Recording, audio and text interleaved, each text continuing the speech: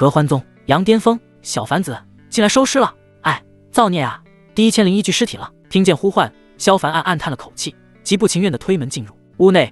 一个肤无血色、长相阴柔的男子，身穿一袭淡粉色长裙，绕着床榻手舞足蹈，嘴里还念念有词，一副疯疯癫癫的模样。这名穿着女装、疯癫无常的男子，正是杨巅峰峰主，也是萧凡的师尊任长风。此刻，鎏金铸造的床榻上横卧一位美女，一条白皙的胳膊软绵绵的耷拉在床沿外，早已经没了声息。这样的画面，萧凡不是第一次见，所以他早就麻木了。老实说，他真的很不理解，任长风身为合欢宗6大长老之一，占据杨巅峰峰主之位，一身魔功令人闻风丧胆，可偏偏每次采捕完后都要穿上被踩女子的衣裳，围着尸体跳大神，这到底是什么怪癖？小凡子，你愣着干什么？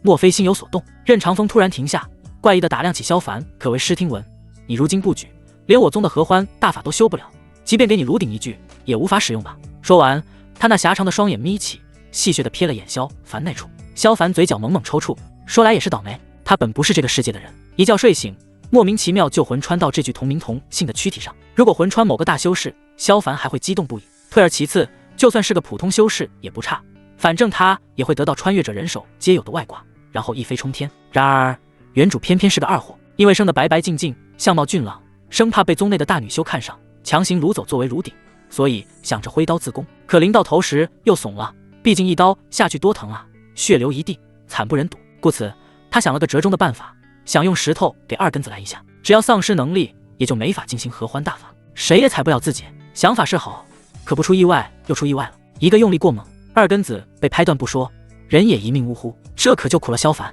正当魂穿过来，一脸迷茫的时候，被同门师兄弟撞见，至此便落了个萧不举的名头。合欢宗内几乎无人不知，无人不晓。可怜他本是能征善战的猛男，现在却要莫名背上这样的黑锅，简直不要太惨。弟子一时失神，还请师尊恕罪。萧凡恭敬地低下脑袋，不敢表露太多异样。在任长风这种老魔面前，以他现在低微的实力，分分钟就要被碾死。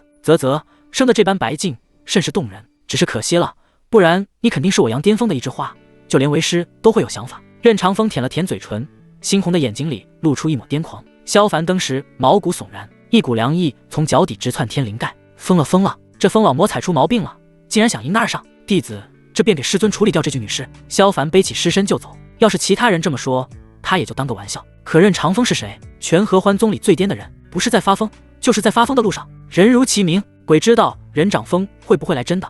保险起见，还是先溜为妙。迈着矫健的步伐，萧凡一路小跑至后山。后山有储藏阴洞，深不见底，其内阵阵阴风回旋，凡是悬于洞口处的东西都会被瞬间吸入，诡异无比。平时除了萧凡来抛尸，根本无人会靠近此处。该死的疯老魔，存心要搞死我吧？距离洞口半丈时，萧凡便隐约感觉到其中的吸力，连忙停下脚步，骂骂咧咧地把背上的女尸放下。这一小会儿功夫，女尸已经开始有僵硬的迹象，那双尚未闭合的美眸里似乎透着不甘。下辈子投个好胎，别再碰到疯老魔了。萧凡轻叹一声，轻轻合上女尸的双眼，而后将其抛入藏阴洞内。这已经是疯老魔祸害的第1001个貌美女子，简直造孽！嗡！突然，藏阴洞里传来响动。卧槽！该不会地下的尸首都成了厉鬼，要跑出来找麻烦吧？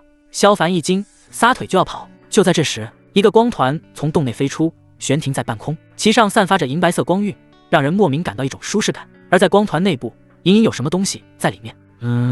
这是什么？萧凡鬼使神差地伸出手，探进光团内，竟抓住一尊小鼎。银白色的光晕正是从这尊小鼎内部散发出来，在触碰到手心后，光晕便逐渐收敛，最终露出小鼎本身。小鼎通体玉质，晶莹剔透，宛如天上之物，其上雕刻的花纹走兽更是栩栩如生，让人叹为观止。但萧凡心里明白，这尊看似绝美工艺品的小鼎绝非那么简单。要知道藏阴洞能够吞噬一切，连任长风这样的老魔都不敢轻易接近，而这小鼎能从其中倒飞出来，可见其不凡之处。只是翻来覆去也没搞明白小鼎的用处，他甚至还尝试滴血认主，依旧未果，仿佛灵性俱失了一般。算了，带回去慢慢研究。萧凡怎么琢磨都琢磨不透，于是收好小鼎，转身回阳巅峰。然而刚回峰上，他就看到一群师兄弟慌里慌张地往外跑，为首之人更是大师兄凌浩。发生什么事了？萧凡预感不妙，上前询问。师尊癫狂大作，要找男弟子当炉鼎，已经有多位师兄弟遇险，快跑吧！一人气喘吁吁地开口道。啊！萧凡登时傻眼，他就去抛个尸的功夫，老魔真疯了，万幸自己跑得快，要不刚才肯定惨遭毒手。正当萧凡暗自庆幸之际，大师兄凌浩却突然双眼大亮，几个跨步上来，一把抓住他的胳膊。你干嘛？萧凡感到莫名其妙，大家都要跑路，你拽着我干嘛？难不成也想学风老魔，强人所难？各位师弟，今日师尊癫狂大作，想是走火入魔导致。事后得知我等弟子逃跑，必然震怒。林浩没有理会萧凡，而是一扫面前众人。但倘若我们把小师弟绑了，主动献于师尊，定然能讨得师尊欢心。此言一出，其他弟子们均是眼冒金光。这话太有道理了，大师兄说的对，绑了小师弟。小师弟向来和师尊最为亲近，现在师尊癫狂发作，理当由他去服侍师尊，牺牲一个人，拯救所有师兄弟，没毛病。这可给萧凡气坏了。什么毛病？师尊疯了，你们也跟着疯了是吧？大家都是同门师兄弟，何必做这种手足相残的事情？萧凡憋着一肚子火，扭头看向林浩，大师兄，你好好想想，师尊现在癫狂发作，六亲不认，你们就算把我绑回去，难道就不怕师尊连你们一块抓起来？小师弟，你想多了，只要把你献出去，师尊享用过后便会从癫狂中恢复，我等又有什么好怕的？林浩阴恻恻地笑了起来，已进门晚，又备受师尊喜爱，如今师尊走火入魔，你更应该挺身而出，为师门做些贡献才是。我去你奶奶个腿！萧凡气得差点爆粗，很是不爽道，如果非要说做贡献，大师兄你作为师尊的首席弟子，难道不更应该为师尊排忧解难？哼，休要巧舌如簧！林浩脸色一沉，喝道，无论如何，今日你也走不了了。说完便要强行捆绑萧凡。完了完了，没想到外挂还没到账就要嗝屁。萧凡头皮炸开，心里一片绝望，以他炼气3层的修为，又怎么是林浩这种筑基巅峰期弟子的对手？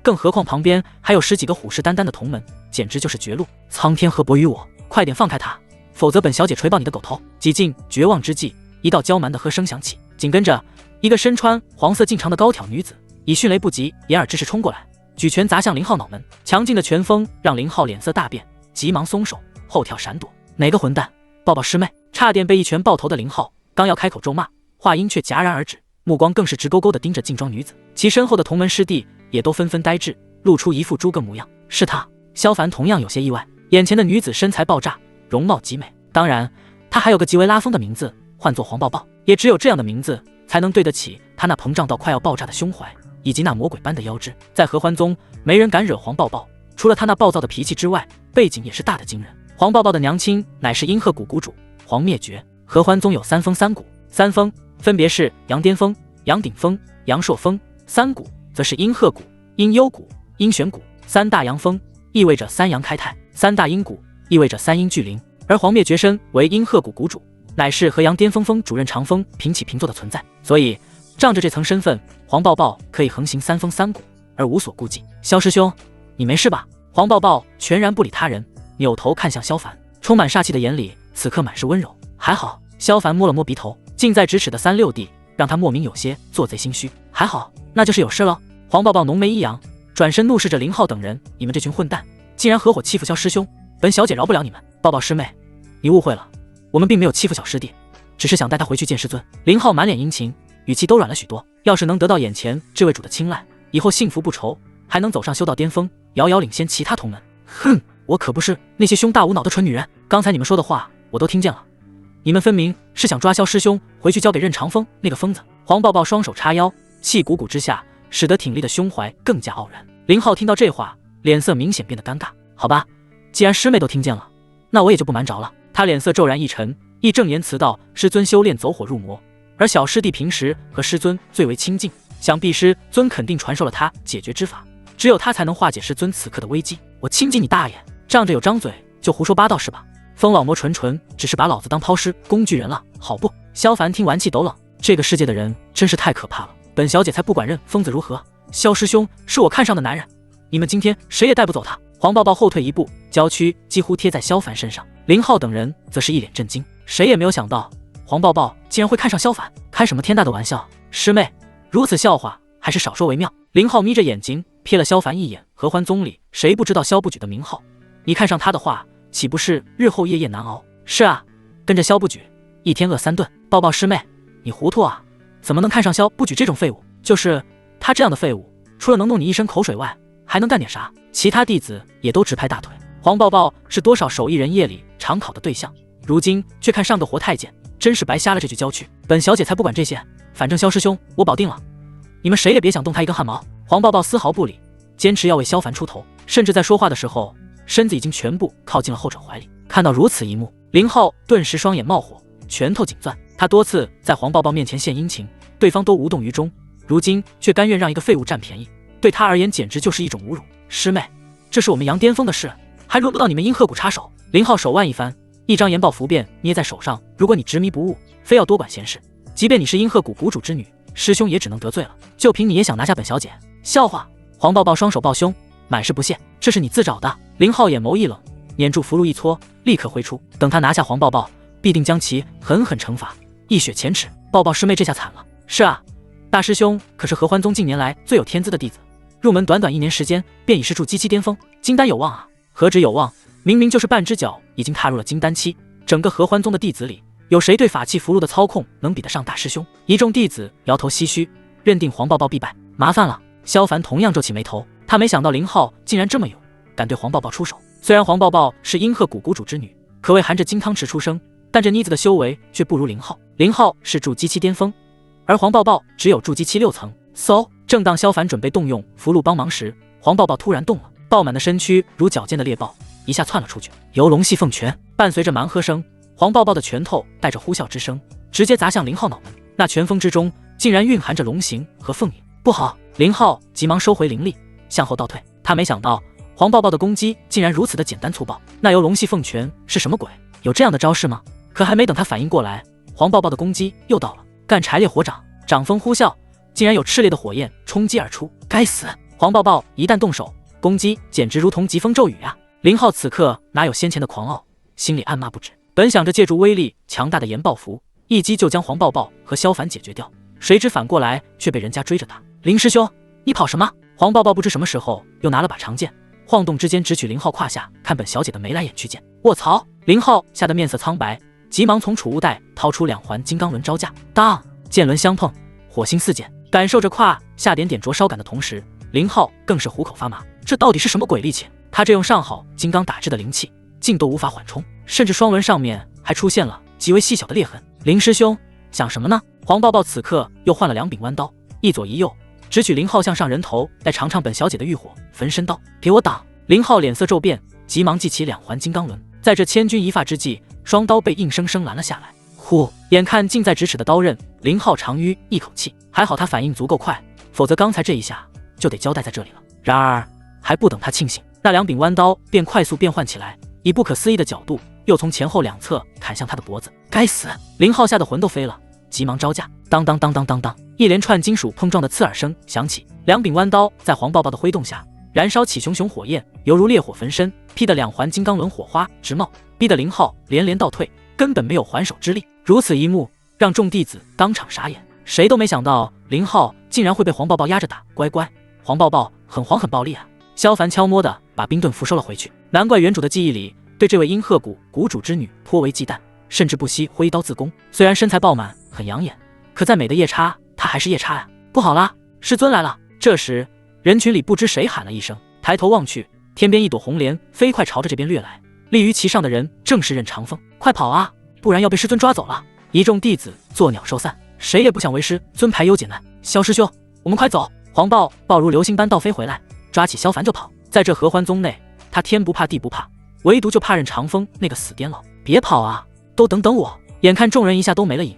林浩也急忙收起灵气，往腿上贴了2张神行符。但由于刚才为了抵挡黄抱抱的攻势，他体内的灵力也耗费了不少，根本没法将神行符的功效催发到极致，速度慢他人许多。而后面的红莲却已经到了身后，一阵妖异的香味伴随而来。跑！林浩顿时头皮炸裂，二话不说就往腿上又贴了2张神行符。咯咯了，小耗子，你跑什么？随为师回去吧。然而下一秒，任长风尖细的嗓音便自他身后响起，一阵巅风更是快速袭来，卷起他便向后飞退。不！林浩目眦欲裂，疯了似的往腿上打符，但却无济于事，硬生生的被任长风掳走，只留下惨烈的叫声在山林里回荡。萧凡、黄抱抱，你们这对狗男女不得好死，我做鬼也不会放过你们！呼呼，总算跑出来了！足足奔出去数十里，萧凡和黄抱抱才停下来。黄抱抱双手撑着膝盖，大口大口喘着粗气，山风倒锤，荡得人兵荒马乱。师妹，刚才多谢你替我解围。不用客气了，只要是师兄的事就是我的事。黄抱抱大咧咧地拍了拍萧凡肩膀，一副哥俩好的模样。没想到师尊突然癫狂，眼下是没地方去了。萧凡面色有些凝重，周围的山脉里妖兽横行，他一个练气期的战五渣，要是没有师门的庇佑，分分钟会被妖兽撕碎。真是刚出龙潭又入虎穴，老天对他敌意未免太大。没关系，你可以和我一起回阴鹤谷呀。黄抱抱接过话，跟你去阴鹤谷。萧凡愣了一下，苦笑道：师妹，你们阴鹤谷向来不准男弟子进入，我怎么能跟你回去？有什么不能？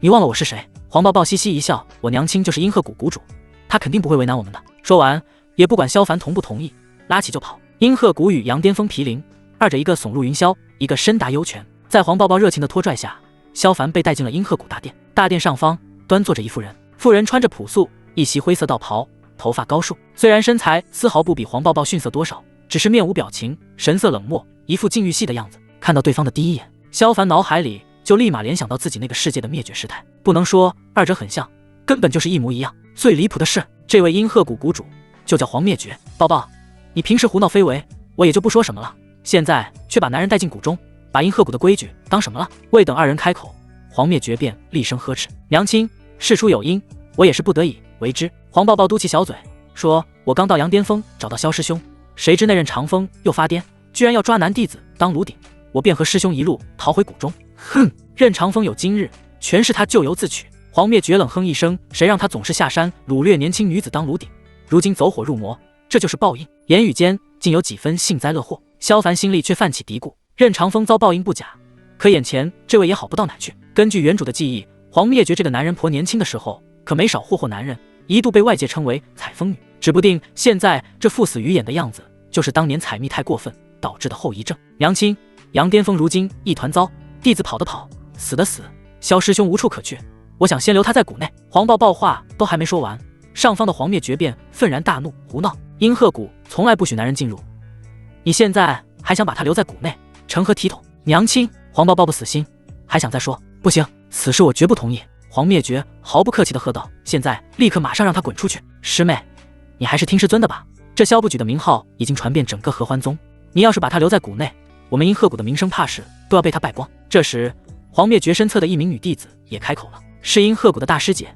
冷清瑶。这般嘲讽的话语让萧凡不由嘴角抽搐起来，一言不合就往别人伤口撒盐，还能不能有点爱心了？哼，我才不管他能不能举，反正我就要留下他，如果你们非要让他走，那我也跟着一块离开阴鹤谷。黄抱抱不爽了，叉着腰放下狠话，他一直都喜欢萧凡，不管是前身还是现在，总之是个十足的恋爱脑。好啊，那你就跟着他一块滚吧。黄灭绝却冷冷开口。啊！黄抱抱直接傻眼，平日里他用这招屡试不爽，没想到今天娘亲竟然不吃这套。本来还想在萧凡面前装一波大的，这下好了，装叉不成，自己也要跟着被赶出去。不行不行，这绝对不行！娘亲，你就答应女儿好不好吗？一计不成，黄抱抱又凑上前撒娇：萧师兄真的很可怜，要是把他赶走的话，他连今晚都活不过去的。少来这套！黄灭绝不惯着，抬手就是3个暴栗子，疼得黄抱抱捂着脑门龇牙咧嘴。娘亲，你魏娘平时太惯宠你了，今日无论如何也不会答应此事。黄灭绝根本不给女儿开口的机会，说完起身便走。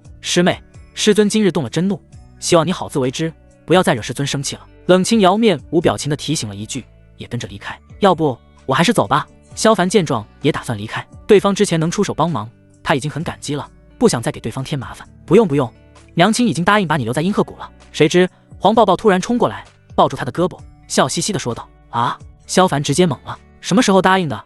他怎么不知道？黄抱抱贴到他耳边，悄声说道：刚才娘亲敲了我3下，其实是让我夜半3更带你去找他。萧凡再一次愣了，这莫名的熟悉感是怎么回事？怎么样，我是不是冰雪聪明？黄抱抱挺起胸脯，一脸得意。的确，萧凡果断点头，简直和猴哥一样。好啦，既然娘亲都同意了，那我先带你回洞府吧。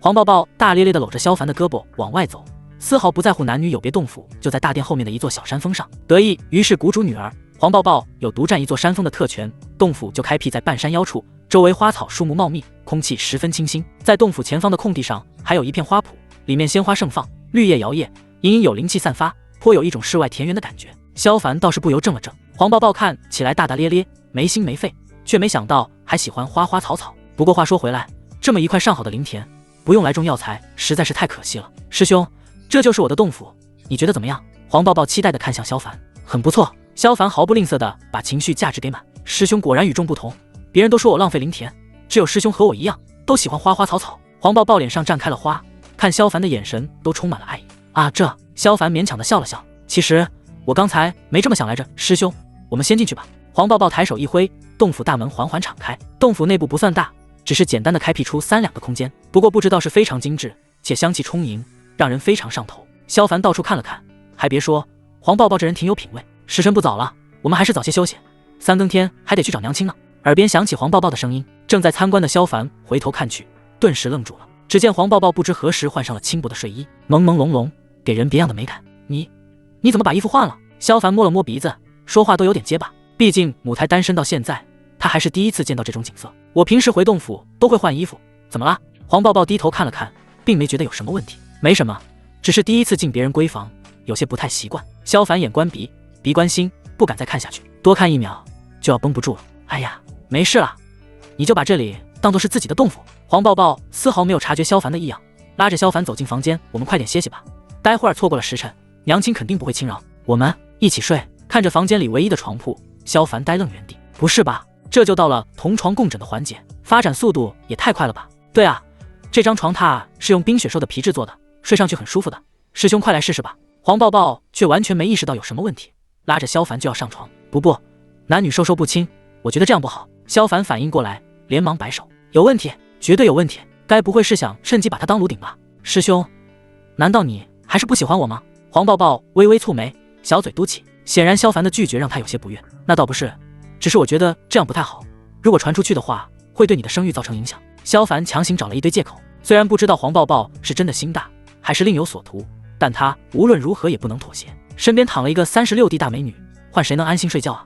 原来师兄是为我考虑，那就依师兄的，隔壁还有一个房间，我带师兄过去吧。黄抱抱顿时眉开眼笑，又凑了过来，准备带萧凡过去。不用，我自己去就行，你早些歇息吧。萧凡连连摆手，转身便走，快步来到隔壁房间。萧凡深呼吸了几口气，这才让心境平缓下来，坐在床榻上。话说回来，这东西到底有什么用？萧凡突然想起从藏阴洞得到的小鼎，随即从储物袋里取了出来。即便已经过去几个时辰，小鼎依旧如死物一般，仿佛之前的光辉是他最后的灿烂。哎，看来是我想多了，这玩意儿根本不是外挂。拿着小鼎再度把玩了一番，萧凡依旧没弄明白其中奥妙，不由感到失落，随手便丢在了桌上。正值午夜，白皙的月华透过窗户钻进来，恰好落在小鼎上。几乎是月华触碰小鼎的瞬间，异变突生，一道刺眼的白芒从小鼎内部展开。不等萧凡有所反应，便感到一阵晕眩，神魂直接被吸了进去。等到再次睁眼，萧凡已经身处一处未知天地，目光所到之处全都茫茫一片，什么都没有。这是小鼎的内部。萧凡想起先前的情况，不由皱起眉头。这时脚下突然传来些许动静，低头望去，只见一黑一白2条巨大的太极阴阳鱼正头尾相交，环抱成团。2条阴阳鱼交融之际，负阴抱阳，环阳聚阴，非常神奇。这是什么？萧凡细细观察起来，只是这对阴阳鱼毫无波动，仿佛死物，并无奇特之处。难道小鼎拉他进来，就为了欣赏这2条观赏鱼？不，肯定有没发现的地方。萧凡不死心，伸手去触摸阳鱼表面，却意外发现手能够透过体表直接深入阳鱼内部。难道里面另有乾坤？他强按心头激动，整个人都进入其中。然而却是白高兴一场。阳鱼内部空荡荡的，什么也没有，就好似一个吹鼓的气球。靠，逗我玩呢！萧凡再也忍不住了，爆粗骂了一句，也不知道倒了什么血霉，穿越穿到个二货身上，根子出问题不说，还差点要被师尊抓去当炉鼎，连一个白捡的小鼎也戏耍他，造孽啊！不过话说回来，之前他和黄抱抱逃跑的时候，回头瞥了一眼，正好看到林浩被任长风抓走的画面，也不知道那疯老鬼把林浩怎么样了，肯定惨不忍睹。萧凡正胡思乱想着，突然一股精纯的龙阳灵力从四面八方涌出，瞬间灌满整个阳鱼，并源源不断地冲进萧凡体内。卧槽！萧凡大吃一惊，也顾不上思考，急忙盘膝打坐。这种规模的灵力涌入体内，如果不抓紧时间吸收，下一秒他就要爆体而亡。随着合欢大法的运转，涌入体内的磅礴灵力被牵动，不断向着丹田汇聚。原本灵力稀薄的丹田，以肉眼可见的速度被灌满。待到所有灵力被吸收后，他的修为也随之突破至炼气5层。哈哈，我竟然突破了！萧凡欣喜若狂，本以为二根子废了，无法继续修炼合欢大法，修为没有再进的可能，却没想到此刻却涌出如此浑厚的龙阳灵力让他吸收。高兴之余，萧凡又纳闷起来，刚刚他查看阳鱼的时候，并没发现有什么奇妙之处，可为什么会异象突生？皱起眉头回想刚才的情况，萧凡猛地想起，似乎是刚才想到任长风那颠老的瞬间，太极阳鱼就立刻产生了浓郁的龙阳灵力。莫非那些龙阳灵力都是从疯老鬼身上吞噬过来的？这个想法刚一出现，萧凡便倒吸一口凉气，自己通过太极阳鱼，只要想到谁就能掠夺对方的灵力，也太可怕了。试试看，或许是我想错了。萧凡决定再试一次，盘膝而坐，双眼闭上，脑海中再次浮现疯老鬼的模样，充盈的龙阳灵力再次灌满整个阳宇。该死，该死！阳巅峰大殿内，任长风披头散发，双目充血，疯狂破坏着周围器物。他刚刚惊愕地发现自己才补那么久，才得以修炼出来的龙阳灵力，竟不知被什么源源不断的抽走，而他的修为也从元婴境9层跌落到了元婴8层。关键是他还无法阻止，只能眼睁睁看着自身灵力流失，修为跌落，这比杀了他还难受。角落里被抓回来当做炉鼎的林浩瑟瑟发抖，看着癫狂大作的师尊，他心里愈发恐惧，不知道师尊又在发什么癫。而另一边，萧凡却是爽到飞起，接连吸收2波龙阳灵力，他的修为已经突破至炼气7层。没想到小鼎里面还有这样的宝贝，老天诚不欺我！萧凡笑得嘴都合不拢。风水轮流转，总算转到他头上了。既然太极阳鱼能够掠夺龙阳灵力，那太极阴鱼岂不是也能掠夺太阴灵力？萧凡眼珠子咕噜噜地转了2圈，当即便跳出阳鱼，一头钻进旁边的阴鱼里头，几乎没有多想，意念瞬间就集中在黄灭绝身上。合欢宗内的6位长老，只有任长风和黄灭绝是剑走偏锋，一个注重纯阳，一个追求纯阴。况且那赴死鱼眼的样子，看着就令人不爽。不惜他吸水，心念所至，太阴灵力源源不断地被吞噬过来。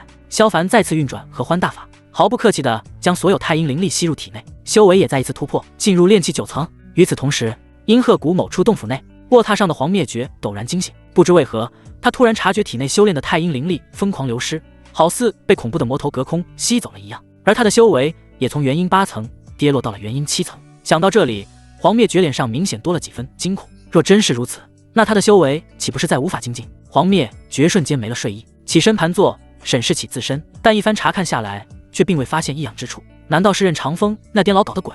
正想着，一股吸力再次传来，疯狂吞噬起他体内的太阴灵力，就好像有个恐怖的存在在用吸星大法狂吸他的修为。不好！黄灭绝脸色煞白，急忙运转功法，借着合欢大法的功效疯狂抗衡，这才勉强止住太阴灵力的流失。可即便如此，依旧又被吸走了1成灵力，境界又往下跌落了，来到了元婴6层。该死！如果让我知道是谁在背后捣鬼，定将他抓来做炉鼎，让其求生不得，求死不能。黄灭绝脸黑到极点，近乎发狂。而身处太极阴鱼体内的萧凡，此刻却心满意足。刚才吸收了不少太阴灵力，让他的修为顺利突破至筑基境，甚至达到了筑基2层。短短半个时辰，他便从炼气3层一跃至筑基2层，说出去包下死人。不过现在还不是高兴的时候，刚刚吸收的龙阳灵力和太阴灵力，此刻就像2股洪流在他体内交缠，迟迟没能融合。萧凡继续催动合欢大法，不断锤炼着2股灵力。耗费一番时间后，阴阳2股灵力终于有了融合的迹象。萧凡丝毫不敢放松，他很清楚这是最关键的时刻，如果一个失误，2股灵力将在体内炸开，当场嗝屁。所幸这种情况并未发生，融合过程非常顺利，2股灵力很快便交融在一块，化作太极阴阳相报。不仅如此，其上散发出来的气息也比刚才强大甚多，完全不是一个等量级。这是萧凡猛地瞪大双眼，不敢置信。他做梦也没想到，自己竟把这2股灵力锤炼成了太极阴阳本源。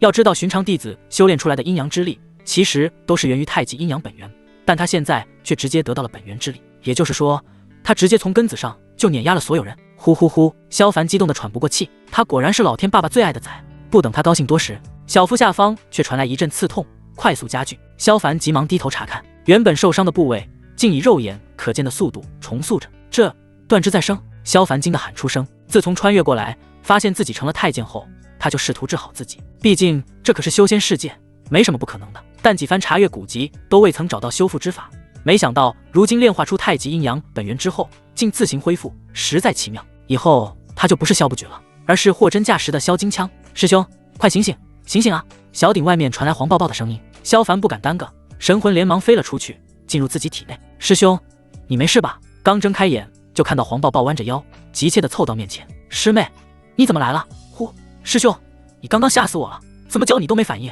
还好你没事。黄抱抱长舒一口气，伸手拍了拍胸脯，我刚才在修炼，一时入了神，所以不知道你来了。萧凡连忙收起双腿，合上衣摆。如今身处阴鹤谷，谷内尽是女修，如果被人发现他已经恢复，后果不敢设想。没想到师兄这么勤奋，时时不忘修炼，往后我也要以师兄为榜样。还好黄抱抱心大，并没有注意到他的异样，只是那双勾人的丹凤眼里却涌现出点点星光，对他的爱慕之意更浓了几分。萧凡内心极度尴尬，他发誓自己真的没想装叉，只是每次借口圆说都会被黄抱抱误会。看对方这架势，以后怕是更加不会肯放过他了，简直头大。恋爱脑无药可救啊，总是在意我的容颜，而忽略致命的缺点。当然，现在萧凡已经没有缺点。师妹，你突然找我何事？萧凡岔开话题道。啊，马上就3更了，我们该去见娘亲了。黄抱抱猛地想起正事，匆匆拉起萧凡往外跑。趁着夜色，二人快步来到黄灭绝的洞府。此刻黄灭绝正盘膝坐在蒲团上调息，境界跌落让他很是郁闷。见黄抱抱和萧凡进入洞府，很是满意的笑了。不错，看来你很好的领会了为娘的意思。娘亲，我又不是3岁小孩，那么明显的暗示我哪能不懂呀？黄抱抱得意的扬了扬下巴。不过娘亲，你为什么让我们3更来找你，就不能直接宣布把萧师兄留下来吗？你这丫头，刚夸你伶俐，又立马犯蠢。黄灭绝没好气的道。我若当众宣布，岂不是率先忤逆谷中规矩？以后还怎么在众弟子面前立威？人家没想到这点吗？黄抱抱嘟了嘟嘴。至于你想留在阴鹤谷也行，但丑话说在前头，我阴鹤谷不是羊巅峰，什么废人都愿意留着。黄灭绝转而看向萧凡，目光一冷。你若不能让我看到你的价值，无论是谁也没法把你留在这里。娘亲，黄抱抱有些急了，这和他想的不一样啊。说来说去，娘亲还是要赶人走，你若再替他说话，我就立刻把你们扫地出门。黄灭绝毫不客气地回头一瞪，饶是黄抱抱平日撒娇卖萌惯了，此刻也不敢再出声。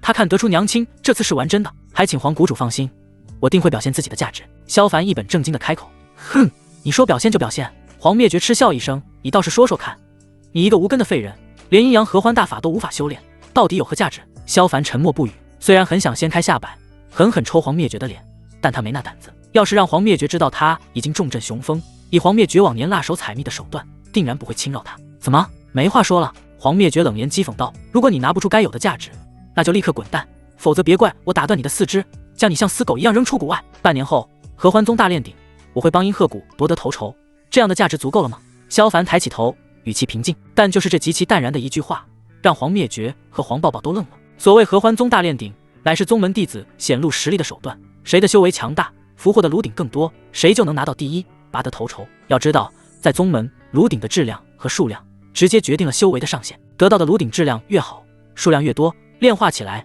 便能变得更加强大。你确定？黄灭绝极其古怪地看着萧凡。确定。萧凡眼里满是坚毅。好，既然你这般自信，我就给你一个机会。黄灭绝深看了他几眼，倘若你未能夺得头筹，丢了我阴鹤谷的脸面，我绝不饶你。自然。萧凡至始至终保持着平静，仿佛胜券在握。黄灭绝对此很是不喜，眉头微蹙，刚要开口训斥，突然门外传来一阵急促的脚步声。师尊，不好了！任长风带着一名弟子无视古规，强行闯了进来。冷清瑶的声音响起。岂有此理！当我谷中无人吗？黄灭绝闻言大怒，拂袖而起。那疯子现在在哪？此刻在大殿，并称要师尊接见。冷清瑶回答道：好一个人长风，竟敢欺负到本座头上，今日定要他铩羽而归。黄灭绝气的脸都黑了。自从他掌管阴鹤谷以来，还是头一次有人这般不客气。你们2人随我一同前往。扭头吩咐一句，黄灭绝便大步朝外走去。黄抱抱也拉着萧凡跟上。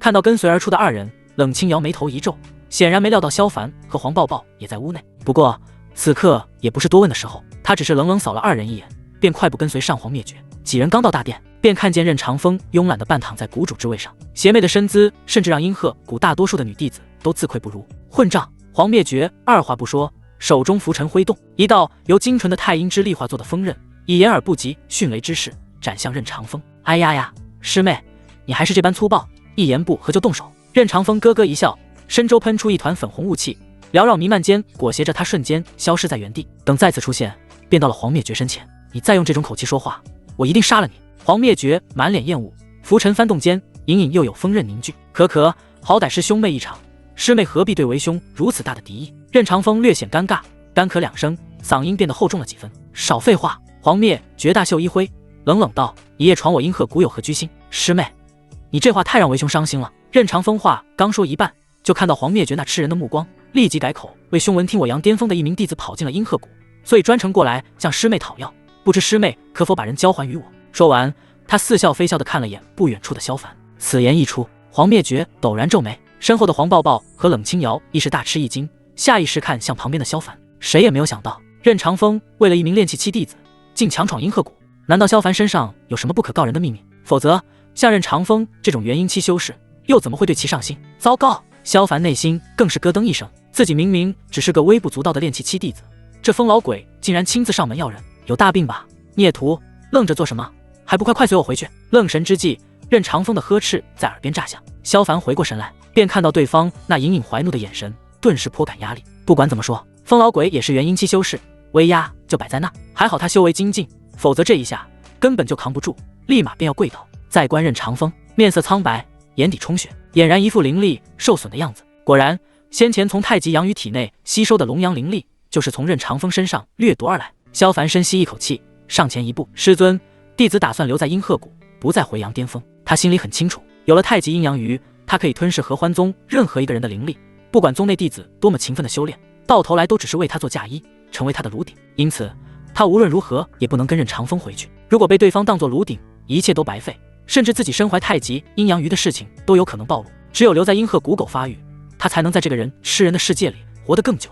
连本座的话都敢违背，找死！任长风先是一愣，旋即大怒，抬手一扬，一颗粉红骷髅头呼啸着朝萧凡扑去。区区一个炼气期弟子，竟敢当众忤逆他，简直岂有此理！噗！然而骷髅头只飞到一半，一道锋利的锋刃便以更快的速度将他斩成两半，轰然破碎。师妹，你这是何意？任长风怒视黄灭绝，他没料到对方居然会突然插手。任长风，这里是阴鹤谷，不是你阳巅峰，还轮不到你在此撒野。黄灭绝将拂尘立于胸前，冷冷开口：“萧凡虽是你阳巅峰弟子，但他如今已入我阴鹤谷，并且将在半年后代表阴鹤谷参加三峰三谷的大炼鼎，岂容你伤他？本座待你不薄，你竟敢叛出师门！”任长风死死盯着萧凡，眼中杀意浓郁，一副要吃人的神色。由于刚刚龙阳灵力被莫名吞噬，他本想抓几个弟子回去填补一下亏空，却不曾想萧凡如此大胆，还让他当众出糗，实在难崩。弟子自知有愧，斗胆请师尊原谅。萧凡立刻俯首认错。风老鬼此刻正在气头上，以对方元婴期的修为，即便有黄灭绝阻挠，要杀他也是轻而易举之事。该低头的时候还得低头才行。萧凡，师尊为了你不惜强闯阴鹤谷，你竟然选择背叛师门，良心都被狗吃了。这时，跟随任长风而来的林浩突然跳了出来：“半年后的宗门大炼鼎，你最好别让我碰上，否则我定然把你这该死的叛徒碎尸万段。”说完，双指一捻，竟竖起兰花指，隔空狠狠地点了萧凡一下：“林师兄，几个时辰不见，你怎地如此娘气了？”萧凡差点笑出猪叫声，刚刚还在想林浩会有什么样的遭遇，现在看来他这位林师兄弯得非常彻底，这辈子恐怕都站不起来了。呼哈哈，胡说八道什么？林浩当时尴尬无比，急忙把兰花指收了回来，再狠狠瞪了萧凡一眼，试图通过狠毒的眼神证明自己根本不娘。噗噗噗！只是随着他手拈莲花的动作一出，一切都回不去了。黄抱抱在旁边都忍不住捂嘴偷笑：“任长风，你这调教弟子的手段还真是让人大开眼界啊！”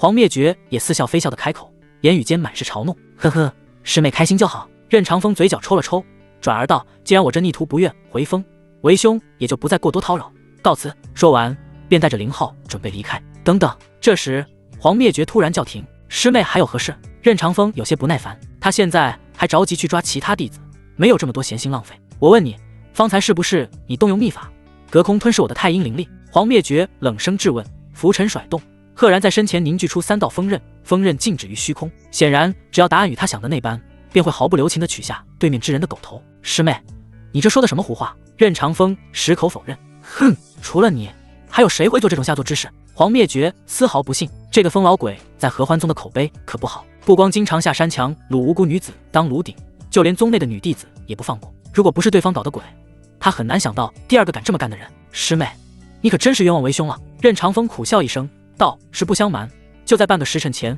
为兄修炼的龙阳灵力也突然被吞噬掉不少。那会是谁在捣鬼？”黄灭绝脸色巨变，他万万没想到，连任长风也遭到了灵力吞噬，能做到这般手段的，在合欢宗绝对找不出第二个。难道幕后黑手是化神期以上的老怪？想到这里，黄灭绝的眼里明显透出一丝恐惧。见此，萧凡心里暗笑，没想到先前的所为竟然让2个元婴期修士如此慌张，当老六的感觉很不错呀。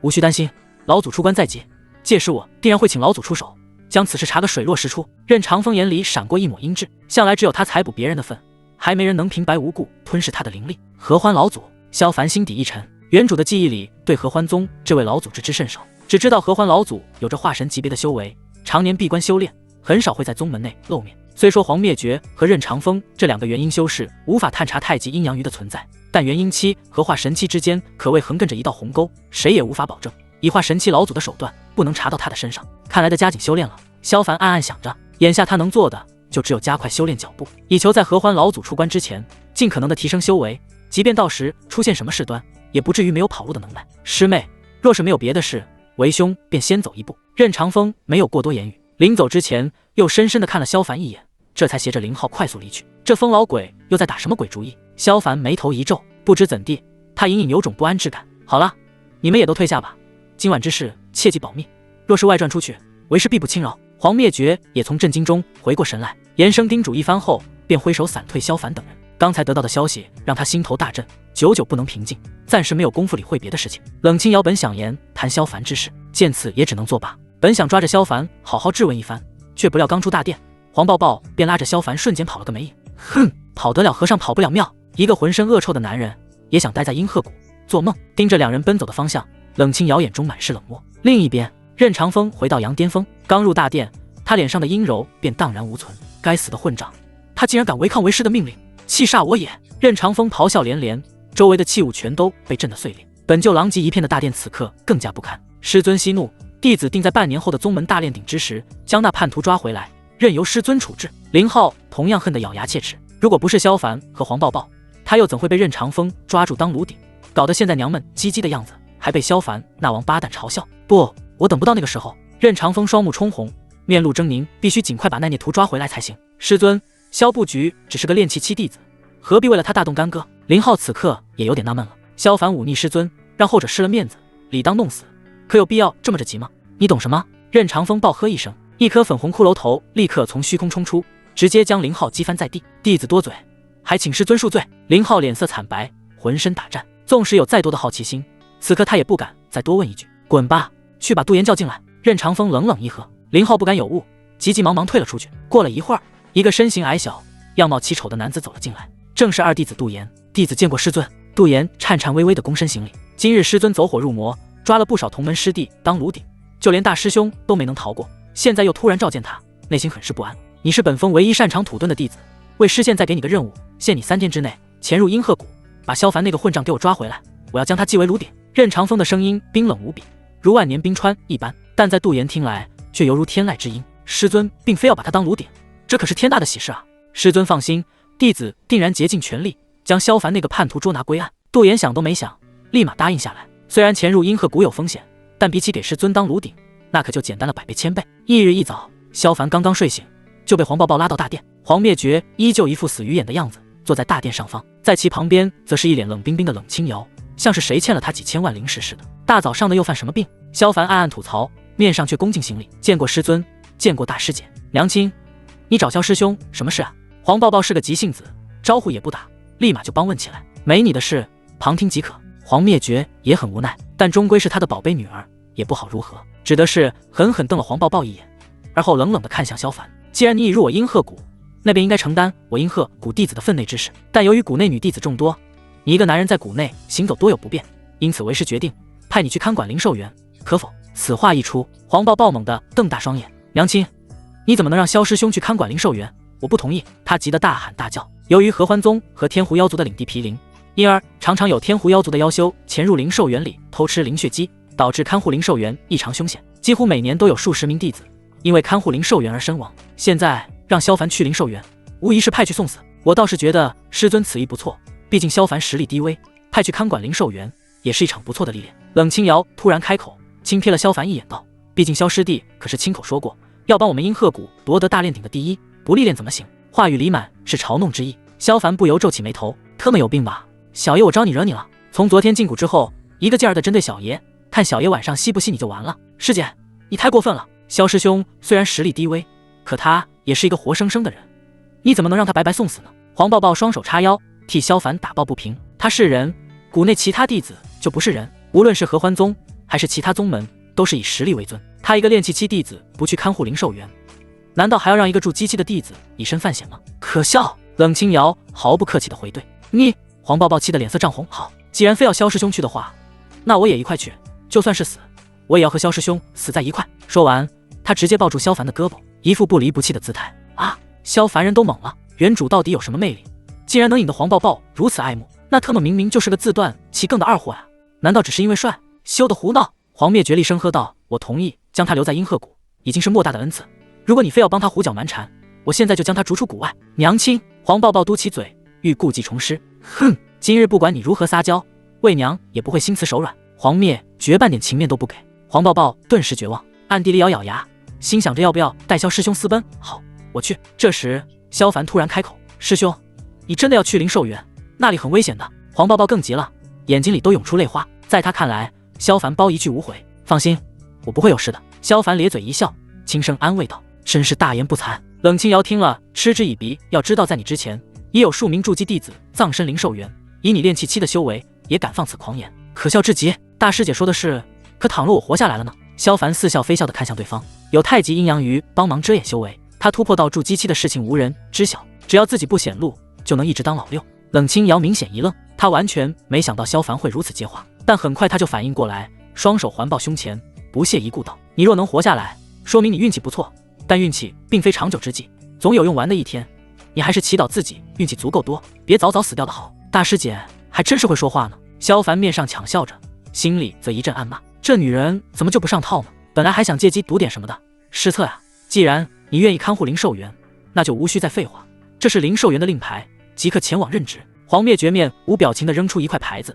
然后拂袖一挥，就将萧凡轰出了大殿之外。萧凡也不气，捡起令牌便前往灵兽园。根据令牌上的指引，萧凡来到阴鹤谷的西北方，一眼望去，密密麻麻的参天大树耸入云霄，各种未曾见过的飞禽妖兽在其中来回穿梭盘旋，时不时响起嘹亮的鸣啼之声。而在这参天大树组成的密林之中，珍奇走兽更是多不胜数。刚走到外围，便能听到其中传来的嘶吼声，显然其内有十分凶悍的兽类。而阴鹤谷的灵兽园就开辟在这其中，四周全是密林，外围仅用阵法围挡一圈，看似就是一个超级简略的林中大牧场。谁家灵兽园会在这种地方啊？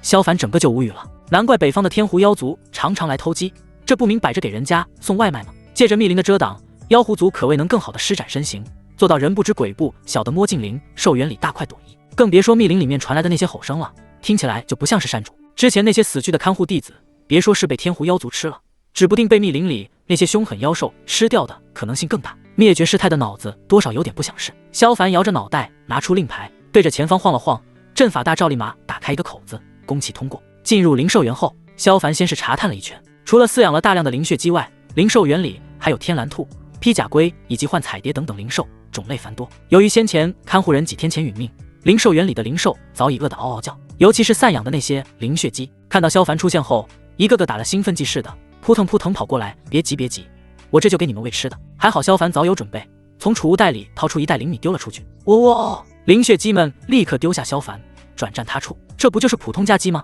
除了体型大了点，鸡脖长了点，萧凡觉得并无特殊之处。这玩意也能当灵兽了？摇摇脑袋，萧凡也懒得多想，又掏出几袋灵米，把剩下的灵兽喂饱。他便拍拍屁股走进住处。许是之前来看护的都是女弟子，因此住所里面很是干净，而且还有淡淡的香味弥漫，倒是让人感到很舒适。但这些看护弟子似乎都没能待太久，并未发现太多的私人物品。当然，萧凡绝没有别的意思，他发誓自己只是想找找有没有记录手册之类的东西。前世打游戏都要先看攻略，现在接到看护灵兽园这种危险的任务，多了解下相应的情况也是大有好处的。可惜一番找寻下来，毫无所获。算了，还是抓紧修炼，有实力才能保命，别的都是扯淡。萧凡最终选择放弃，然后把小鼎拿了出来。与昨晚一样，月华照射到小鼎的瞬间，萧凡的神魂便进入其中，轻车熟路地钻进了太极阴鱼体内。冷清瑶是吧？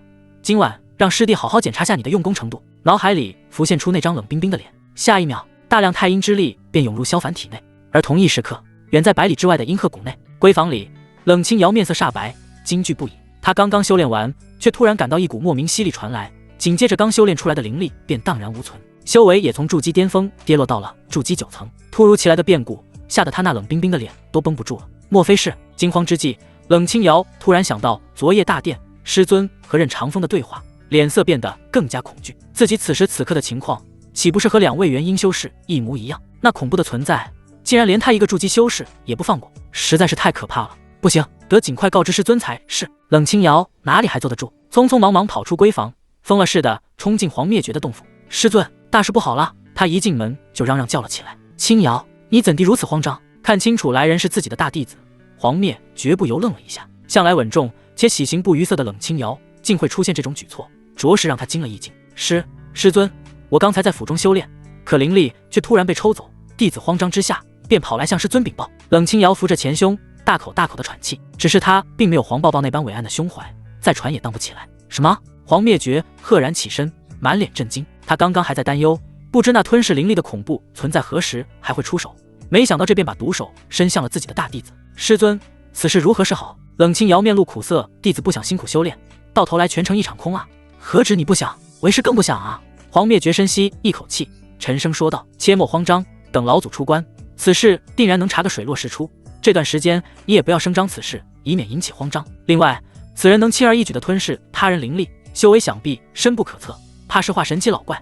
你千万不要做出什么冲动之举，引得此人出手报复。”他越说越感到心悸，这些话不单单是叮嘱冷清瑶，更是提醒他自己。是，师尊。冷清瑶心知事关重大，重重点头。他还没蠢到像黄抱抱那样，用自己的名声和性命去胡闹。深夜时分，鸟兽归巢，万物沉寂，一只小小的身影穿过阵法屏障，悄无声息地钻进灵兽园。园内饲养的灵兽们丝毫没有察觉，就连平日里最为警觉的灵血姬，同样没有感觉到危险降临，酣睡不止。当毛茸茸的爪子抓住其中一只后，睡猛了的灵血姬们才猛然反应过来，扑腾着翅膀四散而逃。喔喔！被抓住的灵血姬也撕心裂肺地惨叫起来，但很快被咬破喉咙。灵血姬的躁动惊动了其他灵兽，一时之间，园内的灵兽们都感觉到了危险的气息，全都不安地大喊大叫。萧凡同样被惊动，立刻外出查看。狡黠的月光下，一只浑身长满红毛的妖狐，四足着地地朝着灵兽园外狂奔，其嘴上还死死咬着鸡脖，边跑还不忘大口吮吸着鸡血。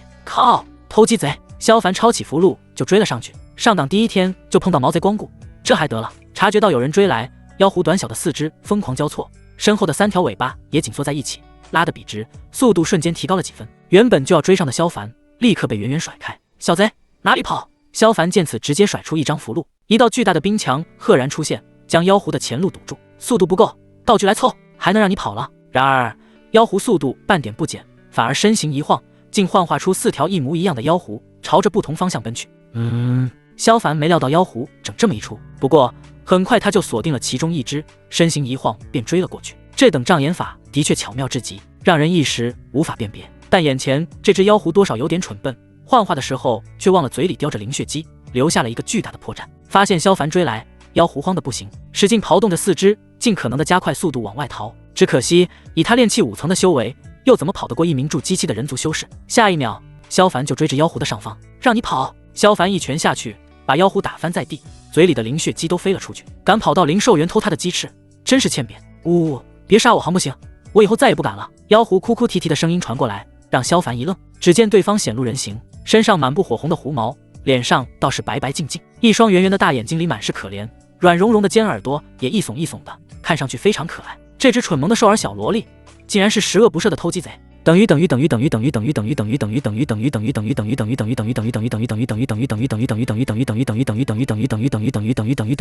第11章狐妖小九是偷鸡贼。狐影迷踪部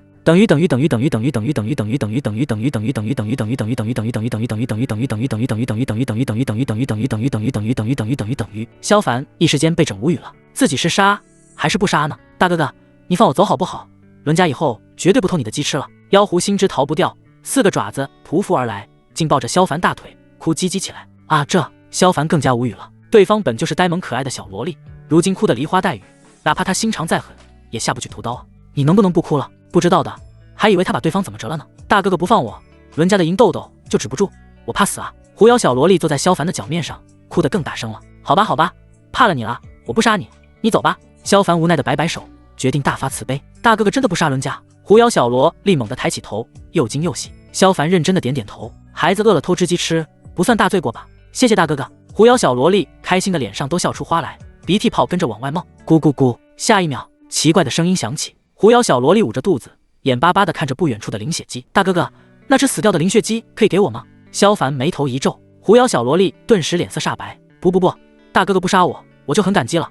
灵血鸡我不要了。他使劲摇手摆头，生怕萧凡下一秒就动刀。灵血鸡给你没问题，不过生鸡可不好吃，我请你吃烤鸡吧。萧凡说着把灵血鸡捡起来。烤鸡？那是什么东西？听起来好像很好吃的样子。狐妖小萝莉眨巴几下眼睛，在美食的诱惑下，大着胆子跟萧凡回到住处。火弹树，随手丢出一个火球。萧凡在门口点燃了一堆柴火，紧接着又找来几根木棍，把灵血鸡穿透，架在了柴火上。看着他的动作，狐妖小萝莉在旁边既疑惑又期待，难道这样做的灵血鸡就会更好吃？对了，你叫什么名字？你的长辈呢？架好烤鸡，萧凡随口问道。狐妖小萝莉看起来只有7、8岁，却独自出来狩猎，多少有些奇怪。我叫九儿，娘亲从小就不要我了，她离开之后就一直没有回来。狐妖小萝莉眼神一暗，银豆豆吧嗒吧嗒的往下掉，让人看了只觉一阵心痛。萧凡一时不知如何接话，只好岔开话题：我叫萧凡，以后你要是肚子饿了就来找我，万不可再来偷鸡吃，被别人发现就麻烦了。幸亏这次是派他来看守灵寿园，要是换做其他弟子，肯定不会对一只炼气5层的小狐妖留情。九儿知道了。小萝莉重重地点了点头。两人说话间，架上的灵血鸡也已烤至色泽金黄，香味飘飘，豆大的油滴不时渗出，落入火堆之中，发出滋滋的响声。到底是常年用灵米喂养的灵血鸡，烤出来的味道就是不一样。萧凡都有些馋了。咕噜，一旁的狐妖小萝莉更是不自主地吞咽起来，她还是第一次闻到这种香味。好了，尝尝吧。萧凡掏出一把盐粒，均匀地撒在烤鸡上，然后掰下一根大鸡腿，给小萝莉递了过去。哇，太好吃了！小萝莉迫不及待地咬了一口，顿时眼冒金光，3两口就把鸡腿啃了个干净，连骨头都没剩下。慢点吃，别噎着。萧凡摇摇头，把剩下的烤鸡都递了过去。这孩子真是饿疯了呀！小凡哥哥，你做的烤鸡真是太棒了，九儿从来没有吃过这么美味的食物。小萝莉很快把整只烤鸡消灭，意犹未尽地打了个饱嗝。显然烤鸡的味道非常合她胃口，喜欢吃就好。下次你来，我再多给你烤2只。萧凡听了笑眯眯的，小凡哥哥你真好。小萝莉激动不已，但很快又面露凝重。不过娘亲说过，九儿不能白拿别人的东西，而且要知恩图报。这是娘亲给九儿留下的一本玄阶上品身法，九儿已经学会了，就送给小凡哥哥当礼物好了。说着，小萝莉就掏出一本秘籍《虎影迷踪簿》。萧凡念出上面的名字，微微一愣，刚才你突然幻化出几道相同的身影，难道就是这本身法？小萝莉点点头。萧凡顿时大喜不已，他如今修为提升，正好缺乏身法、武技之类的手段。毕竟在这修仙世界里，危险重重，光有一身强大的灵力可不够，还需要更多的保命手段。而这虎影迷踪簿简直是逃跑必备啊！不过九儿想不明白，小凡哥哥是怎么看出来九儿真身的？小萝莉这时嘟着嘴巴，很是不解地询问。要知道，他能在这危险的密林中存活，绝大功劳都是来源于这本虎影迷踪簿，每次都能借助幻影分身成功逃脱。但这一次却被萧凡轻而易举地洞穿，因为你幻化的时候忘记了嘴里的灵血鸡，5道身影里只有一只叼着灵血鸡，所以我才能正确地找到你。萧凡笑呵呵地解释道。啊，原来是这样。小萝莉羞得面红耳赤，她实在是饿坏了，逃命的时候都没舍得抛弃灵血鸡。没事，你年纪尚小，慢慢就会有经验了。萧凡笑眯眯地揉了揉小萝莉的脑袋，毛茸茸的真舒服。小凡哥哥，九儿得走了，等下次再来找你。小萝莉被他这么一摸，脸蛋更加羞红，转身就跑了个没影。这么害羞的吗？萧凡有点哭笑不得，不就是摸摸脑袋吗？这么激动干啥？熄灭火堆后，萧凡回到屋内，拿出秘籍开始修炼。虽然今晚的休息被打搅了，但收获还是蛮大的。一本玄阶上品的身法秘籍，哪怕是合欢宗内部都没有几个筑基期弟子能获得，价值颇高。最重要的是，这本身法秘籍没有修炼限制，无论是妖狐一族还是人类修士都能够顺利修炼，只是修炼进展极其缓慢。足足2个时辰过去，萧凡也没能摸到门槛，这么修炼可不是办法呀。萧凡脸色凝重，先前因为得到秘籍的喜色，此刻荡然无存。按照现在这个速度修炼下去，不知道猴年马月才能成功。与其把时间耽误在修炼这个上面，还不如进小鼎里面多掠夺一些灵力，尽可能的提升修为。等等，如果进入小鼎修炼呢？萧凡突发奇想，既然自己在小鼎内部修炼，很快就突破了筑基期，如果在里面修炼功法，会不会也有想不到的效果呢？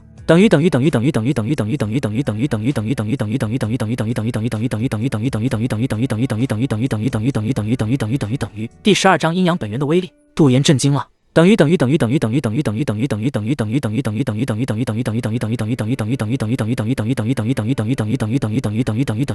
试试再说。萧凡立刻进入小鼎内部，盘膝坐在太极阴阳鱼上，便开始修炼。很快，他的想法就得到了验证。原本苦苦不得入门的虎影迷踪簿，很快就被他理解透彻，修炼速度增长了10倍不止。同样只花费了2个时辰，虎影迷踪簿便修炼至大成。没想到小鼎内还有这等奇效，这次挂开大了呀！萧凡看着眼前4道栩栩如生、与他一般无二的人影，心里激动不已。不知修炼其他功法是不是也有这般功效？萧凡心念一动，再次盘坐，开始修炼从杨巅峰学来的龙阳拳。不得不说，小鼎内部的确神奇。原本他修炼这门武技进展十分之慢，根本毫无起色。同期的炼气弟子都修炼至中等阶段之际，他才堪堪入门，可以说是庸才一个。可现在又是2个时辰过去，龙阳拳也同样被他修炼至大成。轰！拳风挥舞间，隐隐有龙吟声响起。不错，就算是0号奈货，怕也没法将龙阳拳发挥到这等极致吧。萧凡心满意足地收回拳头。如今虎影迷踪簿以及龙阳拳均已修炼至大成，即便修为等阶不如0号，可如果对上交手，他未尝不能与之一战。从小鼎内出来已经是卯时，天快要亮了。屋外的灵血鸡们已经饿得咕咕叫，全都跑到小屋外面叫唤：“来了来了，急什么？”萧凡揉了揉眉心，抓起一袋灵米丢了出去。灵血姬们呼啦一下跑了过去，开始你争我抢，至于这么饿吗？萧凡也是有点无语，准备继续喂养其他灵兽。就在此时，一道矮小的人影突然从地底钻出，面色不善地拦住萧凡，正是任长风的二弟子杜岩。小师弟，真没想到你竟然会叛出师门，就为了来阴鹤谷帮忙喂鸡。杜岩瞥了眼萧凡手里的灵米，话语里满是嘲弄。二师兄，萧凡微微一愣，随即皱眉：“是尊派你来的？聪明。”杜岩咧嘴一笑：“你这小子，竟当着阴鹤谷那帮臭娘们的面给师尊难堪，师尊一怒之下，派我抓你回去当他的炉鼎。”说着，他脸上露出幸灾乐祸之色。卧槽，疯老鬼真的有病吧？好好的水路不走，非要走汉道，恶不恶心啊？萧凡顿时感到一阵恶寒。小师弟，看在同门一场的面上，我劝你还是放弃挣扎，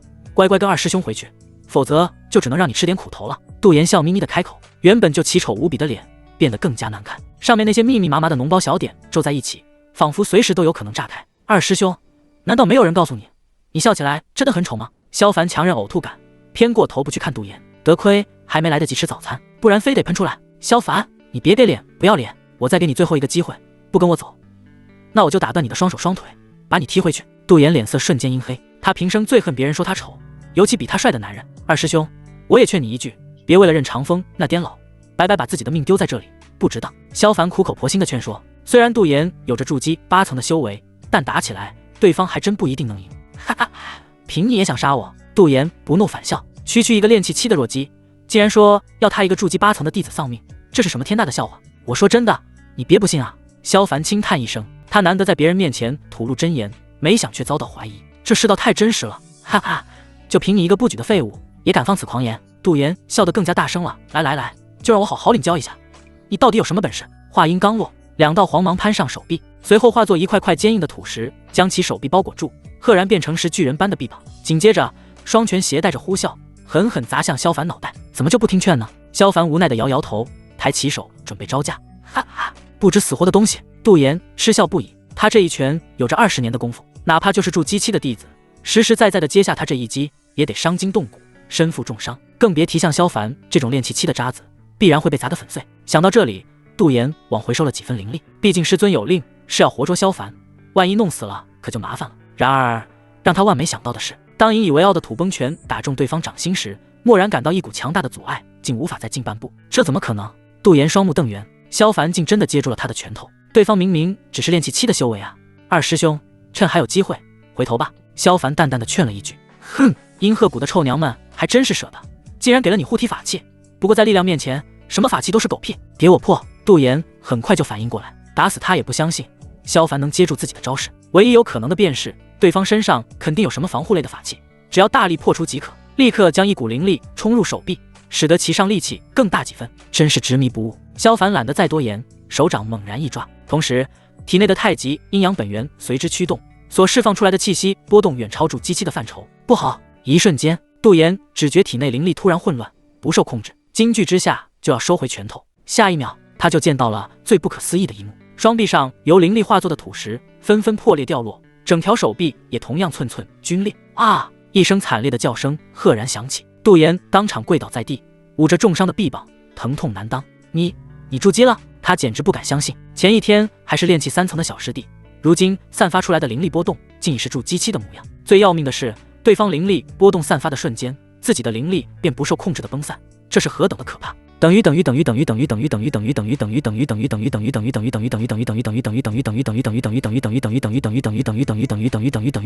第13章给大黑狗加餐，暴力狂本色不改。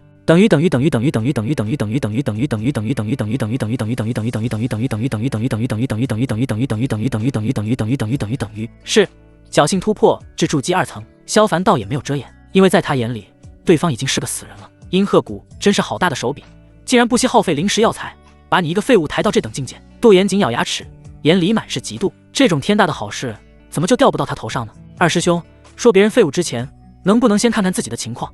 明明现在跪在地上的人是你啊！萧凡真的没想装，是杜岩说的话太难听了，他凭本事夺取的灵力，反被说成是吃软饭的小白脸一样，可恶！你！杜岩气得差点吐血。平日被众师兄弟讥讽嘲笑的萧不举，现在却在他面前耀武扬威，这是何等的耻辱！你去死吧！暴怒之下，杜岩猛蹿起身，一把土石凝聚成的锋利长剑狠狠刺向萧凡心口。速度之快，防不胜防。下一刻，萧凡的身影就被无情洞穿。哈哈哈！死太监！杜岩忽然就笑不出来了，眼前被他刺穿的萧凡突然化作一缕烟雾，扭曲消散。幻影！杜岩大惊失色，急忙扭头，下一瞬，他就看到一只炙热如阳的拳头猛地击中他的胸口。啊！连惨叫都没来得及，杜岩便心脉寸断，歪头没了气。一双逐渐扩张的瞳孔里充满了惊恐和难以置信。他至死也没想明白，萧凡如何从炼气3层一跃至筑基2层，更想不通，筑基2层哪来如此强大的灵力，竟让他一个筑基8层的弟子都抵挡不住。早就提醒过你，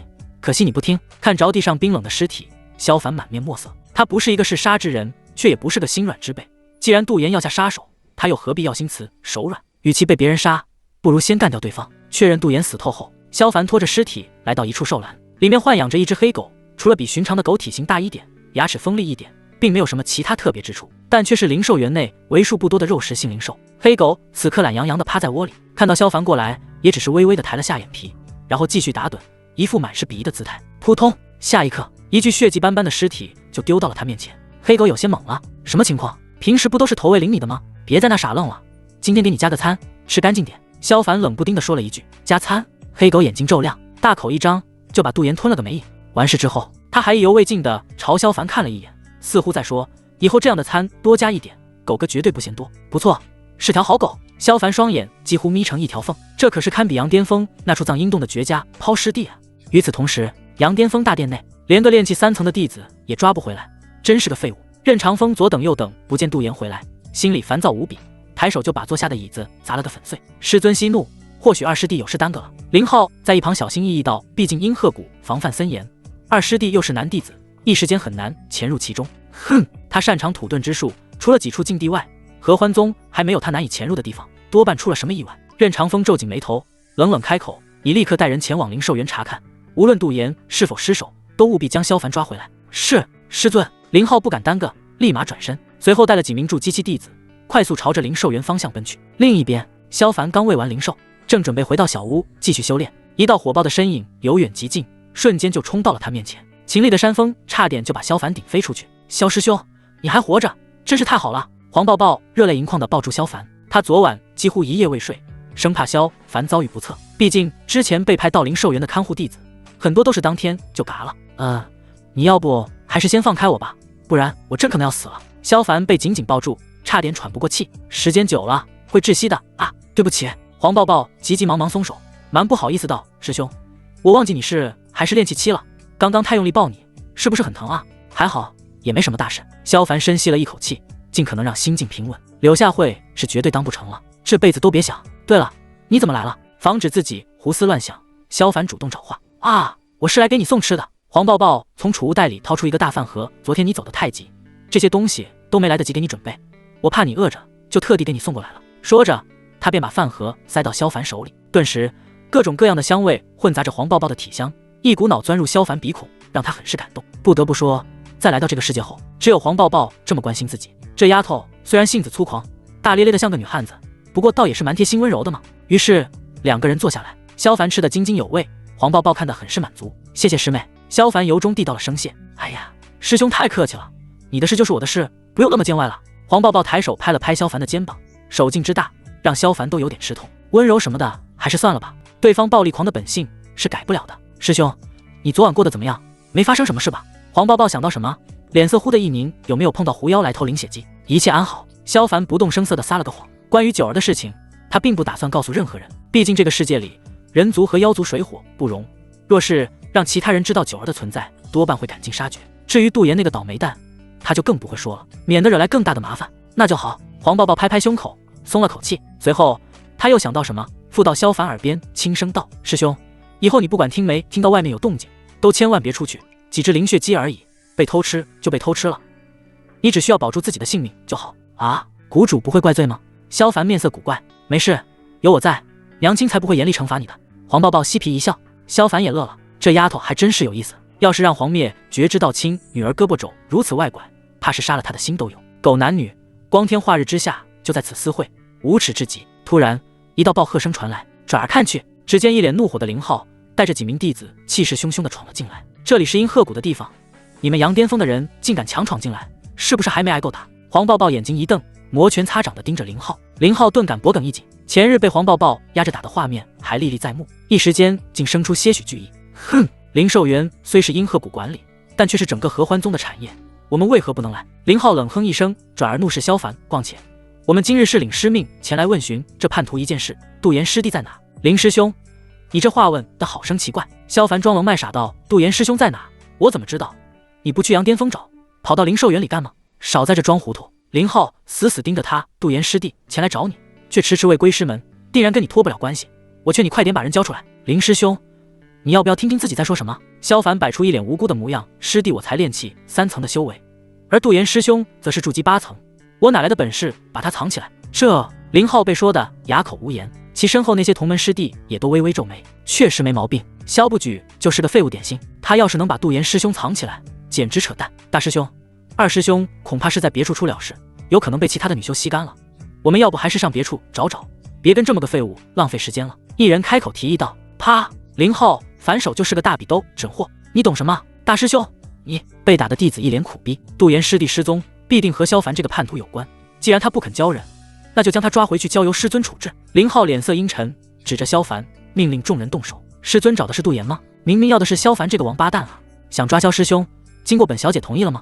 黄抱抱听得大怒不已，竟然当着他的面就要抓人，把他当空气呢！欲火焚身刀，他提起一口大刀，二话不说便朝林浩砍去。刀刃挥舞间，阵阵火焰从中喷出。师妹，你这是做什么？炙热的温度逼得林浩倒退几步，语气都拔尖了几分。一言不合就动手，什么毛病？哼，你要想抓萧师兄，就先让本小姐砍几刀再说。黄抱抱毫不讲理，挥动着手里的大刀连斩数下，每斩落一次，都会有一道熊熊烈焰喷出，肆虐地扑向林浩。师妹，你若是这般不讲道理，就别怪师兄不客气了。林浩大怒不已，抬手击碎眼前火焰的同时，大声呵斥起来。切，说的好像你能打过本小姐似的。黄抱抱满是不屑，你自找的。林浩彻底被激怒，摸出一道研爆符就要丢出去，今天他非得炸死这个臭娘们不可。撕拉一声，研爆符还未炸开，就被一刀分成2段。紧接着黄抱抱挥刀就朝着他的脑门砍了下来。糟糕！林浩面色骤变，急忙躲闪，心里更是一阵惊愕。黄抱抱的速度怎么比之前更快了？忘记告诉你了，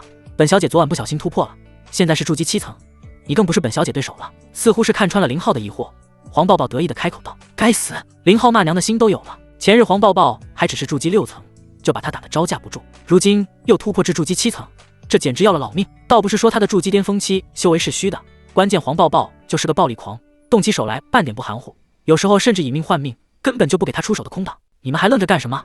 快点帮忙啊！情急之下，林浩只得朝其他几名弟子大喝，剩下几人也猛地反应过来，纷纷出手袭向黄抱抱，以多欺少。萧凡本打算看戏，看到如此一幕，不由聚起灵力，准备帮忙。哼，多几个又如何？本小姐照样压着你们打。黄抱抱却是满脸不屑，手持大刀旋转一圈，瞬间化作一道熊熊燃烧的火旋风，朝着林浩几人席卷而去。所过之处，草木皆瞬间燃成灰烬，就连地表的黄土都被抽干了水分，寸寸皲裂开来。快散开！林浩瞳孔暴缩，大叫地同时急速后退。开玩笑，这要是刮一下，还不得被活活烧死？其他几人也慌忙躲避，但还是有2个练气期的倒霉蛋躲闪不及，衣角被点燃。一刹那间，火势突然暴涨，将2人笼罩，衣物当场被烧了个精光，浑身被熏得黑黢黢，雀巢都被点了。卧槽，牛逼呀！萧凡都看呆了，真不愧是黄抱抱，又黄又暴力啊！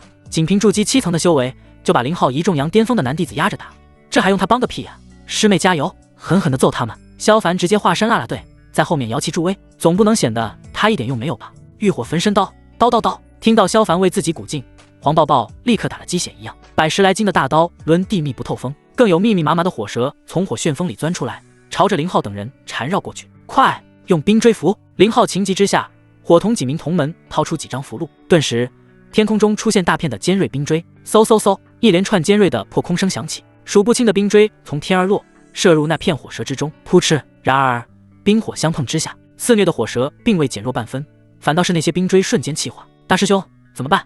这暴力狂的攻势太猛了，根本就挡不住啊！几名师弟苦苦支撑，满脸苦涩地看向林浩，纵使他们有再多手段，此刻也无法施展，实在是憋屈得很呐！该死！林浩脸色也十分难看，他还是太低估黄抱抱了，否则也不会陷入如今的被动啊！师兄救我！愣神的片刻，又有1人被烧光衣物，其他几人更加慌了，谁也不想被烤成黑煤球，虽然不会死，但是真的疼啊！先走为妙。眼看火蛇就要蔓延至自己身上，林浩咬咬牙齿，最终做出决定。大丈夫能屈能伸，打不过就啧，你小子有如此艳遇却不动心，真是暴殄天物啊！黑狗直勾勾地盯着灵泉池里，两眼散发着绿油油的光芒。既然如此，就让我替你好好享受一番吧。话音刚落，他就猛窜出去，跳进灵泉池里。啊，什么东西啊！黄抱抱被惊了一跳，等水花落下之后，才发现是条黑狗。呼，原来是条狗！黄抱抱拍拍胸脯，松了口气。他虽然在萧凡面前大大咧咧，丝毫不顾矜持，但可不代表对其他人也这般。至于狗吗？一条低等兽类懂什么？可黄抱抱哪里知道，眼前的黑狗并非他想的那般低等。许久未见如此丰腴的人族女子了，今日真是撞大运了。大黑狗流着哈喇子，兴奋不已，可谓失色胆包天，竟想占本小姐的便宜，找打！黄抱抱顿时大怒，立刻抡起拳头。黑狗还沉浸在美梦中，幻想着即将享受那极致的柔软，谁知梆梆梆，狗头上直接挨了3拳，打得他头晕目眩，四肢疲软。嗷嗷嗷！黑狗当时就惨叫了起来。这人族的小丫头怎地如此暴力，打得黑哥差点见阎王啊！哼，还没完呢，别以为本小姐会这么轻易的放过你。黄抱抱可没解气，攥紧拳头又砸了过来。拳风呼啸间，竟有龙吟之声，游龙戏凤拳。黄抱抱大喝一声：好家伙，这要是被打中，黑哥今天就没了呀！黑狗眼珠子差点蹦出来，他连忙扎进水里，四脚乱蹬，疯了似的扑腾上岸。砰！几乎是在同一时间，灵泉池里猛地炸开，大量池水涌至空中，然后重重落下，形成无数的细小水花。还想跑？没门！一拳未中，黄抱抱立刻又抡起一拳，无论是气势还是力量上，都比刚才要强上几分，显然不打算放过黑狗。点子扎手，走为上策。眼见开油没戏，黑狗叼起地上的肚兜就跑。黄抱抱看见差点没气炸，哪里来的色狗，竟然这般下作！要是让本小姐抓住，一定把它宰了，烹成狗肉汤。师妹莫急，我这就把它追回来。萧凡也反应过来，脚尖一点，便飞身朝黑狗追去。先不说黑狗当着他的面想占黄抱抱的便宜，关键是这色胆包天的玩意儿，居然把黄抱抱的肚兜儿叼走了。待会儿岂不是要真空上阵，还让不让他活了？好在黑狗并未逃出灵兽园，而是一溜回到了自己的狗窝。当萧凡追过来时，他正如痴如醉地嗅着肚兜上的体香，模样甚是萎缩，赶紧把肚兜交出来。萧凡都有些怀疑，这条黑狗是不是人变的？小子，这肚兜是我先拿到的，凭什么给你？黑狗看都不看萧凡一眼，继续用肚兜捂着鼻子，贪婪地吮吸着上面的香味儿。少废话，快点把东西给我，不然别怪我动手。萧凡额上浮出几条黑线，他突然感觉这条贱狗真的很欠揍啊！动手！黑狗抬眼瞥了他一眼，鼻孔里吃得喷出2道热气。小子，黑哥我可不是你能招惹得起的，你若敢动黑哥一根毛，黑哥就让你吃不了兜着走。何等的嚣张，何等的狂妄！明明只是一条狗而已，我给你脸了是不？萧凡怎么可能惯着他？上去就是一脚，砰！黑狗头上挨了一脚，直接栽了个狗吃屎。本来盖在鼻子上的肚兜都飞了。你敢踹黑哥？黑狗举起爪子揉着脸，惊怒地看着萧凡。他明明已经提前警告过这小子了，没想到对方竟然还敢动手，真是岂有此理！你信不信黑哥现在就弄死你？他恶狠狠地叫了2声，龇牙咧嘴的样子还真是有点可怕。我他妈，你再装个试试！萧凡两眼一瞪，直接掐住黑狗脖子，拎着狗头就是一顿暴锤，真是好笑了。他一个大活人还能让条狗欺负了？别打了，别打了！黑狗直接被打哭了，狗头都肿成了猪头，话都说不利索了，一个劲儿嗷嗷叫。梆梆梆！萧凡压根没理他，拳头像是雨滴一样不停地往狗头上落。小子，只要你肯停手，黑哥就告诉你一个天大的秘密。黑狗被打得实在受不了了，他极度怀疑，如果自己不服软，眼前这小子包能把他活活打死。秘密？什么秘密？萧凡微微一愣，拳头也跟着停了下来。难道有什么隐秘的天才地宝，或者是吊炸天的法器？再不济也是武技，你马上就要死了！黑狗冷冷开口，言语间还带着一丝幸灾乐祸。棒！不出意外，他的狗头上又挨了一锤。小子，你别不知好歹，黑哥可是好心提醒你。黑狗捂着脑门嗷嗷叫。萧凡本来还很气，觉得这死狗又在耍他，但听对方这复口气，似乎并不是在开玩笑。你说我要死了是什么意思？秉着小心谨慎的心理，萧凡打算问个清楚。哼，原因在昨晚那只偷鸡的小狐狸身上。黑狗没好气的道。九儿。萧凡愣了一下，他怎么了？那蠢萌的一小只，难不成在他身上留了什么隐秘的杀招？不可能啊！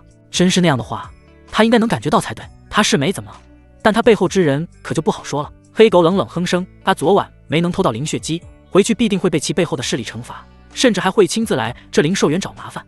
你小子就等死吧！原来如此，萧凡听了恍然大悟，难怪之前看守灵兽园的弟子都嘎了，而他昨晚却只是碰到一只炼气3层的弱鸡小狐狸，原来是凑巧没有碰到狠角色出马呀！小子，害怕了吧？黑狗冷嗤一声道：“也算你命好，遇到了黑哥，只要你肯答应一个条件，黑哥便保你安然无恙。”哦，你还有这能耐？萧凡一挑眉头，小子，你可别小瞧黑哥，想当初黑哥也是叱咤一方的大妖兽，麾下千万妖兽大军，像合欢宗这等小宗门，不知摧毁过多少。而那小狐狸一族的首领，恰好与黑哥有些交情，只是一句话的事，他们便不敢不从。黑狗端坐在地上，背弓拉得笔直，样子很是嘚瑟。这么屌？萧凡眨眨眼，抛出灵魂提问：那你又为什么会在阴鹤谷的灵兽园里当灵宠？这是黑哥的难言之隐，你小子无需知道。黑狗恶狠狠地瞪了萧凡一眼，只要你肯把刚才那人族女子让给黑哥，黑哥就让天狐妖族放过你，如何？棒！萧凡直接在他的狗头上敲了一个暴力，闷响声在兽栏里回荡开来。黑狗捂着脑门上肿起来的大包，气急败坏地冲着萧凡大骂：狗咬吕洞宾，不知好人心，今晚就是你小子的死期！黑哥到时候一定给你收尸，把你煎炒烹炸，再一口吞了。好心好意给萧凡出主意，这小子却不领情，气坏本狗了。鬼才听你在这吹牛逼！萧凡懒得再理他，捡起肚兜就走了。回到灵泉池，萧抱抱已经洗好了，正坐在池边轻轻擦拭着身子。师妹，还是先穿上衣物吧。他硬着头皮把肚兜递过去，两只眼睛死死盯着地面，一下也不敢抬起来。师兄，你来帮我穿吧。黄抱抱眨眨眼，故意调戏萧凡，男女授受不亲，这如何使得？师妹还是自行解决吧。萧凡面上流露出一丝苦涩，他现在终于明白唐三藏面对女妖精们时的尴尬了，这特么谁顶得住啊？师兄，没关系了，反正我已经发誓，此生非师兄不允，只要师兄愿意的话，什么都可以做的哦。黄抱抱嘻嘻哈哈地站起来，贴到了萧凡的面前。师妹，你也知道我的情况，你若跟我结成道侣，只会误了终生，还是好好想想吧。萧凡试图用不举吓退黄抱抱。师兄，你也太看轻师妹了。黄抱抱嘟了嘟小嘴道：我才不在乎你举不举，主要是你这张脸太让师妹喜爱了，好吗？合着又是个看脸的事件，难怪原主那个二货会受到黄抱抱的青睐。不过话说回来，我们都是修士，无论大小伤势，只要不死就能恢复。师兄那处当真没法复原了吗？黄抱抱很是好奇。我的情况比较特殊，根本没有复原的可能。萧凡郑重其事的回答。黄抱抱不死心，挺了挺胸怀，难道这样也没办法激发师兄的本能，从而引导灵力下落，复原如初？萧凡苦笑着摇了摇头，心里则叫苦不迭。师妹啊，师妹，你再这么倒下去，师兄就要撑不住了呀。好吧，黄抱抱似乎也接受了事实，拿起衣物准备穿上。呼，萧凡暗暗松了口气，还好没被发现，不然就惨了。刚这么想着，黄抱抱却突然转身，猛地伸手朝着他那一抓，速度快到让他根本没有反应的空余。完蛋！萧凡闭眼凝噎，千防万防，偏偏没防住黄抱抱的回手掏。黄抱抱此刻也愣了，他刚刚想起以前有位师姐说过，如果碰到道侣状态不佳，可以用这种突然惊吓的法子让其回归本源，便想着试一试，反正死马当活马医嘛。可谁知道一手抓过去，如获至宝，尺度还不小。师兄，你这里藏着什么啊？黄抱抱吃惊地看向萧凡，从来没听过有人会把金箍棒藏在裤子里啊。这个萧凡极度尴尬，根本就不知道该怎么开口。只是这一愣的功夫，黄抱抱却直接解开他腰上系带，就要自行一探究竟。师妹，使不得！萧凡急忙抓住黄抱抱的手，很是无奈道：师兄方才对你言慌了，其实我今早已经恢复如初，此刻是本能在作怪。老实说，他很担心黄抱抱听了会暴怒，毕竟刚才还使劲瞒着对方。岂料黄抱抱登时两眼爆发金光，原来师兄已经恢复了，太好了！嘘，你小声一点。萧凡顿时头皮发麻，急忙道：要是人让谷内其他人知道，师兄可就惨了，肯定会被抓去当炉鼎的。他如今孤身一人身处阴鹤谷，与那东土大唐的三藏法师独处女儿国有何区别？都是香喷喷的饽饽呀！师兄，我帮你保守秘密可以，但你得答应我一件事。黄抱抱突然妩媚一笑：你要和我一起双修啊？萧凡面色一僵，他真没想到黄抱抱会冒出这么一句话，明明就是个看起来大大咧咧、不谙世事的暴力丫头一个，怎么就突然开口要跟他双修？也太粗暴直白了吧？怎么，师兄莫不是嫌弃我？黄抱抱嘟起嘴：那倒不是。萧凡苦涩一笑道：只是让谷主知道的话，肯定会将我抽筋扒皮。师兄，你不用害怕，我会去说服娘亲，让她同意我们双修之事。黄抱抱自信满满的拍了拍胸脯：只要谷主答应，我也断然不会再拒绝师妹。萧凡也不再回避，不管怎么说，他也是个正常男人，又怎么可能完全抵挡住美色？况且这2天相处下来，也让他感觉到了黄抱抱的真意，与其结成道侣，也并非不是件美事。不，黄抱抱高兴极了，抱着萧凡就狠狠亲了一口，把萧凡小脑都干萎缩了。这是个痴女吧？这小子到底有什么好的？竟然有如此艳遇，这等好事怎么就落不到黑哥头上？黑狗趴在兽栏里看着，那叫一个极度羡慕，恨不得现在就把萧凡夺舍了。对了，师兄，穿好衣物。黄抱抱又想起一事，阴幽谷的大师姐今日过生辰，我想带你一同前去祝贺，不知师兄意下如何？好啊！萧凡没有丝毫犹豫。原主那个二货以前深居简出，每天不是在抛尸就是在抛尸的路上，就连阳巅峰上的同门都没认全。如今多出去走走，多认识认识同门，也是好的，到时候看到不顺眼的，或是有人惹到他，直接开抽就完事，一个个都拿来当炉鼎用，美滋滋。那我们现在就走吧。黄抱抱笑眯眯地挽着萧凡胳膊，朝着阴幽谷出发。与此同时，杨巅峰大殿内，任长风脸色阴沉地掐算着时辰，已经过去大半个早上了，林浩等人还未回来，难道又出什么事情了？师尊，正想着，林浩便灰头土脸地走进来，身后还跟着几个黑黢黢的火柴人。至于萧凡，连影子都没看到一点，怎么回事？任长风脸色更加难看，不用猜也知道，这帮废柴弟子肯定又失手了。禀告师尊，我们抵达灵兽园后，并未发现杜岩师弟的下落，本想将萧凡抓回来审问，谁知道阴鹤谷的黄抱抱突然杀出来，打了我们一个措手不及，无奈只能先行撤退。林浩硬着头皮道：“你们这群废物！”任长风顿时火冒三丈，隔空将林浩射到面前，紧紧掐住其脖子，以一个筑基巅峰期，竟然被个筑基7层的黄毛丫头打退，他是真的被气到了。如果说是黄灭绝亲自出手，倒也情有可原，可偏偏一群人竟然是被黄抱抱打出灵兽园，这是何等的奇耻大辱！师尊，并非弟子不是对手，是那黄抱抱手段下作，每次都是偷袭出招，弟子和师弟们一时疏忽，才被他趁机占了营头，还请师尊恕罪。林浩被掐得快要窒息，苦苦哀求道：“哼，要不是留着你们还有用，为师现在就清理门户，将你们这帮废物统统灭杀。”任长风猛地将林浩扔了出去，死罪可免，活罪难逃。尔等现在全部去封顶跪着学狗叫，3天3夜不可停歇。此话一出，林浩等人面如死灰，让他们几个筑基期修士学狗叫，还要叫3天3夜，这比杀了他们还难受啊！但他们也不敢不从，毕竟还是小命要紧。几个人随即来到封顶跪下，汪汪汪！师尊，我们再也不敢了！汪汪汪！此起彼伏的犬叫声，响遍整个合欢宗，三峰三谷的弟子都听得一清二楚。前往阴幽谷的路上，萧凡和黄抱抱也自然听见了。啧，林师兄真是惨，被我打得节节败退，回去还要受惩罚，学狗叫，真是把我们修士的脸都丢干净了。黄抱抱幸灾乐祸道：“那是他活该，谁让他助纣为虐？”萧凡很是解气，又庆幸无比。如果没有离开杨巅峰的话，或许他现在也得学狗叫了。毕竟任长风那个癫佬，什么事都做得出来。而同一时间，80里外的天湖妖域，一只身形单薄的小狐狸颤颤巍巍地钻进了一处山洞。山洞里聚着几十只大小不一的狐狸，看到九儿走进来，一双双忧虑的眼睛立刻盯着他。派你潜入人族的灵兽园偷个鸡，为何去了如此之久？还有，你偷到的灵血鸡在什么地方？一个体型硕大，浑身散发着筑基期巅峰气息的独眼狐狸，端坐在高台之上，冷冷地俯视着九儿。狐狸大人，九儿让你失望了。九儿打了个冷战，身子紧紧压低，几乎趴在地上。哼，连只灵血鸡都偷不到，你简直就是我妖狐一族的耻辱！狐狸闻听大怒，跳下高台，一爪子将九儿拍飞。九儿撞在山洞岩壁上，又重落下。本就瘦弱的他此刻更加凄惨，站都站不起来了。废物，真是个废物！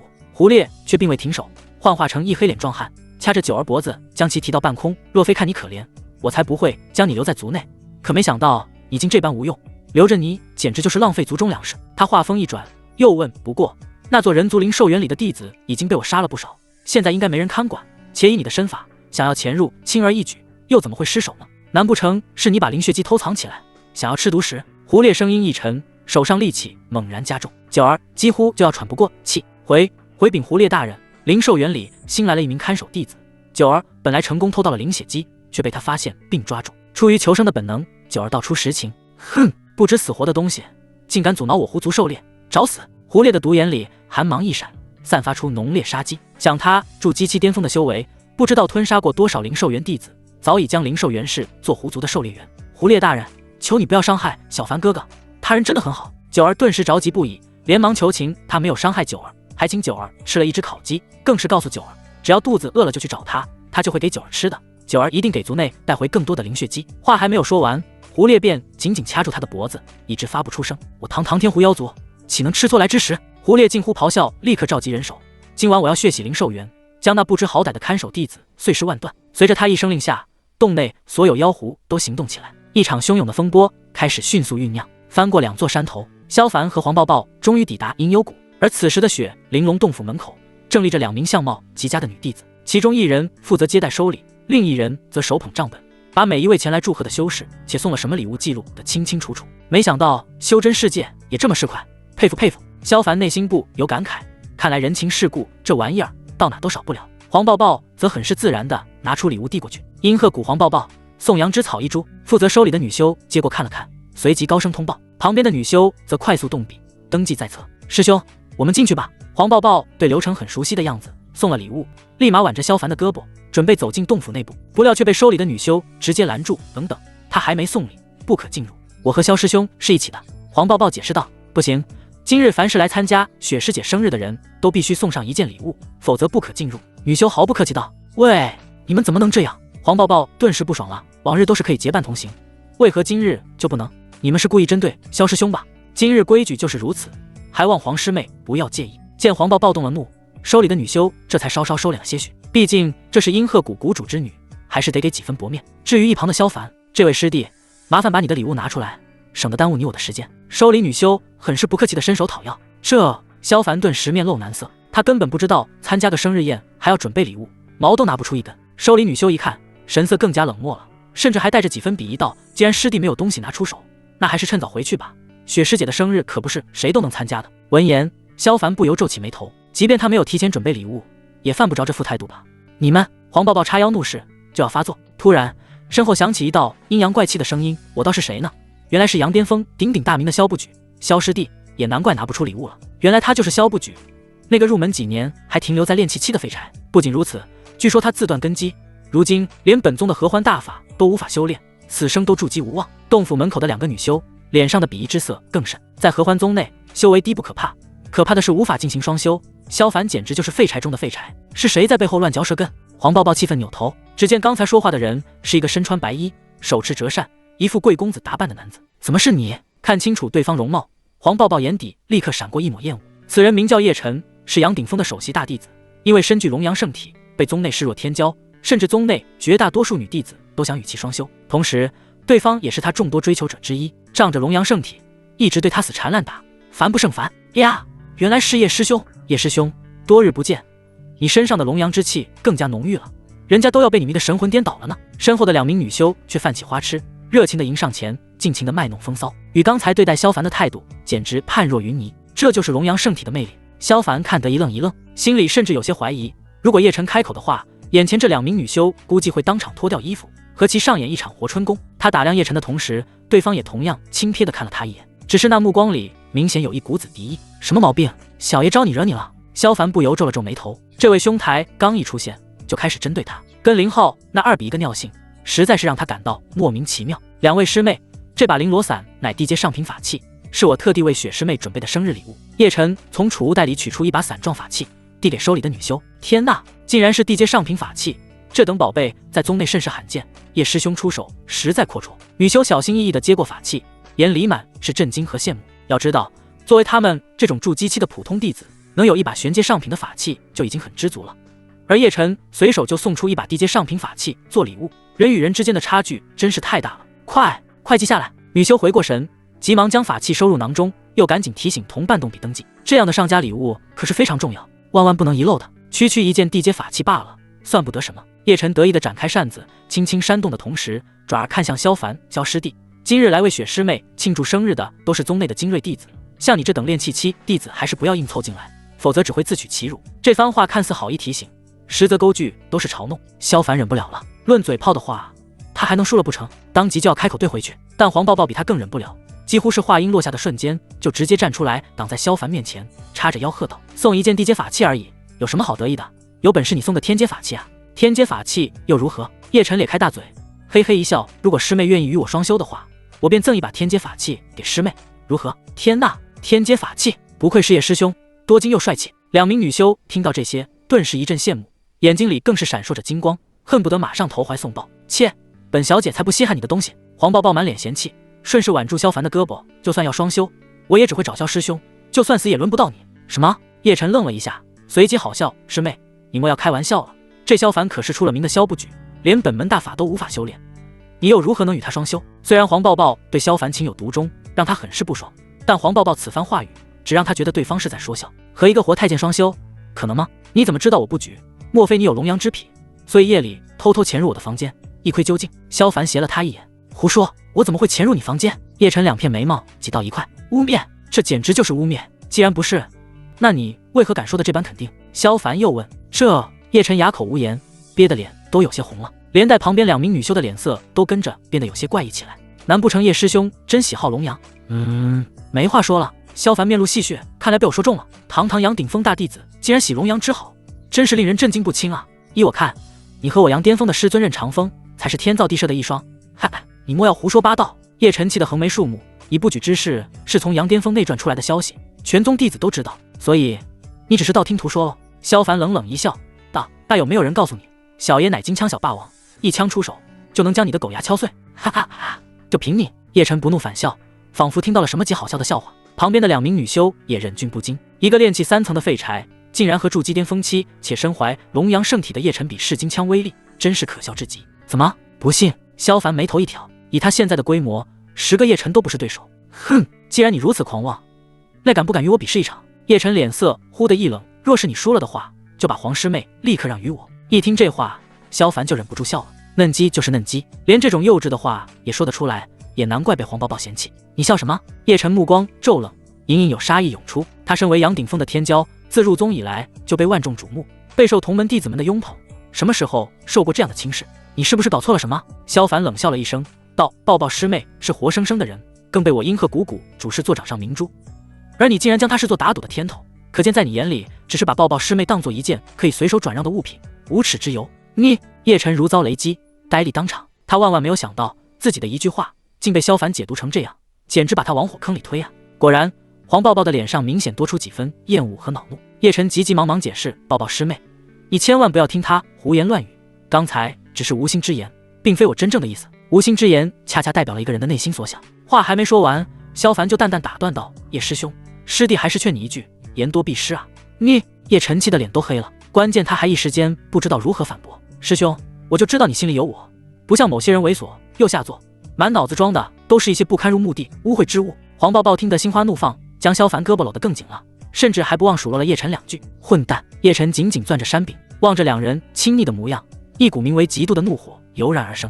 哼，纵使花言巧语又如何，还不是拿不出礼物，无法参加雪师妹的生日宴，说到底也就是个废柴罢了。他死死盯着萧凡，一番阴阳怪气道：啧，这家伙还是没学乖啊。萧凡瞥了他一眼，准备开口让对方感受一下世界的险恶，但黄抱抱又抢先一步：不就是礼物吗？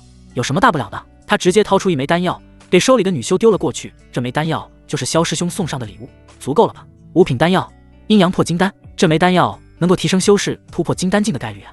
女修的下巴差点砸地上。如果说天阶法器是极其稀罕之物，那5品的阴阳破金丹也不遑多让。毕竟法器、符箓等等都属于傍身外物，而丹药却是能实打实的增强修士的本身修为。何况炼制阴阳破金丹的材料极其难寻，即便侥幸凑够了，也不是绝对能炼制成功，其价值不言而喻。师妹，你为了一个废物，竟舍得将这等丹药拿出赠人，简直暴殄天物。叶晨同样盯着那枚丹药，眼里满是羡慕嫉妒。如果他能得到这枚5品丹药，之后晋升金丹期的几率也会大一些，哪怕就是用天阶法器换取也值啊！本小姐的东西爱给谁给谁，跟你有什么关系？黄抱抱甩都不甩他，挽着萧凡的胳膊便走进洞府。臭婊子，迟早将你压在身下，让你体会一下什么是百般凌辱。看着2人的背影，叶晨气得咬牙切齿。他实在搞不明白，萧凡那样的废物为什么就会得到黄抱抱的宠幸？不就长得比他帅了点吗？有什么了不起的？此刻洞府内也有许多修士，虽然服饰不尽相同，但却都是合欢宗的弟子。弟子们三三两两地聚在一起，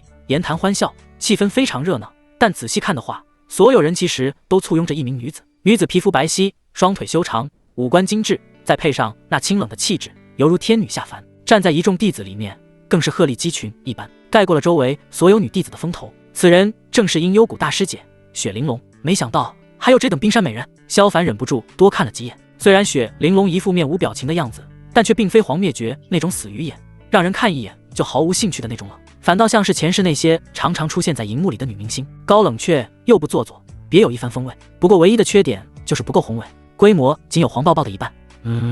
雪玲珑正与冷清瑶闲聊，忽然感觉有目光盯着她，便回头望去。雪师姐，还没等看清楚是谁，黄抱抱挽着萧凡就快步走了上来。啊，原来是抱抱师妹。见是黄抱抱，雪玲珑也很是开心。你们谷中的冷师姐都到了好久，我还以为你不来了呢。怎么会？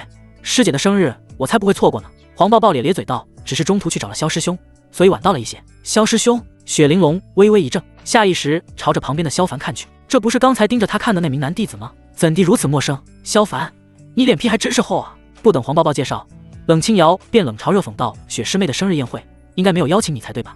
也好意思跟来，是我带萧师兄来的，师姐有何不满吗？黄抱抱上前一步，挡在萧凡面前，瞪着眼睛和冷清瑶对视，一副不准其欺负萧凡的姿态。哼，堂堂一个大男人，竟要个女子护着，不愧是萧不举，果然废物。冷清瑶哼哼冷笑，啊，他就是萧凡师弟。雪玲珑微微惊讶，不由多看了萧凡几眼。早就听说杨巅峰有一弟子长得十分白净，很是帅气，现在看了的确如此。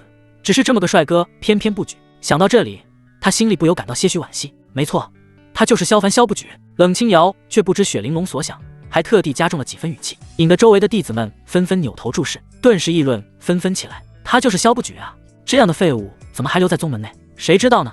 反正我要是他，还不如自杀算了。一个大男人竟不举，真是奇耻大辱。听着周围弟子的讥笑，冷清瑶不由扬起嘴角，他倒要看看萧凡脸皮能有多厚。不是，这个女人有病吧？萧凡微微皱眉，毫不客气地回对冷师姐，难道黄谷主没教过你不要随便嚼舌根吗？你怎么就知道我不举？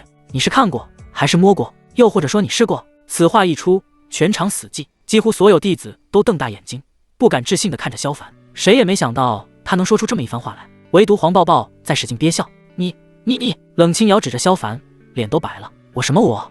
难道我说错了？萧凡双手交叉枕在脑后，故意调戏道：如果师姐没有做什么，又怎么会百口莫辩呢？住嘴！冷清瑶彻底怒了，唰的一下抽出腰间软剑，直接刺向萧凡喉咙。卧槽，这娘们玩真的啊！萧凡浑身汗毛都立了起来。当，还好黄抱抱眼疾手快，猛地取出一柄弯刀，快速挡住了冷清瑶的攻击。一时间刀剑相碰，火花四溅。冷清瑶，你想做什么？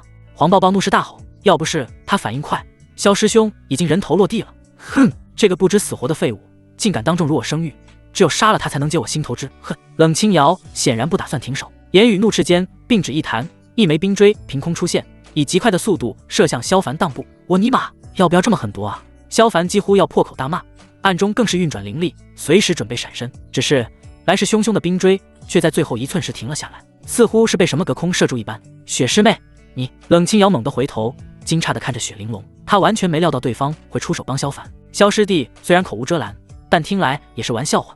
冷师姐无需大动干戈。雪玲珑微微一笑，道：况且今日是师妹的生日，洞府布置不易，实在不想看到同门相残，血溅当场。这话一出，冷清瑶虽然怒不可遏，但也只能先行停手。萧凡，你给我记住今日之事，等回了阴鹤谷，我必定向师尊禀报。他狠狠瞪了萧凡一眼，语气冰冷如胶，那模样恨不得将萧凡生吞。呵呵，小爷怕你不成，看我吸不吸死你就完了。萧凡暗中冷笑，更是打定主意，等回了灵兽园，便找机会把冷清瑶的太阴灵力吸干，让对方当不成阴鹤谷的大师姐。到那时候，看对方还怎么在他面前装13。好了，都是同门手足，何必闹得这般不可开交？雪玲珑开口打圆场道：抱抱师妹，你先带萧师弟随意转转，我还有些话要与冷师姐聊聊。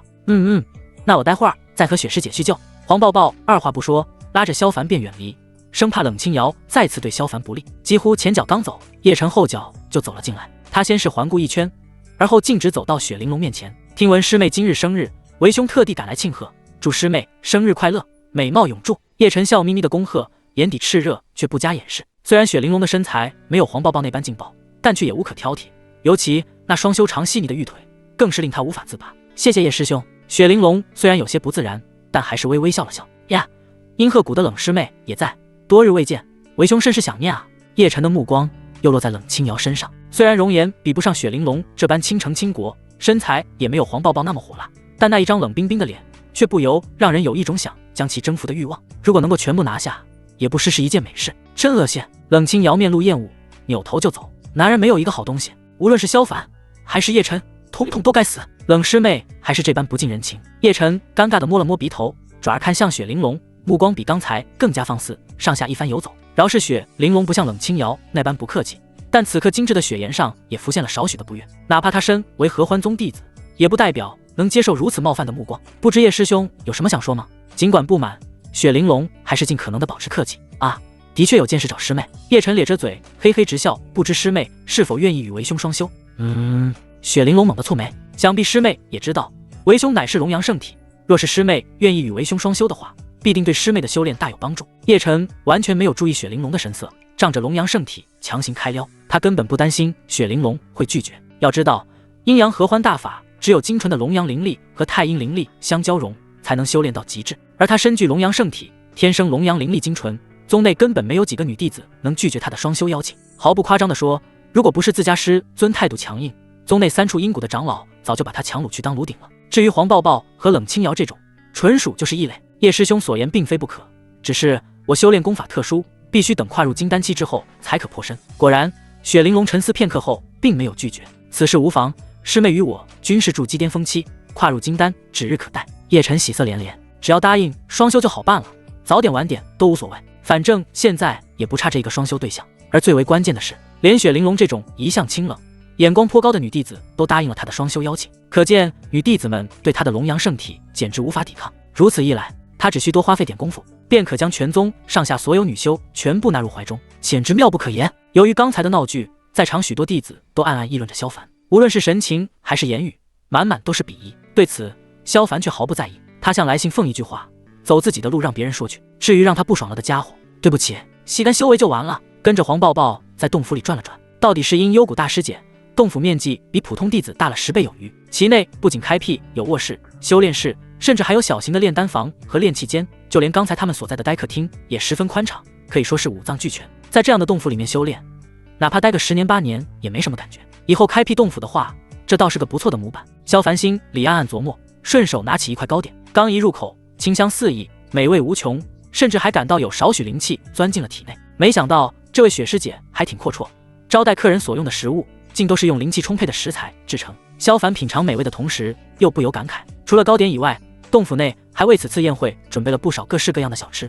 甜口，可谓色香味俱全。只不过绝大多数弟子都是稍稍品尝便作罢，毕竟修为达到筑基期之后，基本都不用吃食物，只需服用屁股丹便可以解决饥饱问题。而且大家都忙着修炼，并没有多少人会在一口腹之欲。又过了半刻钟，几名因幽谷的女弟子走了进来，紧接着便拿出一盘盘美味佳肴，瞬间摆出一桌丰盛的宴席。各位同门今日特来为玲珑庆贺生辰，玲珑备受感激，便请谷内师妹们准备了一些不入眼的美食，还望各位不要嫌弃。雪玲珑淡笑着邀请众人入座。雪师妹真是谦虚，这些哪里是不入眼的美食，分明是精心准备的佳肴，又怎么会看不上眼？叶晨笑眯眯地吹捧了一句：是啊，这些佳肴全都是用妖兽肉以及各种灵植制成，平日里想吃都吃不到呢。雪师姐宴请我等，就已经让我等受宠若惊了，我等又怎会看不上眼？其他人也都纷纷开口恭维，极力吹捧。毕竟是阴幽谷的大师姐，谁不想与之搞好关系？当然，萧凡就是个另类，别人都忙着巴结雪玲珑的时候，他竟自顾自地吃了起来。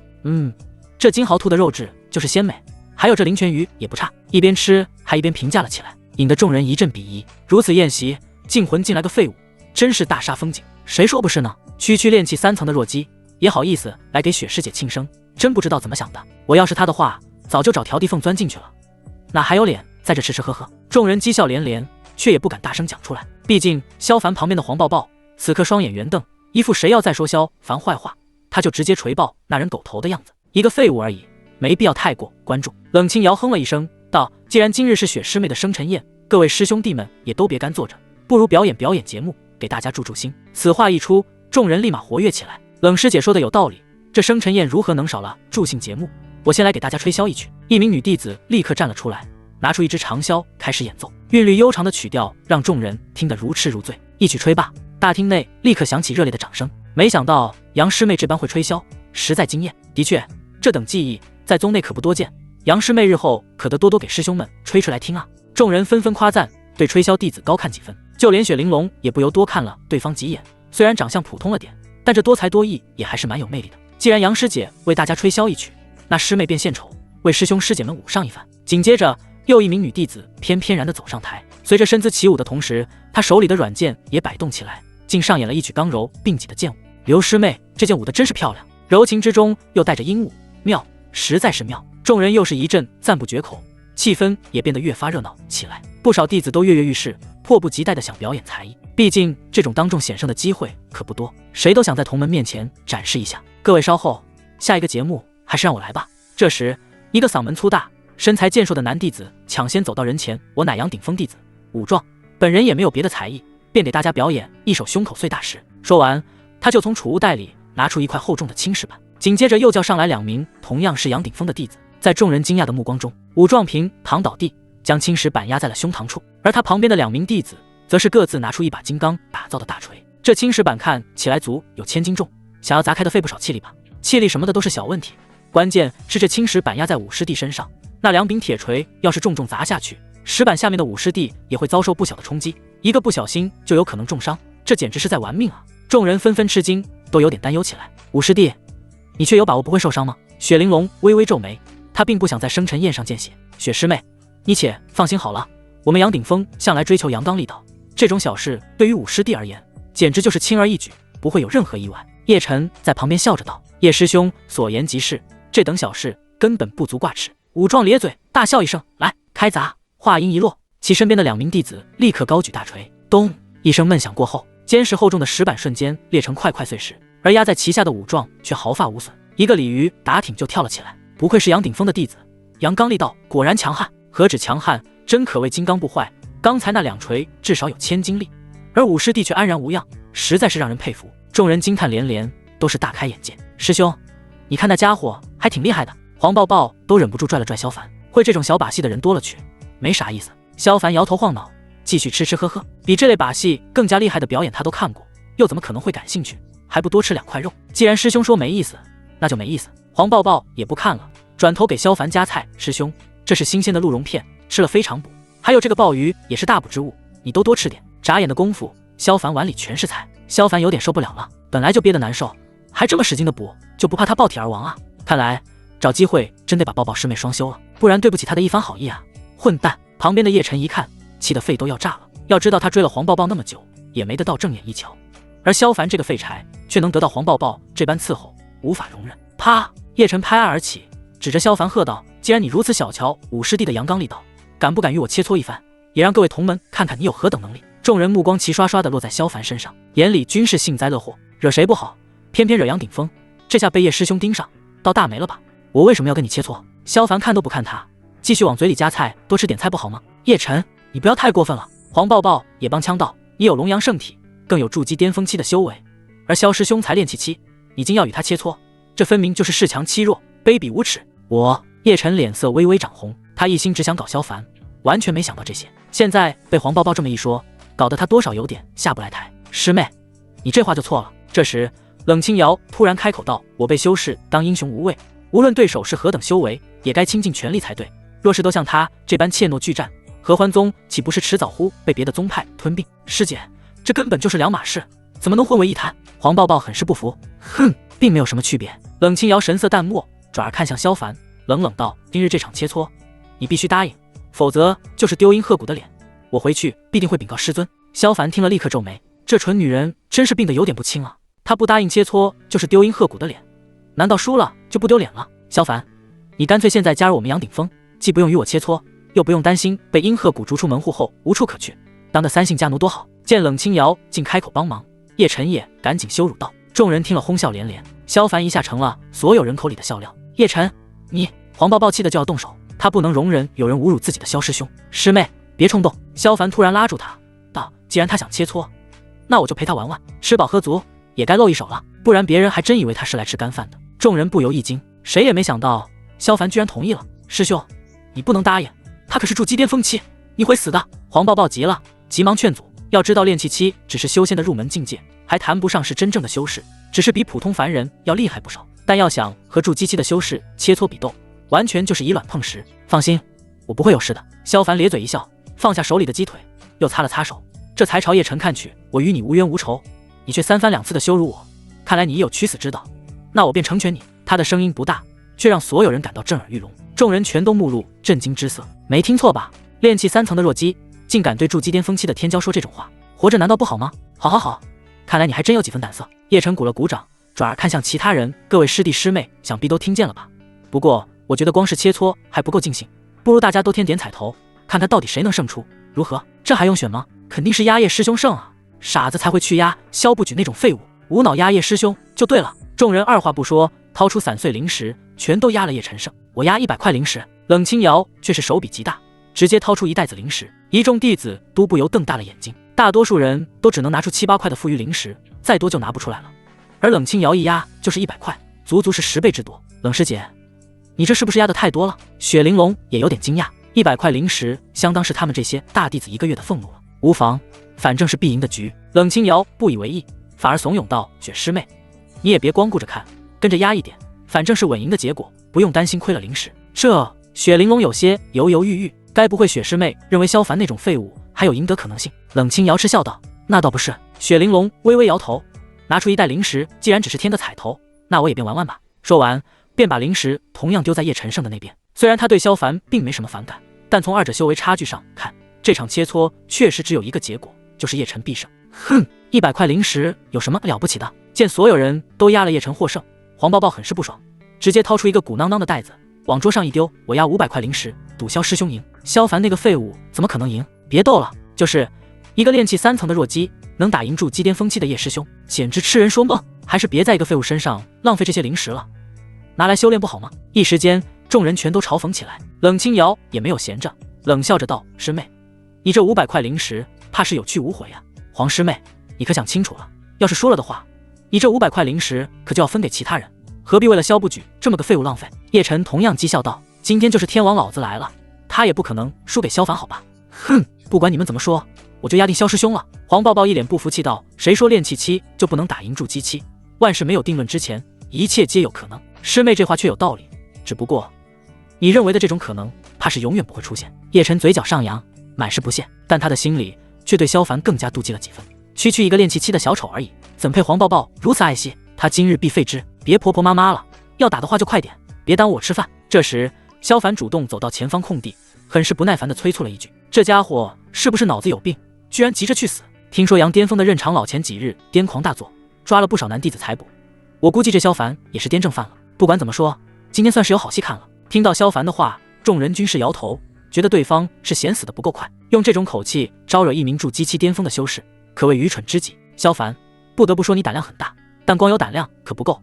我身为同门师兄，今日也有必要指点你一下。没有修为，说再多狂傲的话，也不过是跳梁小丑而已。叶晨目光一冷，手中折扇突然打开，朝着前方便甩了几下，顿时几道近乎透明的锋刃呼啸着朝萧凡飞去。如果不是高速疾行时带动着空气产生了些许波动，这些锋刃几乎无法让人捕捉，说是杀人于无形也不为过。叶师兄的风系法术越发娴熟了，看来半年后的宗门大炼鼎，叶师兄定然能夺得头筹。听着众人的吹捧，叶晨心里颇为得意。对于风系法术的掌握，在同辈弟子当中，他自认第二，绝对没有别人敢说是第一。别说对付萧凡这么个炼气期的废柴，就算是同样筑基巅峰期弟子之间斗法，他也能够凭借风系法术占据上风。不过他也没打算一招便击杀萧凡。猫抓老鼠的时候，往往都会把老鼠放了又放，直到把老鼠玩得精疲力尽，才会下最后的杀手。而萧凡此刻就像猫爪下的老鼠，不肆意戏弄一番，那就太没趣了。因此刚才打出去的几道锋刃都没有针对萧凡的致命部位，而是稍稍偏移了一点。虽然不会致死，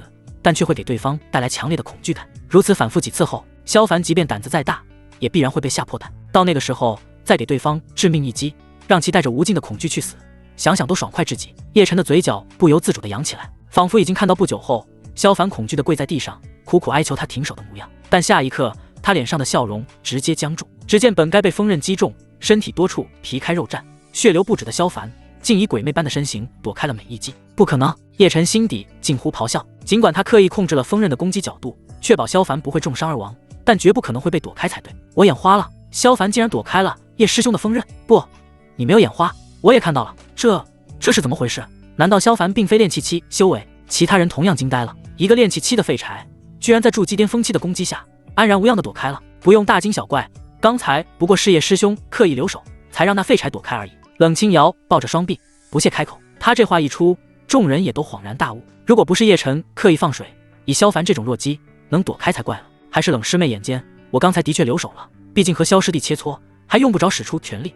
只不过现在看来，萧师弟还是有2把刷子的。叶晨虽然很是淡定地笑了笑，但心里却比任何人都清楚，刚才萧凡之所以能躲开他的攻击，绝非是因为他放水，哪怕就是只用1成功力，萧凡也该被击中才对。毕竟筑基期和炼气期之间隔着天地鸿沟，根本没有那么轻易能弥补。对方身上一定有秘密。萧师弟，刚才只是热身，让你侥幸躲开，接下来为兄可就不会再放水了，你且当心了。叶晨眼中寒芒一闪，手中折扇忽地甩出，看似软绵绵毫无杀伤力的折扇，瞬间变成一轮圆刃，高速旋转之下，扇骨如锋利的刀刃，连沿途的空气都仿佛被割开了。不仅如此，甚至在飞出去不远后，竟直接幻化出9把一模一样的分身，从四面八方哗啦啦的朝萧凡袭去，速度比起刚刚的锋刃还要快上几分，根本无法躲避。正当所有人都觉得萧凡此次必死无疑时，一直站在原地的萧凡突然动了。只见他肩头微微一晃，整个人一下模糊起来，竟然化作一缕幻影，直接从元刃与元刃之间的缝隙里穿了过去。这是什么身法？叶晨见到这种鬼魅的身法，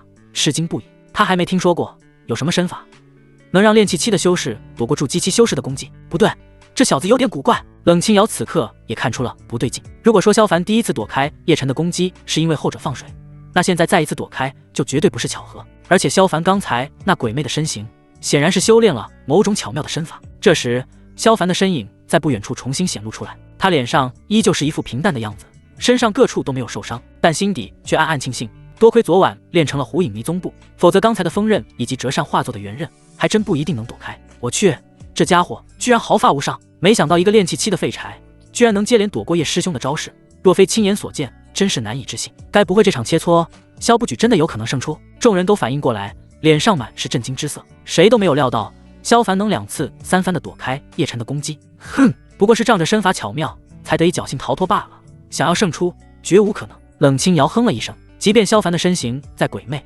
能躲开次子攻击，但炼气期和筑基期的差距就摆在那里，萧凡永远不可能主动出手，并伤到叶晨一根汗毛。众人听了纷纷点头，如果差距不大，技巧倒是能填补一下，但是像萧凡和叶晨之间这种差距，再怎么样的技巧，也不过是拖延死亡的来临。萧师兄加油，你一定可以把叶晨的狗头锤爆！黄抱抱却不管这些，振臂高呼，为萧凡鼓劲打气。刚才他还担心萧凡会被叶晨打伤，随时准备着出手相救，没想到萧凡竟然接连躲开叶晨的招式，让他振奋不已。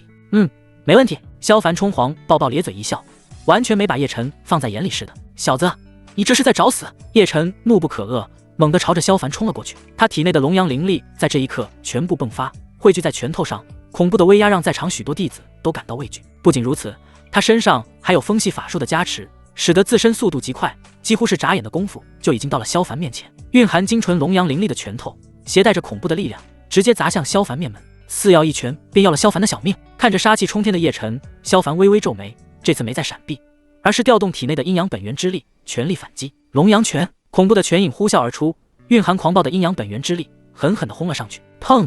两拳相撞，瞬间掀起一阵狂风，厅内的桌椅摆设等全都被吹得翻转到底，场面凌乱不堪。那恐怖的威势吓得众人纷纷后退，生怕殃及池鱼，但所有人的目光还是死死锁定着碰撞中心。下一刻，一道人影倒飞而出，然后咚的一声，狠狠撞在洞府石壁上，砸出一道人形凹槽，连整个洞府都跟着剧烈晃动了几下。看着几乎相近墙里的叶晨，众人惊得目瞪口呆，半晌都没反应。他们做梦都没有想到，被打飞的人竟然是叶晨。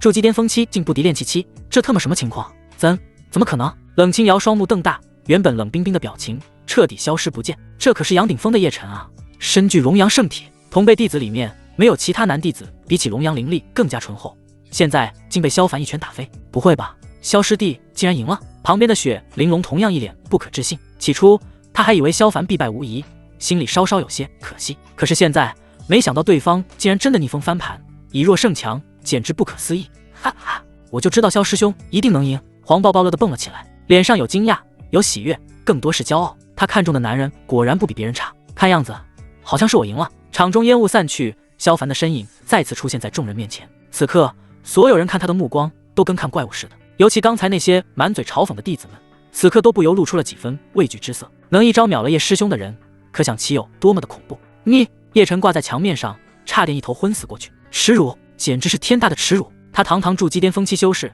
还动用了龙阳圣体，竟然被一个炼气3层的废柴给打飞了。哈哈，这次发财了！黄抱抱喜滋滋地把桌上所有零食揽入怀里，然后又朝冷清瑶和雪玲珑伸出手：“两位师姐，萧师兄获胜了，你们是不是也该把零食拿出来了？”愿赌服输，我无话可说。雪玲珑很是坦然，爽快地把零食拿了出来。冷清瑶虽然脸色很是难看，但也还算硬气，同样丢出一袋零食，但他并不打算就这样了事，一转头死死盯着萧凡，冷声质问：“你明明只有炼气3层的修为，为何刚才使出龙阳拳的时候，却显露出筑基期的威力，连叶师兄都不是对手？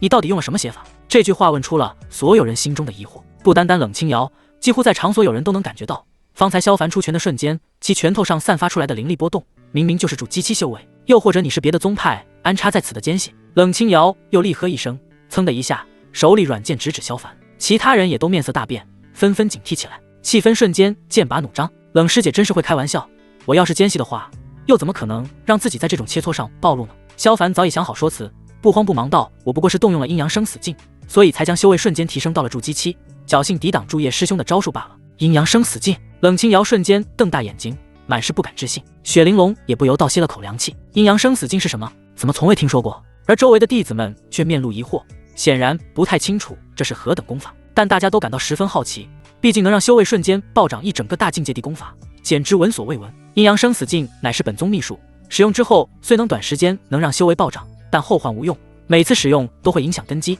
若是频繁使用，修道根基将毁于一旦，永远成为废人。叶晨闻言哈哈大笑，宛如看傻子似的看向萧凡。这等秘术早已被宗门禁止，几百年都未曾有人在修炼，你却不知死活的使用，真是无知无畏啊！因为刚刚输给萧凡而产生的愤怒羞愧，在这一刻瞬间烟消云散，心情也舒畅不少。他虽然只是丢了面子，但萧凡丢的却是根基啊！以这种废柴本就不多的资质，怕是从今往后再也修不成道了。原来如此，难怪刚才萧凡突然修为暴涨，亏我刚才还对他高看了两眼，没想到搞半天竟然是借助了外力。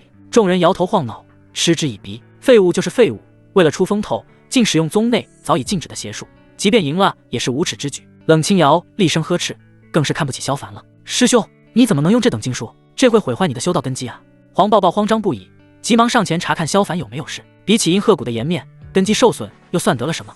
既然我代表了阴鹤谷出战，哪怕就是死，我也得为阴鹤谷赢下这场战斗。萧凡本来不打算装逼的，但人前显胜的机会就摆在面前，他几乎没有迟疑，张口就是一通大义凛然，听得在场众人全都愣住了。师兄，你……黄抱抱惊得说不出话，看萧凡的目光里满是崇拜之色，他真的要哭死。萧师兄竟然为了师门的颜面，竟不惜自毁根基，何等霸气！没想到这位萧师弟竟有如此魄力，实在是人不可貌相啊！雪玲珑心里也暗暗惊叹，不由自主地对萧凡产生几分佩服之意。像这种以自身前途为代价，只为给师门争取一分荣耀的弟子，上哪还能找到第二个？即便对萧凡再不喜的冷清瑶，此刻也只是轻哼了一声，并没有开口斥责或是阴阳怪气，显然也认同了对方的这番话。小姐，不好了，族内出大事了呀！突然，一个浑身斑驳、满是血迹的老者跌跌撞撞地闯了进来。福伯，你这是怎么了？看到对方的瞬间，雪玲珑脸色骤然变化。小姐，雪家突遭大变，一伙不知名的修士闯入雪家，肆意屠杀，雪家几经灭族，老奴装死才逃过一劫啊！福伯跪倒在地，哀嚎不止。怎么会？雪玲珑的脸色变得惨白，嘴唇都发抖了。其他人也都惊得目瞪口呆，简直不敢相信福伯说的话。雪家是合欢宗山下的一个豪门大家，受合欢宗庇佑，而雪玲珑正是雪家的掌上明珠，又是阴幽谷的大弟子，备受重视，连带雪家的实力也水涨船高。在这种情况下，竟有人出手灭族雪家，疯了吧？抱歉，族内突发状况，我需要立刻向师尊禀报此事，便不再多陪各位，大家还请自便。雪玲珑强忍悲痛，稍稍拱手，便带着福伯快步离去。师兄，我们也走吧。黄抱抱拉着萧凡也紧随其后。原本叶晨还打算等生辰宴结束之后，便伙同几个师弟将萧凡拦住，狠狠灭杀对方，哪知道两人现在就跑了。该死的混蛋，我迟早要将你碎尸万段！叶晨盯着萧凡的背影，心中的恨意几乎就要冲出体外。阴幽谷外围，黄抱抱拉着萧凡快速跑出谷外。总算离开阴幽谷了，这下应该安全了。见没有人追来，黄抱抱这才停下，拍了拍胸口，长出一口气。师妹，你这是？萧凡却是有些不解，一路上只顾着奔跑，根本没机会询问。哼，叶晨那家伙不是什么好人。黄抱抱眉头一皱，道：师兄刚才在众多同门面前让他出了丑，他定然不会善罢甘休，十有八九会在生辰宴后对师兄出手，所以我才提前拉着师兄离开。没想到师妹如此聪慧，倒是师兄愚笨了。萧凡不由夸赞了一句，他刚才确实没想到这些，也可以说是完全没把叶晨放在眼里。毕竟先前他可不是真的使用了什么阴阳生死镜，而是凭借太极阴阳本源将对方碾压。即便叶晨不知好歹还想动手，也只是自取其辱罢了。嘻嘻，师兄过奖了。黄抱抱俏皮一笑，随即拿出一袋灵石。师兄，这里有1000枚灵石，都是刚才赢来的赌注，都给你拿着。说着就把灵石袋塞进了萧凡手里。师妹，这些都是你赢来的，给我不太妥吧？萧凡有点不好意思。没什么不妥，如果不是师兄大显神威，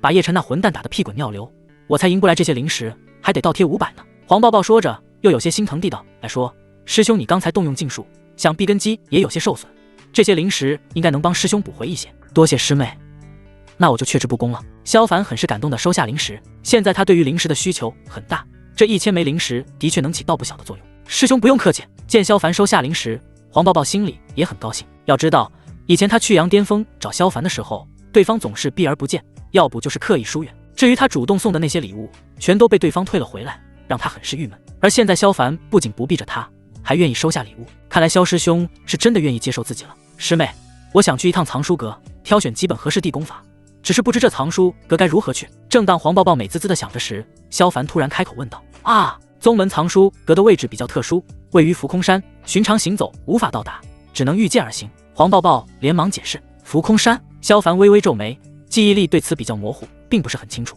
只是隐约知道这浮空山也是合欢宗的一座山头，但原主却从来没有去过。由于师兄修为还没到筑基，只能与我一同御剑而行了。黄抱抱拿出一柄飞剑，笑眯眯地邀请萧凡同乘。萧凡倒也没有意见，脚尖一点就轻飘飘地站了上去。毕竟他现在对外显露的修为只是炼气3层，而御剑飞行至少也得筑基期修为才能做到，所以眼下也只能和黄抱抱共乘一柄飞剑。只不过这飞剑的空间有限，两个人同乘很是拥挤，而且萧凡又是第一次御剑飞行，对此还不是非常熟练，只能不断地动用灵力，让自己的身形保持平稳。师兄，你若是站不稳的话，可以抱着我的腰，这样就不用怕摔下去了。黄抱抱察觉到后立马就说：啊，这不太好吧？萧凡面露难色，并非他不想，而是不敢。毕竟黄抱抱那身材分分钟能让人爆火，要是伸手抱住的话，真不知道会发生什么尴尬的事情。哎呀，没关系的。黄抱抱二话不说，拉着萧凡的双手就搭在自己腰上，带着几分弹性的柔软感立刻自手心传来。萧凡顿时有种压不住的感觉，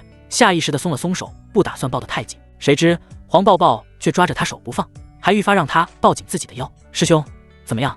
现在是不是就能站稳了？是挺稳的。萧凡强笑了笑，心里却暗暗叫苦，谁能经得住这样的考验？如果经不住，那就早点考了吧。飞剑冲天而起，钻入云层中，快速飞行。没一会儿，前面的云层之中就露出一座漂浮在半空中的山峰，正是合欢宗的主峰浮空山。这座浮空山很是奇妙，本身没有任何灵力波动，但却能够自行在空中漂浮。被合欢老祖看见之后，便以神通将这座浮空山生生炼制成了法宝，然后搬回合欢宗作为主峰。而其他3峰3谷则绕着浮空山围成一圈。虽然浮空山没有3峰3谷那么大，但气势却远比3峰3谷宏伟。不仅宗门大殿建设在其上，就连宗门藏书阁、炼丹房、炼气室等等重要设施全都建立在其上，而且还有专门宫门内弟子交易的市场。毫不夸张地说，浮空山俨然就像是一座小城般。没想到这浮空山如此宏伟，萧凡内心不由惊叹，这满满都是天空之城的既视感啊！师兄，浮空山到了。愣神间，萧凡感到脚下着地，黄抱抱随手将飞剑收了起来，向四周望去。此刻他们正站在一处空旷的广场上，不远处建筑林立，人来人往。想必师兄是第一次来浮空山吧？见萧凡四处张望的样子，黄抱抱嘻嘻一笑，娘亲第一次带我来的时候，我也和师兄一样，感到很是震撼。要不是御剑飞行上来，谁知道云层之上还有一座山峰呀？的确，看来老祖真是神通广大，连这样的庞然巨物都能炼化成法宝。萧凡点了点头，心里却有些凝重。他突然有点担心，万一合欢老祖出关，发现了他身上的秘密，岂不是糟糕了？老祖神通是不小，但他都已经闭关100年了，也不知道什么时候才能出关。黄抱抱低声嘟囔了2句，他倒是从小就听老祖的名讳，很想亲眼看看这位老祖的神通，只可惜一直都没有机会。听说老祖即将出关，应该快了吧？萧凡看着远处的那座辉煌大殿，心里再次沉了几分。以防万一，他现在的抓紧时间，提升自己的实力才行，免得到时候被人抓住当小白鼠，那可真是生不如死。藏书阁位于中央大殿的西南方，是一座精美辉煌的楼阁。合欢宗立宗至今1000余年之久，所有秘籍全都存放在藏书阁内，而且根据功法秘籍的特性，藏书阁内又分成了好几个小藏间，比如武技之类地功法全都集中在武技堂，而像法术之类的秘籍则都在术法堂。宗门内的每一个弟子都能凭借个人的身份令牌，随意在其中挑选合适的秘籍。不过挑选秘籍也是有限制的，除了地阶以上的秘籍外，其他的所有秘籍都对任意弟子开放，当然前提是需要交纳相应的贡献点和灵石。跟着黄抱抱来到藏书阁，萧凡先是进入武技堂。他现在最缺的就是攻击类手段，虽说已经学了一招龙阳拳，但真正与人斗法的时候就显得有些不够用了。到底是传承1000年的大宗门，合欢宗藏书阁里的武技多得数不胜数，拳脚刀剑、枪叉棍棒等方面的武技一应俱全。一番挑选下来，萧凡终于看中一套玄阶上品的剑诀——六阴剑诀。看介绍，这套剑诀阴险毒辣，非常适合我这个当老六的修炼啊！萧凡大喜，又简单的看了一下招式。这套剑诀共分6式，第1式离剑夺目式，第2式刺剑摘星式，第3式荡剑破丹式，第4式横剑斩首式，第5式落剑劈中式，第6式阴剑断根式。黄抱抱伸头看了一眼，大笑道：“师兄，这些剑招太损了，真要是用出来，对手的崩溃，尤其是最后一式，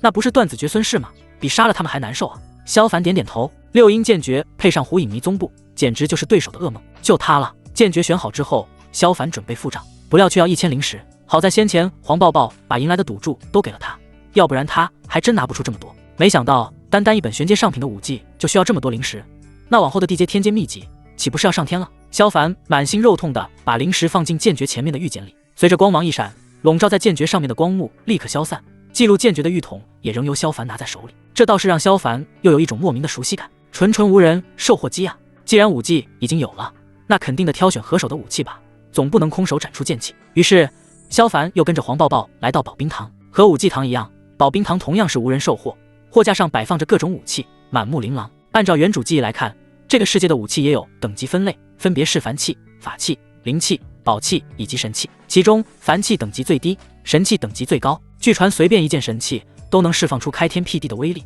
价值不可限量。低一等的宝器虽然没有那么大的威力，但也不容小觑。许多大修士都为拥有一柄上等品级的宝器而自豪。萧凡如今穷得叮当响，神器和宝器是不可能买得起的。当然，这两种宝冰堂里也没得卖，所以两人直接来到灵器区。本来想挑选一柄趁手的宝剑，只是一看价格，萧凡心如死灰，哪怕就是一件下品灵器，也要1500灵石。好，没有钱不配修仙是吧？师妹，这些灵器太贵了，我们还是去看看其他的吧。萧凡气得扭头就走。他一个炼气期弟子，每年俸禄才30块灵石不到。刚刚要不是黄抱抱给了1000灵石，他连剑诀都买不起，现在哪里还有钱来买灵器？没事师兄，你只管选就好，灵石我来出。黄抱抱豪迈地拍拍胸脯。这不好吧？萧凡神色有点古怪。哎呀，没什么不好的，我灵石很多的，买一柄灵器绰绰有余。黄抱抱却大方无比，很快就挑中一柄长剑。师兄，你看这把灵器如何？字母回旋剑，正好和你的6阴剑诀相配。萧凡走过去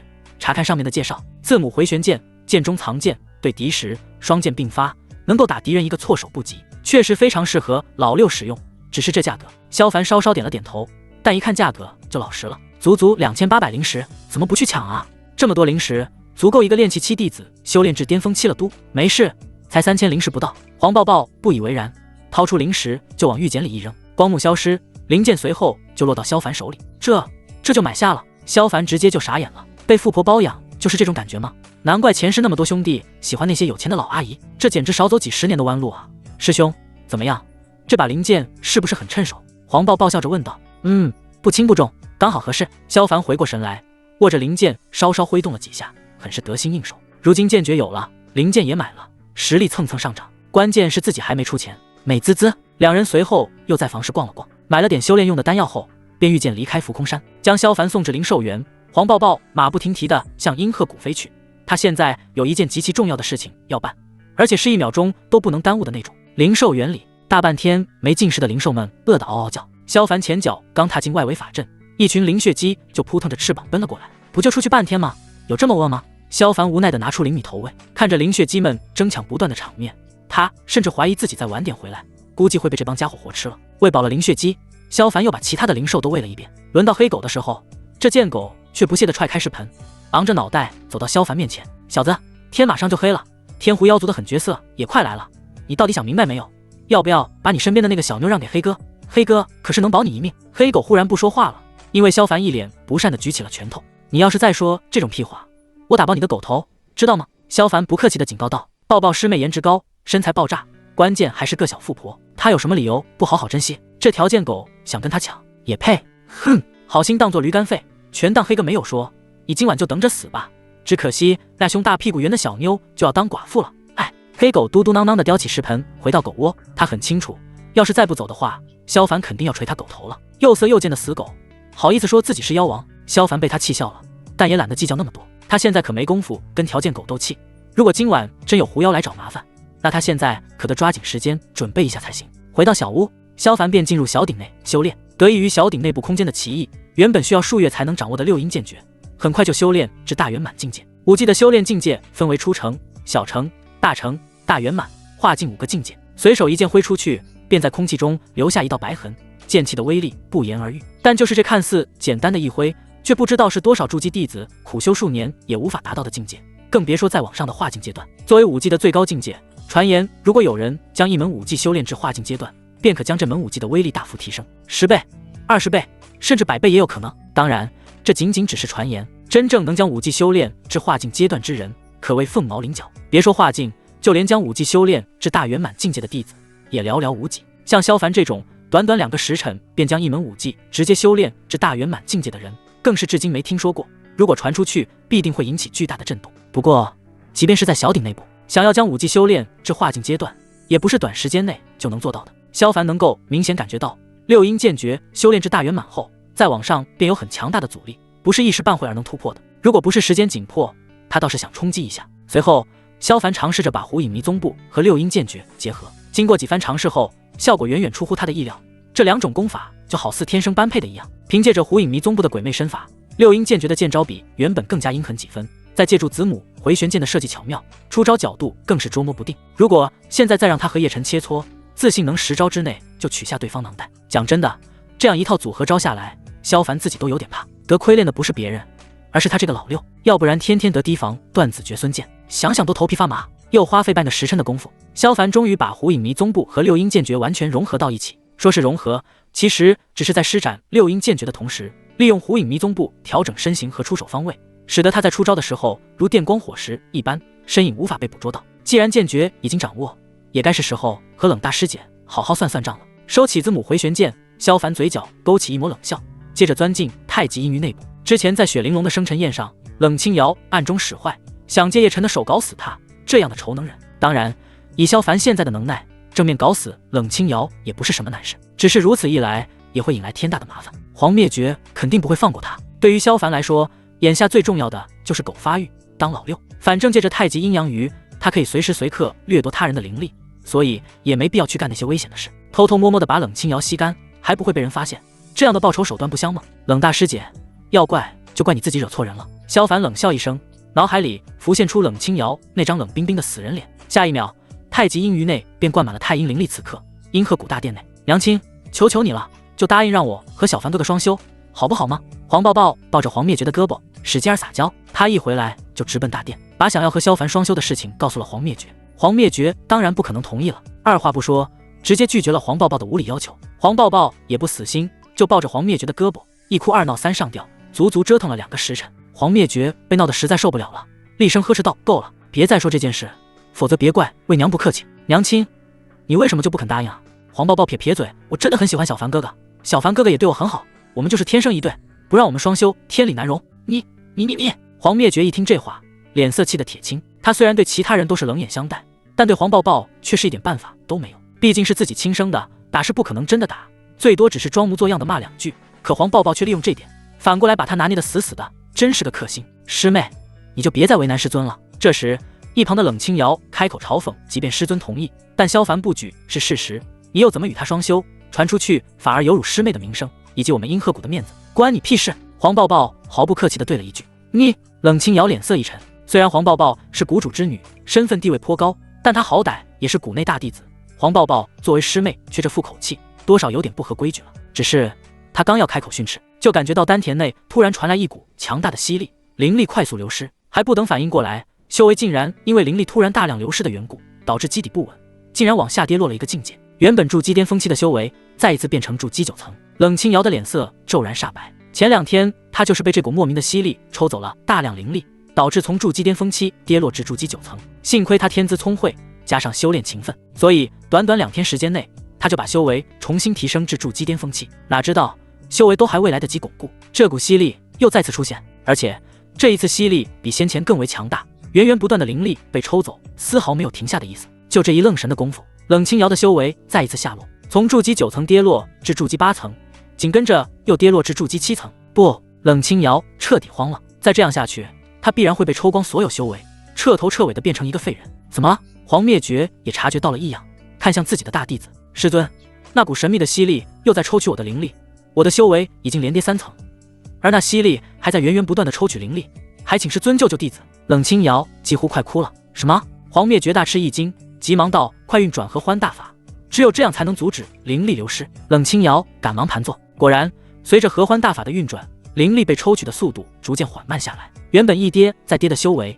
也显而又显得保持在了筑基7层。师尊，此法果真有效！冷清瑶惊喜不已，有效就好，看来夺取灵力之人，想必也不是什么神通大能。黄灭绝点了点头，心里也跟着松了口气。原本还因为担心灵力被抽光的惧意，此刻也被打消了大半。既然通过运转合欢大法就能抵消掉抽取灵力的吸力，那就好办多了。只要挨到合欢老祖出关，不愁就不出幕后黑手。另一边，萧凡突然感觉戏不动了，不管他怎么想冷清瑶的脸，就是没多少灵力传过来。好，运转功法抵挡是吧？小爷我也会运转功法，看谁能顶得过谁。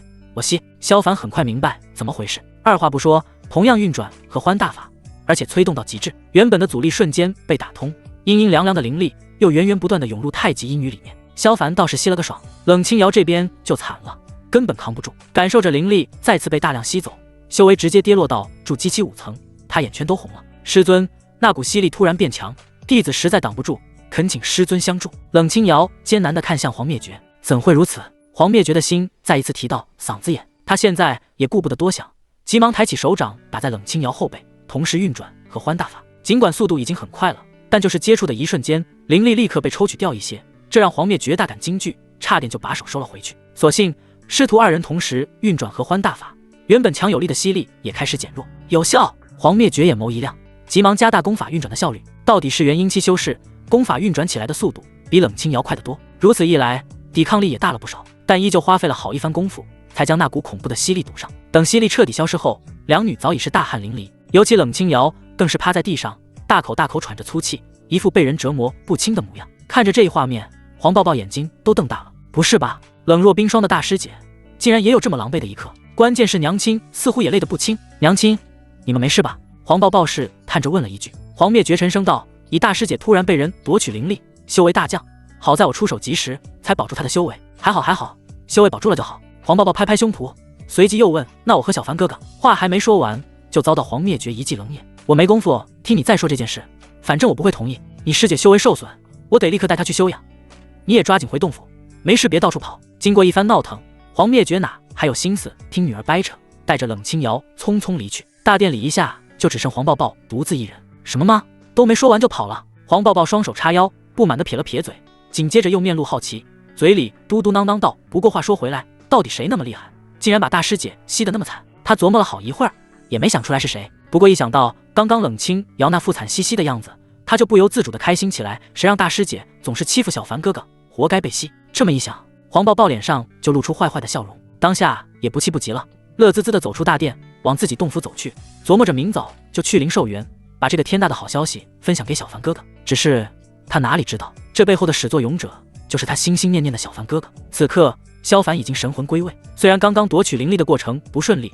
中途被强行堵住，没能把冷清瑶的灵力吸光光，但也不是没有一点收获，至少他的修为可是往上突破了3个境界，如今已是筑基5层的修为，只管吸，修为就涨，这真是舒服啊。萧凡活动着筋骨，感受着愈发壮大的丹田，心里别提多畅快了。至于这样做的罪恶感，罪个屁，谁让冷清瑶要没事针对他？再说了，如果不是他有底牌在手，白天生辰宴上早就被冷清瑶害死了，他小命都差点丢了。相比之下，冷清瑶损失点灵力算什么？没把他吸成人干就不错了。深夜，月黑风高时，一大群狐妖悄然靠近灵寿园。黑狗率先闻到了狐妖一族的气味，瞬间从睡梦中惊醒。嘿，这些臭狐狸竟然真的来找麻烦了。黑狗呲了呲牙齿，人立起来，双手背后，昂首阔步地走到灵寿园外围，冲着狐妖群喝道，一块地盘是黑哥罩着的，你们识相的就赶紧滚，否则黑哥把你们一个个撕碎吃了。瞧着他那副气势汹汹的模样，狐妖们都下意识地后退了一步。见状，黑狗更加嘚瑟了，他斜靠在树上，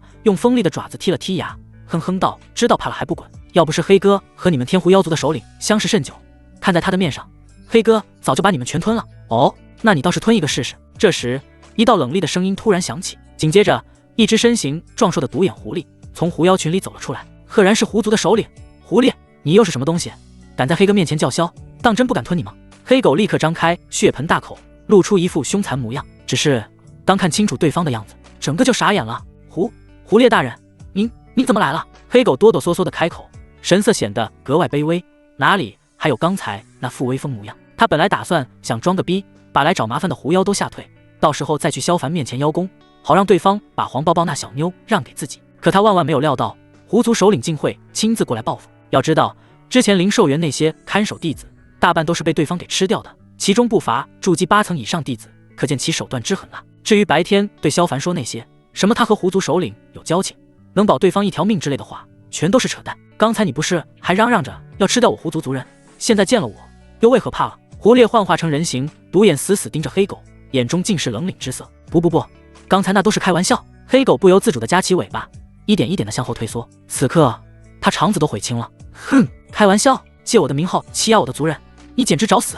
也好，今日我族要血洗这灵兽园，就先拿黑狗血祭起。胡烈狠辣无比，锋利的爪子直取黑狗心脏，黑狗吓得撒腿就跑。只见黑影一闪，便到了10丈开外。饶是胡烈出手迅猛，一时间竟也扑了个空。妈的，跑得倒是挺快！胡烈先是一愣，随即面露凶狠，立刻把灵兽园围起来，绝对不能让那名看守弟子跑了，还有那条黑狗也不能放过，老子要活剥了他的皮！一声令下，所有狐妖立刻行动。黑狗远远听到这话，跑得更加快了。小子，别再睡了，狐妖打上门来了！萧凡听了不由一笑，他早知道黑狗是在吹牛逼，但对方在危急关头没有抛下自己，说明这家伙性子也还不错。你小子能不能别磨磨唧唧？黑狗急得都快要骂娘了，都特么什么时候了，还有闲心在这扯皮？要不是看在黄小妞的份上，狗哥才不会管你的死活呢。别慌，我倒想看看这天狐妖族的狠角色长什么样。萧凡没有半点逃窜的意思，反倒是不慌不忙地搬来一张椅子，直接坐在门口等了起来。好，既然你自己找死，就不能怪黑哥不带你跑路了。黑狗那叫一个气啊，当下也不打算管萧凡了，准备独自逃跑。哼，想跑已经晚了。随着一声厉喝响起，胡烈满目凶光地走了过来。不仅如此，其余的狐妖也从四面八方窜出，将黑狗和萧凡团团包围。完了！黑狗顿时绝望无比，气得骂道：都怪你小子，磨叽半天，这下好了，害得黑哥也要跟你一块丧命。想到这里，他就恨不得张嘴给萧凡一口，太他妈气人了。呵呵，别担心，说不好我等会就把他们全杀了呢。萧凡目光扫了一圈，笑眯眯地拿出子母回旋剑。你小子在想屁吃？那胡烈有着筑基巅峰的修为，更别说他手底下还有那么多筑基期的骚狐狸。你一个个筑基2层，等等，你什么时候突破筑基5层的？黑狗话说一半，两只眼睛突然瞪大，像是见了鬼一样。这贱狗居然能看穿他的真实修为。萧凡微微一惊，但还是笑着回答：今天晚上刚突破的，不可能，这绝对不可能。黑狗头摇得跟波浪鼓似的，你昨天还只是筑基2层，怎么可能这么快就突破，还一连突破3个小境界？信不信由你，反正我说的是事实。萧凡耸了耸肩，好吧，就算你天资妖孽，可以你筑基5层的修为，依旧不可能是他们的对手。黑狗一边说，一边四处扫视，想着找个机会突围出去。虽然在妖狐的包围下，突围几乎不可能，但如果什么都不干，必死无疑。说够了没有？还有没有把老子放在眼里？看着一人一狗唱双簧似的，胡烈终于忍不住了，这特么完全把他给忽视了呀！你就是狐妖的首领？萧凡稍稍打量了一眼，只剩一只眼睛，也敢在晚上到处乱跑，就不怕一不小心把你这独眼也搞瞎了？小子，你这是在找死！胡烈顿时火冒3丈，他作为天妖狐域的一方首领，哪里被人这般轻视过？我只是好心提醒你，怎么这个不领情啊？萧凡脸上依旧笑眯眯的，但在胡烈眼里看来，那就是赤裸裸的嘲讽。你就是新来的看守弟子？他死死盯着萧凡。对，怎么了？萧凡大大方方的承认道。好，算你小子有种，老子今天给你个机会，你与我单打独斗，如果能赢了我立刻带着狐族撤退，否则我就活剥了你的皮，再用妖术束缚你的神魂，让你生死不得。胡烈实在是被气坏了，觉得一下杀了萧凡实在是太便宜对方。好啊，前提是你得有那个本事。萧凡咧嘴一笑，完了，这小子简直是个蠢猪。黑狗在旁边一听，直接两眼一闭，哪有人会在这个节骨眼上还疯狂挑衅对手？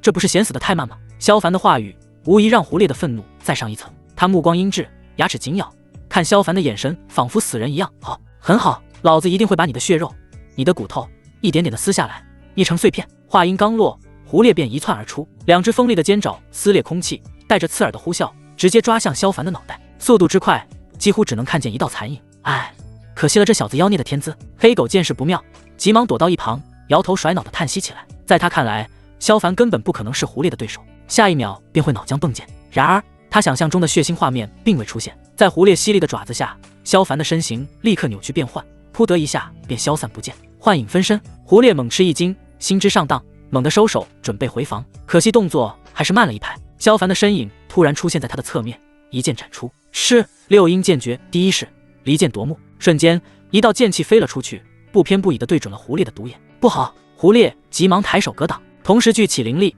这才勉强把剑气挡住，免遭瞎眼之祸。是，可就在这时，又是一道破空声响起，只见锋利的剑刃绕过他的肩爪，再次从空挡处刺向他的独眼。小子，你敢！胡烈顿时脊背发凉，身形连忙后退，同时抬起另外一只爪子朝着剑刃抓去。当的一声，爪子和剑刃相碰撞，顿时击出一片火星。乖乖，这臭狐狸的爪子竟然这般锋利，比黑哥的还厉害。黑狗躲在暗处看着这一幕，吓得尾巴又加紧了一些。能和灵气相抗衡的爪子，可见硬度有多大。哼，小子，你的剑已经被我抓住，这下没招了吧？胡烈冷冷看着萧凡，面露狰狞。要是你肯束手就擒，说不准老子心情好，还能稍微饶你一些，让你待会儿不会那么痛苦。区区一个筑基5层的人类修士，竟在一瞬间打了他个措手不及，简直是耻辱，必须狠狠折磨。呵呵，你该不会觉得就这样完了吧？萧凡邪魅一笑，这小子该不会还有后招？胡烈莫名心头一突，感到很是不安。但还没等他有任何动作，就看到萧凡手腕猛地一抖，一柄短剑忽然从长剑内部飞了出来，直接从他眼前划过，前后不过一刹那，鲜血便从眼眶里迸溅出来。啊呀呀！胡烈猛地捂住眼睛，疼得惨叫连连。你这卑鄙无耻的小人，竟然搞这样的偷袭，简直不讲武德！胡烈又痛又愤怒，怎么也没想到萧凡会一连使出3手阴招，让他防不胜防，竟毁掉了他仅剩的一颗眼球。这般老六的打法，谁扛得住？你好意思说武德？萧凡嗤之以鼻，以一个筑基巅峰期欺负我这个筑基5层，难道就不是卑鄙无耻？小子，我一定会杀了你！胡烈顿时恼羞成怒，强忍剧痛，从身上撕下一块布条，将受伤的眼珠包扎。虽然双眼都无法看见，但他身拥筑基巅峰期修为，加之又是妖族，其余4感远超普通人类，无论是嗅觉还是听觉，都能准确地捕捉到萧凡的位置。想要杀掉对方，简直是轻而易举。只是话音才刚落，一道破空声便在耳边响起。哼，还想用这种阴招？没门！胡烈冷哼一声，伸手就去抓那道剑气，谁知那破空声却突然转向，躲过他的手之后，直接刺向他的心口。哗！胸膛上瞬间多了个深深的伤口，鲜血不断从中渗出，强烈的剧痛让胡烈几乎倒吸凉气。他想不明白，刚才剑气破空的声音就在耳边，抬手就能抓住，为什么会突然改变方向？这根本不可能的呀！这都不死。萧凡此刻也很是惊讶，他刚才借助胡影迷踪步，成功施展出第2式刺剑夺心式，却没想到被胡烈硬抗了下来。到底是妖族，这躯体就是强悍啊！小子，你成功的激怒我了，今日老子就让你看看天狐妖族的最大依仗！胡烈猛地握住伤口，下一秒伤口便硬生生凝聚，不再流血。紧跟着他便显露狐妖真身，猛地张口一吸气后，身体竟开始长大，如同吹气球一样，瞬间变大数倍。背后的3条尾巴更是如粗大的触手，来回摇曳扭曲，将天上的月亮都遮挡了大半。不好，他竟然激活了天狐妖族的血脉之力，现在显露天妖狐真身，萧小子必死无疑。黑哥得找机会赶紧跑。黑狗本来还庆幸萧凡能占上风，可现在一看胡烈的变化，顿时又慌得不行，一双忧虑的眼睛疯狂来回扫视，但就是找不出突围的机会。难道没有人告诉你，变得越大越容易被击中吗？萧凡意味深长地看了眼胡烈，准确的来说是跟随胡烈一起变大的囊袋。虽然不知道对方这突然变大是什么情况，但眼下却正好让他能顺利地挥出那一招极阴之剑。6阴剑诀第6式阴剑断根式。萧凡嘴角勾出一抹笑意，手腕一抖，一道数米长的剑气从地面飞出去，地面上豁然被斩出一道剑路，向着胡烈的身体下方延伸过去，直指那2个垂下来的囊袋。胡烈根本没有料到萧凡竟然能施展出这么强劲的剑气，关键是出手还极其阴狠。仓促之间，胡烈只得将全身灵力调动起来，奋力朝旁边跃去。然而就在他跃起来的瞬间，萧凡的身影突然闪现而至，由下至上的再挥出一道剑气。不，胡烈此刻根本无法闪躲，只能眼睁睁看着自己的2只囊袋被无情的割下。啊呀呀！伴随一声惨叫，胡烈从空中跌落，再次显露人形。此刻他死死捂着自己的裆部，一张脸扭曲的不成样子。胡烈做梦也没想到，只是出门杀个人，不曾想遭此大辱。他身为一方首领，拥有筑基巅峰期的修为，麾下近100只天狐妖，更是妻妾成群，在同阶天狐妖内也算是佼佼者了，却没想被一个筑基5层的人族修士搞得双眼俱瞎，甚至断子绝孙。这要是传回天狐妖域，势必会被其他族人当成笑柄。愤怒、仇恨无数种负面情绪会砸在一起，将胡烈的内心占据。他发誓一定要把萧凡碎尸万段。但胡烈心里也明白，以他现在这副残破的身躯，想要袭杀萧凡几乎不可能。至于逃，在萧凡那神出鬼没的身法和剑法下，他又能够逃到哪里去？卑鄙的人族修士，老子今天就是死，也要拉着你一块上黄泉路！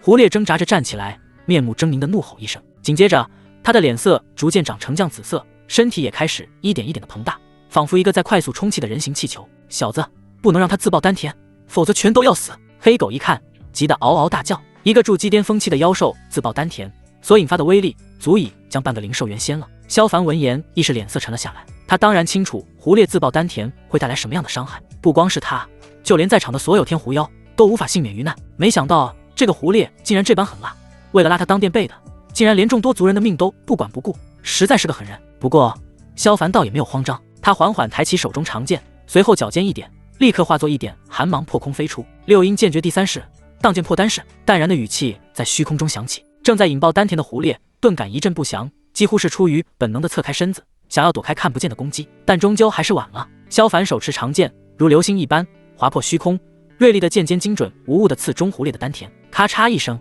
胡烈的丹田赫然破裂，聚其其内的灵力疯狂向外逃窜，随后溃散于天地间。而他本来长大的身体也好像泄气的气球，迅速缩小为米。不，胡烈也反应了过来，发出极其不甘的嚎叫。他下意识伸出双爪，试图用尽最后一丝力气把萧凡的头盖骨掀飞，可萧凡手中的剑早已挥出，唰，一道剑气直接划过胡烈的脖子，随着血迹喷射而出，他的脑袋也跟着飞了出去，落在地上咕噜噜的滚动了几圈，便彻底停了下来。静，死一般的寂静。无论是躲在墙角的大黑狗，还是周围的天狐妖，全都不敢置信地看着这一幕。他们全都没有料到，胡烈竟然就这样身首异处了。眼前这个长相白净，仿佛手无缚鸡之力的人族青年，真的只是筑基5层的修为吗？该死的人族修士，竟敢残杀胡烈大人，绝对不能放过他！天狐妖们猛地反应过来，纷纷张牙舞爪，凶狠地朝着萧凡扑了过去。那穷凶极恶的阵仗，吓得大黑狗又往墙角缩了缩。你们妖族倒是团结，只可惜惹错人了。萧凡淡淡的扫视一圈，手中长剑向前一挥，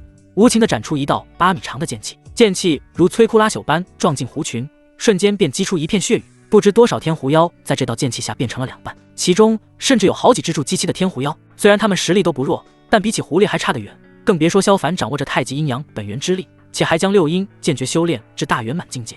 这一剑抵得上筑基巅峰期的20年功力，哪怕就是有灵力护身，却也无法阻挡，瞬间被斩杀。更别说那些只有炼气7修为的小杂鱼了。连萧凡脸上的毛都没看清楚就嘎了。杀神，这小子是杀神转世，快跑，快点跑啊！血腥的一幕猛烈冲击着其他天狐妖的内心，恐惧在狐群里蔓延。仅剩的4只筑基期天狐妖二话不说扭头就跑，剩下的天狐妖一看也都作鸟兽散，疯狂朝着灵兽员外逃窜。萧凡怎么可能让他们逃走？鬼知道这些天狐妖背后有没有更恐怖的存在，万一放狐归山，马上又叫来更牛逼的增援，他还怎么狗发育？所以保险起见，最稳妥的做法就是斩草除根，一个不留。嗡嗡嗡，萧凡手腕一抖，手中长剑立马一分为2，一长一短2把剑直接飞了出去，每每在空中盘旋一周，便有数只天狐妖倒地身亡。一群臭狐狸哪里跑？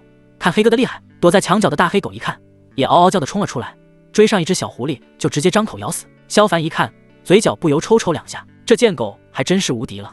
眼看对手强大打不过，就躲在暗地里随时准备跑路，一看优势来了，立马又冲出来收人头，简直比他还能狗。不过有了大黑狗帮忙，萧凡这边也轻松不少，手一招，子母回旋剑立刻回到手中，接着他便提剑朝那几只筑基期的天狐妖追去。几只天狐妖感觉到萧凡追来，逃窜速度更快几分，而且还分头而行。嘿，还知道分头行动，可惜一个都跑不掉。萧凡冷然一笑，朝着其中一个方向飞身追去。借助虎影迷踪步，他很快便追上了一只天狐妖，手中长剑一挥，便是剑气斩落。那只天狐妖倒也敏捷，在林间来回穿梭，显而又显得避开。正当他为此窃喜之际，萧凡突然出现在眼前，几乎毫无防备下，一道剑气再度飞出。天狐妖看着空荡荡的脖子，不甘地闭上了眼睛。他到死也没想明白，只是一个筑基5层的人族修士，为何速度比他们天狐妖还快？萧凡几乎没有停顿，在天狐妖脑袋搬家的同时，立刻又朝另一方向追去。只是半炷香的时间，4只逃跑的天狐妖均被萧凡一剑削了脑袋。至于其他那些炼气期的天狐妖，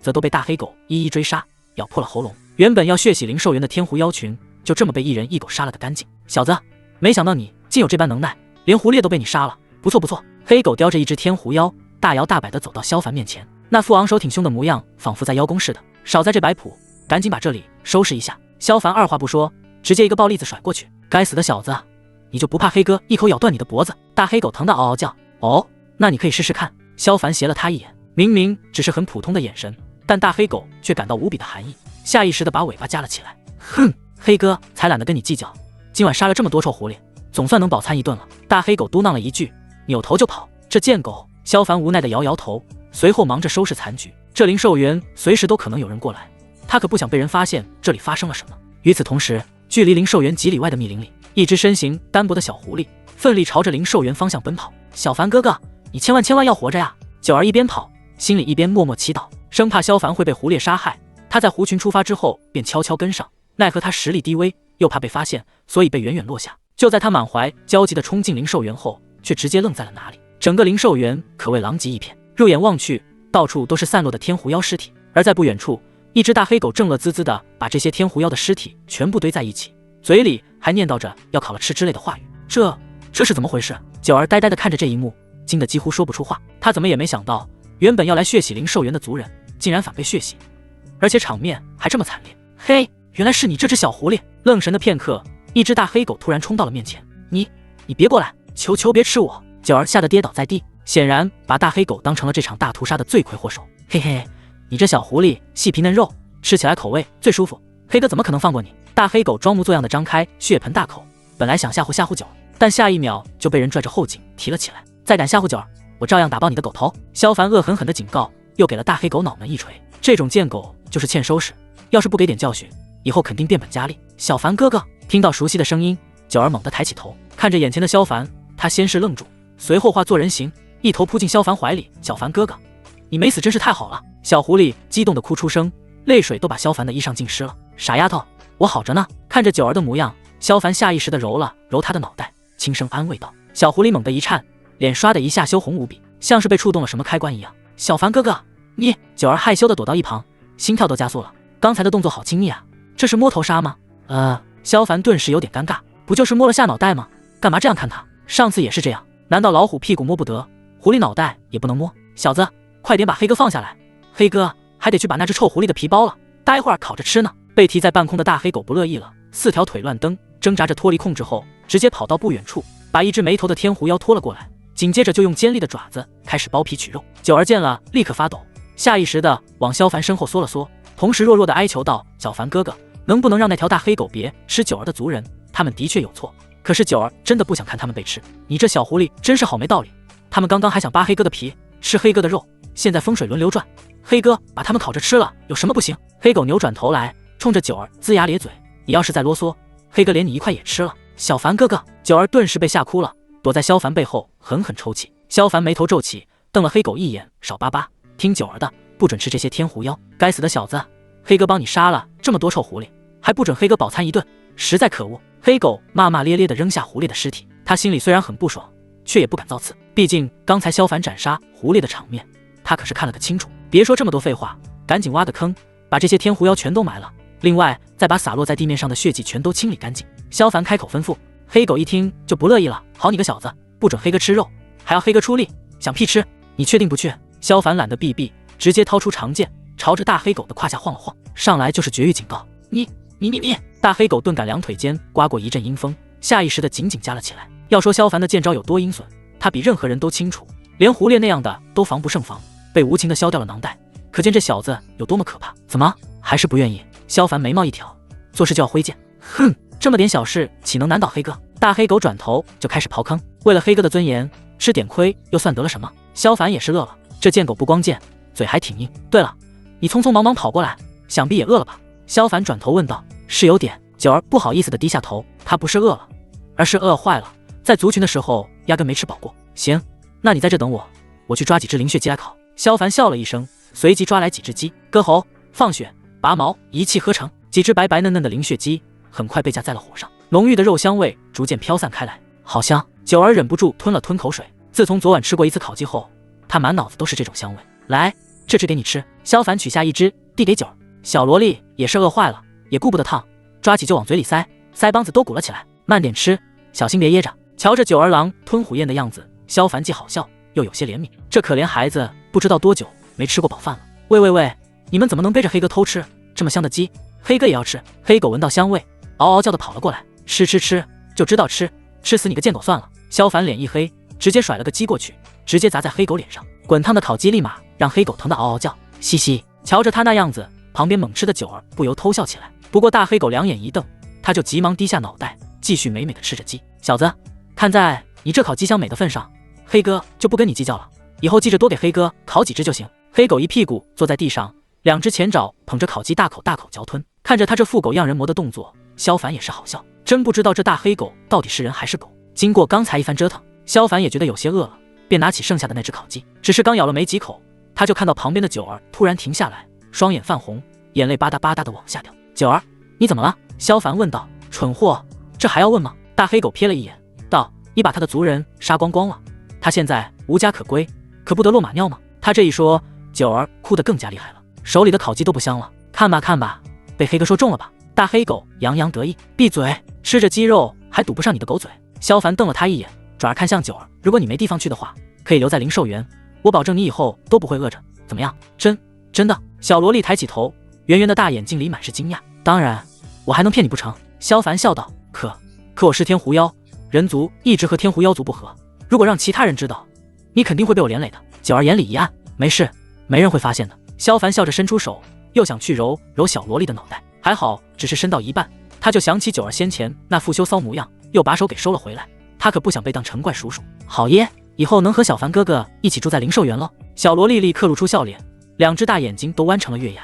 这般快速的情绪转变让萧凡都懵了。难道女人天生就会变脸？好，有你这只小狐狸在，黑哥以后也有伴了。大黑狗也乐了，在这灵兽园里待久了，天天跟一些没开智的低能灵兽混在一起，简直不要太寂寞。现在有了小狐狸的加入，以后可有的玩了。然而萧凡的一句话立马浇灭了他的高兴劲儿。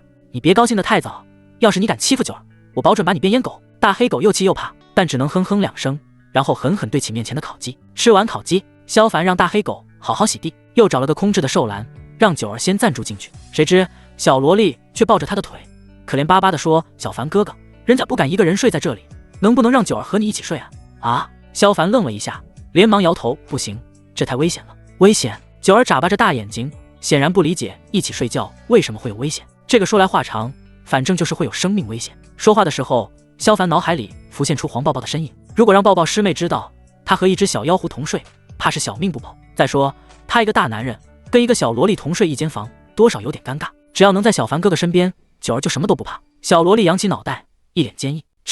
萧凡也是有点无语，这小萝莉怎么还就粘上他了？小凡哥哥，求求你就答应九儿好不好？见萧凡不答应，九儿嘟起樱桃小嘴，使劲挤出几滴眼泪，一副可怜弱小又无助的样子。好吧，那你可得机灵点，如果有什么不对劲的情况，就要立马躲起来，千万不能被人发现。萧凡最终还是心软答应了，九儿一定不会被发现的。小萝莉顿时眉开眼笑，跟着萧凡回到小屋。还好小萝莉睡觉的时候习惯性变回真身，卷成毛茸茸一小团趴在床头，倒是没有出现萧凡想象中的那种尴尬场面。经过刚才的一番打斗，萧凡也乏了，躺在床上沉沉睡去。翌日一早，黄抱抱突击灵兽园，人还没到小屋，声音就传了开来：“小凡哥哥，小凡哥哥！”正在睡梦中的萧凡猛地惊醒，看着旁边熟睡的小狐狸，脸色不要太难看。坏了，抱抱师妹怎么来了？要是让他看到九儿，怕是真要出大事。萧凡暗呼不妙，急忙起身，刚一出去，黄抱抱就走到了面前。小凡哥哥，你关着门做什么？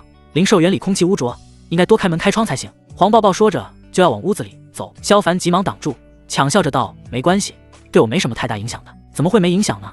这对你的修炼可是不好的。黄抱抱依旧要开门。抱抱师妹，真的不用了。萧凡死死拽着门把，就是不让黄抱抱打开。小凡哥哥，你……黄抱抱面露诧异，不知道师兄在搞什么鬼，难不成里面有什么见不得人的东西？眼见黄抱抱心生疑虑，萧凡急忙转移话题道：“累了，师妹，昨天你急急忙忙回谷，难道有什么急事吗？我本来找娘亲，让她同意我们双修之事，谁知道她死活不同意。”说起这件事，黄抱抱就有些不爽。果然如此，萧凡心中暗暗一叹，他就知道黄灭绝不可能答应双修之事，毕竟他对外只是炼气3层的修为，黄灭绝除非脑子进水，才会让自己的掌上明珠跟一个废柴双修。不过师兄你也别担心，我已经想到了应对之法。黄抱抱突然坏笑一声，凑到萧凡面前，巧声道：“只要我们生米煮成熟饭，即便娘亲不同意也没办法。”这不好吧？萧凡听得头皮发麻，下身一紧。哎呀，师兄，你不用太担心，我知道娘亲的脾气，她就算生气也不会真的处罚我，所以我们可以放心大胆的双修。黄抱抱笑着道。萧凡嘴角不由抽2下。师妹啊，师妹，你可不能这么坑师兄啊！要是让黄灭绝知道，非得活剥了自己的皮不可。为了保住小命，萧凡尽可能的劝说师妹，这件事关系到你的声誉和清白，我觉得还是稳妥一点比较好，免得到时候传出什么流言蜚语。我才不怕呢，本小姐想做什么就做什么，谁要敢在背后乱嚼舌根，本小姐把他的舌头拔下来。黄抱抱挥舞着拳头，浑身散发着霸道之气。萧凡直接沉默，他已经不知道该说什么了。就现在这个情况看，这妮子是铁了心要和他生米煮成熟饭。虽然这么个大美女主动投怀送抱是无数男人梦寐以求的事，但他现在是真不敢答应，脑子里飞快转动，想着找个什么合适的借口推辞。所幸黄抱抱并没有在双修的话题上越跑越远，他撇了撇嘴，有些懊恼道：“可惜现在娘亲召集谷中全部弟子，似乎是要派任务，这几天都得外出，要不然我们现在就能双修了。这是好事啊！”萧凡眼睛一亮，连忙问道：“是什么任务？竟然要集合谷内全部弟子，不太清楚，但估计是和雪师姐有关系。黄抱抱脸色一沉，萧凡也不由皱了皱眉。合欢宗一个天骄弟子的家族被覆灭，而且还是在合欢宗的庇佑之下发生的惨案，的确不是什么小事。不过话说回来，我也要去吗？回过神来，萧凡有些好奇地问了一句。虽说他现在加入了阴鹤谷，但身份多少有点特殊，也说不好算不算是正式弟子。当然了，小凡哥哥你现在已经加入了阴鹤谷，就是谷中弟子，所以也在这次的召集范围内。黄抱抱笑着搂住萧凡的胳膊，话虽然是这么说，但看着他那狡黠的目光，萧凡估摸十有八九就是这妮子不想离开他，所以才自作主张的要把他带上。可是我也去的话，灵兽园这边就难以照看。要不，萧凡本身是不太想去的，毕竟外出任务想要修炼就麻烦了，万一被人发现小鼎的秘密，必然会招来杀身之祸。只是推辞的话才刚说一半，大黑狗突然跑了过来，大包大揽道：“萧小子，你只管去就好了，灵兽园里有黑哥在，不会有什么问题的。”萧凡额头上顿时浮出3条黑线。你这贱狗跑出来掺和什么？咦，这条大黑狗竟然会说人话！黄抱抱有些惊讶，但很快就面露怒容。好啊，这么说，昨天你是故意占本小姐的便宜，看本小姐不打爆你的狗头！话音刚落，手里就多了把流星锤，抡起来就往大黑狗头上砸。杀狗啦！大黑狗嗷的一下就跑了。本来远远瞧见黄抱抱，他心里瘙痒的很，便想着过来亲近亲近，要是能趁机开点油最好。哪知道黄抱抱一言不合就动手，比他想象中的还要粗鲁。色狗哪里跑？黄抱抱可没打算放过他，拎起流星锤就要追去。萧凡顿时头皮发麻，要是让黄抱抱真的动粗，整个灵兽园怕是都要被拆掉。他急急忙忙把人拦住，道：“抱抱师妹，你不是说谷主召集弟子吗？我们还是抓紧时间过去，可别耽误了任务。”师兄说的是，不过等任务结束，我非得把那条色狗阉了。黄抱抱气哼哼地收起流星锤，但对大黑狗的怒气却没有削弱半点。饶是逃出去老远的大黑狗，听到这话都忍不住夹住了尾巴。萧凡也不由替大黑狗感到可怜，不过也只是那么一丢丢，谁让这贱狗好死不死，竟然想打抱抱师妹的主意，活该！防止灵兽园的灵兽们饿着，临走之前，萧凡把储备的灵米都拿了出来，随意丢在了屋外的空地上。那些散养的灵血饥饿了，自己也会过来吃。至于其他的兽栏，有大黑狗在，想必也会照料1、2，问题倒是不大。至于可怜的小九儿，只能让大黑狗暂时照顾了。希望那家伙不会欺负小狐狸等。抵达阴鹤谷大殿时，谷中弟子都已经到齐，黄灭绝端坐上方，依旧一副死鱼眼模样。至于站在他身侧的冷清瑶，虽然也还是冷冰冰的样子，但脸色苍白，看似生了什么重病一样，连带着神色都萎靡了不少。当然，只有冷清瑶自己清楚，昨晚到底经历了什么。那恐怖的吸力整整吸走了他5层修为，足足5层的修为啊，简直造孽！哈哈，让你欺负小爷，活该！看着冷清瑶那副模样，萧凡心里暗爽不已。要不是昨晚出现了点变故，他非得把冷清瑶吸成炼气1层不可。既然人已到齐，本座便开始宣布正事。黄灭绝扫了众人一眼，道：“想必你们都已听说雪家被灭族之事，经过宗内商量，决定由3峰3谷各派3名弟子前去查明真相。你们有谁愿意主动前往？”此话一出，所有人的脸色都变了。雪家的规模有多大，合欢宗内的弟子都有所了解。不单单出了雪玲珑这么个天之娇女，而且其族内还有不少筑基期的子弟，甚至还有一位金丹期修士坐镇。更别说雪家善于经营，财产颇丰，妥妥的是个豪门大家。但就是如此一个底蕴强大的家族，都能被人一夜灭族，可见行凶之人多么凶残。现在让他们这些筑基期弟子前去调查真相，岂不是去送人头的？鬼知道那些凶手还有没有埋伏在雪家。你们用不着担心，灭杀雪家的凶手绝不敢在原地逗留，即便查明真相的途中会遇到危险，但也绝不会是你们无法应对的。若是有人主动前往，无论能否查明真相，宗内都会给予大量贡献点奖励，谷内也同样会给予奖赏。黄灭绝一眼洞穿众人的想法，立刻抛出丰盛的诱饵。可即便如此，在场的弟子们还是你看看我，我看看你，谁也没有主动开口。虽然大量贡献点和奖赏都很香，但俗话说不怕1万就怕万一，谁都不想拿小命去赌。见没有人站出来，黄灭绝不禁皱起眉头。这次的联合调查事关重大，3峰3谷都要出人出力，就算没有人主动前往，也得强行指派3名弟子前去，否则阴鹤谷颜面何在？师尊，弟子愿意主动前往。这时冷清瑶自告奋勇地站了出来。你情况尚未稳定，确定要下山？黄灭绝看向大弟子，眉头皱得更紧了。他本来还想着抓紧帮冷清瑶把丢失的灵力修为补回来，却没想到冷清瑶在这个节骨眼上主动请缨。清瑶身为谷中大弟子，理当为师妹们做出表率，如今宗内发生如此大的事情，清瑶更不能袖手旁观。冷清瑶一脸郑重道，他其实并非真想去下山调查，只是相比于留在宗门内，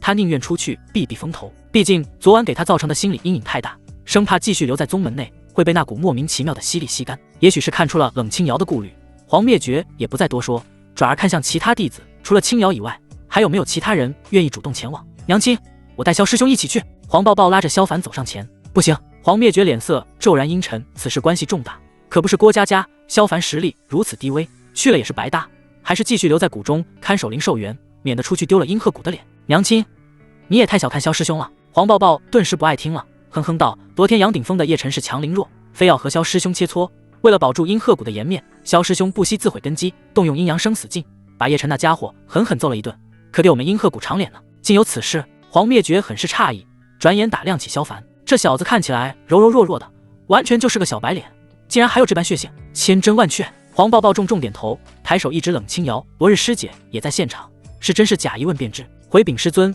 师妹所言句句属实。冷清瑶尽管心里很不满，但还是如实回答。毕竟昨天生辰宴上那么多人，想要瞒是瞒不住，迟早都会在宗门里传开来。此话一出，全场哗然。不会吧，叶师兄竟然败了？我要是没看错的话，这萧凡不是才炼气3层吗？怎么可能把叶师兄都打败？你蠢，没听见刚才抱抱师妹说萧凡动用了阴阳生死镜吗？那可是本宗的禁术之一，凡是动用此术的人，最终都会自毁根基，成为彻头彻尾的废人啊！那这么说，萧凡这个废柴岂不是更废了？那又如何？他起码能打败叶师兄，也算是人生的一大荣耀了。弟子们议论纷纷，看萧凡的眼神都发生了不小的变化。黄灭绝亦是微微动容，万年死鱼眼的脸上也露出了赞许之色。不错，竟然为了谷中荣誉，竟不惜动用禁术也要击败对手。看来本座之前真是小瞧你了。既然这样，那你也随青瑶和抱抱一起下山，尽可能查明雪家之事。不过，突然黄灭绝话锋一转，你最好不要有什么非分之想，否则本座让你连萧不举都当不成，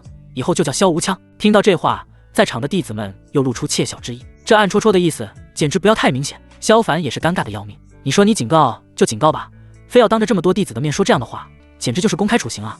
得亏他现在已经恢复了金枪不到的实力，否则还不知道的多羞耻呢。吐槽归吐槽，萧凡也不敢不回应，当即就双手一拱道：谨遵谷主教训。黄灭绝也没理他，朝着其他弟子一挥手：好了，没你们的事了，都先下去吧。等弟子们都走后，他便示意黄抱抱走上前。抱抱，此次下山调查，途中暗藏危险，为娘知道你的性子，既然决定了要去，十头牛都拉不回来，所以为娘赐你几件法宝防身，危急时刻也可有一线生机。此刻黄灭绝的声音缓和了许多，满是宠溺之意。谢谢娘亲。黄抱抱高兴地抱着黄灭绝亲了一口。你这丫头都这么大的，还是这般胡闹。黄灭绝无奈地摇摇头，随后拿出一件丝质制成近乎透明的长衣，此法宝名为天宇隐身衣，只要穿上即可隐匿自身一切踪迹，无论是身形还是灵力波动都会被完全隔绝，哪怕是元婴期修士也无法洞穿其内奥妙。若是遇到强敌，便用此宝躲避，可保安然无恙。卧槽，哈利波特的隐身斗篷啊！萧凡双眼陡然亮了起来，别提有多羡慕了，这可是杀人夺宝的好东西。此物名唤紫阳金蛟剪，是为娘运养多年的法宝，可杀敌斩物，威力无穷，即便是遇到与为娘同等境界的元婴期修士，在面对此宝的全力一击下，也要退避三舍。黄灭绝此刻又拿出一把小巧的金剪刀，柄处雕着2条盘旋的蛟龙，栩栩如生，仿佛真的一样。萧凡只是稍稍看了一眼，便感觉到上面散发出来一股强大威压，下一秒就要戳瞎他的双眼般，逼得他不得不移开视线。乖乖，这法宝也太凶了吧！萧凡暗暗咂舌，对黄灭绝的忌惮又深了几分。要是自己真的对抱抱师妹做了什么，死鱼眼谷主会不会拿金蛟剪一剪子剪断自己的擎天之柱？娘亲，这可是你的本命法宝，哪个贼人敢图谋不轨，女儿定然驱使这紫阳金蛟剪，让其断子绝孙。黄抱抱喜滋滋地接过紫阳金蛟剪，拿在手里就咔嚓了2下，看得出来他真的很享受这种快感。萧凡见了一阵冒汗，心道真是有其母必有其女，连嗜好都如此相同。要是让黄抱抱知道他收留了九儿那个小萝莉，还让对方跟自己一块睡，指不定黄抱抱当场就会剪了他。可怕，实在是太可怕了。等回去之后，一定要把九儿藏得好好的。哼，别想得太简单了。见黄抱抱如此欣喜，黄灭绝呵斥道：这紫阳金蛟剪不仅威力巨大，而且驱使所需的灵力也十分庞大，不是你能把持住的，只有在万不得已的情况下才能祭出此法宝，否则你的灵力被它稀释干净，同样会遭大难。知道了，娘亲。黄抱抱不敢再开玩笑，小心翼翼地把紫阳金蛟剪收好。另外，这里还有2张百里无踪符，可以让你瞬间遁出百里之外，而且不留任何踪迹。危急时刻不要多想，即可使用此符逃脱。黄灭绝又拿出2张符箓，脸色凝重地交给黄抱抱。如果有可能的话，他宁愿不让女儿下山冒险，但女儿的性子太犟，根本就拦不住。更何况常年让女儿躲在自己的羽翼下，始终不可能得到成长，迟早还是得出去多多历练，所以他也只能尽可能更多的给予女儿保命之法。谢谢娘亲。黄抱抱喜滋滋的又在他脸上吧唧一口，黄灭绝本来有些沉重的内心，这下也被弄得哭笑不得。好在他提前让弟子们都散了，要不然看到这一幕，他这个谷主的威严还往什么地方放？好了好了，你也别在我这里撒娇了，早些去宗门广场与其他峰谷的弟子会合。另外，这里面是一些疗伤用的丹药，你也一并带上。黄灭绝丢出一个储物袋，然后又恢复往常的死鱼眼模样。黄抱抱一点不客气地揣进兜里。啧，不愧是小富婆，只是出个任务就拿了这么多好东西，这人和人之间的差距真是太大了。萧凡暗暗感叹，要知道黄灭绝刚才拿出来的那2件法宝可都是宝器级别的东西，比他手里的子母回旋剑还要高一等，更别说经过黄灭绝这种元婴期修饰的常年蕴养，其上所蕴含的威力远超过普通的灵气。就连那2张看似不起眼的百里无宗符亦是极其昂贵的符箓，要是哪个不开眼的敢打这位小富婆的注意，怕是分分钟要哭爹喊娘。交代结束之后，萧凡和黄抱抱有说有笑的走出大殿，在外面等了许久的冷清瑶直接一记冷眼扫过去，时间不早了，抓紧去宗门广场和其他弟子会合。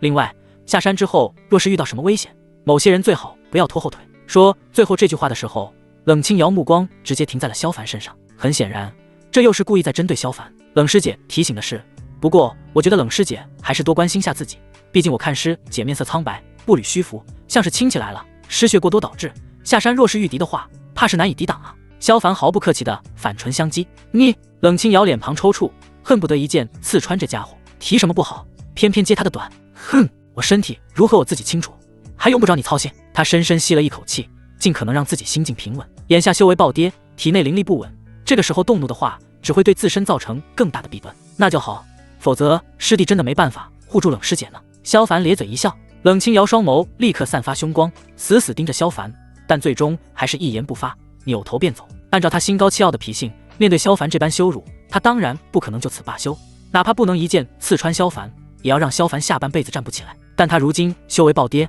勉强停在了筑基5层的境界，实力远不如从前。而萧凡昨天又动用阴阳生死镜，将身为筑基巅峰期的叶晨都一拳打飞。要是现在贸然出手，保不齐萧凡又会动用禁术，到时候吃亏的就是自己，怎么看都得不偿失。于是，这位向来孤傲的冷大师姐只能硬生生憋下这口恶气。小凡哥哥，你真是太厉害了，师姐平日里从来没吃过亏，现在却被你2句话说的脸都青了。哈哈。黄抱抱平时也很看不惯冷清瑶那副嘴脸，现在看到对方吃瘪，别提多开心了。这可不怪我，是他自己心胸狭隘，连句玩笑话都开不起。萧凡耸了耸肩，这话传到前面冷清瑶的耳朵里，差点把他肺都气炸了。该死的萧不举，迟早要让你尝尝宫刑之苦。冷清瑶心里暗暗发誓，一双眸子里尽是怨毒之色。可就在他决定不放过萧凡的同时，萧凡心里也暗暗打定主意，等任务结束回了灵兽园，当即就把冷清瑶吸成人干，看对方以后还有没有本事摆谱。来到宗门广场，那里已经聚集了6名弟子。萧凡随意扫了一眼，发现几乎全是熟人。那6名弟子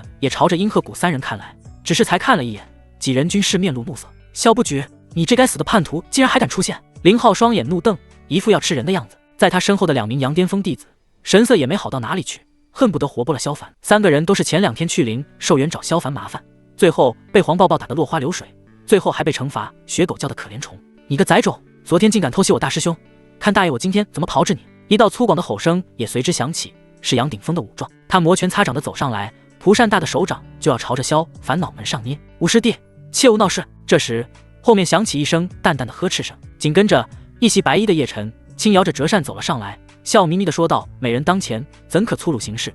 殷鹤谷的2位师妹觉得为兄说的可对。说完，一双眼睛毫不遮掩地在黄抱抱和冷清瑶身上扫量起来。啧，一双峰峦后面是一双更大的峰峦，当真是一幅绝美画面啊！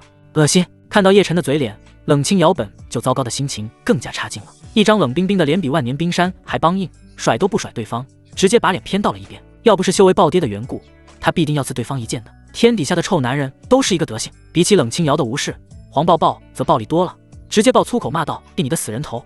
你的眼睛再看往本小姐身上乱瞟，本小姐就把你的狗眼戳下！说罢，手里更是多了2把匕首，显然不是说着玩。叶晨脸皮微微抽搐，他好歹也是宗内天骄弟子，还身具龙阳圣体，其他那些女弟子看见他，恨不得立刻就跟他双修，几乎没有在女人面前吃过瘪。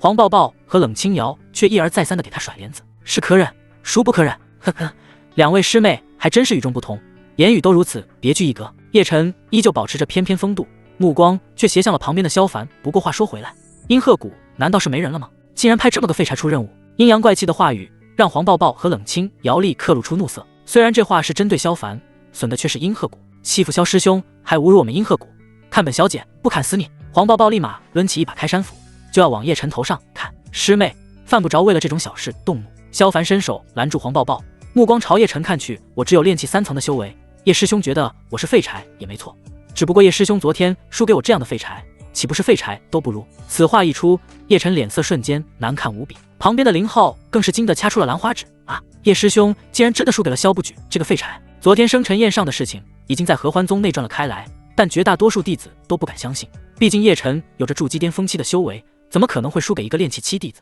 但现在看到叶晨这副模样，即便再不敢相信，林浩也明白这就是事实。哼，如果不是这个废柴动用阴阳生死镜，而且还趁我不备偷袭，我怎么可能会输给他？叶晨连忙解释，原来如此。林浩恍然大悟，嘴角勾起一抹不屑，我就说嘛，萧凡这样的废柴怎么可能打得过叶晨？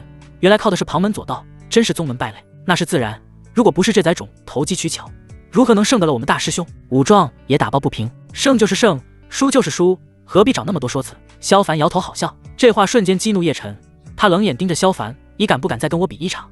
今日我必让你输的心服口服。不用了，不管切磋多少次，也改变不了你败给我的事实。萧凡呵呵笑道，萧凡，你找死！叶晨彻底忍不住了，手中折扇一合就要出手。他堂堂筑基巅峰期的天骄弟子，怎么可能容忍一个炼气7的废柴这般侮辱和挑衅？够了，别再吵了。这时冷清瑶突然厉喝一声，师尊让我们在此会合，是让我们抓紧时间下山查明真相，不是让你们在这里瞎闹腾。要是耽误了任务，宗内必定会降下严厉惩罚，你们能担得起吗？听到这话，盛怒至极的叶晨也只能强忍怒意。冷师妹说的是，眼下最重要的是任务，至于其他的事……叶晨话锋一转，冷冷看了萧凡一眼，等任务结束后再一并解决。面对威胁，萧凡心中一阵冷笑，想解决小爷，你觉得你还有那个机会吗？等任务结束之后，小爷立马开吸，你不是身具龙阳圣体，灵力充沛吗？到时候全给你吸光光。叶晨自然不知道萧凡心中所想，见其不说话，还以为是害怕了，顿时心情大好。废柴就是废柴，一句话就被吓破了胆。行了，抓紧时间出发。冷清瑶抛出一柄飞剑，立刻在空中悬浮起来。哎，就只有我们几个吗？其他人呢？黄抱抱望了望四周，这里只有3家弟子，明显还有其他3个山头的没到。由于事情紧急，雪师妹昨日就已经带着阴幽谷的弟子下山支援，同行的还有阴玄谷和阳朔峰的弟子，我们9人算是增援队伍。冷清瑶解释了一句，便脚踏飞剑走了。其余人见状，也都纷纷御剑腾空。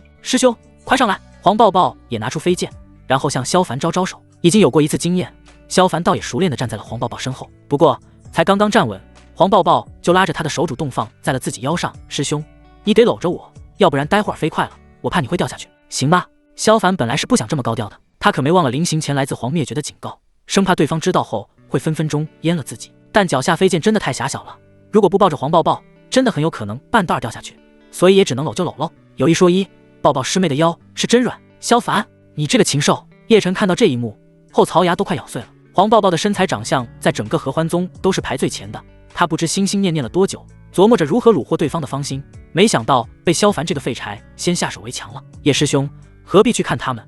若是叶师兄独自遇见觉得寂寞，师弟我也可以陪叶师兄同行的。这时旁边传来林浩尖细的声音，还没等叶晨反应过来，就感觉脚下飞剑一沉，林浩竟然跳了过来。林师弟，你……叶晨皱起眉头，刚要开口，可话才到嘴边，谁知一双手就从身后环抱过来，紧紧搂住了他的腰。叶师兄不愧是杨顶峰的首席大弟子，这宽阔的肩背，雄厚的肌肉，真是太有安全感了。林浩一边说，一边趴在叶晨背上，脸上满是享受之色。滚滚啊！叶晨鸡皮疙瘩起了一身，连风度都顾不上了，嚷叫着把林浩踹开。恶心，真是太恶心了！啧啧，看来林师兄真是被师尊掰弯了。萧凡笑得肚子都疼了，林浩的娘化程度比他想象的还要严重，这家伙完完全全就成了个小兽啊！哈哈，不愧是杨巅峰的弟子，一个比一个颠。黄抱抱也大笑不止，一旁的叶晨脸都黑了，袖子一甩，催动飞剑就窜出去老远。哎，叶师兄，等等师弟啊！被甩开的林浩一看，也急急忙忙御剑追了上去，旁边几人直接看傻了，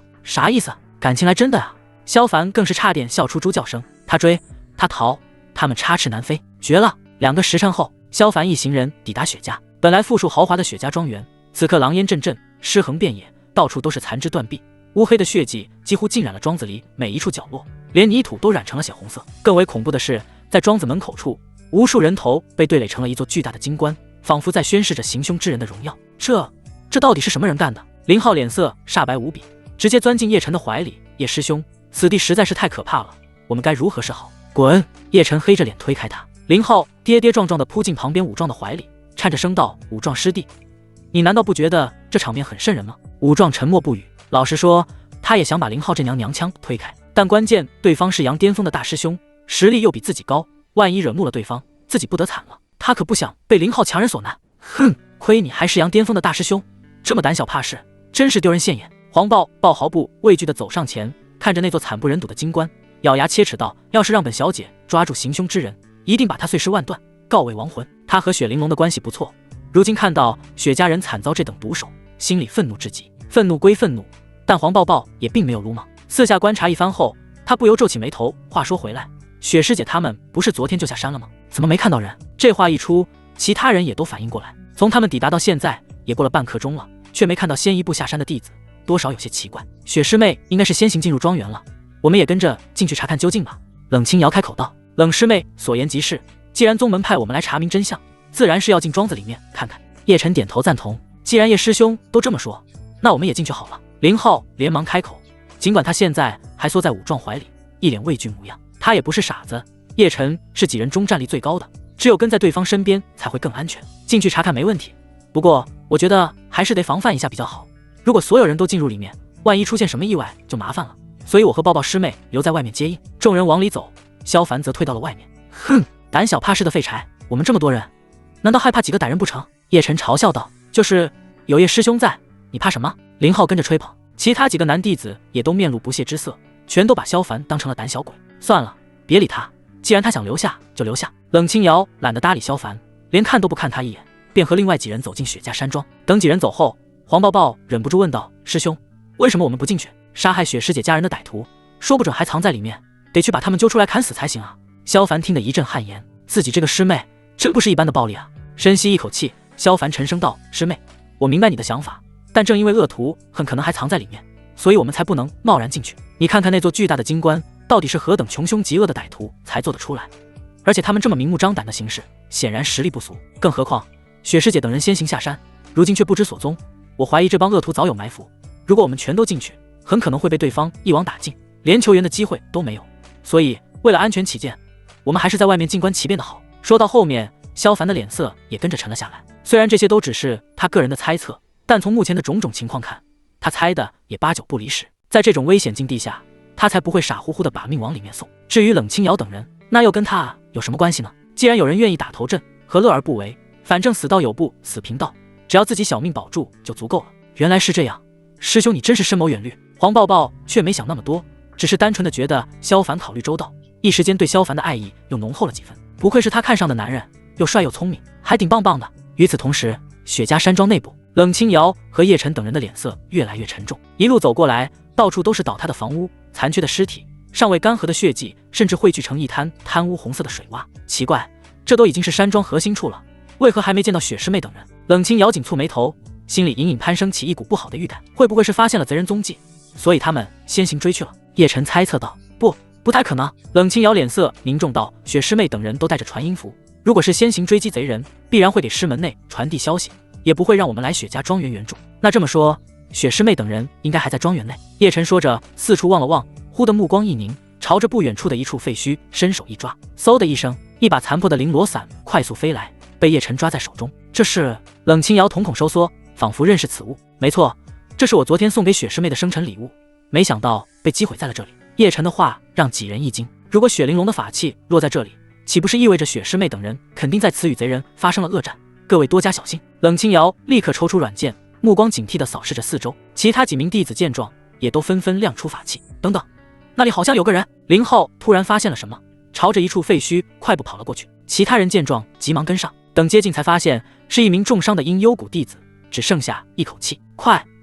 女弟子看到冷清瑶等人，艰难地张开嘴，脸上更是露出急切之色。刘师妹，你伤势严重，先吃颗疗伤丹再说。冷清瑶显然认识对方，连忙拿出一枚丹药给其服下。吃过丹药，刘师妹脸上恢复了少许红润，但她脸上的急切之色却没有减弱半分，反而多了几分恐惧。快跑，这里很危险！她几乎是卯足劲地喊出来一声。冷清瑶等人猛地一惊，刚要开口询问，却听到身后传来一阵怪笑。真是聒噪，都要死了还这么多废话。一颗巨大的红色骷髅头不知道什么时候浮现在众人身后，空洞的眼眶里2团绿色萤火不断跳动，上下颌骨张开到极致，朝着众人猛冲而来。几乎没有多想，几人立刻闪身躲避。虽然他们反应迅速，没有被红色骷髅头击中，但那名重伤的刘师妹却惨了，被骷髅头一口咬住。哪里来的恶徒，还不快点放开我和欢宗的弟子，否则让你形神俱灭！冷清瑶见状立刻出声：嘎嘎嘎！合欢宗算得了什么？本大爷根本不放在眼里。那红色骷髅头发出怪笑，颌骨猛地一闭，被咬住的刘师妹顿时头身分离，鲜血四溅。如此惨烈的一幕让冷清瑶等人又惊又怒，他们万没想到，都已经自报家门了，对方还敢出手逞凶。别着急，你们这几个小家伙都要丧身本大爷的口中！红色骷髅头显然不打算放过冷清瑶等人，转而便朝着几人扑过去。一时阴风阵阵，刮得几人眼睛险些睁不开。但几人都是筑基8层以上的弟子，属于宗内的佼佼者，面对红色骷髅头的袭击，尽管不能第一时间反击，但还是以极快的速度躲避开来。只是接连2次的冲击，让原本聚在一起的7人都各自分散了。不好，这骷髅头想逐个击破，大家一起联手，务必把这骷髅头击碎！冷清瑶看出对方意图，急忙出声提醒。其他几人也都纷纷反应过来，站稳身子后，纷纷掏出法器。哼，该死的黄毛丫头，敢坏本大爷的好事，第一个就吞了你！红色骷髅头恼羞成怒，转而冲向冷清瑶。冷清瑶脸色一变，眼前这个红色骷髅头所散发出来的灵力波动，竟隐隐有金丹初期的实力。若是他修为没有下跌，还是筑基巅峰期的话，也不是不能和对方抗衡一番。但眼下他只有筑基5层的实力，几乎没有半点胜算。而且这红色骷髅头的速度奇快，只是眨眼的片刻就已经近在咫尺。哼，冰锥符！冷清瑶自然不会坐以待毙，眼看无法闪躲，他极快地挥出一张符箓，恰好骷髅头张开大嘴，符箓猛地炸开，化作一道道冰锥，瞬间填满骷髅头的口腔，使其上下颌骨无法闭合。只是这片刻的拖延，叶晨等人的攻击也紧随而至。符箓、术法、法器一股脑地轰在红色骷髅头上。饶是红色骷髅头巨大恐怖且修为不俗，但面对7名筑基期弟子的合攻，坚硬的颅骨上赫然裂开了几条缝隙。都加把劲，千万不能让这骷髅头跑了！眼看攻击达到了效果，叶晨率先发出第2招，凛冽的锋刃直接砍向刚才的裂缝上。林浩、武壮等人也急忙出手，他们都清楚，如果是单打独斗的话，谁都无法抵挡住红色骷髅头。现在有机会灭掉骷髅头，自然不能错过。你们这帮该死的小辈！红色骷髅头也感到了危急，想要奋力突围，但他口中的那些冰锥却并未消散，一时间竟无法使出有效的攻击，甚至连逃的机会都没有，只能被动挨打。在7人合围之下，骷髅头最终承受不住，彻底碎裂。而冷清瑶等人也累得不轻，没想到区区一个骷髅头就这么难对付，难怪雪师妹等人不见踪迹，看来此地不能久留，得抓紧时间回宗内禀告才行。叶晨沉声道：叶师兄说的是，我们还是快点走吧。林浩一脸紧张，刚才他离那名刘师妹最近，要不是反应快，差点就被红色骷髅头给一口咬成2段，想起来都一阵后怕。冷清瑶此刻脸色很是难看，本来是想下山躲避一下那诡异的吸力，防止修为继续下跌，没想到却碰上这么棘手的任务，一不小心就有可能丧命于此。不过就现在这种情况看，他不回山也不行了，眼下连自保的能力都没有，万一把命丢了，可就太划不来了。叶师兄所言极是，那我们现在就先撤离吧。几经纠结，冷清瑶也点头答应下来。可就在几人准备离开之际，足足9个和刚才一样的红色骷髅头突然冒了出来，将几人团团围住。那一双双跳跃的银绿色鬼火，让所有人都头皮发麻。嘎嘎，你们这些不知死活的小辈，既然敢闯进来，那就一个都别走了！声音从9个骷髅头里传出，震得几人头晕目眩。该死，哪里来的这么多骷髅头？饶是修为最高的叶晨，此刻也感到有些恐惧。要知道，刚才只是一个骷髅头就费了他们9牛2虎之力才击碎，现在突然又冒出来9个，这还怎么打？分头跑！冷清瑶轻喝一声，直接御剑腾空，打是不可能打得过的，能跑多快就跑多快。剩下几人也都反应过来，可就在这时，整个雪茄山庄涌出浓郁的血气，片刻的功夫就将整个雪茄山庄笼罩其中，就像是一个倒扣的碗，把几人全部困在了山庄之内。就连最先御剑起飞的冷清瑶也被血气直接盖住，应声升顶了回去。与此同时，萧凡和黄抱抱正在外面闲聊，山庄内部突然涌出来的血气让2人也是大吃一惊，抬头看去，更有一张血红色的大网垂下，竟把整个雪茄山庄都罩在了其内。果然是个陷阱！萧凡猛地一惊，同时又庆幸不已，得亏他深谙老六之道，没有贸然进去，要不然现在同样身处险境。师姐们有危险，我们得赶紧进去帮忙。黄抱抱拎起开山斧就要往里面冲，萧凡眼疾手快，一把拽住他的手臂，你是不是傻？现在冲进去有什么用？无异于飞蛾扑火。虽然不知道山庄内是什么情况，但从刚才血网落下的瞬间，把腾空飞起的冷清瑶都打了回去，可见根本不是筑基期弟子能应对的。那怎么办呀？总不能见死不救吧？黄抱抱很是着急，虽然里面那些人都让他讨厌，但总归是同门，而且雪师姐也没有行踪，说不准同样被困在里面，他哪里坐得住？作为一个合格的老六，萧凡绝对不同意这种冒死助人的行为。在面对这种突如其来的危险情况下，最佳的做法就是立刻跑路，然后回纥欢宗求救。至于被困在山庄内部的冷清瑶等人，死活跟他有什么关系？只是因为雪玲珑的缘故，黄抱抱不会答应见死不救。而且回到合欢宗后，他这种临危而逃的行为也必然会遭到严惩。所以思来想去，权衡后果，萧凡放弃了跑路的想法。但让他冲进去救人，那仍是不可能的。师妹，你先别着急，让我看看情况再做打算。说着，萧凡来到山庄门口，抬起手，缓缓朝着大门内部伸去。刚一触碰到那片血红色雾气，一股强有劲的排斥力立刻传来，同时由无数根细小的血红丝线编织而成的大网也豁然显现，直接就把萧凡往后击退几步。师兄，你没事吧？黄抱抱急忙关心。没事，这是被这阵法给弹开了。萧凡也大致明白了眼前的东西，沉声说道：如果没猜错的话，只要我们能把这片血红大网割开，围困雪家山庄的阵法便可攻破。懂了懂了，这个我最在行。黄抱抱眼睛一亮，抡起开山斧就劈了上去。砰！一片血光喷出，血红大网非但没破，反而把黄抱抱击飞出去，直接摔在了地上。哎呀呀，气死本小姐了！黄抱抱揉着屁股站起来，气急败坏的又抡起开山斧。师妹，你太心急了。萧凡摇摇头，拦住了黄抱抱。既然这阵法能够围困冷师姐几人，显然实力远超出姬期修为，你这样根本无法破开。那怎么办？黄抱抱又急了起来。无法破除阵法，就意味着雪师姐危在旦夕，这可如何是好？下山之前，谷主不是赐你了一把紫阳金蛟剪吗？萧凡开口提醒道，那是元婴期修士运养的法宝，威力极大，想必能够一举破除阵法。对啊，我怎么把娘亲给的法宝忘了？黄抱抱一拍脑门，急忙把紫阳金蛟剪祭出。轰！紫阳金蛟剪升空的瞬间，便幻化成2条金灿灿的巨蛟，猛地撞击在血网上，顿时引发一阵轰隆隆的巨大声响。不仅如此，就连脚下的地面也都剧烈震动起来。原本将萧凡直接弹开的血网，在巨蛟的撞击下，直接凹陷进去一块。不愧是元婴期修士的法宝，威力果然不小。萧凡看得一阵眼热，要是能搞个80-90把类似的法宝，合欢宗还不得任由他闹，哪还犯得着狗发育啊？当然，这样的幻想时间并没有持续太久，很快萧凡就注意到有些不对。原本被巨蛟撞击凹陷的地方开始一点点的回弹，尽管2只巨蛟还在不断的冲击，但血网始终没有破开，反而逼得巨蛟一点点倒退。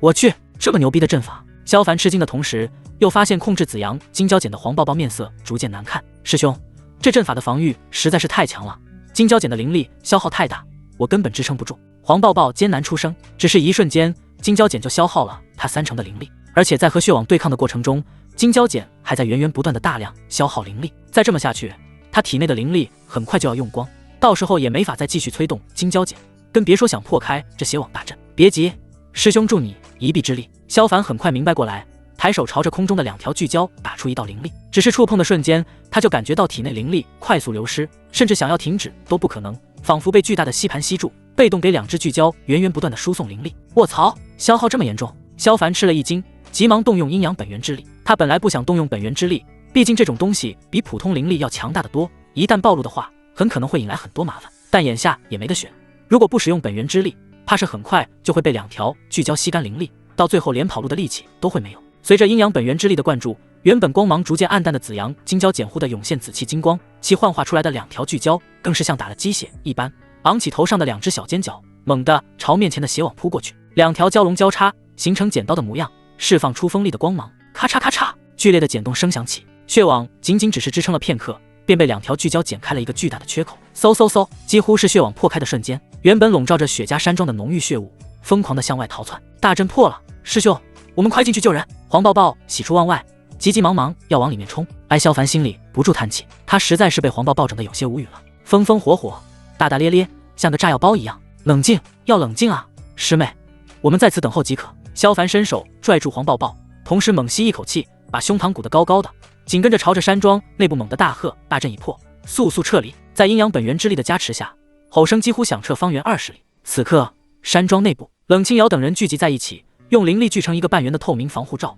苦苦支撑着9尊红色骷髅头的攻击。无论冷清瑶还是叶晨，每一个人的脸上都露出紧张之色，同时还潜藏着几分恐惧和绝望。在这些近乎有着金丹期修为的骷髅头面前，他们毫无还手之力，只能眼睁睁看着体内的灵力不断冲入防护罩里。他们都清楚，等灵力耗空的时候，就是他们生死道消之际。大阵已破，速速撤离！就在这危急关头，萧凡的吼声突然传入耳中。这是几人脸色先是一滞，随后大喜。听声音竟然是萧凡的，那不举的家伙竟然能破掉大战，匪夷所思啊！虽然不明白什么情况，但七人还是纷纷架起盾光朝着山庄外奔逃。该死的小辈，哪里逃？九尊骷髅头也万万没想到大阵突然被破，看着五颜六色的盾光，气急败坏的就朝几人紧追过去。山庄外面，黄抱抱万分急切的眺望着，师兄，怎么还是不见雪师姐等人？不清楚，但总感觉有些不太妙。萧凡皱着眉头，心里的危机感越发凝重。虽然血网大阵已经破开，也没有其他的异象，但就是觉得哪里不对劲。出来了，出来了！这时，黄抱抱突然欢喜的大喊。萧凡回神看去，只见几道盾光快速朝着这边飞来，显然是冷清瑶等人。但在几人的身后，九尊如房子般大小的红色骷髅头紧追不舍。那是什么？黄抱抱也注意到了，脸色突然大变，跑！几乎没有多想，萧凡拉起黄抱抱就准备逃离。虽然不清楚那几尊红色骷髅头是什么，但能把冷清瑶等人追得慌不择路，可想恐怖之处，他可不想在这里丢掉小命。哼，原来是你这两个小被迫掉了显明罗网。九尊红色骷髅头也发现了萧凡二人，立刻有两尊以极快的速度冲了过来，拦住二人的去路。眼眶里的两团绿色鬼火剧烈跳动，显然充满了怒气。坏了！萧凡心头一沉，千防万防，还是陷入了陷阱。两个该死的小辈，看你们还往哪里跑！两尊骷髅头冷笑一声，张开颌骨就朝两人扑去，一副要生吞的凶狠模样。哼，想吃本小姐？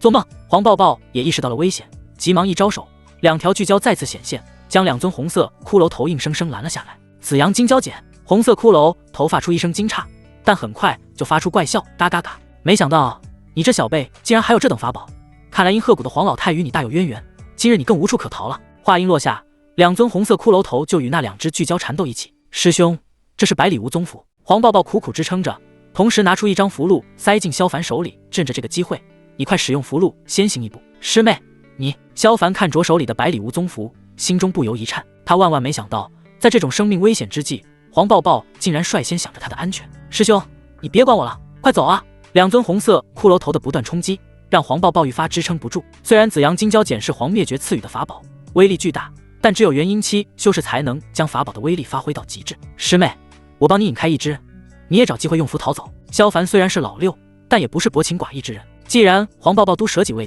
他又怎么可能抛弃黄抱抱不管？手腕一翻，子母回旋剑握于手中，紧接着脚尖一点，萧凡便朝着其中一尊骷髅头冲了过去。师兄！黄抱抱本想阻拦，但被红色骷髅头死死拖住，只能眼睁睁看着萧凡冲了上去。哼，不知死活的小辈，区区炼气3层也敢动手，找死！看到萧凡主动出击，红色骷髅头瞬间被激怒，其中一尊当即放弃黄抱抱，转而朝萧凡张开大口，白惨惨的牙齿试图将萧凡拦腰斩断。横剑斩首式，面对进击巨人般的攻击，萧凡剑阴阳本源之力灌注到子母回旋剑中，只是斩出6阴剑诀，子母回旋剑立刻拉出一道数米长的剑光，散发出一道庞大的剑气。随着他手臂一挥，剑气向着红色骷髅头横扫而去。什么？就在剑气释放的瞬间，萧凡面前的红色骷髅头猛然一惊。要知道，在他的眼里，萧凡不过就是个炼气3层的小菜鸡，一口一个。但就是这样的小菜鸡，竟然能挥展出如此雄厚的剑气，这完全没道理啊！咔嚓一声清脆响起，红色骷髅头还未有任何动作，巨大的下颌骨直接被斩断。不可能！红色骷髅头发出惊愕大喊，他可是能承受住多名筑基巅峰期修士的招式攻击，可现在却被一道剑气直接斩断骨骼，这样的实力远超筑基巅峰期。落剑劈中式，萧凡几乎没有任何停顿，在斩断骷髅头下颌骨的瞬间，立刻由挥展出一条垂直剑气，沿着骷髅头的正中位置直接穿了过去。砰！红色骷髅头猛地一震，原本坚硬的头盖骨立刻布满裂痕，轰然崩塌。师兄！黄抱抱在旁边看得惊呆了，他开始还担心萧凡会遭遇毒手，却没想到对方如此勇猛，一个照面就击碎了一尊红色骷髅头。该死的小辈，看来是本大爷低估你了。然而没等萧凡松口气，刚刚破碎的红色骷髅头碎片再次凝聚成型，张开大口扑了过来。此时此刻，他也意识到了萧凡的不对之处，想要先行解决掉萧凡。只不过萧凡的反应速度极快，几乎是骷髅头扑过来的瞬间，他猛地一跺脚，身体冲天而起，及时躲过了血盆大口的扑咬。找死！接二连三落空的骷髅头显然恼羞成怒，硕大的头颅在空中快速变换方向，试图追击萧凡。但萧凡的身法可谓神出鬼没，每次都能提前逃遁，让红色骷髅头屡屡失手。不行，我得赶紧去帮师兄！黄抱抱看在眼里，急在心里，急忙穿上天宇隐身衣，同时操纵着紫阳金蛟剪不断攻击眼前的红色骷髅头。他心里清楚，现在只有抓紧时间打破一尊，才能快速去援救萧师兄。就在萧凡和黄抱抱苦于对战的同时，冷清瑶等人也同样陷入苦战。9尊红色骷髅头似乎是早有准备般，分别追向一人。无奈之下，各自只能祭出修为与红色骷髅头缠斗一起。只是因为刚才在大阵中消耗过多灵力的缘故，面对修为强大的红色骷髅头，不管是冷清瑶还是叶晨，纷纷落于下风。啊！不要，林师兄，救命啊！伴随着2声惨叫，杨顶峰的一名弟子以及杨巅峰的一名弟子纷纷葬于骷髅头口中，血红的鲜血让本就凄惨的雪家山庄又添了一份恐怖。啊呀呀！近在咫尺的林浩吓得面色煞白，当即也顾不得剩下的一名杨巅峰弟子，架起盾光转头就跑。林师兄，杨巅峰的弟子一看就慌了，匆匆忙忙打出一道符箓，挡住红色骷髅头的同时匆匆逃离。而2尊红色骷髅头并未打算放过2人，各自朝着不同的方向紧追而去。杨巅峰全都是废物，武壮猛猛挥舞着双臂，打出道道拳罡，让面前的红色骷髅头无法逼近。但一看到逃跑的林浩2人，他顿时气得大骂，恨不得立刻追上去把2个人狠狠揍一顿。大家都在苦苦对抗着红色骷髅头，你们却临阵脱逃，简直该死！武师弟，眼下情况危急，不要再管他们了，找机会突围。叶晨凭借着娴熟的风系法术，倒是和攻击他的红色骷髅头打得有来有回，但此刻亦是面露阴沉。他虽然能躲开红色骷髅头的轮番攻击，但这只是面对1尊骷髅头的情况，万一再有其他的骷髅头过来助阵，饶他有筑基巅峰期修为也得翻车。好，武壮虽然长得壮实，但人却还是蛮聪明，立刻明白过来其中厉害，当即双拳猛地打出2道罡风，趁着红色骷髅头被击退，紧跟着摸出一道火爆符扔出去，瞬间火光冲天，笼罩住整个红色骷髅头。这等逃跑的绝佳机会，武壮自然不会错过，直接化作盾光逃往远方。叶晨也身形一闪，借助风系法术遁出数里之外。冷清瑶见此也慌忙架起盾光，不过和之前林浩所遇到的情况一样，在3人逃跑之后，分别有3尊红色骷髅头紧追不舍。师兄，我们各自分散，找到机会就快速脱身。黄抱抱担心自己对抗的红色骷髅头快转头攻击萧凡，他高喊一声后，便引着红色骷髅头向着和萧凡相反的一方奔走。红色骷髅头显然不想放走黄抱抱，立刻便追了过去。一下子场上就只剩下萧凡一人。哼，这下没了顾虑，事就好办多了。萧凡眼中一凛，将太极阴阳本源注入子母回旋剑中，随即便展出2道凌厉的剑气，其中所蕴含的恐怖威压让红色骷髅头都感觉到了一丝畏惧，几乎是下意识地朝着旁边扭动，试图闪开，但终究还是慢了一步。2道剑气一前一后叠加成十字状，轰的一下就把红色骷髅头再次击碎。原本在白骨眼眶里疯狂跳动的鬼火也被这一下斩灭。没有重聚恢复。看着彻底破散的红色骷髅头，萧凡有些惊讶，隐隐约约中似乎是明白了什么。但没等他过多思考，先前杀死2名弟子的红色骷髅头一左一右的冲了过来，而且原本追击冷清瑶几人的骷髅头竟然也返回来一个。看着上下颌骨的血迹残留，萧凡明白，肯定又是哪个倒霉鬼被红色骷髅头一口咬成了2段。该死，不跑不行了！看着来势汹汹的3尊骷髅头，萧凡连忙掏出百里无宗符拍在腿上。他虽然能灭杀1尊红色骷髅头，但也费了不小的力气。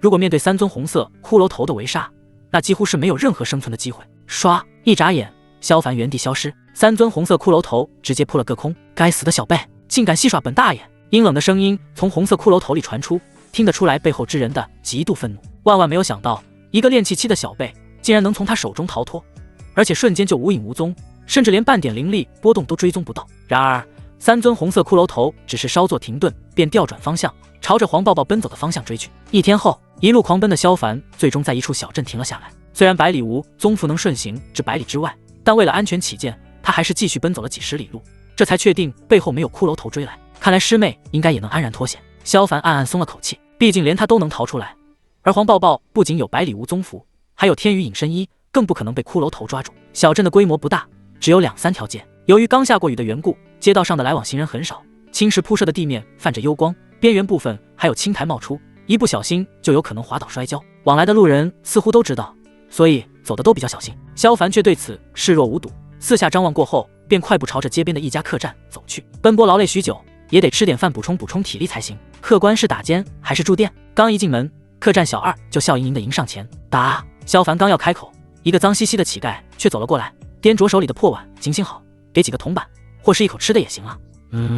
这声音清脆悦耳，听着怎么有点熟悉？萧凡愣了一下，努力回想在哪里听过。去，哪里来的臭乞丐，快滚！客栈小二捏着鼻子，一脸嫌弃的驱赶，再不快滚，小心我把你打出去。那乞丐似乎听不懂般，依旧掂着手里的破碗，颤颤巍巍道：求关老爷行行好，给口吃的吧。嘿，你这臭乞丐聋了是吧？客栈小二顿时恼怒，伸手猛地推了乞丐一把，快滚！乞丐身形本就瘦弱，经这么一推，直接跌坐在地上，手里的破碗也咔嚓一声摔了个4分5裂。原本杂乱不堪，将整张脸孔都挡住的头发，也因为这一跌之下，朝着两边划拉开来一些，竟露出一张脏兮兮却又精致的脸孔。雪师姐，萧凡一眼认出，不由吃惊，没想到在雪家山庄不见踪影的雪玲珑，竟然会出现在100里开外的小镇，而且还这般模样。雪师姐，你们遇到什么事了？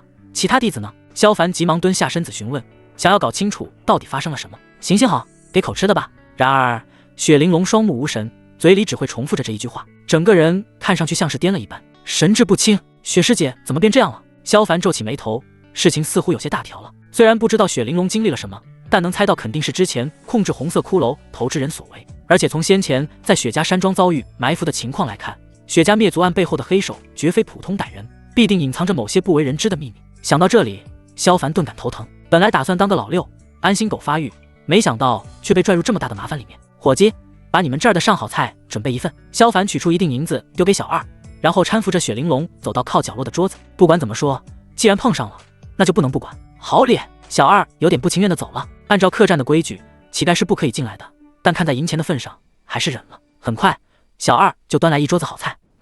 好吃。雪玲珑显然饿坏了，两眼放光，抓起面前的鸡腿，狼吞虎咽。哪还有之前生辰宴上那副冰雪女神的气质？如果不看脸的话，完完全全就是个疯了的臭乞丐。没一会儿，桌上的丰盛佳肴就被一扫而空。哥，吃饱喝足的雪玲珑打了个嗝，紧接着趴在桌上就沉沉睡去。看得出来，他的身体早已疲惫到了极限。伙计，给我准备一间上好客房。萧凡扭头喊了一声，然后抱起雪玲珑。小二连忙带路，引着萧凡来到3楼的一间客房内。见萧凡准备抱着雪玲珑进房间，小二先是一愣，随即开口：客官，你莫不是要把这臭乞丐也带进去过夜？这与你无关，不要多问的好。另外没有别的事情，你也别过来敲门打扰，有什么事我会叫你。萧凡冷冷吩咐了一句，便紧闭房门。这小哥真是饿了，竟然连个臭乞丐都不放过。小二摇摇脑袋，嘟囔着下了楼。这家伙萧凡在屋内听得一清二楚，着实哭笑不得。合着小二把他当成捡死鱼的了。他是这种饥渴难耐的人，算了，还是先看看雪师姐的情况。晃了晃脑袋，萧凡把怀里的雪玲珑放在床榻上，随后端来一盆清水，然后用毛巾轻轻擦拭了一番。雪玲珑的脸庞立刻恢复了往日的白皙，透过衣襟隐约能看到衣服下的本钱。萧凡生怕擦枪走火，没敢多看，稍稍帮雪玲珑清理了下身上的污渍后，这才细细检查起来。虽然雪玲珑身上的衣服破破烂烂，但却没有什么明显的外伤，不过体内却气血混乱，经脉破损，就连脑袋部分也受到了严重的震荡创伤，想必就是引起神志不清的主要缘故。毫不夸张地说，雪玲珑俨然成了一个废人。这么严重的伤势几乎不可能恢复，尤其是大脑部分的创伤根本无法逆转。没想到阴幽谷的大师姐竟要落得疯癫一世的下场，真是可惜。萧凡唏嘘不已，他倒不是见色起意，只是上次生辰宴上除了黄抱抱外，唯独雪玲珑没有对他冷嘲热讽，此刻也有些不忍看雪玲珑这般惨样，不知阴阳本源有没有奇效。忽地，萧凡想起之前自身的情况，在接触到阴阳本源之力后，经脉重铸，连肉体也恢复如初，或许也能帮雪玲珑恢复。稍作琢磨，萧凡决定试一试，先是解开雪玲珑身上的衣物，只留下一件白色的肚兜。万万没想到，雪玲珑看似身材高挑，没想到衣服下面的规模丝毫不输给黄抱抱。还好抱抱师妹不在，否则肯定会炸锅。萧凡定了定心神，眸中恢复清明之色，随后双手按在雪玲珑的丹田处，逐渐朝着其中灌注阴阳本源。虽然雪玲珑经脉破碎，但好在丹田并无大碍，只是干涸见底。此刻阴阳本源的注入就好似天降甘露，引得丹田疯狂汲取着养分，空荡荡的丹田逐渐饱满，多余的养分也开始向外溢出，流经体内大大小小各个角落，每一寸破碎的经脉都开始出现了复苏迹象。雪玲珑苍白的脸颊也随着经脉的恢复，渐渐浮现出血色。果然有用，萧凡大感振奋，加快了阴阳本源的输出。伴随一道细微的声音，本来沉睡的雪玲珑缓缓睁开美眸，当看到眼前的萧凡，他先是一愣，随后目光顺着萧凡的手臂下移，来到自身腹部时，顿时恼羞成怒。啪！雪玲珑坐起来就是一巴掌，咬牙切齿道：好你个萧凡，竟然趁人之危，亏我当日还觉得你品行上佳，没想到却是个伪君子小人。此时此刻，他恨不得一掌拍死萧凡，奈何经脉刚刚恢复，灵力尚未稳固，根本就使不出力道。雪师姐，你误会了。萧凡揉了揉发红的脸，苦笑着道：我刚才看你神志不清，在客栈门口乞讨，检查发现是你身负重伤，所以想着给你治疗一番。啊！听到这么一说，雪玲珑顿时神色一滞，脑子里也开始浮现出之前的那些记忆，脸上一下子就变得尴尬起来。抱歉，是我鲁莽了。他很不好意思道：没事，换作是我的话，突然发现有人解开我的衣服，第一时间也会动手。萧凡咧嘴笑了笑，雪玲珑登十面红耳赤，内心既有愧疚之意，又有无尽的羞耻感。毕竟她还是个黄花大闺女，在此之前还从未被别人看过。雪师姐，你先穿上衣物，我稍后再进来。萧凡从储物袋取出一套宗门服饰，然后起身走出客房。萧师弟，你进来吧。片刻后，屋内响起雪玲珑的声音。萧凡转身走入，此刻雪玲珑已经恢复往日的风采，清冷的气质，深邃的目光，承托着她那高贵冷峻的美丽。只是上面一丝残留的红晕，让这副高冷面孔显得多了几分烟火气。雪师姐，雪家山庄到底发生了什么？和你一起下山的其他同门呢？萧凡收回目光，开口询问。他现在对雪家山庄发生的事情十分好奇。闻言，雪玲珑的脸色骤然阴沉下来，几乎是咬着牙道：“福伯是叛徒，他早被嗜血门收买了。我们那队人马刚下山就遭到了嗜血门鬼煞堂的埋伏。鬼煞堂堂主法力高深，我们不是他的对手，被其打成重伤后，我侥幸逃脱。至于其他同门……”说到这里，雪玲珑脸上露出悲戚之色，生死不知。嗜血门，萧凡不由一惊，这个嗜血门他还是听说过一些，实力和合欢宗差不多，两个宗门之间平时就摩擦不断，但也还算相安无事，并未有什么出轨之举。可是现在嗜血门竟然突然对雪家发动攻击，实在奇怪，完全想不通其中理由。毕竟两个旗鼓相当的宗门一旦死斗起来，最终只会落得一个两败俱伤的结果，然后被其他的宗门吞并。按理说嗜血门应该不会蠢到这么做才对，难道里面还有什么猫腻？嗜血门一心想要吞并合欢宗，这次之所以覆灭雪家，就是为了震慑其他依附合欢宗的家族，逼迫其他家族弃甲投歌。雪玲珑似乎看出萧凡的疑惑，开口简单解释道：“原来如此。”萧凡微微颔首道：“看来这是血门的门主也不蠢，竟打算用这种方法蚕食合欢宗。”是啊，谁能想到嗜血门竟会突然动手？雪玲珑叹了口气，眼中透出几分冷凛。若是有机会的话，我一定要亲手杀了那鬼煞堂堂主，为我雪家上上下下千余名族人报仇雪恨。对于雪玲珑的心情，萧凡非常理解，毕竟被人……客房的木门瞬间炸裂，门外前来探查的鬼煞堂打手几乎没有叫出一声，便瞪大着眼睛一命呜呼。堂主，他们在上边！哄闹的声音立刻引起其他人的注意。哼，老子就知道这里藏了老鼠！只听砰的一声，一个高大壮汉飞身来到3楼。此人黑熊般的一身粗肉，皮肤硬似铁牛，怒发浑如铁刷，面目狰狞如酸泥，正是鬼煞堂堂主鬼煞。鬼煞意外地看了眼雪玲珑，你这小妞倒是命大，挨了老子一顿重击，竟然这么快就生龙活虎，不愧是雪家的天骄之女。只可惜话刚说到一半，他突然怒视着一旁的萧凡，没想到你这小子也在，先前坏了老子的大事，今日看你还往哪里逃！想到之前萧凡破开大阵，还戏耍自己，鬼煞就恼恨不已，当即伸手就朝萧凡的脑门上抓去。砰！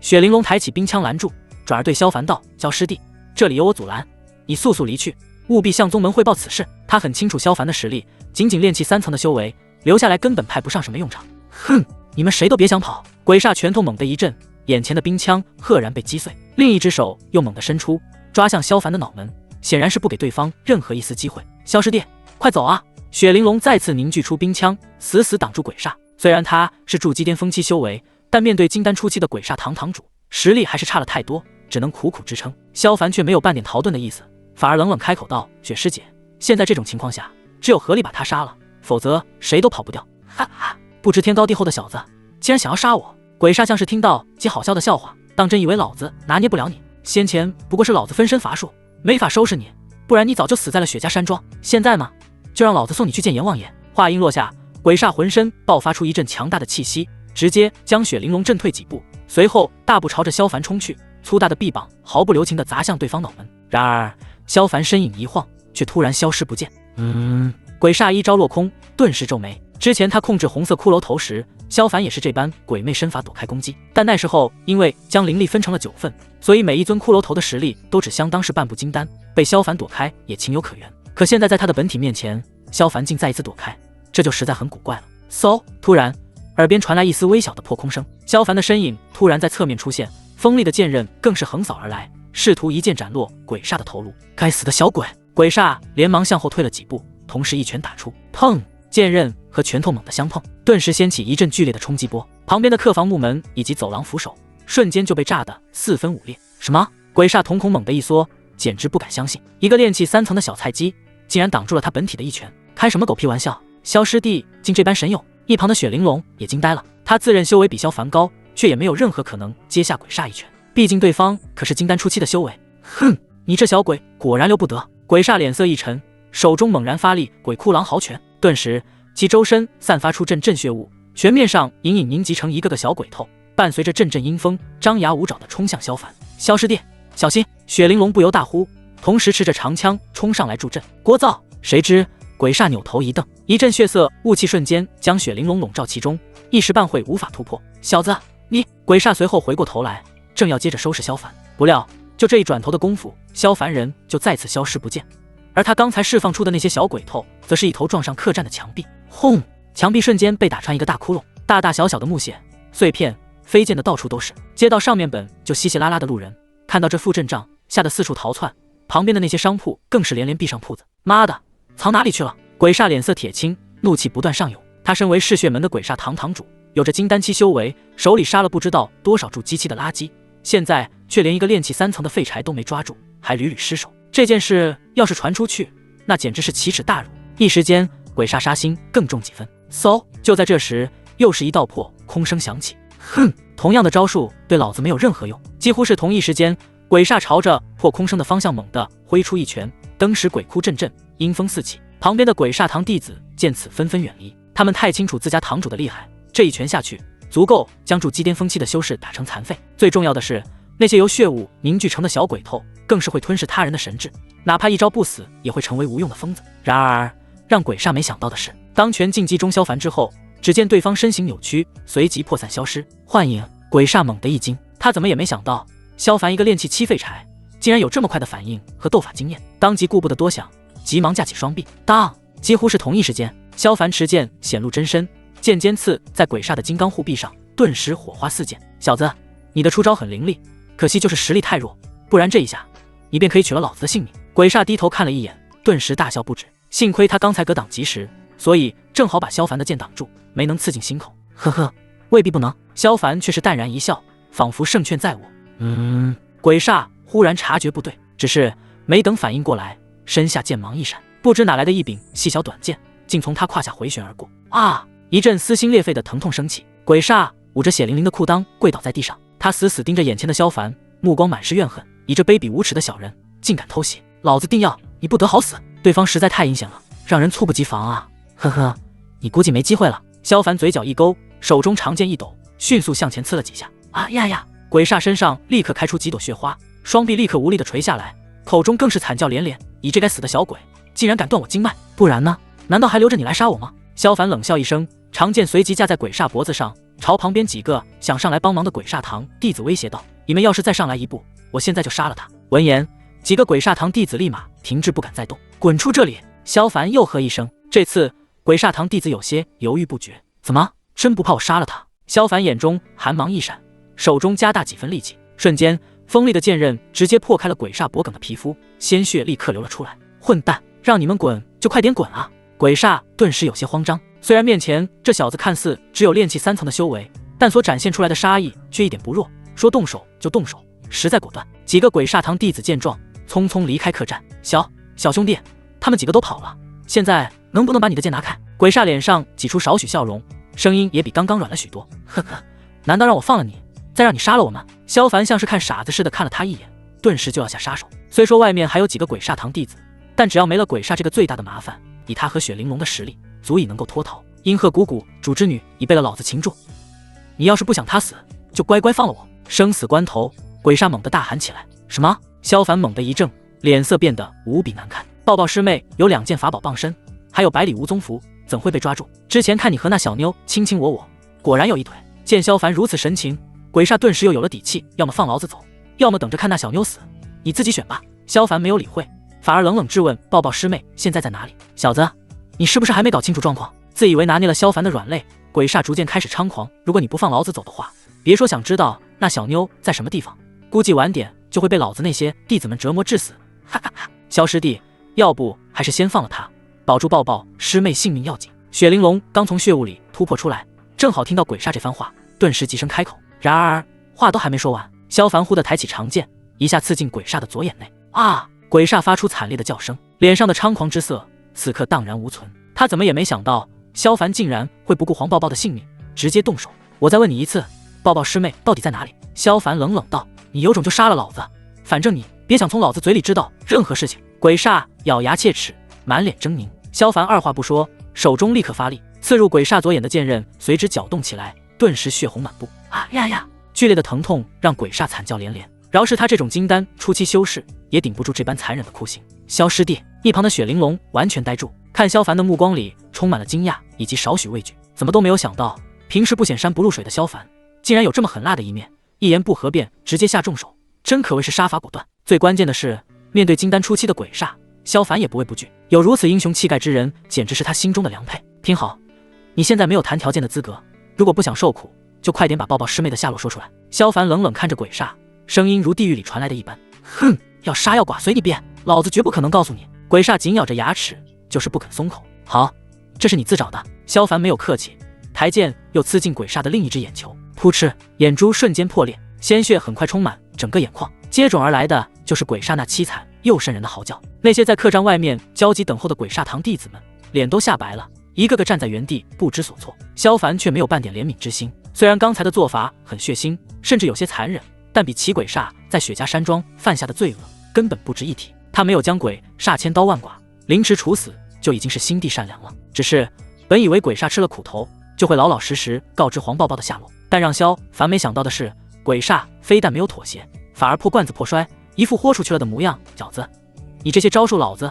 早就玩腻了，想这样就让老子低头，你再想屁吃，有种的就杀了我，来啊！他猛地挺起胸膛，把心口的衣服拽开，朝着萧凡大喊大叫。看着鬼煞这副不怕死的样子，萧凡不由笑了，杀你真是太便宜你了。他冷笑着用剑尖抵住鬼煞的腹部丹田，想必你丹田里的金丹至少有300年修为，若是把金丹取出来，倒是一件不错的补品。此话一出，鬼煞脸色陡然大变，他自认为已经够狠了，没想到面前这棱青头竟比他还狠，不仅狠辣，而且更聪明。双眼被戳瞎不要紧，到了金丹期境界，这种小范围的受伤都能自行恢复，哪怕就是命没了，也能通过噬血门的秘法，借助神魂修炼鬼术，化身鬼修。但如果金丹毁了的话，那将彻头彻尾的成为废人，比死了还要难受。怎么，你还是觉得我不敢吗？见鬼煞不吭声，萧凡手中稍稍发力，锐利的剑尖直接刺穿衣服，破开了鬼煞的表层皮肉。小兄弟，快快停手！感觉到腹部传来的刺痛，鬼煞终于怂了。那小妞被关在鬼煞堂，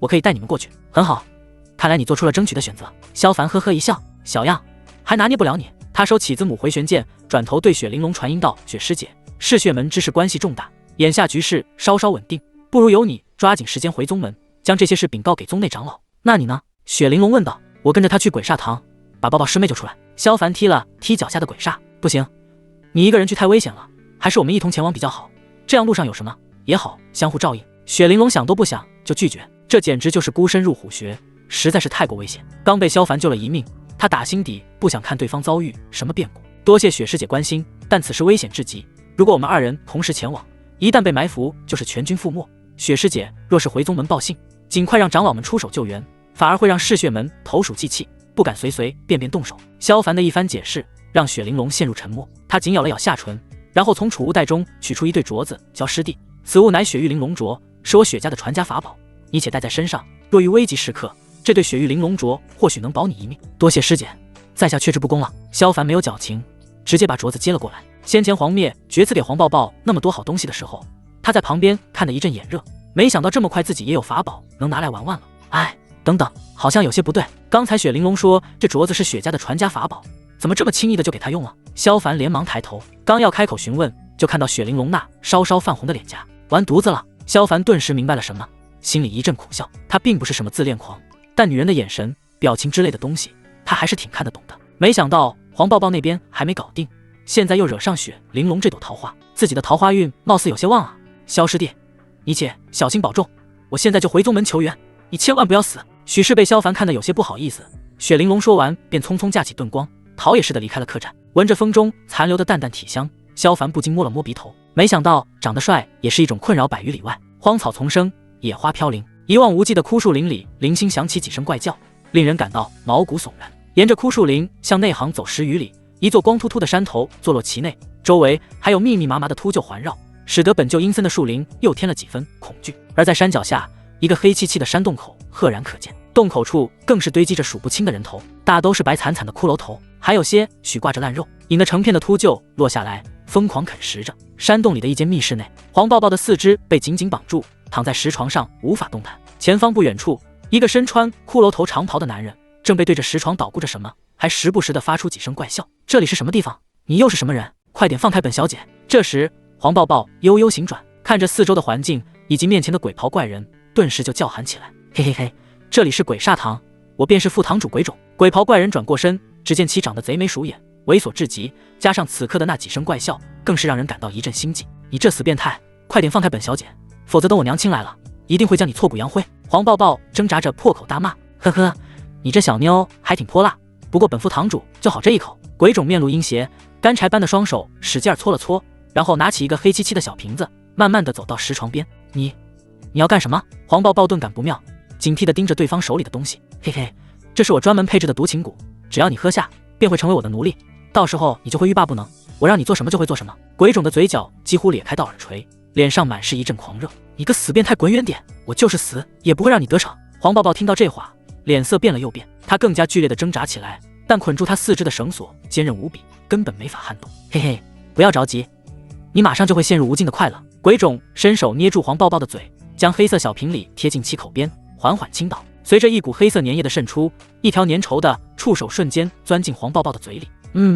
黄抱抱瞳孔猛地一缩，奋力想合上嘴巴，把那恶心的东西咬碎，但鬼冢死死掐着他的嘴巴，无论如何也无法闭合，只能任由黑色触手钻进喉咙。嘿嘿嘿，好戏马上开场！鬼冢见状更加兴奋，脸上的狂热更是快速加剧。呸呸呸！黄抱抱吐掉嘴里的恶心粘液，咬牙切齿道：一个死变态，要是敢动本小姐一下，本小姐保准把你吹成肉饼。话音刚落，一股莫名的燥火就从心底升起。哈哈，看来本副堂主的毒情蛊成功了，竟然这么快就开始见效。看着黄抱抱逐渐泛红的脸颊，鬼冢迫不及待地伸出双手，就要解开黄抱抱的衣襟。鬼冢大人，堂主大人回来了。这时，一个弟子匆匆跑进来禀报：该死，早不早，晚不晚，真是扫本副堂主的大好兴头。鬼冢骂骂咧咧地停下手，已去告诉堂主，我现在正在研发蛊毒的关键时刻，稍等片刻再过去。可弟子张了张嘴，硬着头皮道：可堂主并不是一个人回来的。不是一个人？鬼冢眉头一皱，什么意思？有个不认识的小子用剑架着堂主的脖子，威胁让鬼冢大人你立刻出去。弟子颤颤巍巍道：岂有此理！鬼冢闻听大怒，当即也顾不上黄抱抱，直接冲出密室。等来到山洞口，果然看到鬼煞被人用剑架着脖子，并且双眼都被戳瞎，连胯下也是一片血淋淋，简直惨不忍睹。最关键的是，挟持之人竟只是一个炼气3层的弱鸡，这简直是奇耻大辱！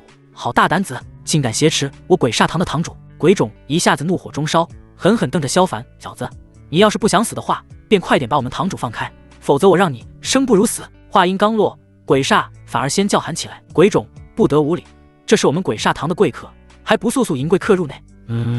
鬼冢一听直接愣住，什么情况？堂堂鬼煞大人啥时候变得这么客气了？正不明所以之际，耳边便响起鬼煞的密语传音：你别看这小子修为低下，但其身上诸多古怪，出招极为阴险，手段更是残忍至极，比起你我也遑不多让。什么？这小子竟有如此本事？鬼冢大吃一惊，他虽然不相信，但这些都是鬼煞亲口所说，可见并非是假。快先稳住这小子，莫要和他争斗！鬼煞连连吩咐道。鬼冢皱了皱眉，却并未回应，其一双眼珠子不停地转悠，谁也不知道在想什么。妈的，这个该死的老阴魔！鬼煞见状一阵暗骂，当即连忙开口大喊：鬼冢，快点把阴鹤谷主之女放了！不行，那小妞身份特殊，关系到后续计划，绝不可能放。鬼冢几乎想都没想，一口回绝。你！鬼煞急的眼珠子都爆出来了，连自己的生死都不管不顾了，这特娘的孰轻孰重都分不清楚，当真不放人？萧凡冷笑着看向鬼冢，剑指鬼煞丹田，你就不怕我取了他的金丹？你敢？鬼冢眼睛猛地一瞪，有何不敢？萧凡呵呵一笑，稍稍发力，剑尖便入肉3分。登时疼的鬼煞连连大叫：你！鬼冢瞳孔猛地一缩，什么鬼？这小子竟然真这么毒了，说动手就动手，快点答应他！鬼煞现在慌的一批，疯狂密语传音，他可太清楚萧凡的手段了，别看是个老六，但说杀就杀，压根就不带纠结的。要是给对方逼疯了，那自己还不得分分钟完犊子？堂主大人，这件事不是我不愿意，主要是这关系到后面的计划，一想到要把密室里那个身材爆炸的小妞交出去，鬼冢就满心不乐意。他连味儿都还没尝呢，哪里舍得就这么拱手让出？鬼煞哪里不知道他那点小心思，当时就大骂道：一个老淫魔，都这种时候了，你能不能先忍一忍，等把老子救下来，咱们再联手制住他们，那漂亮小妞还能跑了不成？老子告诉你，你别以为这小子好对付，他看着是只有炼气3层的修为，但真实修为绝不比你我弱。生怕鬼冢还不答应，鬼煞又阴冷冷地说了句：真的假的？鬼冢有些不大相信，这年头谁还玩扮猪吃老虎啊？真有那么强大的修为，还不早就把他们这破山洞扬了？妈的，老子骗你做什么？鬼煞气的一阵大骂，要不是这样，你以为老子会被他擒住，还折腾得这么惨？鬼冢一听，不由皱眉，还别说，确实是这个道理。毕竟鬼煞的修为，他这个副堂主也清楚，好歹也是金丹初期，怎么可能会被炼气3层的小菜鸡整成这样？赶紧答应这小子的条件，事后再找他们麻烦。鬼煞不耐烦地催促，他现在是1秒都不想多等了，生怕被活活剜了金丹。鬼冢当下也不再打小九九，开口对萧凡道：“小兄弟，你要的人我可以放，不过你得先答应我，不得伤害我们堂主。放心，我向来不骗人。”萧凡淡淡一笑，渐渐也从鬼煞皮肉中退出少许。去，把人给我带出来。鬼冢也不再耽搁，立刻扭头吩咐。很快，在2名鬼煞堂弟子的押解下，黄抱抱被带出了山洞。死变态，你想对本小姐做什么？你信不信？师兄！黄抱抱上1秒还在骂骂咧咧，转头看见萧凡的一瞬，脸上顿时露出欣喜之色，眼里更是透出脉脉深情，甚至还有几分媚态。萧凡见状不由皱了皱眉，即便不知道发生了什么，但从抱抱师妹这个样子看，显然是中了春毒之类的东西。小子，人已经带出来了，可以把我们堂主放了吧？鬼冢这时冷冷开口，先把我师妹放开，否则我就立刻取她金丹。萧凡压根不给他讨价还价的机会，刚刚退出来些许的剑尖再一次刺进鬼煞的腹部，剧烈的疼痛感让鬼煞龇牙咧嘴，就差发出杀猪的声音了。小子，你胆敢如此！鬼冢脸色骤然阴沉，他还从未见过有人这般不给脸面。别巴巴了，快按他说的做。鬼煞疼得实在受不了了，密语传音都不用了，张开口就吼了起来：“奶奶的，老子都快被人取金丹了，你还在那唧唧歪歪，等收拾了这小子，老子回头就弄死你！放人！”鬼冢虽不甘心，但也只能黑着脸妥协。师兄，人家真是想死你了。解开束缚后，黄抱抱立马扑到萧凡身边，紧紧贴着后者，身体更是不由自主地蹭来蹭去，眼神也逐渐变得迷离，脸上更是肉眼可见的涨红起来。果然是春毒！萧凡心底一沉，鬼冢见状却是欣喜若狂。黄抱抱此刻的样子，正是毒情蛊发作的表现，要不了多久便会欲望缠身，如果得不到滋润，最终只会活活死渴死。小子，人已经还给你了，现在是不是该把老子放了？鬼煞双眼巨瞎，什么也看不到。听到黄抱抱走过来之后，他就迫不及待地喊叫：“小子，速速兑现承诺！”鬼冢也急不可耐地催促，他还着急着想用美人呢。呵呵，你们这么着急，该不会是刚才密语传音商量好，只要等我放了人，就立刻合伙对付我吧？萧凡似笑非笑地看了2人一眼。闻言，鬼煞和鬼冢均是脸色一致。小兄弟，你这真是误会了，我们虽不是什么良善之人，但也都是蛮讲信用的，根本没想对你动手。鬼煞尴尬一笑，对，我们绝不做出尔反尔之事。鬼冢也挤出几分笑容，心里却是暗暗大骂，这小子果然不好对付，年纪轻轻就如此滑头，竟被他猜得这般无二。呵呵，萧凡猝不及防的出手，剑尖瞬间刺入鬼煞体内，接着一挑，1枚金丹直接飞了出来。萧凡迅速抓入掌心，然后一口吞掉。啊！一声惨叫过后，鬼煞直接倒在地上，气绝身亡。整个过程只在电光火石之间完成。等鬼冢反应过来，鬼煞早已凉透。小子，你不讲武德！鬼冢当时怒发冲冠，目眦欲裂。万万没有料到，前一刻还笑呵呵的萧凡，下一秒竟直接开膛破肚取走鬼煞金丹，简直阴到姥姥家了。武德！萧凡冷笑一声，你们灭杀雪家全族的时候，可有讲武德？说话的同时，被吞入腹中的那枚金丹也在被阴阳本源疯狂炼化，几乎是话音刚落的瞬间，金丹便彻底化作养分，滋养全身经脉。只是一刹之间，萧凡的修为便连破4个小境界，一跃进入筑基9层，而跨度如此大的灵力波动，也让鬼冢猛然大惊。不可能，你怎会这么快就炼化了鬼煞的金丹？呵呵，这就跟你无关了。萧凡咧了咧嘴道，不过这金丹倒是好东西，1颗便能助我突破4个小境界，如果再吃上1颗，或许便能突破至金丹了。说着，他的眼睛便看向了鬼冢的丹田处。你敢！鬼冢气得浑身发抖，脸都青了。他堂堂金丹修士，竟被一个小辈盯上金丹，简直岂有此理！动手，杀了这小子！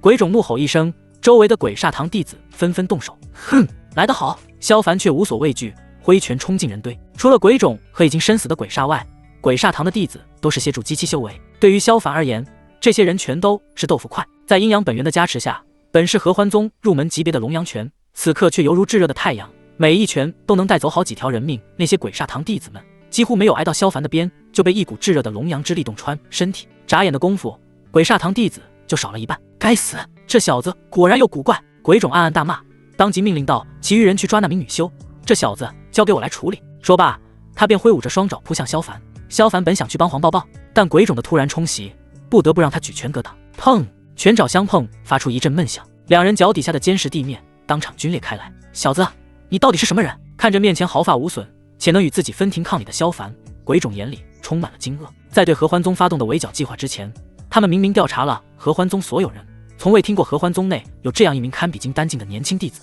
我是你爷爷！萧凡一跃而起，随后猛地出拳，分子，尝尝你爷爷的龙阳拳。虽说龙阳拳只是入门级别的武技，合欢宗的男弟子们人人都会，但真正能将其威力发挥到极致的却少之又少。并非龙阳拳有多难，或者是多垃圾，纯粹是因为有几分龙阳灵力，就能挥发出几分龙阳拳的威力。龙阳灵力越是充沛，施展龙阳拳的威力就越大。像叶晨那种先天龙阳圣体之人，所施展龙阳拳的威力就要远超同阶修士。而萧凡更是不同，因为阴阳本源之力本就碾压普通灵力，所以通过灌注本源之力所施展的龙阳拳，威力更是不容小觑。不好！看着眼前那耀眼如太阳般的拳头，鬼冢心生一丝畏惧。他几乎是条件反射般激起身子冲向旁边，然而他还是低估了萧凡的速度。砰！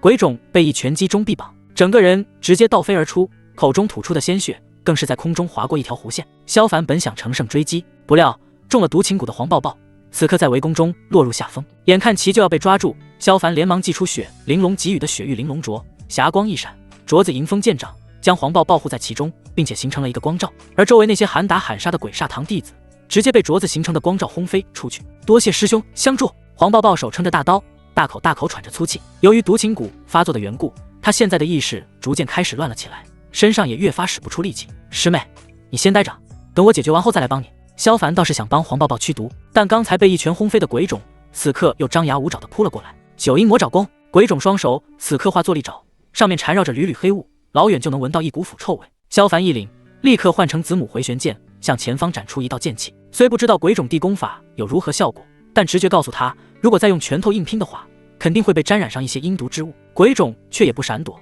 直面那道数米长的剑气。当的一声，利爪与剑气交错，竟发出金属碰撞声，而本该被一剑斩断的利爪却毫发无损，反而和剑气相抗衡。这么硬的爪子，萧凡有点吃惊，这硬度堪比灵气啊！小子，你逃不了的！鬼冢猛地一喝，双爪交错一撕，直接将剑气破开，随之一股强大惊人的魔气凭空爆发，接着他化作一个巨大的黑影激射而来，几乎带着一连串的幻影，眨眼间就到了萧凡面前。只见其手臂微微一动，一大片黑色爪影立刻密不透风的将萧凡笼罩，想凭借坚硬的利爪将萧凡撕裂成无数块碎肉。萧凡眉头一皱，却也不闪不躲，反而挥动子母回旋剑，每一次挥动便有一道剑气展出。吃，只见他挥剑如幻影，一瞬间竟用密密麻麻的剑气聚成了一道剑盾，将自身完全包裹其中，紧接着一头朝爪影迎去。这怎么可能？鬼冢一看人都傻了，谁家剑修能一下子展出如此密集的剑气？即便是他们这种金丹期的修士，将某种剑诀修炼至大圆满境界，也不可能做到这等情况。眼前这个看似只有炼气期，实际却有着筑基期修为的小子是如何做到的？吃惊归吃惊，但鬼冢也来不及深思，利爪还是毫不客气地向前抓出。在他看来，即便剑气能凝聚成剑盾，但双方修为还存在着差距，不管怎么样，也不可能抵挡得住自己的九阴魔爪，只需1秒便能破开剑盾，将眼前这个狂妄的小子当场斩杀。鬼冢刚这么想着，就感到双爪蓦然一热，随后一股难以形容的剧痛从爪上传来，本来坚不可摧的利爪竟被直接削掉一部分。该死！鬼冢面色发紫，胆战心惊。他想不明白，刚才都能抵挡住萧凡的剑气，怎么突然就无法阻挡了？而且从灵力波动上看，眼前这小子身上的波动明显远超普通筑基期修士，甚至给他带来一种莫名的压迫感。不行，得先拉开距离，绝不能和这小子硬碰硬。鬼冢心思转动极快，身子当即向后掠退，瞬间和剑盾拉开了一段距离。萧凡顶着剑盾一击落空，正要调整方向，而趁着这个空档，鬼冢忽地深吸一口气，只见其身子一掌一缩，一口浓郁的黑雾从其腹中喷出，瞬间爆裂开来，化作无数道乌黑发亮的黑丝，朝着萧凡卷去。每一条黑色丝线里都藏着蛊毒，只要能钻进萧凡体内，便能立刻控制对方。想必硬碰硬的方式，这等能无伤拿下对手的手段才是王道。哼！萧凡眼中寒芒一闪，手腕轻轻一抖，身前的剑盾也如黑雾炸开，又化作道剑气，而后在空中纠缠交错，竟编织成了一张剑气大网。那些飞驰而来的黑色丝线尽数被大网兜住，竟能将剑气控制到如此地步，莫非已至化境？鬼冢吃惊之时，眼前的剑气大网快速收缩，将内部的黑色丝线全部磨灭。看到这一幕，鬼冢也大胆不妙，他终于明白为什么鬼煞死之前会强调萧凡不好对付。如此一看，何止是不好对付，怕是有可能要阴沟翻船。鬼冢不敢怠慢，急忙打出道道黑雾，试图将眼前的剑气大网轰碎。但所有黑雾在接触剑气大网的瞬间便烟消云散，如同水碰到了炙热的火焰一般，根本没起到任何作用。该该死！眼见自身的神通毫无作用，鬼冢也有些慌了。看了眼不远处被雪域玲珑镯护住的黄抱抱，心里一横，眼下只有先把这小妞抓住，才有可能让萧凡投鼠忌器。然而刚想动身，眼前的剑气大往忽的扑哧一下炸开，化作漫天剑丝，白茫茫一片，几乎令人睁不开眼。紧接着一点寒芒从中激射而来，速度之快，眨眼便到身前。天堂有路你不走，地狱无门你自来。好，本来还有些慌乱的鬼冢见状反而大喜，他立刻双手掐诀，周身黑雾弥漫，随后在身前凝聚成一个巨大的坟冢。那坟冢说来也怪，明明是虚幻之物，却忽地从坟头上裂开一条巨大的缝隙，两侧呈现锯齿状，犹如一张恐怖的大嘴，似乎要将萧凡一口吞入。见状，萧凡面色一变，就要更换方向，但此刻为时已晚，不等有任何举措，人就被坟冢一口吞了。哈哈，入了我这坟冢之内，就算你是金丹修士，也无处可逃。鬼冢见此，大喜不已，但是话音还未落下，身后忽地响起一丝尖锐声：“四剑摘心式！”鬼冢闻听直呼不妙，猛地转过身去，却见一道黑影顺闪而过，随后胸口处一阵剧痛，接着血花迸溅，竟被一剑穿了个透心凉。你看着眼前的萧凡，鬼冢满是震惊，他想不明白，刚才明明已将萧凡吞入坟冢，为何对方又会突然出现在身后？你安心去死吧，其他的就不用知道了。萧凡冷冷一笑，猛地抽剑，随着一团血花喷射而出，鬼冢的瞳孔也逐渐扩散，满是不甘地向后倒去。副堂主败了，这就是个杀神，快跑啊！那些鬼煞堂弟子一看，吓得四处逃窜。想跑，萧凡眼睛一眯，就要追上。对于他这样的老六来说，自然明白斩草除根的道理。师兄，我好难受。这时黄抱抱虚弱的出声，萧凡连忙看去，只见黄抱抱此刻满脸潮红，衣服被扯得凌乱不堪，露出白色肌肤，显然已经毒发攻心。糟糕，忘记让那老阴魔给解药了。萧凡眉头一皱，急忙走上前去：“师妹，你感觉怎么样？”雪域玲珑镯一收，黄抱抱便扑进萧凡怀里，喘着气道：“师兄，我好想和你双修啊！”萧凡直接就傻眼了：“师妹，你这么直白真的好吗？”“师妹，你先别急，我马上带你回谷，谷主肯定有办法帮你驱毒。”面对如此诱惑，萧凡深吸一口气，强行忍住。他不是不想趁机下手，关键是事后要是被黄灭绝知道的话，他怕自己的兄弟扛不住。师兄，来不及了，他给我下的一种蛊毒，现在毒素已经遍布全身，要是再不双修的话，我会爆体而亡的。黄抱抱扬起脸颊，一边说一边伸手解开萧凡的衣服，俨然如同一个痴女。这好吧，萧凡咬咬牙，也不再管那么多，毕竟人命关天，要是再纠结下去，黄抱抱可就没了。山洞里有一处密室，那里很隐蔽。黄抱抱艰难说完这话，双眼便彻底迷离。萧凡只觉火焰升腾，立刻抱着黄抱抱冲进山洞。密室里，随着阴阳本源进入黄抱抱体内，原本大肆作怪的毒情蛊瞬间被灭除，彻底化为乌有。黄抱抱的意识也逐渐恢复，但两人却依旧没有分开，反而交缠得更紧。一番覆雨翻云后，两人沉沉睡去。也不知道过了多久，等萧凡缓缓醒来后，就看到黄抱抱那娇嫩玉体趴在自己身上，整个人容光焕发一般。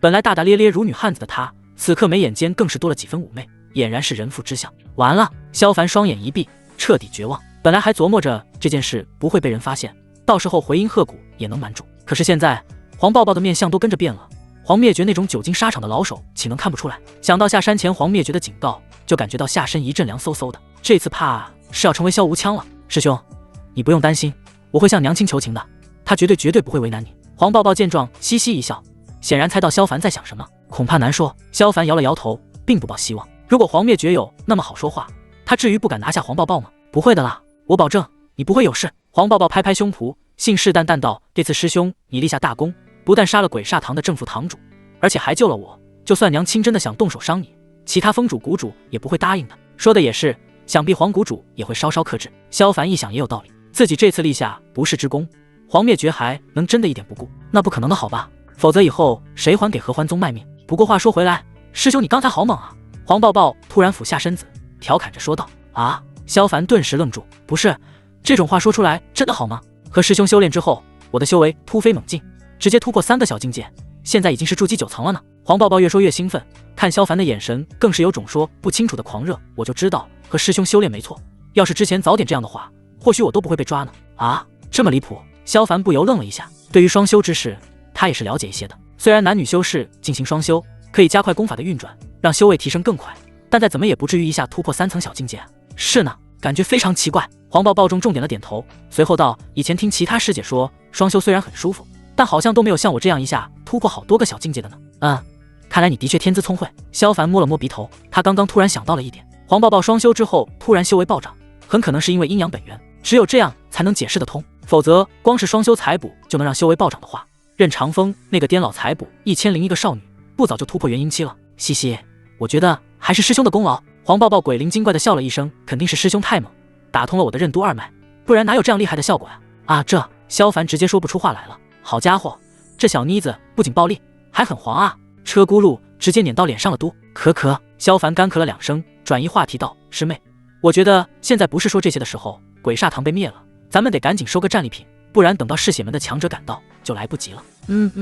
师兄所言极是。黄抱抱连连点头，从萧凡身上爬了起来。呼，萧凡顿时松了口长气。老实说，被对方一直压在身上，实在憋得慌。好在黄抱抱没继续缠下去，不然又要走火。穿好衣服，两人走出山洞，只见外面空地上聚满了秃鹫，鬼煞和鬼冢等人的尸体全都被啄得满目全非。萧凡眉头一皱，抬手挥剑，是一道剑气斩出，瞬间砍杀了数只秃鹫，惊得其他秃鹫纷纷拍动翅膀逃至附近的枯树上。师兄，你怎么？黄抱抱有些不解，在他看来，鬼煞等人作恶多端，被秃鹫吃了也活该。呵呵，我怕秃鹫把他们的储物戒指也吃了。萧凡笑了一声，剑尖一挑，直接将鬼冢手指上的储物戒指挑了起来。杀人夺宝，不摸尸体怎么行？这可都是宝贝啊！我明白了。黄抱抱立马领悟，小跑过去摸了鬼冢的储物戒指。当然，其他那些鬼煞堂弟子也不能放过，一个个的储物袋都被摸走。虽然东西不如2个储物戒指里的多，但蚊子再小也是肉啊。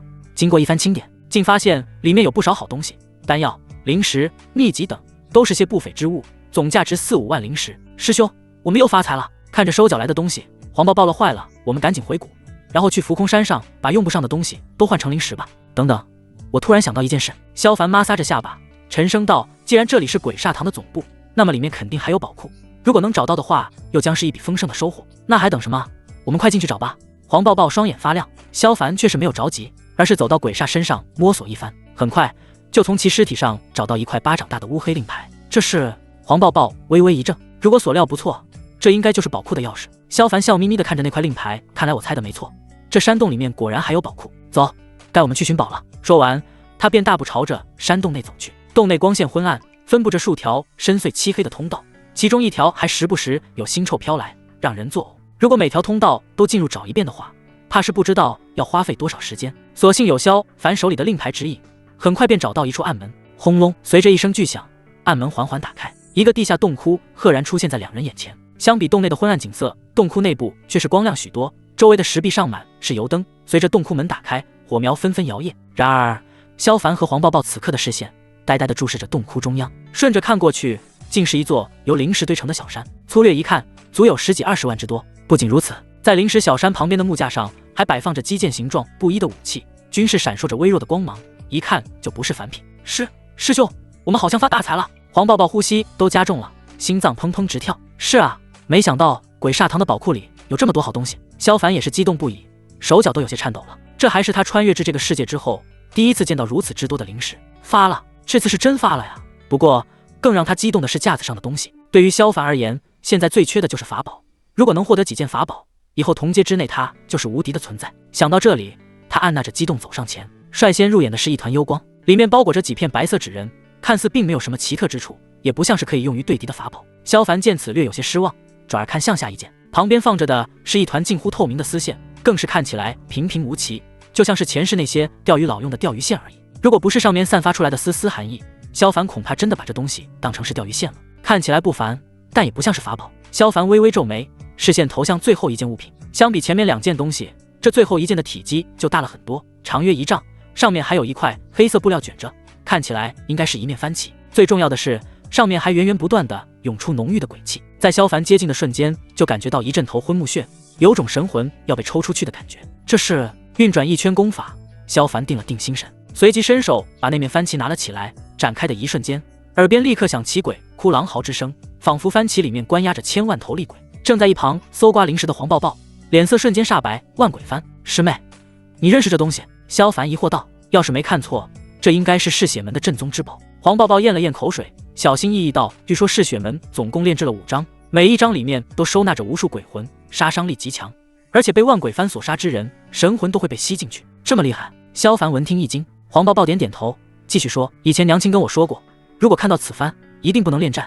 这等吸收了万千神魂的法宝，在宝器集里都能排得上名号。竟有这事，萧凡不由一喜，看来这次真是捡到宝了。师兄，你该不会想祭炼这万鬼幡吧？黄抱抱皱了皱眉头，说：这万鬼幡虽然厉害，但祭炼之人也会受到很严重的反噬，一不小心就会被吸走神魂。此话一出，萧凡也愣了下。好家伙，要是不知道这点，贸然祭炼的话，那不是惨了？无妨，我会小心行事。萧凡稍作琢磨，还是将万鬼幡收入储物戒指。不管怎么说，这么一件厉害的法宝扔了太可惜，等到时候回了灵兽园再慢慢研究也行。既然师兄已经有了打算，那我也就不多说了。黄抱抱也没有劝阻，转而又道：也请师兄放心，这件法宝我不会与任何人说，免得被人觊觎。那就多谢师妹了。萧凡大喜，本来他还打算提醒一下黄抱抱，但现在看来，抱抱师妹还是蛮粗中有细的。谁？是谁在外面？在下乃合欢宗弟子，还请道友出手相救。正说着，一阵呼救声突然传来，萧凡和黄抱抱均是一愣。师兄，刚才那声音听起来有些熟悉，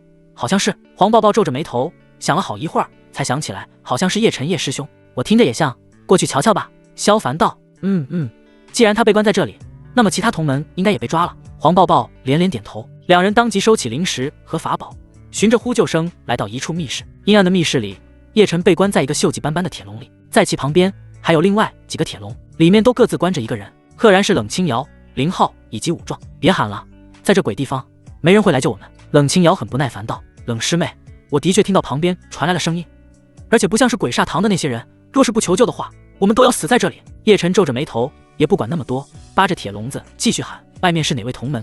还请出手相救。踏踏踏，话音才落，一串脚步声响起，紧接着萧凡和黄抱抱的身影出现在密室。抱抱师妹。叶晨双眼一亮，但很快就傻眼，呆呆看着旁边的萧凡。你怎么也会在这里？萧不举。冷清瑶也缓缓撑起身子，眉头紧蹙。你怎么潜入这里的？难道鬼煞堂的人没有发现吗？潜入？黄抱抱上前一步：师姐，你也太小看萧师兄了，鬼煞堂的人都被萧师兄杀光，哪里需要潜入啊？此话一出，全场死寂。笼子里的四人瞪大双目，下巴都要砸地上了。开什么玩笑？萧凡能杀光鬼煞堂的人？扯淡吧！哈哈，抱抱师妹真是会说笑。叶晨突然大笑起来，以他炼气3层的修为，如何杀光鬼煞堂的人？想必是宗门得知我们遇险，特地派人来营救了吧？就是他一个不举的废物，要是能杀光鬼煞堂的人，我刀里吃屎！林浩掐着兰花指嘲讽，作为萧凡曾经的大师兄，他对萧凡那点尿性太清楚了，入门多年也未曾突破筑基，还自断根基。而鬼煞堂的弟子修为最低的都有筑基期，萧凡这个废柴如何能对付得了？你们！黄抱抱生气了，双手叉腰就要抱不平。走吧，既然他们不需要我们救，那就让他们在这自生自灭好了。萧凡更是不客气，拉着黄抱抱转头就走。萧师弟，方才是我们不对，你万不可就这么丢下我们啊！对，我的好师弟，师兄刚才真不是有意要说那些话，你要打要骂都行，可千万别丢下我们啊！叶晨和林浩顿时慌了，连连恳求。鬼煞堂的人向来心狠手辣，而且极其变态，要是留在这里，必定生不如死。萧凡，你给我站住！冷清瑶此刻也冷冷开口：我以阴鹤谷首席弟子的身份命令你，现在立刻马上把我救出去。只是他这一开口就命令式的语气，立马让萧凡眉头紧皱。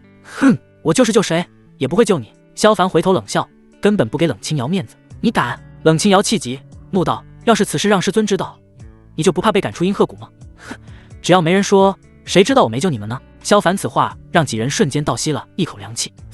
这家伙有点狠啊！萧师弟，冷师妹向来性子高傲，你可千万别和她一般见识。叶晨急忙劝说：是啊，冷师姐一直都这副口气，你习惯一下就好。林浩也连连打圆场，他们可不想因为冷清瑶连累，向来性子高傲就是对的，我就必须习惯。萧凡眉头一挑，似笑非笑地看着冷清瑶：我今天还就不惯着你，想让我救你也行，除非现在你给我道歉认错。不可能！冷清瑶想都没想就拒绝，我绝不可能向你道歉。在他眼里，天底下所有男人都不是好东西，现在让他向男人低头，还是萧凡这种废柴中的废柴道歉，怎么可能？他那颗高傲的心永远不会允许这种事情发生。好啊，那你就继续待在这吧。萧凡懒得再理他，抬手一扬，3道剑气直接将另外3人的笼子劈开。你们可以出来了，不想死就跟我走。说罢，拉着黄抱抱就往外走。叶晨、林浩和武壮此刻均是震惊不已，3人看萧凡的眼神都变得奇怪，这真的还是他们认识的萧不举吗？怎么突然就能斩出剑气了？不过现在能从铁笼中脱困，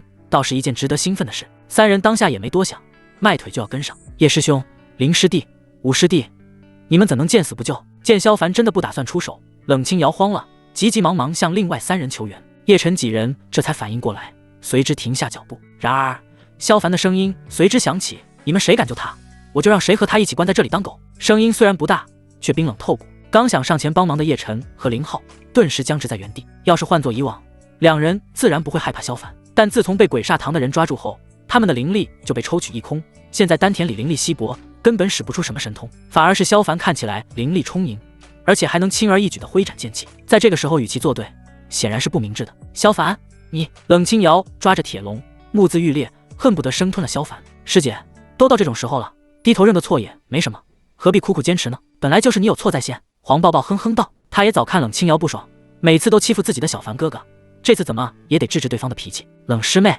你就认个错吧。对啊，做错了就认，没啥好丢人的，好过丢掉性命啊。叶晨和林浩也连连劝说。你们……冷清瑶气得不轻，但最终还是选择妥协，咬牙切齿地盯着萧凡，方才是我错了，行了吗？这就是你的道歉？萧凡走到铁笼边，冷冷一笑，难道你不知道给别人道歉要真诚一点吗？萧凡，冷清瑶顿时柳眉倒竖，胸脯气得上下耸动，满脸嗔怒，恨不得问候萧凡全家，但一想到会被扔在这里自生自灭，他最终还是忍住了，并且脸上挤出少许笑容。萧师弟，刚才是我的错，我不该对你那帮语气，还请萧师弟大人大量，把我从这里救出去，好吗？这次态度还行。萧凡笑了，伸手捏着他的下巴，看在同门一场的面上，这次我就不计较了，希望冷师姐日后也记住今天的话。冷清瑶几乎是本能的要扭开脸，但他最终克制住了，并且强压着心中的厌恶，轻嗯了一声。萧凡一口唾沫吐到对方脸上，冷清瑶瞬间气炸了，你吐我唾沫干什么？你心里肯定很讨厌我，所以我为什么要惯着你？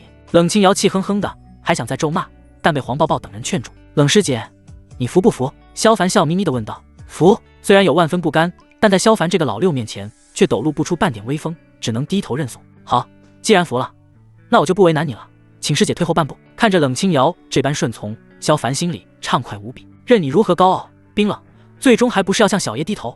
呵，女人！轰！剑起剑落，铁笼破碎，冷清瑶也得以脱离束缚，但她却高兴不起来半点。此时此刻，她心里满是愤恨，瞳孔中全是萧凡那可憎的背影。萧凡，萧不举，等回了阴鹤谷，我一定不会放过你。冷清瑶擦干脸上的唾沫，内心近乎咆哮，后槽牙都差点咬碎。同样的念头也在叶晨和林浩的心中升起，在他们看来，萧凡纯粹是趁人之危，没有底线的欺辱他们，此仇不报非君子。然而当走出山洞后，看着满地的尸体后，他们当场傻眼，这是怎么回事？林浩发出巨大的尖叫，像弹簧一般高高的跳起，躲到了叶晨身后。叶晨的脸色同样不好看，因为他看到了倒在血泊中的鬼煞和鬼种，这可是两个实打实的金丹期修士啊！到底是谁出手杀掉的？刚才不是告诉了你们吗？这些人都是萧师兄杀掉的呀！黄抱抱理所当然道。这怎么可能？林浩头摇得波浪鼓似的，打死都不肯相信。哼，怎么不可能？黄抱抱气呼呼地插起腰，刚才一路出来，你们发现还有别人吗？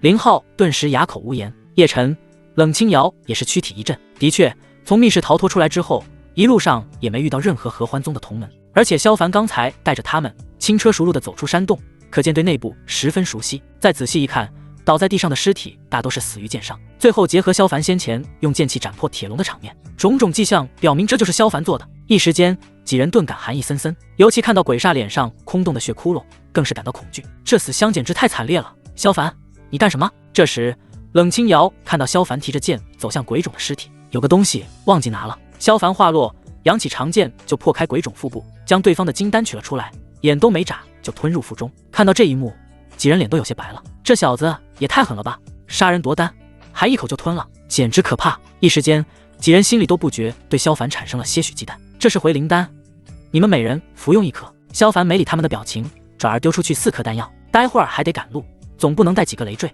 叶晨等人急忙接住，吞入腹中。随着药力散开，4人都恢复了不少灵力，脸色也好看许多。该死的鬼煞，竟把本公子抓到此处折磨，死1000-1万遍也不能解本公子心头之恨。一想到先前受的苦，叶晨顿时面露狰狞，冲过去对着鬼煞的尸体一阵乱踹，本就面目全非的尸体立马成了一滩烂肉。别闹了，有人来了！萧凡忽地感觉到什么，抬头向天边望去，只见一片黑色雾气以极快的速度朝着这边席卷而来，其中还有3道颜色不一的盾光，远远将黑雾甩开，眨眼的功夫就前行了数十丈距离。不好，是嗜血门的其他3大护法堂。黄抱抱剑多识广，一眼认出来得正好。叶晨手握折扇，冷冷喝道：“嗜血门屠戮雪家全族，还强掳我等，这笔账必须跟他们好好算一算。”没错，这口恶气绝对不能咽下去。林浩尖着嗓子大骂：“哼！既然他们前来寻死，那就让他们知道我殷鹤谷的厉害。”冷清瑶唰的一下抽出软剑：“叶师兄要战，俺也不会退缩。”武装这个莽夫更是双拳捶得砰砰响，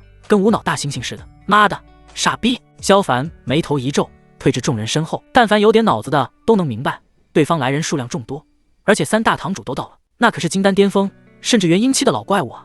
这种时候还想着硬拼，纯有大病。抱抱师妹，我们走！萧凡毫不犹豫地跳上黄抱抱的飞剑，两人当即就要逃遁。萧凡，你怎能临阵脱逃？就是这可关系到宗门的荣耀，大敌当前，就应该冲杀他们一番。叶晨和林浩一看，立马开口呵斥。冷清瑶也目露不现，在心里又给萧凡打上了一个懦夫的烙印。几个蠢货，为首那几人必是3大护法堂的堂主，全都是金丹期以上的强者。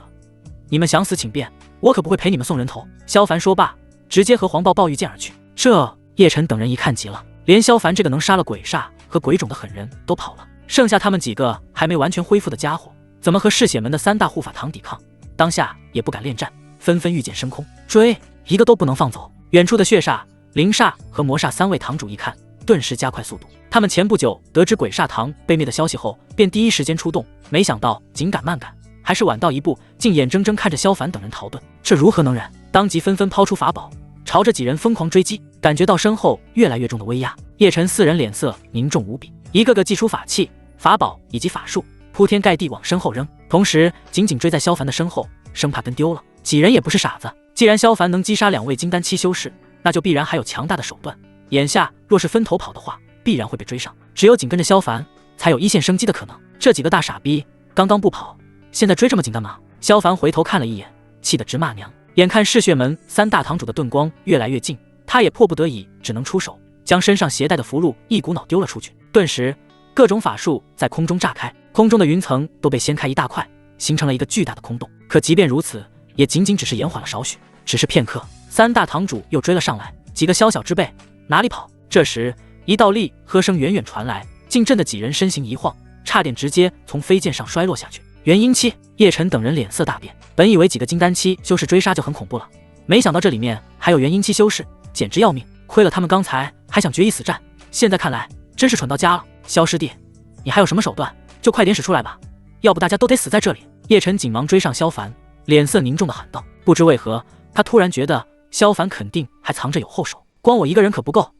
你们也都别掖着藏着了。萧凡冷哼一声，取出方才获得的万鬼幡，同时将那几张纸人塞到黄抱抱手里。抱抱师妹，你待会儿祭出这些纸人，或许也有奇效。说罢，手里的万鬼幡猛地一抖，只见原本丈许长的万鬼幡瞬间长大10倍，宽大的幡旗在空中猎猎作响，连天空都被遮盖住了一小块。万鬼幡！看到这一幕，后面追击的魔煞等人瞳孔猛地一缩，本宗之宝绝不能落入他人之手。3人几乎没有商量，当即施展神通，将速度提快几分。萧凡一看，立马挥动万鬼幡，顿时鬼哭狼嚎，黑雾涌动，无数鬼头就要从万鬼幡中冲出来。庶子而敢！魔煞见状大怒，咬破手指，往眉心点了一滴鲜血，随后其背后忽地展开一对紫色翅膀，整个人宛如一只闪烁着紫色的利剑，咻的一下激射而来。其旁边的血煞和灵煞也都纷纷祭出精血，驾驭着法宝合力冲向萧凡。作为嗜血门的护法堂堂主，他们都知道万鬼幡的重要性，里面所蕴含的鬼魂是嗜血门花费多年收集的，不到万不得已都不会轻易动用。而现在萧凡却直接挥动万鬼幡，试图放出里面的鬼魂，对嗜血门而言无疑是天大的损失。因此3人哪怕拼了耗费精血，也要抓紧追上，夺回万鬼幡。原本100丈的距离瞬间拉近几10丈，眼看即将被追上，叶晨等人脸色煞白一片，眼里都充满了绝望。此刻几人心里都很清楚，面对金丹期修士的追击，他们都尚不能逃脱，更不要说现在身后还有个元婴老怪，这完全就是必死的结局啊！抱抱师妹，动手！萧凡此刻亦是脸色凝重，手里死死抓着万鬼幡。本以为有着阴阳本源之力的加持，驱动这件法宝并没什么难处，不曾想这万鬼幡耗费极大，一时半会儿竟无法驱使。反观魔煞等人就要追上来，可谓危急关头。去！黄抱抱毫不耽搁，立刻丢出手中的3枚纸人。说来也奇特，3枚看似平平无奇的剪纸人一经祭出，迅速见长，竟分别化作和魔煞、血煞和灵煞一般模样，直接将3人拦住。灵鬼纸人！魔煞等人脸色更加难看了，这本就是鬼煞堂的法宝，他们自然认识。虽说作为元婴和金丹期修士，想要破除助机期修士驱使的法宝很简单，但眼前的灵鬼纸人却没那么好对付。这灵鬼纸人最大的能力就是可以模仿任意一人，甚至连神通法宝都可以完全模拟，就像是一面活的镜子般，与灵鬼纸人相斗，无异于自己打自己。这本来也是和万鬼幡一样的至宝，没想到也落在了他人手里。想到这些，魔煞等人就气急败坏，但此刻也功夫想太多，三人纷纷祭出法宝神通，和3个纸人化身缠斗在一起。只是由于黄抱抱实力较低，且还没把灵鬼纸人祭炼，因而威力还是差了不少。只是数10个回合，3个纸人化身明显落入下风。好在萧凡这边已经蓄力完成，万鬼幡上的黑雾浓郁的几乎要滴出水来。抱抱师妹，把纸人收回来！他扭头喊了一声，手臂握着万鬼幡猛地一晃，瞬间无数道黑色雾气喷涌而出，铺天盖地般扑向魔煞等人。不好！魔煞等人见了大惊失色。尽管他们修为都在金丹期之上，但面对万鬼冲袭依然无法轻松应对，稍不留神便会落得神魂受创的地步。三人不敢有误，急急忙忙使出神通护体。尽管如此，无数鬼魂依旧将他们团团围住，仿佛啃食尸体的秃鹫。走！见此，萧凡等人毫不犹豫地朝合欢宗方向疾驰而去。浮空山合欢大殿内，6位长老相聚一堂，分别是杨巅峰、任长风、杨顶峰、上官鼎、杨硕峰、徐宝基，以及阴鹤谷黄灭绝、阴幽谷屈幽福、阴玄谷玄素莲。此刻几人脸色都十分凝重，由于派出去调查雪家被灭之事的弟子全都杳无音讯，让几位长老都隐隐感到了一丝潜在的危机感。我觉得此事非同小可，得尽快派人查清才行。屈幽福率先开口，几位长老之中属他最为担忧，门下大弟子的家族被灭不说，下山调查后更是毫无音讯。若是雪玲珑有个3长2短，对于整个阴幽谷而言都是不小的损失。不行，已经派出去的弟子至今没有消息，再贸然派弟子下山实在不妥。徐宝基立刻否决了这个提议。另外几个长老虽然没说话，但或多或少也是这个意思。毕竟第一次派出的都是各自座下的优秀弟子，尚且都没有任何回信。如果真是遇到了什么麻烦，就算再派出第2批弟子下山，只是白白增加损失，那此事总不能放着不管吧？曲幽福皱眉，自然不能。我的意思是，不如从我等之中选1人出来，下山勘测一番，无论遇到什么情况，解决起来也比较容易。徐宝基不紧不慢道：“徐长老此言有理，只是选谁下山合适？”玄莲素话音刚落，旁边疯疯癫癫的任长风就接话道：“不如我去吧，你等在此静待消息就行。”不行！5位长老齐声拒绝。任长风是什么尿性，在座几位都清楚，一个连男弟子都不放过的癫老，什么事情做不出来，万一下山发疯，把几个弟子猜不致死，这种事情是很可能发生的。哼！任长风冷哼一声：“那你们几个继续，以后也别再找我来此商议什么。”任长风，你别在这里发癫！黄灭绝不爽骂道：“难道下山的弟子里面就没有你们杨巅峰的人了？你怎能说出这番事不关己的话？只是几个弟子而已。”任长风不以为意的摆弄，起100没了再找几个就是。你黄灭绝顿时青筋暴起，就要动手禀报几位长老，阴幽谷雪师姐求见。这时门外响起看门弟子的声音，几人一听，顿时面露振奋：“快让他进来！”曲幽福急道。话音落下，大殿门被推开，雪玲珑快步走入。弟子见过几位长老。雪儿，山下到底发生何事？为何就你一人？其他弟子呢？见雪玲珑脸色苍白的样子，曲幽福连声询问。其他同门提到此事，雪玲珑不由紧咬下唇。经过弟子等人的调查，雪家灭族之事的幕后黑手是嗜血门。弟子等人下山后，便遭到嗜血门鬼煞堂堂主伏击，其他同门或死或伏。什么？此话一出，几人大惊，该死的嗜血老魔竟敢欺我合欢宗！几人继而怒斥，内心原本的担忧也在这一刻全部化作怒火。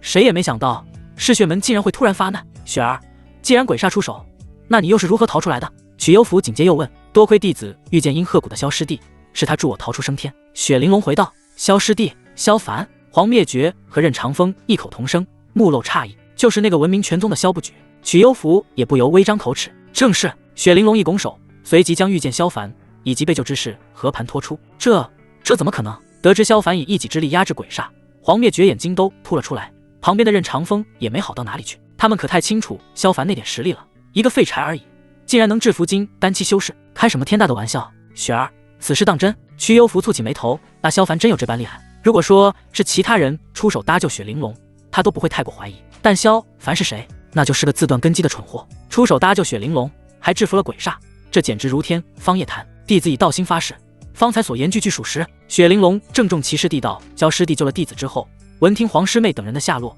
便孤身前去营救，弟子则先行回谷禀报。闻听此言，几个长老都愣了，他们怎么都没想到，一个不被关注的废柴竟有这般出彩举动。好，此子不枉我破格收留。黄灭绝不禁动容，但很快又恢复冷漠之色，一扫其余几人。如今事情已经明了，我们也不能再坐以待毙，必须尽快出手，进攻嗜血门，将弟子们救回来。言之有理。曲幽福和上官鼎点头赞同，毕竟这件事情对于阴幽谷和杨顶峰十分重大，一个关系到能不能安抚坐下天骄的心情，一个则是想着赶紧把坐下弟子救回来。然而杨硕峰的徐宝基此刻再次摇头，我觉得此事不妥，进攻嗜血门无疑是向嗜血门开战，眼下老祖闭关，万不能轻言战事，否则将会给宗内带来天大的麻烦。放屁，嗜血门都贴脸开大了，你还在这优柔寡断，怕这怕那。黄灭绝指着他鼻子就是一顿臭骂，老娘的宝贝女儿如今生死不知，哪怕就是老祖出关，老娘也不会坐视不管，大不了和嗜血门拼个你死我活。你敢？徐宝基冷眼一瞪，若你无视宗内安危，执意与嗜血门开战，就别怪我替老祖惩戒你。哈，惩戒老娘？黄灭绝直接亮出法宝，你有胆试试看？哎呀呀，别激动嘛！眼见气氛剑拔弩张，任长风咧着嘴插话，居长老也是为了宗门着想，至于黄谷主你的女儿嘛，死了就死了呗，反正有我那宝贝徒儿一块陪葬，他俩做鬼也快活嘛。任长风，黄灭绝顿时柳眉倒竖，满脸嗔怒，你若再多说一句，老娘现在就阉了你。几位，眼下宗门危急时刻，莫要内斗。屈幽福连忙站出来道，在下认为无论是宗门安危亦或弟子生死，我等作为宗门长老都不能忽视，不如由我灭绝和连素长老出手下山营救，至于另外3位长老则镇守宗门，等待老祖出关，如何？不得不说，这般折中之法十分稳妥，但如今宗门大比在即，几大长老均是心怀鬼胎，一时竟也没能得到所有人的同意。萧师弟，你可千万要撑住啊！眼看6大长老纠结不定，雪玲珑心中急切万分，默默的祈祷，他真的不愿看到萧凡生死道消，弟子萧凡求见。就在此时，一个声音传入大殿，紧跟着殿门被缓缓推开，几位长老均是停下纷争，猛地转过头，在惊愕的目光中，萧凡的身形随着门缝的扩大，一点点的出现在了众人眼前，在其身后赫然是黄抱抱等人。这一时间，几个长老都懵了，女儿没事，真是太好了。黄灭绝心里高兴无比，但脸上仍然冷漠。萧师弟，雪玲珑怔了一下，随后猛地跑过去，紧紧抱住萧凡，你还活着，真是太好了。因为极其激动的缘故，他的眼角竟然有热泪滑下。雪师姐，萧凡被这突如其来的拥抱搞懵了，这怎么还哭上了？雪师姐，你没事吧？黄抱抱却是急了，连忙去拉雪玲珑，但就是拉不开。这下他心里顿时吃起醋，手上力气愈加大了。眼看两女拉扯的样子，跟在后面的叶晨眼睛都红了，不由死死盯住萧凡后脑勺。这该死的废材，把抱抱师妹拿下就算了，怎么如今连雪师妹也对其如此亲密？一想到自己看上的女人再次被萧凡抢走，一股名为嫉妒的情绪油然而生，恨不得现在就一棍子敲死萧凡。好了，你们都别闹了。这时黄灭绝回过神来，出声制止两女，转而问道：丁方才雪玲珑说你们都被鬼煞抓住，又是如何逃脱出来的？娘亲，都是萧师兄的功劳。黄抱抱笑嘻嘻的回禀道：萧师兄以一己之力捣毁了整个鬼煞堂，就连鬼煞和鬼冢2位堂主也都被萧师兄斩杀马下，我们才得以逃脱。说这话的时候，他下意识的紧贴在萧凡身上，脸上得意的表情就像在说：你们都快点夸夸我的男人。闻听以后，6位长老均是吃惊不已，一个个你看看我，我看看你，眼里都透着质疑之色，几乎没人相信萧凡有这般实力，毕竟他就是个练气期的废柴啊。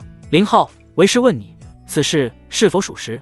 你们当真是被萧凡所救？任长风目光一凛，盯着人群里的林浩。这个林浩扭捏了几下，虽然不情愿，但还是开口承认抱抱师妹句句属实，的确是萧师弟救了我们，并且杀了鬼煞堂的2位堂主。轰！一道惊雷在6位长老的脑中炸开，尤其是任长风，眼睛瞪得都快裂开成8瓣。黄灭绝亦是内心砰砰直跳，几人看萧凡的目光在这一刻都发生了天翻地覆的变化。谁能想到一个只有练气期修为的弟子，竟能斩杀2名金丹期的修士，这是何等的妖孽！若是能招揽到自己座下的话，不错，年纪轻轻就有这等手段，未来可期。不知你是否愿意加入我杨朔风？本座定当全力培养你。徐宝基第一个开口，此言一出，其他几个长老纷纷暗骂老狐狸，当即纷纷向萧凡抛出橄榄枝。我杨鼎峰也不错，你若愿来，杨鼎峰一切资源任你消耗。上官鼎粗狂大笑，萧凡，不如你来我阴玄谷，只要你愿意，无论看上谷中哪位女弟子，本座都可以答应让你与其双修。玄素莲轻笑一声，还是来我阴幽谷吧，全谷上下弟子皆可许，配给你。曲幽福更是下血本，听着几人这般大肆招揽，任长风也急了，他一抖粉袍，快步走到萧凡面前。萧凡，虽然你现在身在阴鹤谷，但毕竟是本座的弟子，无论之前发生过什么，只要你愿意回阳巅峰，从今往后你就是本座的亲传弟子，下一任阳巅峰峰主也由你来当，如何？师父。林浩一听立马急了，萧凡要是成为师尊的亲传弟子，那他这个大弟子算什么？闭嘴！任长风扭头一瞪，满眼的血色吓得林浩一抖，掐着兰花指缩到角落。之前也就罢了，现在萧凡做出这等惊人之举，可见其身上有不小的秘密，无论如何他也要把萧凡带回阳巅峰。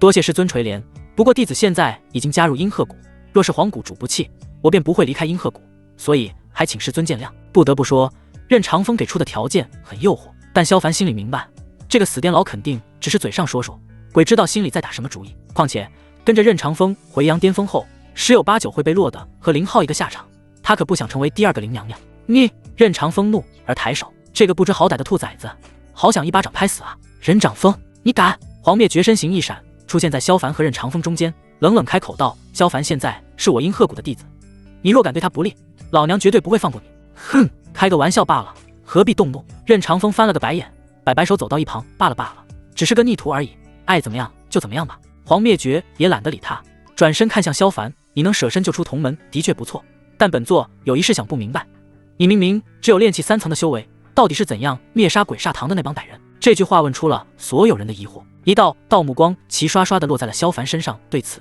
萧凡一点都不慌，不紧不慢地拿出早已准备好的说辞，回禀谷主，弟子担心师兄师姐们受伤，因而不得不动用阴阳生死镜，出其不意之下成功偷袭鬼煞堂的2位堂主。虽然这样的借口很牵强，很难让人相信，但萧凡却并不担心，反正有阴阳本源掩盖修为，几大长老根本看不穿他的深浅，哪怕不信，也找不出半点可以质疑之处。事实也的确如此，几大长老均是皱眉打量一番，根本没发现萧凡隐瞒了修为，但依旧没有完全打消疑虑。虽说阴阳生死镜是合欢宗的禁术，但几大长老都明白阴阳生死镜的功效，即便能瞬间耗费潜力将修为拔高，但也不可能有这么大的能耐吧。见几人不完全信，萧凡灵机一动，突然捂住胸口，然后噗地喷出一口鲜血。小凡哥哥，你怎么了？萧师弟，你是不是哪里受伤了？黄抱抱和雪玲珑立刻上前，一左一右急切地关心起来。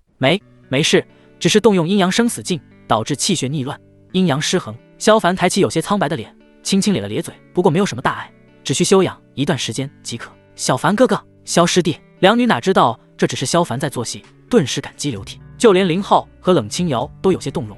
没想到萧凡为了救他们，竟然如此拼命，先前还对他那番言语真是有些不妥。叶晨却是暗暗冷笑，果然不出我所料，这废柴又动用了阴阳生死镜。也好，如此一来，其根基受损，以后也不可能再和我抢女人了。想到此处，他刚才还嫉恨不已的内心顿时感到无比畅快。果然，在这合欢宗，只有他才能包揽所有女弟子。原来如此，黄灭绝等人也都恍然大悟。不过，几人看萧凡的眼神也没刚才那般喜爱了。毕竟动用阴阳生死镜的后果，他们都清楚。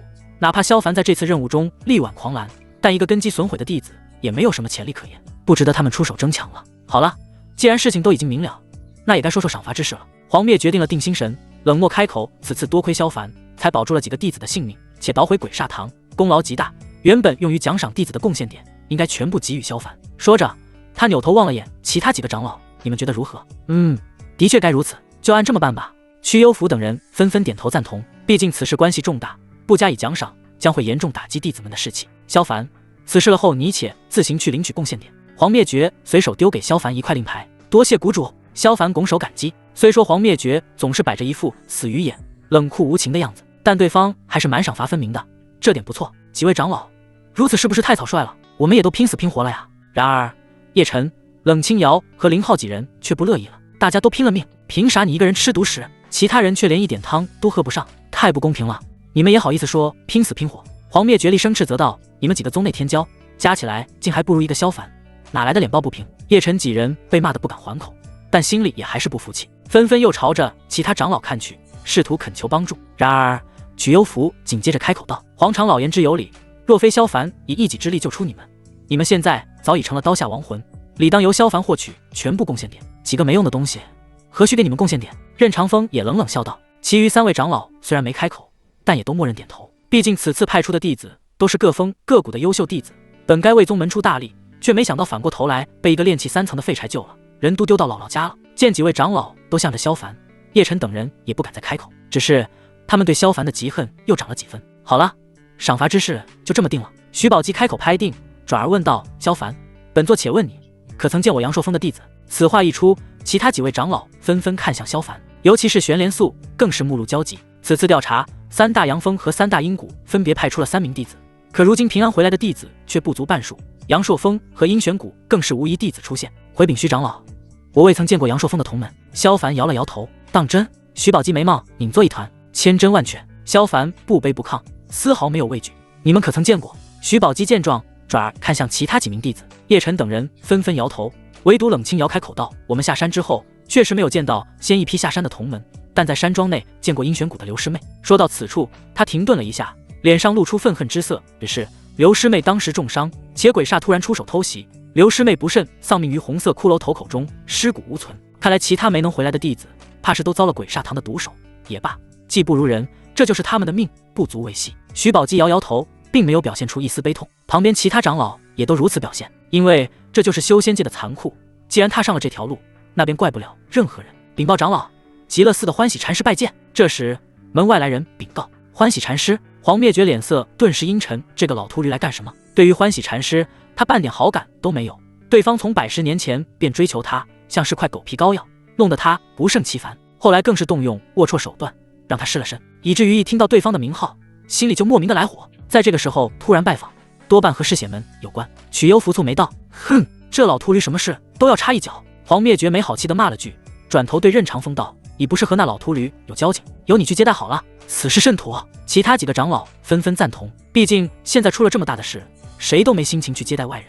你们这些老狐狸，麻烦事就扔给本座。任长风一听不乐意，但看到黄灭绝那杀意盎然的眼神，随即改口：罢了罢了，本座就去见见那老秃驴便是。既然这样，那我们也就各回个家吧。几人不再多说，各自带着弟子打道回府。半刻钟后，阴鹤谷，黄灭绝带着萧凡、黄抱抱和冷清瑶回到谷中。清瑶，你且回去休息。黄灭绝先是吩咐一声，随后看向萧凡和黄抱抱：你二人随我来。冷清瑶点点头，率先离去。萧凡和黄抱抱则跟着黄灭绝来到大殿内。萧凡，此次下山你做得很好，除了宗门奖赏的18000贡献点外，本座再另外奖赏你2000点，以资鼓励。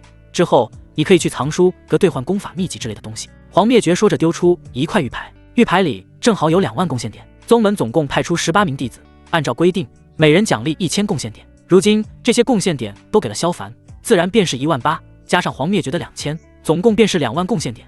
这是一笔不小的财富了。萧凡伸手接过，多谢谷主。好了，没什么事的话，黄灭绝不再多言，摆手示意萧凡离开。这时黄抱抱突然小跑上前，笑嘻嘻地给黄灭绝揉肩捶背：娘亲，我想告诉你一件小小的事情。坏了，刚要转身的萧凡心里咯噔一声，这丫头该不会打算向黄灭绝摊牌吧？难道就不能等他走了再说吗？说吧，什么事？黄灭绝此刻心情上佳，并未多想。是这样的，黄抱抱脸上浮出一抹红晕，萧师兄救我的时候发生了一点点小意外，不得已之下，我只能和萧师兄双修，才得以解毒。咔嚓，黄灭绝刚刚端起的茶杯赫然破裂，刚才还略显笑意的脸上瞬间充满了寒意。你说什么？双修？黄灭绝猛地盯住萧凡，眼神如死寂射线。萧凡，此事当真？这……萧凡顿感头皮发麻，支支吾吾道：的确如抱抱师妹所言，但并非我故意，只是事急从权，不得已才出此下策。好一个事急从权！黄灭绝的脸色再度阴冷几分。你可还记得下山之前我警告你的话？你若敢对抱抱行不轨之事，我便让你成为萧无枪。说罢，他手中拂尘一抖，甩出几道锋刃，冲着萧凡胯下斩去。萧凡登时魂飞魄散，二话不说，扭头就要往外跑。开玩笑，不跑就真成太监了。娘亲，你别伤害萧师兄。危急时刻，黄抱抱急忙拦住黄灭绝：你如果阉了萧师兄，就等于毁了女儿的终身幸福。你个混账东西！黄灭绝毫不留情，直接用灵力震开黄抱抱。魏娘早就跟你说过，不到金丹不可双修，你竟然早早破身，还是跟萧凡这么个废物苟且，着实让我失望。一番呵斥还不解气，他扬起手臂就要往黄抱抱脸上抽。娘亲，此事真的不能怪我和萧师兄。黄抱抱委屈的哭了，红着眼道：那该死的鬼种给我下了毒情蛊，萧师兄本想带我回山解毒，奈何那时已经毒入肺腑，如果不双修的话，我就要毒发身亡，所以萧师兄才与我双修的。什么毒情蛊？竟有此事？黄灭绝微微一怔，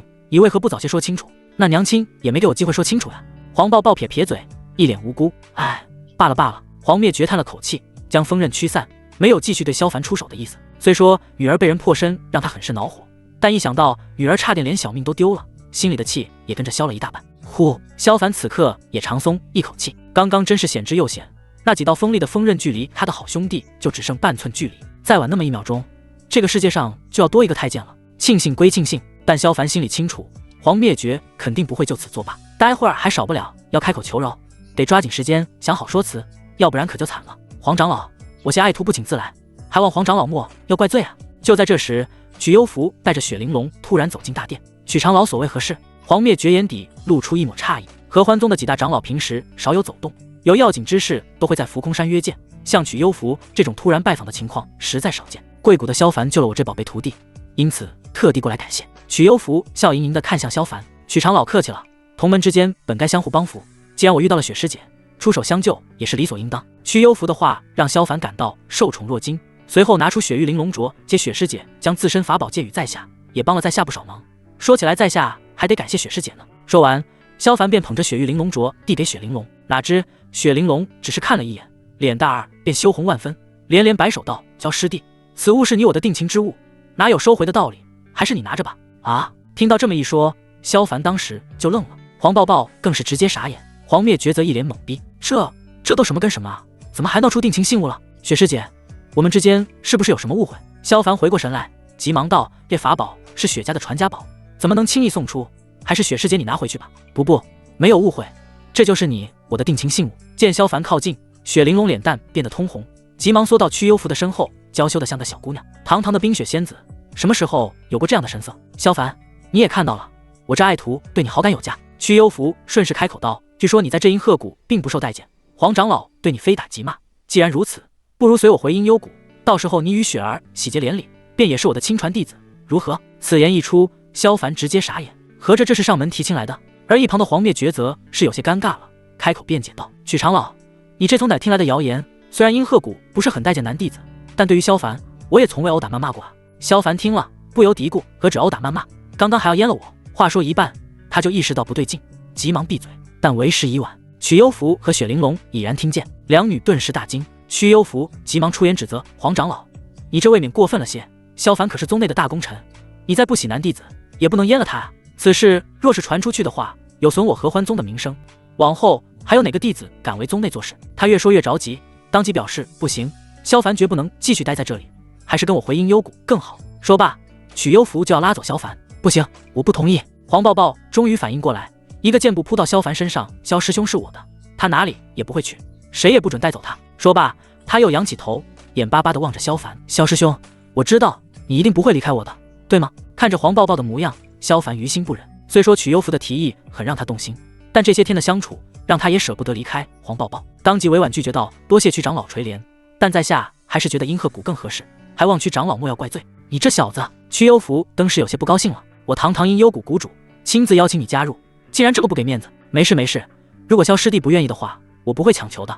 不过阴幽谷的大……萧凡心知瞒不过去，只能点了点头。谁知雪玲珑非但不生气，反而笑了。既然萧师弟真的和抱抱师妹双修了，那说明萧师弟并非不举，对方的那杆长枪还是蛮给力的。这下他最后一丝顾虑也荡然无存。无妨，男人自古三妻四妾，在合欢宗内更是如此。雪玲珑笑着开口道：“既然抱抱师妹能做你的道侣，那我也可以。从今往后，我做大，抱抱师妹做小便是。”不是，雪师姐，你也太不讲道理了吧！黄抱抱很是无语，凡事都要讲个先来后到才对。明明是我先和萧师兄双修，自然应该是我做大，你做小才对。抱抱师妹，你还没有搞明白吧？雪玲珑嫣然一笑道：“这可不是拜师，而是抢道侣。做大还是做小，得凭实力说话。你若不服气的话，那便和我切磋一番，谁赢谁做大，如何？”不是，大姐，你这又是搞哪一出啊？怎么认真起来了？我都没说想要三妻四妾啊，你们俩怎么先争起来了？萧凡此刻非常无语，他当然不是怕两个女人抢自己，只是怕这俩人呆会打起来没轻没重，万一有什么三长两短，无论黄灭绝还是曲幽福都不会放过他。而且他最不能理解的是，明明雪玲珑看起来就是那种非常理智的女人，可现在怎么突然意气用事了？这很不对劲啊！难道是被爱情冲昏了头脑？不行，必须得做点什么，不能让场面继续崩坏下去。那个萧凡刚刚开口，就被黄抱抱的声音直接盖住：“切磋就切磋，我才不怕你呢！欲火焚身刀！”说罢，他双臂一展，一柄燃着熊熊烈焰的长刀从他胸口前的深壑里冒出来，握着刀柄猛地一挥，顿时火光漫天。尽管他清楚自己并非是雪玲珑的对手，但在抢男人这件事上，他绝不会示弱，要战便战。幽冥寒冰枪，雪玲珑一时祭出一柄冒着阵阵寒气的冰枪，两女你瞪我，我瞪你，大战一触即发。胡闹，快住手！眼看就要打起来，黄灭绝和曲幽福同时出声呵斥，将两女拦住。娘亲，你且让开，今日我就要与雪师姐一较高下。师尊，此事关乎弟子幸福，弟子无论如何也不会退让半步。然而黄抱抱和雪玲珑均是不肯放弃。谁能想到平日里感情颇深的两个人，竟然会闹到兵戎相见的地步？最关键还只是为了一个男人。黄灭绝和曲幽福顿感头大，两人自然不会答应这种事情发生，当下各自出手，直接封住了黄抱抱和雪玲珑的灵力。雪儿，我们现在身处阴鹤谷，岂能如此不敬？屈幽福训斥一声，转而对黄灭绝道：黄长老，今天之事多有打搅，我且先带着雪儿回去，至于这道侣之事，日后再让几个小辈自行处理好了。许长老言之有理，那我就不相送了。黄灭绝微微颔首，等许幽福带人离开后，这才瞪了黄抱抱一样：你这死丫头，刚才疯了吗？竟然想与雪玲珑切磋，他弟功法本就克你，而你修为还弱于他，怎能胜得过？那又如何？谁让他想和我抢男人，才不惯着他呢？黄抱抱一脸不服气道：再说女儿现在已经筑基9层了，就算雪师姐是筑基巅峰期，女儿未尝不能打赢她。什么？你筑基9层了？黄灭绝闻言一怔，急忙查看，脸色瞬间大惊：你下山前还是筑基6层，为何突破如此之快？嘿嘿，这都是萧师兄的功劳。黄抱抱挽着萧凡胳膊，嘻嘻笑道：我和萧师兄双修之后，修为便突然暴涨。闻言，萧凡以手扶额，非常无语：我的好师妹啊，你能不能不要老是坑师兄啊？这种事情是能往外说的吗？万一黄灭绝有想法了怎么办？我还要不要活了？还有这等奇事？黄灭绝眼中闪过一抹诧异，看萧凡的眼神变了又变。他也不是没有双修过，但还是第一次听闻双修之后能让修为暴涨的情况。如果问题不是出在女儿身上，那就一定和萧凡有关系。当然，这也有可能只是一场罕见的意外，并不能代表和萧凡双修就能暴涨修为。不过，从刚才曲幽福和雪玲珑对萧凡的态度来看，这小子倒是挺受阴幽谷的待见。也是，这小子凭借炼气3层的修为，却能通过禁术将鬼煞堂连锅端了，还杀了2个金丹期修士，哪怕其修为低微，也还是有过人之处。稍加培养的话，或许真有可能惊艳宗门。看来这以后不能随便便对萧凡动手了，万一把其逼走，那就是阴鹤谷的损失。想到这里，黄灭绝扫了萧凡一眼：萧凡，你与抱抱之间的事情，我不会再追究。但是黄灭绝说着突然停下来，语气蓦地加重：但是你必须要对得起抱抱，如果让我知道你有赋予他，让他伤心难过，我必定让你成为阉人。说罢，抬手一记锋刃飞出，绕着萧凡裤腿转了一圈才消散。尽管没有造成任何伤害，但却把威胁度拉爆。萧凡整个无语，动不动就要阉了自己，这种怪癖真的好好改改才行啊！请谷主放心，我一定不会辜负抱抱师妹。吐槽归吐槽，萧凡也不敢放肆，很是认真地应下黄灭绝的话。这还行。黄灭绝微微颔首，略显满意。谢谢娘亲。黄抱抱在旁边乐坏了，直接搂住萧凡：萧师兄，你快跟我回洞府修炼吧。萧凡：不是，有必要这么着急吗？可。忽地一道死寂射线透来，萧凡只觉浑身冷汗，完全不敢往黄灭绝那边看。他丝毫不怀疑自己要是开口答应黄抱抱的双修邀请，下一秒就会遭到阉割处理。那个师妹，现在时间尚早，我们不如去藏书阁逛逛吧。萧凡勉强挤出一丝笑容：好啊。黄抱抱连连点头：萧师兄说去啊，我就陪着去哪。说罢，他扭头朝黄灭绝咧嘴一笑：娘亲，我和萧师兄先走了。话音落下，他便搂着萧凡的胳膊，乐滋滋地走出大殿。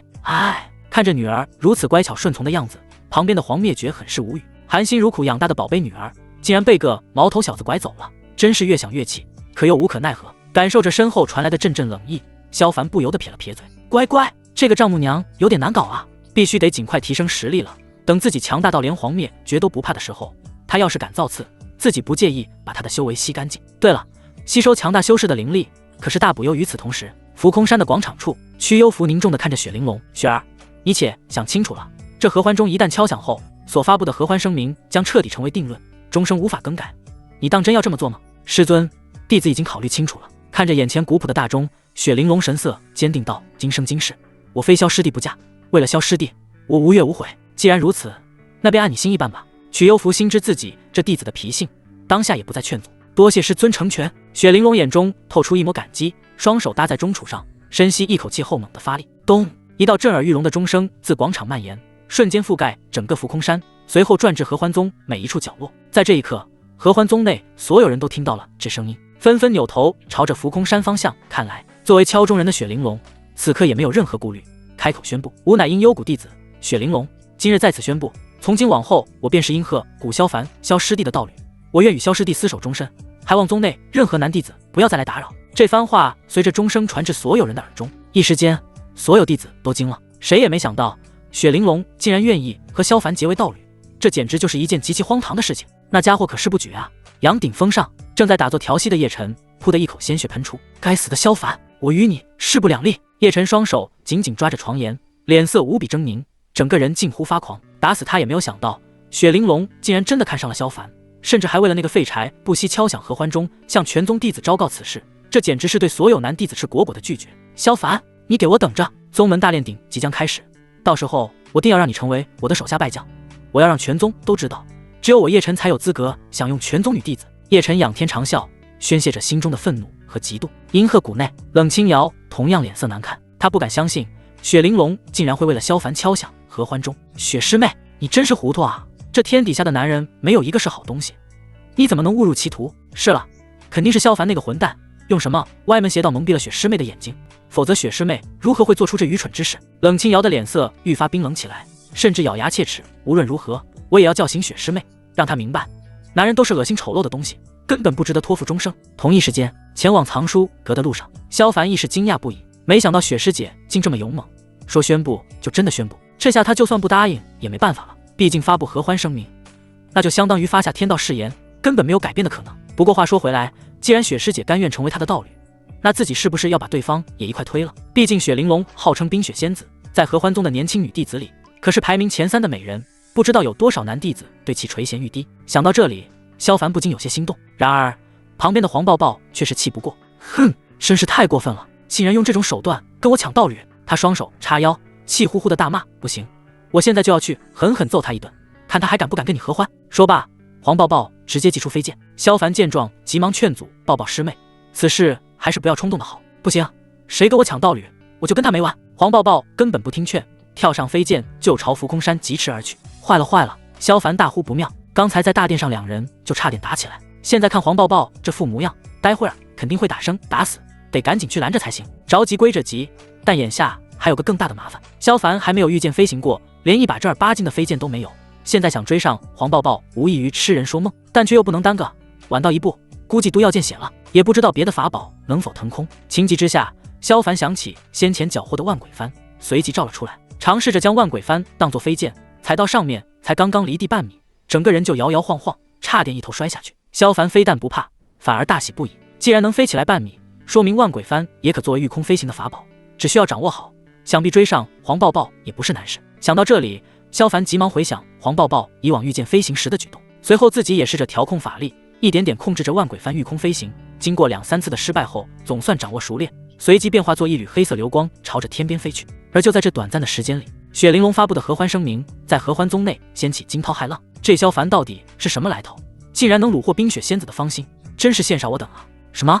你竟不知道萧凡？他就是大名鼎鼎的萧不举啊！哈，萧不举这种废柴也能获得冰雪仙子的青睐？虽然我也不信，但事实就是如此。冰雪仙子不惜为了萧不举那个废柴，敲响合欢钟发布合欢声明，此事谁也无法更改了。可惜，真是太可惜了！冰雪仙子何等容貌，那简直是貌若天仙，仙女下凡，没想到却被萧不举那废柴抢先一步，好不甘啊！宗内的男弟子们一个个怒拍大腿，所有人的脑子里都冒出一个念头：好好的大白菜被头猪给拱了，真是好气！不仅如此，甚至不少男弟子已经自发组队，号称要去教训萧凡。毕竟谁也不愿意看到冰雪仙子就这么误入歧途。就在众人群情激昂之际，一道飞往阳巅峰的佛光忽地停顿在半空，又有人发布合欢声明，有点意思，这等趣事老衲可不能错过。佛光中传来一道狡诈的笑声，随后佛光调转方向，朝着浮空山方向飞驰而去。只是眨眼的功夫，便出现在浮空山广场处。佛光敛去，却见是个身材高大的白胖和尚，其身穿锦蓝袈裟，手持降女杵，眉心处还有一圆形肉疙瘩，且眉眼间透着几分淫邪，丝毫没有得道高僧那般德香庄严的模样，看起来甚是诡异。此人正是极乐寺的欢喜禅师，此刻他正直勾勾地盯着合欢钟旁边的雪玲珑，眼底满是淫欲之色。啧，果然来对了，竟又遇上这等貌美如花的小娇娘，今日真是和尚的大吉之日啊！随即提起降女杵，大步朝前走去。曲幽福和雪玲珑这会儿也注意到了来人，脸色顿时变得警惕。欢喜禅师，你不是去找任长风了吗？怎地又出现在此处？曲幽福将雪玲珑护在身后，紧紧盯着眼前的白胖和尚。别看对方是个和尚，但却从来不见女色，被其看上的女子往往都逃不出对方的手掌心，最终沦落到清白尽毁的地步。而且越是貌美的女子，就越是逃不过欢喜禅师的法眼，这也不得不让曲幽福感到担忧。曲施主莫要紧张，和尚，我最近修佛遇到难题，恰逢曲施主在此，便想着来讨教一二，望2位施主给和尚指点迷津。欢喜禅师笑眯眯的开口，脸上的肥肉也跟着晃动。如果不是清楚其底细，看了他这般模样，还真会把他当成是和蔼可亲的高僧。哼，你这贼和尚休想骗我！曲幽福却是不信，你当初就是用这等伎俩骗了黄谷主，今日又想来骗我师徒2人，做梦！曲施主，你这真是误会和尚了。欢喜禅师面露苦笑，出声狡辩，当初我并未对黄谷主做什么，我二人只是两情相悦，才一时铸成大错。阿弥陀佛。说完，更是双手合十，露出一副愧对佛祖的姿态。两情相悦？呸！屈幽福一脸厌恶，直接怒斥：我警告你，这里是合欢宗，你若是再敢乱来的话，今日怕是走不出这浮空山。哈哈，许施主说笑了。欢喜禅师忽地笑起来。据和尚得到的消息，合欢老祖尚未出关，在这合欢宗内，和尚想走的话，怕是没有人能拦得住。话音刚落，他猛地一抖袈裟，喷出一团雾气，照向屈幽福和雪玲珑。贼和尚，你敢！屈幽福大惊失色，同时气急败坏。他完全没有料到欢喜禅师会突然出手，而且还是在合欢老祖闭关的浮空山发难，简直就是欺合欢宗无人。而且在这猝不及防之下，他几乎来不及释放法宝，只得是释放灵力，形成一个光罩，勉强护住自己和雪玲珑。屈施主不用慌张，和尚我只是一时兴起，想与屈施主切磋一二，点到为止，绝不会做过分之事。欢喜禅师嘿嘿笑道：其实方才释放出来的雾气是他的绝门法术欢喜雾。欢喜雾虽然没有什么杀伤力，也无法对人造成伤害，但却有着一种看不见摸不着的奇效，凡是吸入此雾的女子都会被蛊惑，任由他驱使摆弄，妥妥的邪术。想当年同样是来拜访合欢宗，恰逢因鹤谷的黄灭绝敲响合欢钟，他当时一眼就看中了对方，趁着搭讪便用欢喜雾将黄灭绝迷惑，随后发生了不可描述之事。没想到时隔多年再次拜访合欢宗，又遇上两个貌美如花的女子，这可让欢喜禅师激动不已，便故技重施。师尊，眼下如何是好？看着欢喜禅师那鬼迷日眼的模样，雪玲珑紧张万分。别慌，先用灵力护住自身，万不可让这诡异雾气入体，只要坚持到其他长老出手相助，我们方可无事。屈幽福虽然不清楚欢喜雾的功效，但直觉告诉他这东西非常危险，必须挡住。然而他的修为比起欢喜禅师差了不少，虽然能阻挡雾气，但体内的灵力却在飞快消耗，要是再没人出手帮忙，那他们师徒可就惨了。雪玲珑，你卑鄙无耻！突然天边响起一声怒喝，只见黄抱抱驾驭飞剑，怒气冲冲地落在广场，大声嚷嚷：有本事跟本小姐真刀真枪的干一场，竟偷偷摸摸发布合欢声明，抢夺萧师兄，你这算什么本事？原本被欢喜雾所困，心情担忧的雪玲珑听到这番斥责，心里也顿时不快，立刻回对道：喜欢萧师弟是我的自由，况且我身为合欢宗弟子，自当有权利发布合欢声明，与你何干？哎呀呀，真是气死本小姐了，今天非把你揍趴下，让你知道谁才是老大。黄抱抱那叫一个怒啊，二话不说，直接从胸口祭出一柄长刀，气冲冲地朝雪玲珑奔去。哎呀，这个傻丫头！屈幽福看到这一幕，整个人都晕了。明明一团这么大的雾气笼罩着他们师徒，难道黄抱抱一点没看见吗？不赶紧跑，还冲过来干什么？要是被欢喜禅师盯上，那就糟糕了呀！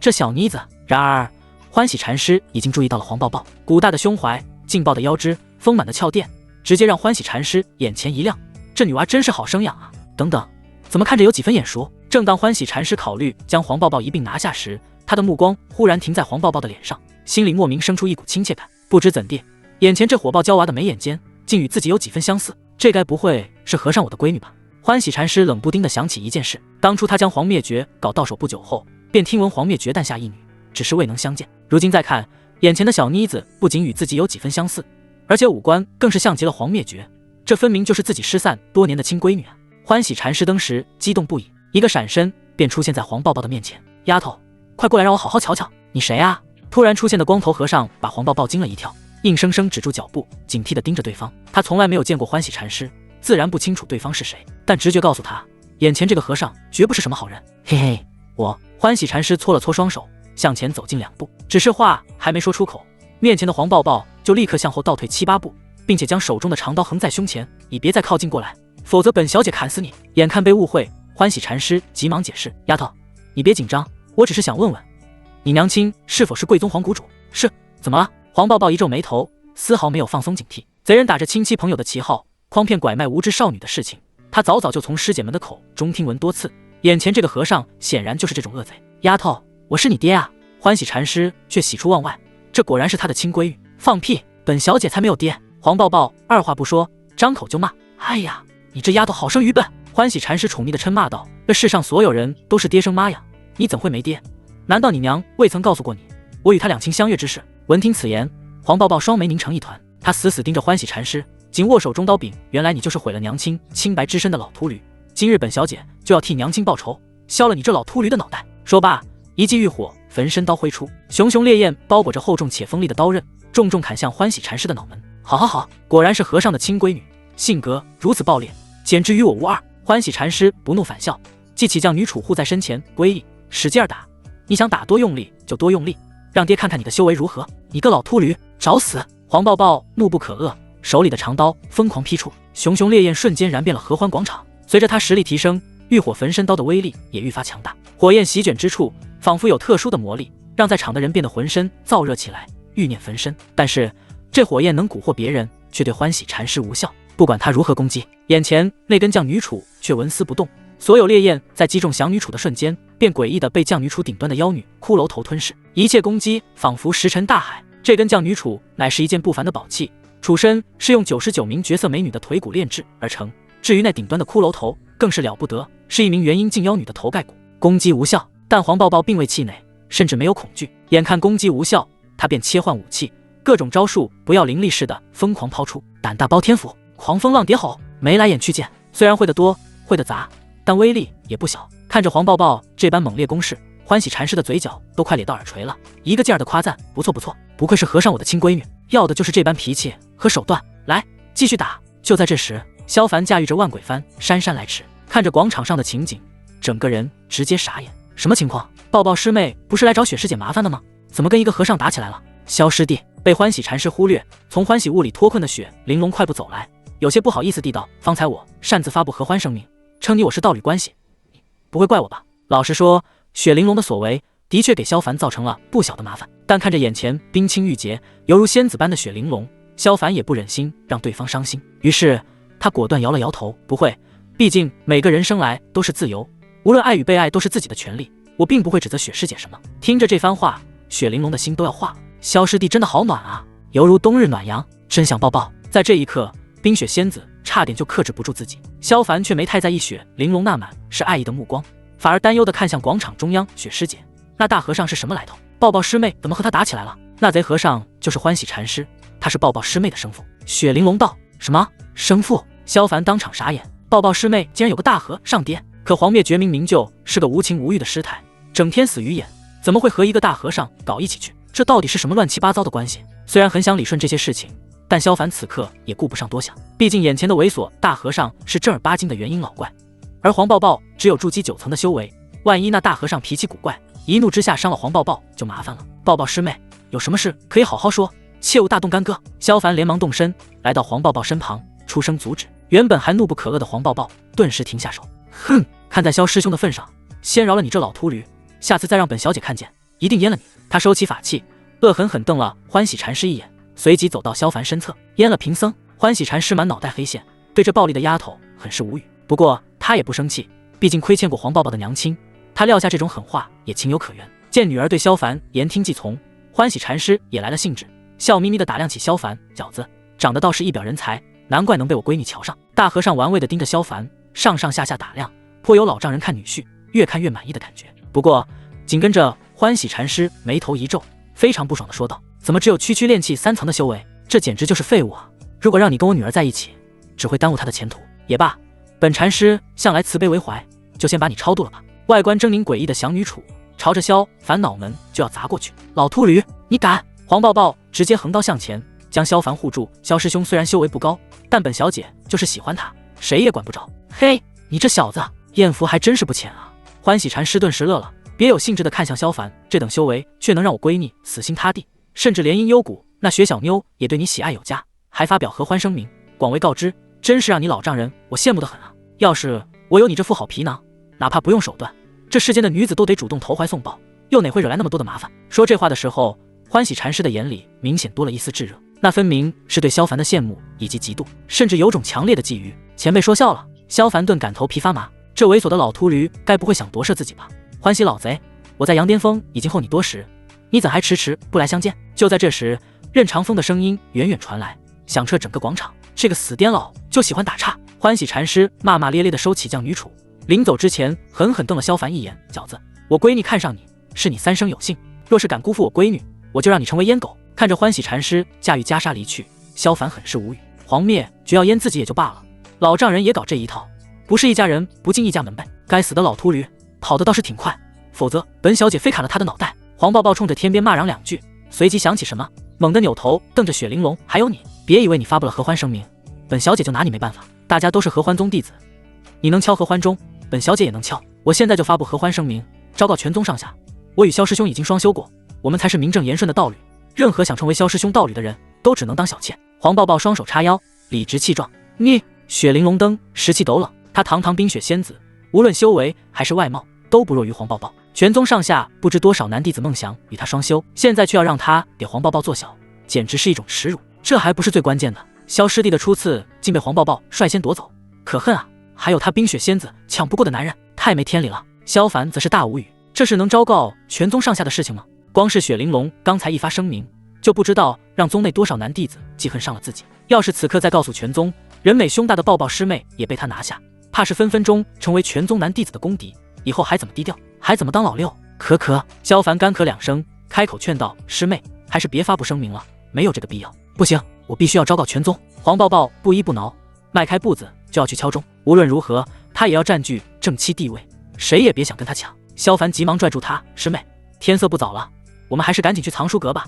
再晚的话，藏书阁都要关门了。”闻言，黄抱抱停住脚步，抬眼望去，天边果然黄昏满布，即将夕阳西下。好吧，那就先去藏书阁，等明日再来敲钟也不迟。说罢，黄抱抱瞥了雪玲珑一眼，然后宣誓主权般的搂住萧凡，胳膊朝着藏书阁方向走去。哈哈，听说你这癫老前不久竟抓男弟子采捕，真是越来越颠了。杨巅峰大殿，欢喜禅师提着降女杵，哈哈大笑着走进殿内，脸上满是戏谑之色。你这老秃驴好生厌恶，此事替他作甚？任长风没好气地弯了大和尚一眼，说吧，你今日来合欢宗所为何事？呵呵，和尚我能有什么事？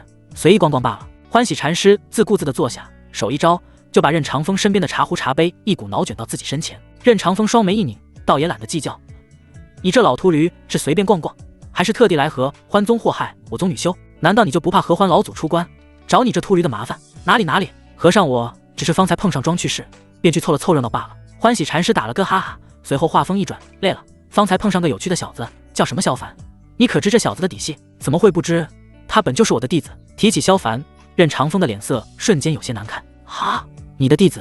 欢喜禅师手中茶杯一顿，既然是你的弟子，又为何加入了阴鹤谷？哼，那小子有些邪门。任长风语气一沉，不知用什么法子让黄灭绝把他留了下来，之后派其下山执行任务，竟独自一人把鬼煞堂灭掉，连鬼煞鬼种都死在他手里。什么？那小子竟有这等本事？欢喜禅师猛地一惊，手里的茶都不香了。他前不久便得到消息，据说嗜血门的鬼煞堂被人端了，本以为是合欢宗哪个长老出手，却没想到竟然是萧凡那个炼气期的废柴所为，这简直没有道理啊！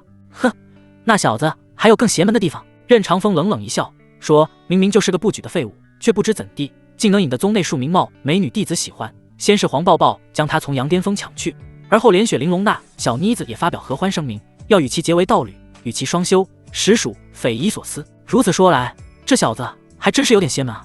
欢喜禅师摸了摸脑门，这等招蜂引蝶的本事，都快赶上和尚当年了。哼，你那是招蜂引蝶吗？任长风斜眼一瞥，满是不屑。若非你那些龌龊下作的手段，又有哪个女子能看上你这等样貌丑陋的老秃驴？任长风，你说这话，和尚我就不爱听了呀。欢喜禅师脸上的肥肉顿时耷拉下来。什么叫样貌丑陋？和尚，我虽没有你这般阴柔的皮囊，但也没差到哪里去。再说论龌龊下作，你这死癫老可不比我好。你敢说那些被你采捕致死的女子都是自愿的？行了行了，你今日若是来说这些，那就还是赶紧回你的极乐寺，别在这里烦我。任长风不耐烦地打断，不再继续这个话题。说吧，你这老秃驴突然来合欢宗，想必是为了嗜血门之事吧？你这癫老猜的倒是准。欢喜禅师微微一笑，正色道：没错，和尚我今日造访，确实是受那嗜血老魔所托，前来当个说客。只要合欢宗肯将庇护的10大家族交给嗜血门，嗜血门便不再对合欢宗出手，如何？欺人太甚！任长风闻听大怒。合欢宗下庇护的10大家族每年给合欢宗上供颇丰，而且源源不断的给合欢宗输送资质绝佳的弟子，这是合欢宗的香火命脉所在，怎可能拱手让于嗜血门？你这点老急什么？和尚我只是个说客，你冲我发火也没用。欢喜禅师笑眯眯地道：不过按照嗜血老魔的意思，若是合欢宗不答应的话，那剩下的9大家族以及合欢宗都将沦落至血家的下场。嗜血门若是想开战，我合欢宗奉陪到底，就看看谁的拳头更硬。任长风冷哼，说你是癫老，你还是真癫。欢喜禅师摇了摇头，开口劝说：合欢老祖闭关多年，至今未曾出关，没有合欢老祖坐镇，你们合欢宗怎么可能是嗜血老魔的对手？和尚，我劝你们还是考虑考虑和解之事，不过是几大家族而已，给了就给了，等到时候再发展便是。你也不想合欢宗血流成河吧？欢喜禅师好一番苦口婆心，可任长风丝毫不为所动。哼，嗜血老魔又如何？对付他，只用我等6大长老出手就足够了。既然如此，那和尚我也就不劝了。至于嗜血老魔那边，我也原话照说。只是如此一来，两宗大战怕是无可避免。你们合欢宗几个长老自行掂量吧。欢喜禅师讨了个没趣，也不再多言，喝完茶水便起身离开。老实说，嗜血门和合欢宗交战，对于他而言有利无弊。毕竟合欢宗内美女如云，到时候合欢宗垮了，这些女弟子四散奔逃，他再趁机出手掳掠，将那些貌美如花的合欢宗女弟子都带回极乐寺双修，想想都美滋滋。与此同时，萧凡并不知道即将到来的风暴，他和黄抱抱这会儿正在藏书阁内寻找着适合各自的宝物。上次来藏书阁的时候，兜里穷得叮当响，看着藏书阁里那些天价宝物，人都懵了，都没有花费心思仔细寻找。如今再看，藏书阁里还是有不少好东西的，像是宝器级别的法宝，简直多不胜数，各式各样都有。可见合欢宗底蕴还是很丰厚的。在法宝区逛了逛，萧凡很快相中一件，那是一柄通体漆黑的短刀，名为斩阴飞刀，大约半个巴掌大，只需轻轻一握，就能很好的隐藏在手心之中，在对敌之时忽地扔出，可打敌方一个措手不及，是件绝佳的暗器。除此之外，这柄斩阴飞刀主攻他人下3处，号称斩阴断根，无往不利，这简直就是萧凡这种老六的本命法宝。没想到还有这样的法宝，虽然花了5000贡献点，但也还是挺值的。萧凡笑眯眯地拿出令牌扫过，斩阴飞刀立刻从光幕中脱困，轻落在他的手中。无论是子母回旋剑还是6阴剑诀，都是极其阴险的手段。如今再加上这斩阴飞刀，看来以后得当断根圣手了。把玩了一会儿后，萧凡将斩阴飞刀收入丹田酝酿，随后他又来到武技堂，花费1万贡献点兑换了一本地阶上品的武技大荒龙爪手。相比现在所掌握的那些阴险手段，大荒龙爪手则偏向于正面，招式强劲，声势浩大，在对敌时能借此迷惑敌方耳目，然后在暗中祭出斩阴飞刀和子母回旋剑。哪怕在遇上鬼煞鬼种那种金丹修士，他也有自信能让对方瞬间吃个大苦头。没想到2万贡献点瞬间就只剩下5000，还真是不经花呀。看着令牌里所剩不多的贡献点，萧凡总算明白为什么叶晨等人先前在大殿上那么激动了，毕竟是真的很值钱啊。不过萧凡也不是那种抠抠搜搜的人，并没有打算把贡献点存着。现在法宝功法都已经补充，剩下的贡献点也该拿来买点丹药、符箓什么的，以免下次对敌时无东西可用。萧凡紧接着又来到药师堂，相比起法宝和功法，丹药和符箓的价格低廉不少。除去那些高阶丹药外，普通的丹药基本都是1贡献点1颗，基础符箓就更加便宜，1贡献点能买5张。萧凡也不挑什么补血丹、补气丹之类的补给丹药，又或者是神行符、冰盾符这些符箓，反正能用得上都疯狂购入，每种都是以100为基数。如此阔绰的出手，让旁边那些纠结半天也舍不得买1颗丹药的弟子都看傻了。宗内什么时候出现了这么一位大富豪，买丹药跟买糖豆似的，也太夸张了吧。然而萧凡却没觉得，他反而嫌丹药和符箓有些少，一番扫货下来，竟然还剩2000贡献点没用。难怪前世那些有钱人不开心就喜欢买，这种感觉的确有些爽。萧凡感慨一声，目光朝一旁品阶较高的丹药看去，剩下的2000贡献点也得用了才行。紫灵丹、青雷丹、养元丹、赤阳丹，这是……萧凡的目光在货架上飞快扫视，忽的一下停在一颗暗红色的丹药上，瞳孔微微收缩。血妖丹，凡是服用此丹的妖兽均可激活妖族血脉，好东西啊！萧凡眼睛顿时一亮，虽然这血妖丹对于他没什么用，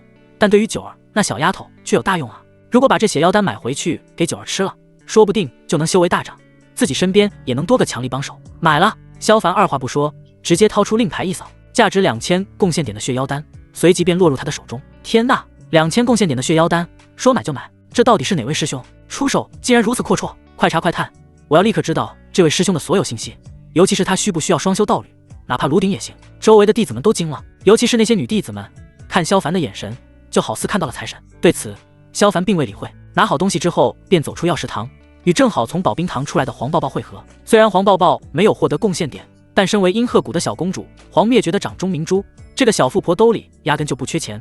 哪怕没有贡献点，也有不凡的消费力。什么宝物、秘籍，统统买了不少。师兄，宝物秘籍都兑换了，我们也该回去双修了吧？黄抱抱迫不及待地拉着萧凡就要回洞府。抱抱师妹，双修之事暂且不急。萧凡急忙劝道：“我现在毕竟还是灵兽园的看守弟子，若是不回去的话，着了灵兽园里的灵兽，黄谷主肯定会责罚。他倒不是不想和黄抱抱双修，但关键是和黄抱抱回洞府双修，那便不能借助小鼎修炼，这是极大的弊端。”而且接连几日没回灵兽园，也不知道九儿和大黑狗如何了，还是得回去看看才行。没关系，我陪师兄一块回灵兽园便是。黄抱抱笑道。萧凡心里咯噔一声，这就更不行了，毕竟他屋里还藏了个小狐妖，让黄抱抱知道，那还不得抡起斧头就砍。他连忙开口安抚道：“师妹，灵兽园内危机四伏，你若跟我一块回去，万一发生什么事情的话，我们2人都无法逃脱。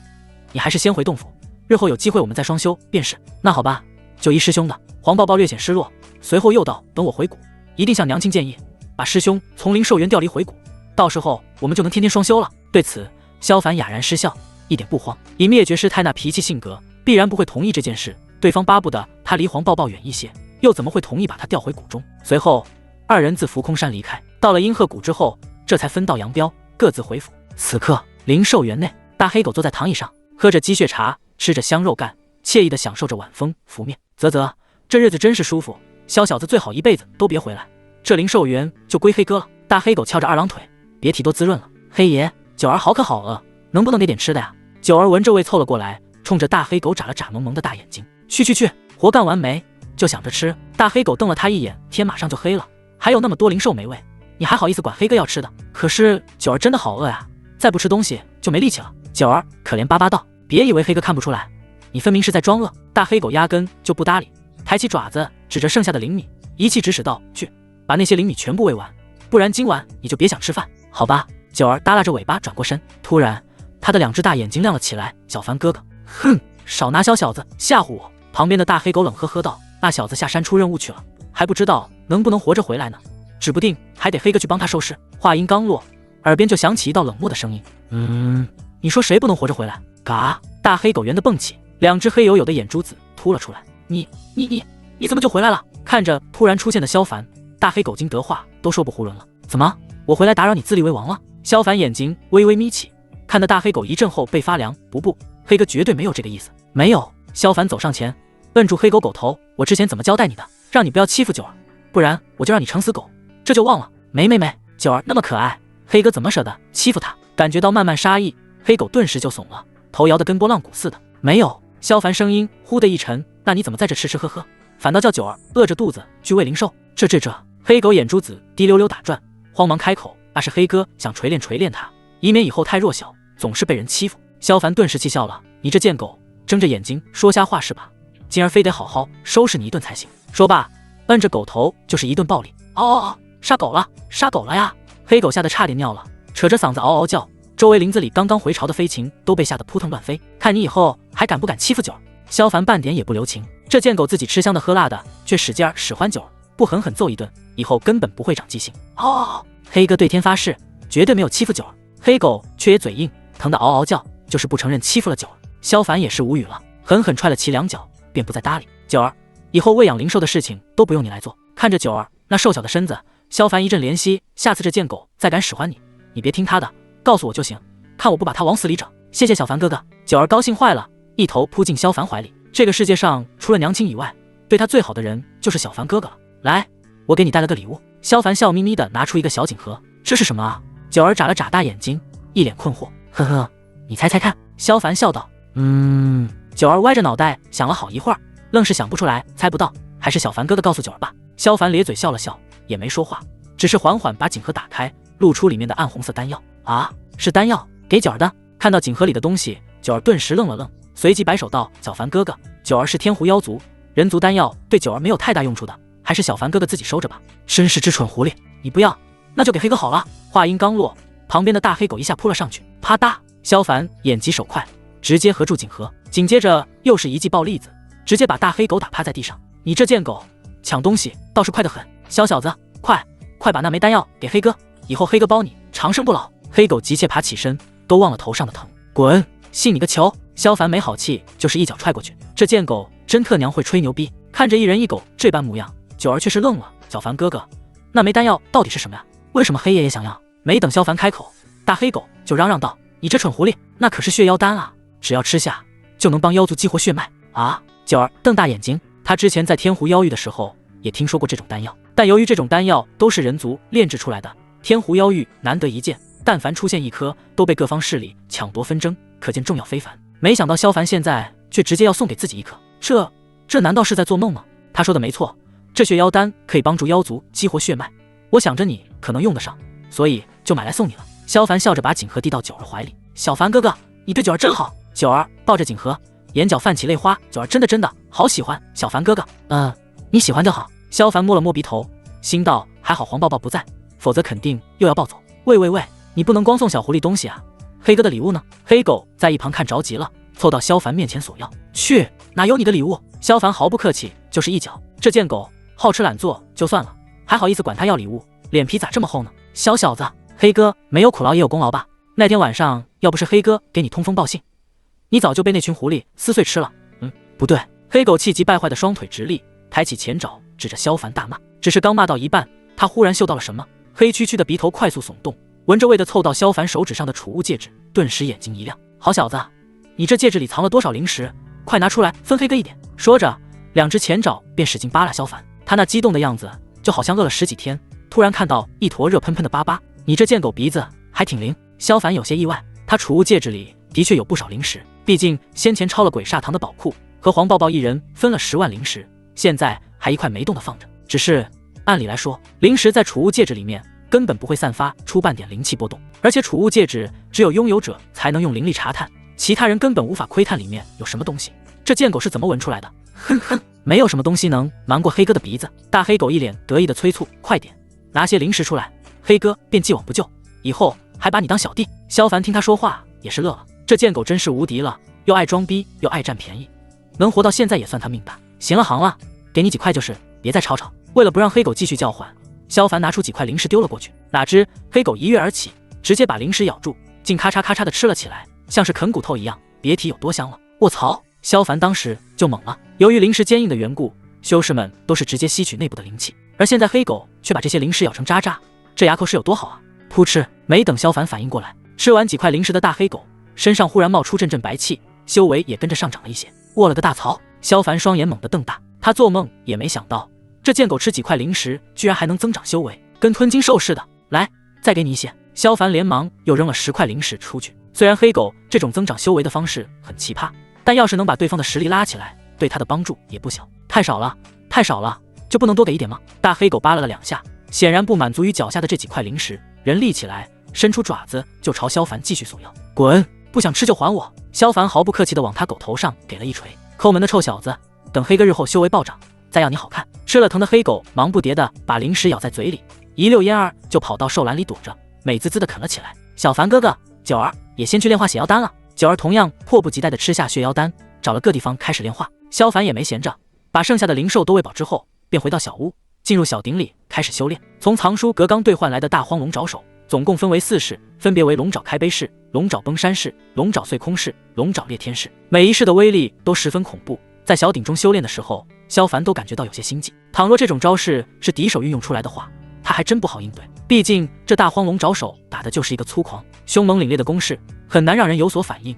倒是和黄抱抱那些武技有同工异曲之妙。不过，越是威力大的武技，施展起来所耗费的灵力也就越发恐怖。萧凡在修炼的过程中，能明显感觉到体内阴阳本源的流逝，这种情况在修炼龙阳拳和六阴剑诀时都没出现过。等到2个时辰后，将大荒龙爪手修炼到大圆满时，萧凡感觉体内的阴阳本源已经寥寥无几，连一式都无法再挥出。没想到这门武技消耗这么大，得亏我是以阴阳本源之力驱动，要是换做普通的筑基期弟子，恐怕施展不了几式就得脱力倒下。萧凡站起身子，稍稍舒展，随后一头钻进太极阴域内部。由于下山时和鬼煞等人交手，耗费了不少阴阳本源，再加上刚才修炼大荒龙爪手，导致他现在本源枯竭，必须得尽快补充才行。如果按照正常的打坐方式来恢复，那不知道的浪费多少时间。有这功夫，还不如多吸2个人的灵力。盘腿坐下，萧凡脑海里立刻浮现冷清瑶的面容。对于这位大师姐，他真的是深恶痛绝，整天摆着个臭脸，像是谁欠他几千万似的，还总是一副高高在上的嘴脸，像极了前世那些喜欢打拳的小仙女。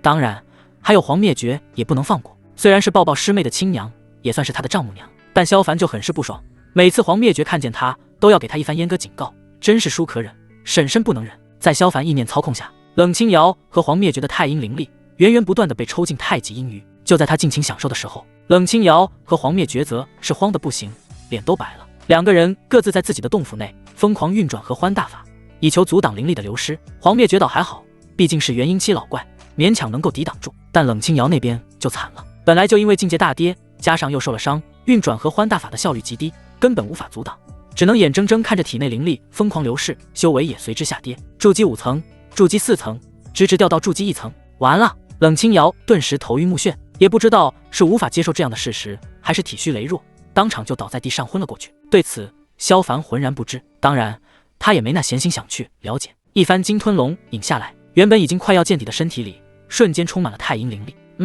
差不多了，该吸点龙阳灵力了。感觉身体舒畅了不少，萧凡一个纵身又跳进太极阳鱼里，几乎是没有考虑，他就将目标锁定在了叶晨身上。作为合欢宗唯一的龙阳圣体，叶晨所修炼出来的龙阳灵力十分精纯，甚至比任长风的还要好，这样的营养包可不好找。况且叶晨仗着身具龙阳圣体，多次嘲讽萧凡，甚至还仗势欺人，在雪玲珑的生辰宴上对他下死手。光是这一点就让萧凡很是恼火。无论如何，叶晨也该为自己的所为付出相应的代价。阳顶峰上，叶晨正在修炼室内修炼，想到今日雪玲珑发布的公开声明，就令他心中怒不可遏。他真的想不明白，自己明明身具龙阳圣体，有着精纯的龙阳灵力，为什么雪玲珑宁愿背叛自己，也要选择萧凡那种废柴？萧凡，你给我等着！别以为你现在风光无限，等宗门大炼鼎开始，我定要你在全宗上下出丑！叶晨猛地睁开眼睛，然后拿出一枚金灿灿的丹药。作为阳顶峰的首席大弟子，而且身具龙阳圣体，万中无一的天之骄子，他很是被上官鼎看中。因此今日回到阳顶峰后，上官鼎便赐予了他一枚破金丹。顾名思义，破金丹的用途就是助击巅峰期的修士一举突破桎梏，踏足于金丹。萧凡，等我进阶金丹之时，就是你大祸临头之日！叶晨毫不犹豫地将金丹吞入腹中，随着药力化开，一股暖流瞬间扩散至他的奇经八脉，紧接着逐渐变得炙热，浑身上下都仿佛在火炉中炙烤，原本白皙的皮肤也在这番滚烫下开始变得发红，最后竟然如烧红的钢块一样。然而对于叶晨来说，这些全都是小菜一碟。身具龙阳圣体的他，本就有着精纯的龙阳灵力，完全不惧这种程度的炙烤。他疯狂运转着合欢大法，将身体内部的药力化解吸收，全部用于滋润自身。很快，一种奇妙的感觉升起，就好像是头顶上的桎梏被打破，脑袋突然伸出去，见到了久违的光明，呼吸到了新鲜的空气。在这一瞬间，原本浑身通红的叶晨瞬间恢复原有的肤色。虽然没有什么太大的变化，但他身上散发出来的气势波动明显和之前不一样了。哈哈哈，我金丹了，竟然这么顺利就突破了。叶晨猛地睁眼，发现自身的变化后，顿时狂喜大笑。在拿到破金丹的时候，上官鼎还特地嘱咐过他，一定要等心境平缓，身体状况良好的时候再用，而且还不一定能顺利突破。没想到惊喜来的却是这么的突然。怎么回事？突然，叶晨脸上的笑容戛然而止，一股诡异的吸力突然出现在丹田里，疯狂吞噬着他的灵力。刚刚突破的金丹修为，竟然一下跌回到筑基期巅峰。不！叶晨惊怒咆哮，不管3721，直接盘坐内关。这不看还好，一看差点吓晕过去。一个黑漆漆的漩涡正在他的丹田内疯狂吞噬，他辛苦修炼的龙阳灵力正不断被抽走。原本筑基巅峰期的修为，只在眨眼的功夫就掉至筑基9层，紧接着又是一眨眼便从9层掉到8层。不要这么对我啊！叶晨肉眼可见的慌了，急急忙忙跑到上官鼎的洞府。师尊，快救救我！晨儿，你这是怎么了？看到爱徒焦急忙慌的神色，上官鼎急忙询问。徒儿刚才修炼顺利突破至金丹，但不知为何丹田内突然出现一道黑色漩涡，不断将徒儿的灵力抽走，导致修为快速下跌，还望师尊救命啊！叶晨此刻都要哭了，完全没有平日那副风度翩翩的公子哥形象。就在刚刚奔来的路上，他的修为竟然又下跌了2层，这样的速度简直可怕，太可怕了！闻听此言，上官鼎亦是震惊不已。关于灵力被夺这件事，他们几位长老已经从黄灭绝和任长风的口中得知，为了避免在宗门内造成恐慌，因此将此事定为机密，想着等到合欢老祖出关后再请示处理。可上官鼎怎么也没想到，这种古怪的事情竟然出现在自己爱徒身上。明明就只是个刚刚进阶的金丹修士，怎么也会被盯上？完全没有道理啊！晨儿，你先莫慌，让为师先看看。上官鼎伸手抓住叶晨手腕，顿时感到对方体内传来一股强大的吸力，连他体内的灵力都差点被撬动，当即倒吸了一口凉气。好恐怖的吸力！快，晨儿你赶紧运转合欢大法，只有此法能与之抗衡。上官鼎急忙松开手，急忙让叶晨运行功法。叶晨不敢耽搁，连忙照办。但就是拖延了这一会儿的功夫，他的修为就已经下跌至筑基5层，运转合欢大法的效率比之前低了不少。尽管叶晨疯狂运转合欢大法，却依旧无济于事，灵力还是不断流逝，修为也持续下跌。短短半刻钟的时间，他的修为就跌落至炼气8层。完了，彻底完了！叶晨耷拉着脑袋，面露绝望之色，想死的心都有了。他好不容易才突破至金丹期，都还没来得及爽一下，修为就一路狂跌，回到炼气期，换谁也接受不了啊！一旁的上官鼎更是脸色阴沉，他刚刚察觉不对，本想帮叶晨一把，谁知那吸力实在太恐怖，都还没等他出手，就把叶晨吸回了炼气期。晨儿，此事切勿声张。上官鼎语气严肃道：若是让别人知道，我杨顶峰的大弟子只剩炼气期的修为，那将成为全宗的笑柄，明白吗？师尊，我知道的。叶晨也不是傻子，这种奇耻大辱，他怎么可能去宣扬？你明白就好。上官鼎微微颔首，语气一缓，从今天开始，你就在山上闭关修炼，直到合欢老祖出关，到时候此事就会有个定论。可是宗门大炼鼎怎么办？叶晨面露苦涩，那可是关系到我们杨顶峰之后资源的多少，徒儿现在这样，根本无法参加啊！该死！上官鼎猛地一捶桌子，随后咬牙道：实在不行，等大炼鼎之日，你就动用阴阳生死镜，强行提升修为，足以应付一下啊！叶晨直接懵了，师尊，动用阴阳生死经不是会损毁道基吗？晨儿，事到如今，我们别无选择。上官鼎双手抓住叶晨的肩膀，沉声开口：虽然阴阳生死镜会损毁道基，但只要不常用的话，也不会有太大的影响。更何况萧凡那样的废柴，动用阴阳生死镜都能击杀鬼煞鬼种，以你的资质，动用阴阳生死镜，只需片刻，就能在大炼鼎比试中大杀四方。好吧，徒儿谨遵师命。叶晨虽有不甘，但也只能同意。他心里十分清楚，如果不能在大炼鼎上夺得头筹，根本别想和宗内女弟子们双修，因此不得不冒险一次。小鼎内，萧凡吸得酣畅淋漓，别提有多爽了。到底是龙阳圣体修炼出来的龙阳灵力，那精纯度根本没得说，十分上头。吸了这么多龙阳灵力，也不知道叶晨那货还剩多少修为，估计已经回到炼气期了吧。一想到叶晨那凄惨的模样，萧凡心里就乐得不行。他本来也想遵循可持续发展的规律，毕竟一下子把叶晨榨干，以后恐怕就吸不到如此精纯的龙阳灵力。但是他真的停不下来，那种精纯龙阳灵力的感觉简直是太美妙了，远比普通弟子的龙阳灵力要醇厚得多。对了，还有任长风那个癫佬也不能放过。萧凡眯眯眼睛，准备整整任长风。今日在浮空山大殿时，他拒绝回阳巅峰后，那死癫佬的眼神里明显有威胁之意。这能忍？当然不能，必须细特么的。然而当萧凡脑海浮现任长风的面容之后，本该瞬间被充满的太极阳鱼却毫无动静，依旧空空如也。什么情况？萧凡有点懵逼，他还是第一次碰到这种情况，微微皱起眉头，接着又试了一次，依旧没有任何龙阳灵力出现。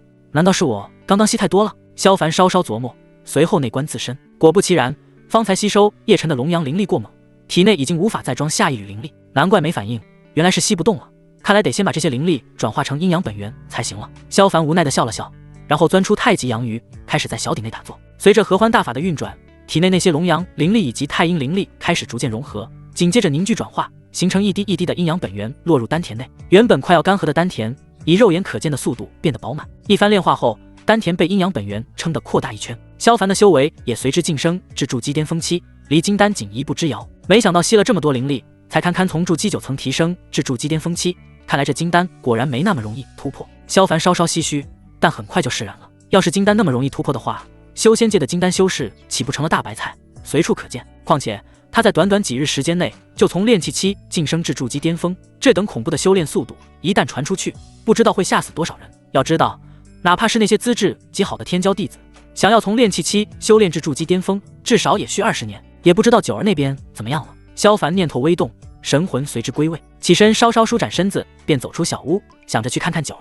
只是当找到九儿的时候，萧凡直接愣在原地。只见九儿显化人形，盘坐在兽栏里，原本满布身上的红色毛发，此刻也全部褪去，露出白嫩的肌肤。除了头上露出来的2只小尖耳朵外，整个看起来和正常人类并没什么区别。而且这小丫头的身材还极佳，看似13、14岁的模样，胸前规模却是不小。当然这些都不是重点，最关键是在九儿的背后，此刻竟有9条火红的尾巴左右摇曳，如同一团火焰般耀眼。这是怎么回事？萧凡记得非常清楚，第一次见到九儿的时候，对方仅仅只有3条尾巴，而且看起来又细又短。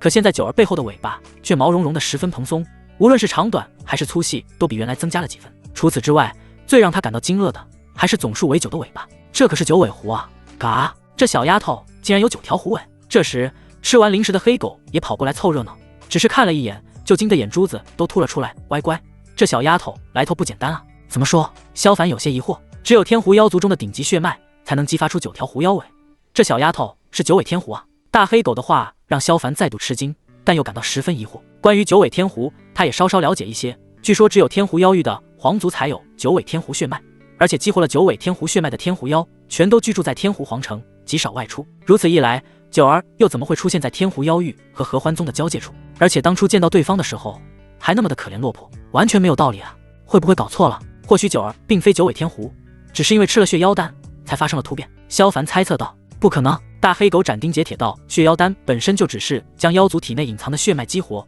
并不可能让妖族的血脉发生改变。只有这小丫头体内有九尾天狐的血脉，才有可能被血妖丹激发。这么说，九儿真的是九尾天狐？”萧凡微皱起眉头，可他又怎么会在狐狸的族群里？你问黑哥，黑哥问谁去？大黑狗没好气的白了他一眼，想要知道这里面的内情，只能问这个小丫头了。话音刚落，九儿便缓缓睁开眼睛。小凡哥哥，黑爷。小萝莉眨了眨眼睛，好奇的问道：“你们为什么都盯着九儿啊？”小丫头，你快告诉黑哥，你到底是谁？大黑狗迫不及待的问道。啊！小萝莉明显没明白意思，歪着头道：“九儿就是九儿呀，你这蠢狐狸！黑哥是想知道你的身世。”大黑狗急得骂脏，指着九儿身后的9条尾巴。整个天狐妖域里面，唯独拥有皇族血脉的九尾天狐才会有9条尾巴。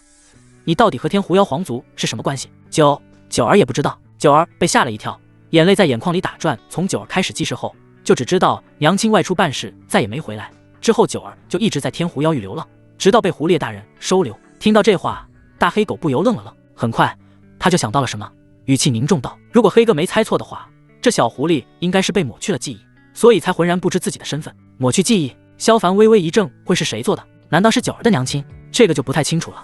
如果想要搞清楚的话，恐怕只能去天狐皇城了。大黑狗沉声道：“看来有机会真的去一趟天狐妖域了。”看着可怜巴巴的小萝莉，萧凡心头泛起怜爱。不管怎么说，总得帮这小丫头找到亲人才行。小凡哥哥，你真好，九儿真的太喜欢你了。一听这话，九儿激动地扑进萧凡怀里，满是亲昵的在萧凡怀里蹭，丝毫没注意自己身上此刻光溜溜的。臭小子，还真是艳福不浅。黑哥怎么就没这等桃花运？气啊！大黑狗在旁边眼馋的不行，本想着凑上去也蹭蹭便宜，但被萧凡一脚就踹开了，无奈只能骂骂咧咧地回到自己的狗窝。与此同时，血魂崖上的嗜血门总坛内，欢喜禅师正脸色恭敬的双手作揖。和尚见过老魔。在他面前是一个身穿黑袍、面貌恐怖的中年人，其双眼凹陷，嘴角尖牙裸露，浑身皮肤似雪一样惨白，丝毫没有血色，光是看一眼就让人感觉心悸无比。此人正是嗜血老魔。欢喜，你从合欢宗过来，那边可曾答应我的条件？嗜血老魔冷冷问道。未曾答应，那任疯子死活不肯松口，表示嗜血门如果要战，他们合欢宗便奉陪到底。欢喜禅师如实相告。嗜血老魔闻听大怒，既有此理，看来是本尊太久没有出手，世人已经忘了本尊之威。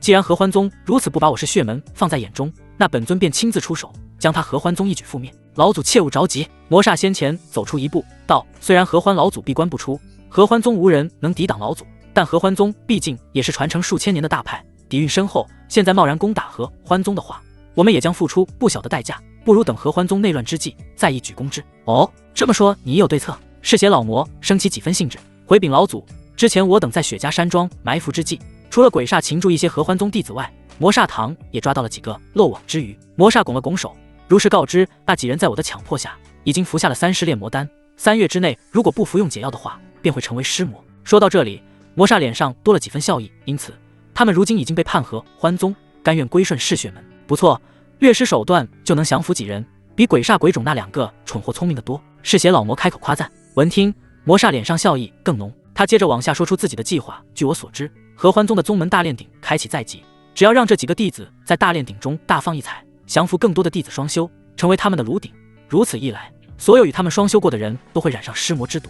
等到时机成熟，再由我出手引爆他们体内的毒素，合欢宗势必会因为大量的尸魔出现而大乱，到那时便是我们嗜血门动手的好机会。说到最后，魔煞眼里都透着几分阴鸷，而在一旁的血煞和灵煞则是佩服不已，当即拍起马屁。魔煞堂主果真智勇双全，只要能将这个计划顺利实施，合欢宗即便底蕴再强，最后也将不攻自破。是啊，魔煞大人此举真是让我等拍马莫及啊。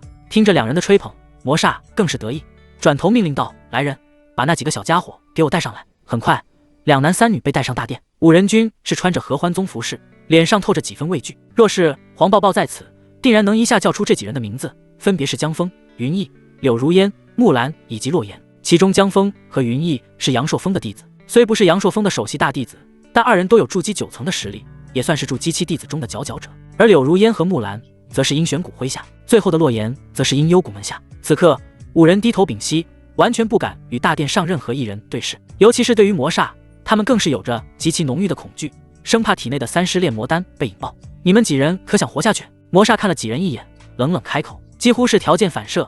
5人同一时间点头。开什么玩笑，活得好好的，谁会想死啊？很好，那我现在就给你们一个机会。魔煞嘴角一勾，阴恻恻道：“只要你们肯配合我，里应外合，攻陷合欢宗，那你们便可安稳活下去。而且我还会帮你们取出体内的30炼魔丹，日后你们就是我是血门的弟子，如何？”闻言，5人猛地一惊，他们怎么也没料到魔煞竟然会派他们去合欢宗当内奸。倘若此事被发现的话，到时候肯定会被师门清理门户，同样是死路一条。但如果不答应的话，恐怕今天也走不出这是血门大殿了。一时间，死亡的恐惧在5人心头弥漫，很快就将整个人都笼罩住。在这样的情况下，江峰和云逸率先妥协。魔煞大人放心，我们既然已经归顺嗜血门，那我们便是嗜血门的人。魔煞大人想让我们做什么，我们就做什么，绝无二言。不错，看来你们2个很识时务。魔煞满意的点点头，转而看向柳如烟3女，你们呢？是同意还是不同意？我们也愿意帮魔煞大人完成大计。相比起江峰和云逸，柳如烟3女并非那么愿意答应，毕竟他们自幼在合欢宗内长大，玄素莲对他们也极其不错，整个阴玄谷就像是他们的家一样，真的很难生出背叛之心。但现在江峰和云逸的倒戈，直接把他们3人架在了火上，除了臣服之外，别无二选。你们几人都很不错，只要你们配合魔煞完成此次计划，事成之后，老祖我重重有赏。嗜血老魔大为高兴，多谢老祖。5人连忙拱手作揖，其中江峰和云逸更是高声呼喊，请老祖放心，我们2人哪怕就是豁出性命，也一定帮魔煞大人攻陷合欢宗，将那合欢宗的女弟子全部抓来，孝敬老祖。如此可教，如此可教啊！嗜血老魔对此相当满意。欢喜禅师在一旁看得眼皮狂跳，早就知道嗜血门的人心狠手辣，但没想到阴损到了这种地步。他自认为在这修仙界内手段算是龌龊不堪，但和嗜血门的这帮人一比，完全是小巫见大巫。既然此间事了，和尚我也就先告辞了。欢喜禅师也明白，作为一个外人，不能探听太多，便拱手就要告辞。莫急，嗜血老魔却开口挽留方才魔煞的计划，想必你也听到了，合欢宗可谓死期将至，你们极乐寺不如也加入进来，与嗜血门共分一杯羹，如何？多谢前辈重视，但此事晚辈做不了主，还得寻求寺内方丈的意思。只是前辈也知道，我们极乐寺向来持中立态度，无论哪方争斗，极乐寺都不会插手其中，因而此事可能无法如前辈所愿。欢喜禅师打了声佛号，笑眯眯的婉拒。再怎么说，他的老情人和女儿都在合欢宗，自己哪能出手对付？况且还有那个便宜女婿深得他心，因此无论如何也不可能答应。呵呵，既然如此，那本尊也就不再强求了。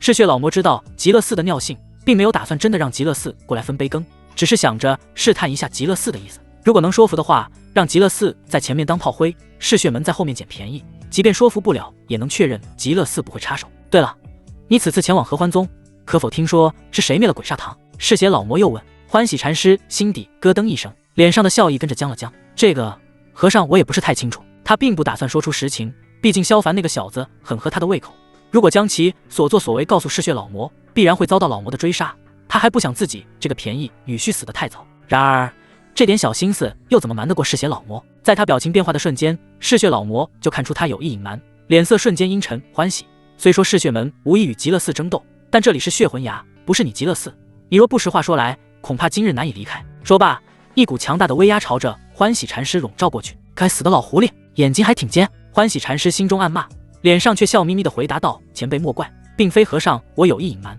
只是此事过于古怪，和尚我也不敢保真，怕说出来引得前辈恼怒，顾虑之下才没敢实说。哼，有什么直说便是，莫要兜兜绕绕。嗜血老魔冷笑，据和尚得知，捣毁贵宗鬼煞堂之人是一个名叫萧凡的合欢宗弟子。欢喜禅师知道瞒不住，只能如实相告。虽说他也舍不得萧凡那小子，但死道有不死贫道。再说没了那小子，自己的女儿还能再找个实力更强大的道侣，省得以后被拖累。萧凡，这不可能！话音刚落，江峰和云逸便齐声呼喊：欢喜前辈，此事你肯定弄错了。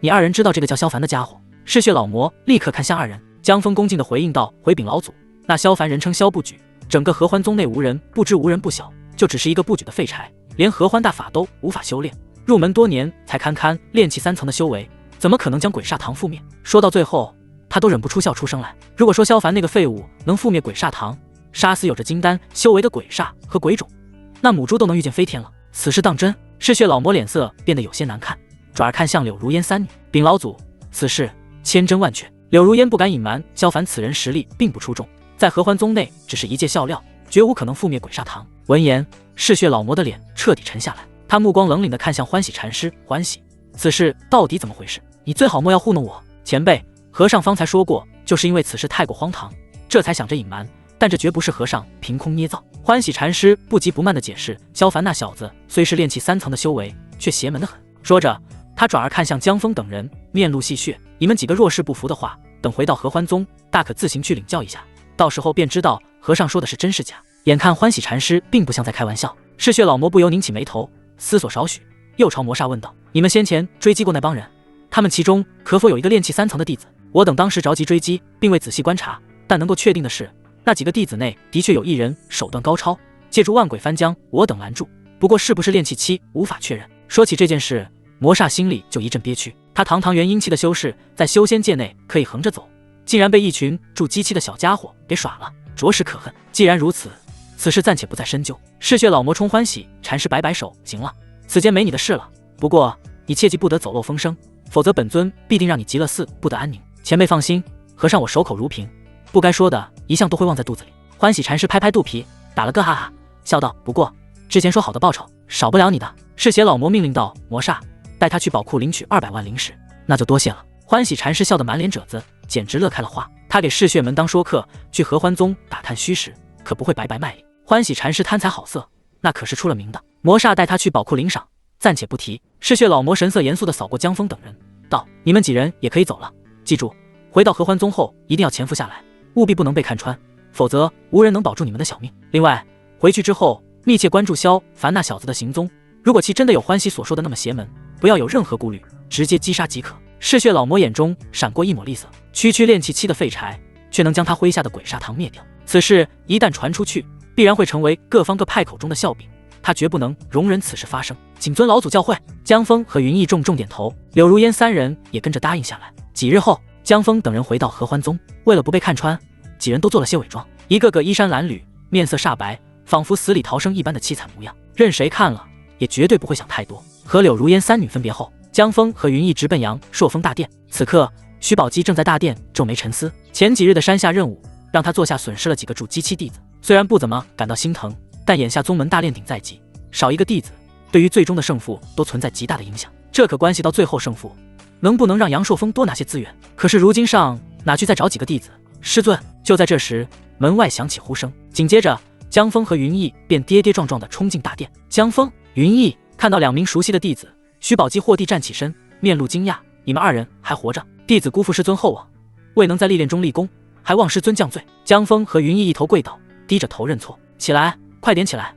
你们能活着回来就好，师尊又怎么会降罪于你们？徐宝基本来就在发愁，现在凭空多了2个弟子，心里高兴还来不及。不过他面上表现的却是一副心痛之色，那样子就好似一个老父亲看到了出门许久未归的浪子般。要是萧凡见了，非得说句牛逼不可。这要是在他原来的那个世界，不当个影帝都可惜这一手好演技。一番寒暄过后，徐宝基稍稍收敛，沉声问道：据为师得到的消息，当日你们第一批下山的弟子全都丧生，可你2人如何得以逃脱？又为何这么多天才回宗内？对此，江峰和云逸早就想好了说辞，当即便对答如流道：禀告师尊，当日我们遭遇鬼煞堂的埋伏，拼命冲杀，身负重伤，最后乘着夜色逃出升天。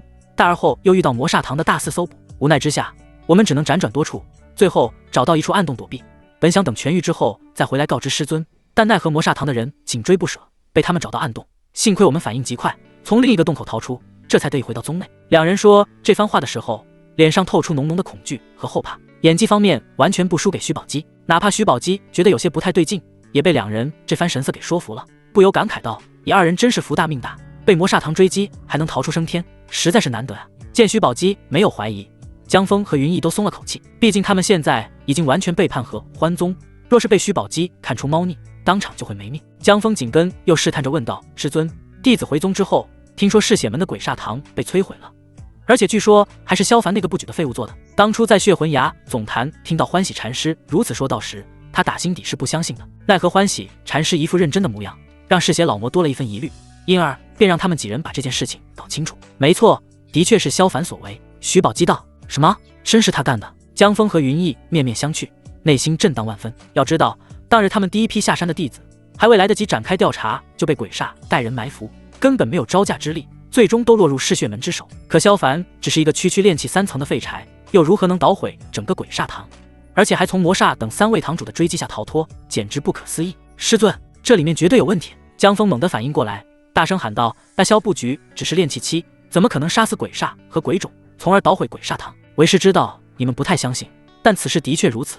被他救回来的几个弟子都承认了此事。徐宝基对此也深感质疑，但毕竟有人证在，他也没法反驳。江峰和云逸彻底怔住了，打死他们也想不到萧凡一个废柴真能做出这种惊天之举。不，这里面肯定有问题。尽管事实摆在眼前，但江峰还是摇了摇头，不愿意相信。徐宝基见此微皱眉头，轻声喝道：好了，此事你们也不要再多想，宗内几位长老都已经确定了此事的真实性，且把你们所有派出去的弟子的贡献点都奖励给了萧凡，莫要再继续纠结。他本来想着让江峰不要继续去追究事情的真假，毕竟事情都已经过了好几天，全宗上下都认定了这件事，再继续深究根本没有意义。然而江峰和云逸一听，立刻瞪大了双眼。师尊，这么做未免太偏心了吧？怎么能将所有人的贡献点都给萧凡？江峰很是不服气道：固然他捣毁了鬼煞堂，但我们其他弟子也并非没有苦劳，怎么能让那个废柴占了全部功劳？是啊，那家伙就是废柴一个。云逸一时大怒道：说不定真正捣毁鬼煞堂的另有其人，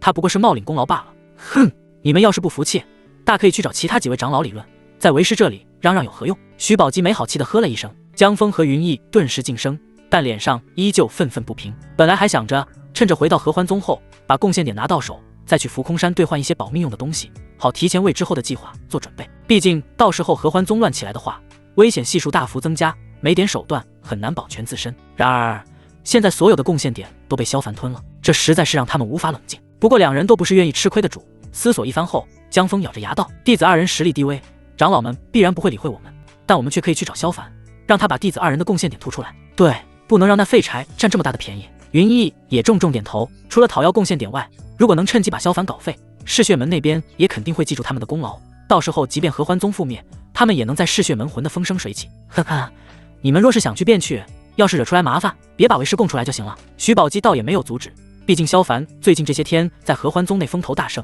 到处都是关于这小子的传言，也该挫挫对方的锐气。一听这话，江峰和云逸顿时大喜，师尊放心，弟子二人绝不会给师尊和杨硕峰带来任何麻烦。那你们便去吧。徐宝基摆了摆手，不再多言。他现在倒是非常期待，想看看之后的结果如何。得到徐宝基首肯，江峰和云逸当即直奔灵兽园。沿途弟子看着两人气势汹汹的模样，便好奇地跟了上去。此刻萧凡正坐在小屋外打坐。最近几天他接连不断地吸收他人灵力，但始终没有突破筑基巅峰期的桎梏，仿佛石沉大海，没有激起一丝的波澜。难道要突破金丹，不单单是靠修炼就行，还需要别的东西？萧凡皱着眉头，沉思着其中的奥妙。虽然这种问题去找黄灭绝询问一下，定然能够得到相应的指点，但关键是他现在对外都只是保持着炼气3层的实力，突然跑去询问怎么突破金丹，势必会引起黄灭绝的注意，到时候要被对方发现他的小秘密，那可就惨了。下半辈子怕是就要被圈禁起来，日日夜夜被榨干，想想就觉得超可怕。萧凡，你给我滚出来！正当萧凡思考着该怎么办时，灵兽园外突然响起一声暴喝，抬头望去，只见乌压压一堆人，粗略有30-40人之多。什么鬼？萧凡微微皱眉，不知道发生了什么。他这几天都非常低调，一直在灵兽园里苦修，哪里都没去，按理说引不起什么波澜才对。可看现在这个阵仗，明显是来找他麻烦的。难道是又有哪个师姐或师妹公开表明要当自己的道侣了？这也不太可能吧。真要这样的话，那些师姐师妹怎么没先来找他？小子，看起来你又遇到麻烦了。这时大黑狗人立着，两脚走路，背着前爪走过来，只需要1万块灵石，黑哥就可以出手帮你把这些杂碎赶走，怎么样？滚！萧凡抬腿就是一脚。自从那天给了黑狗几块灵石后，这已经是见狗第 N 次找他要灵石了。如果要个1块2块，他或许看对方可怜，也就打赏了。偏偏这贱狗张口闭口就是成千上万块，就算地主家有余粮，那也不会拿来给狗子霍霍不是。1000块不100块就行。大黑狗从地上爬起来，屁颠屁颠的又跑了过来。萧凡懒得理他，扭头对九儿道：九儿，你先进屋里躲起来，我去看看怎么回事。好。小萝莉乖巧的点点头，转身进屋。看着他身后的9条尾巴，萧凡又是一阵头大，心想之后得找个办法好好安置九儿，再不济也得帮对方把尾巴隐匿起来，否则要是被人知道他这里有一只9尾天狐，后果不堪设想。等九儿进屋关门后，萧凡起身活动了一下，然后走到灵兽园外围。萧不举，你这死废柴总算肯露面了。一看到萧凡，江峰立刻指着他鼻子一顿破骂：不是，你谁啊，在这乱叫什么？萧凡皱起眉头，打量着眼前人，愣是想不起自己认识对方。闻言，江峰差点没气炸：妈的，你这个死废柴，竟然连我都不知道！你爷爷我行不更名，坐不改姓，杨硕峰江峰是也。你要是识相的话，赶紧把我和云逸师弟的贡献点拿出来，否则今天我就把你打得亲妈都不认识。他这暴脾气，要不是个招法阵无法动手，非得一拳把萧凡打趴下不可。哦，原来你们两个就是杨寿峰失踪的弟子啊！萧凡恍然大悟，面露戏谑道：“不过，我记得你们不是已经被销户了吗？怎么又突然活着回来了？”放屁！你才被销户了呢！江峰怒骂道：“别废话了，赶紧把贡献点交出来！对，不给贡献点，你今天就死定了！”云逸也跟着嚷嚷起来，一副极度愤怒的样子。啧啧，今天有好戏看喽！谁说不是呢？看江峰和云逸师兄的样子，萧凡不交出贡献点，怕是下场不会太好。话说，你们觉得待会儿要是打起来，谁会赢啊？废话，那肯定是萧凡跪在地上哭爹喊娘啊！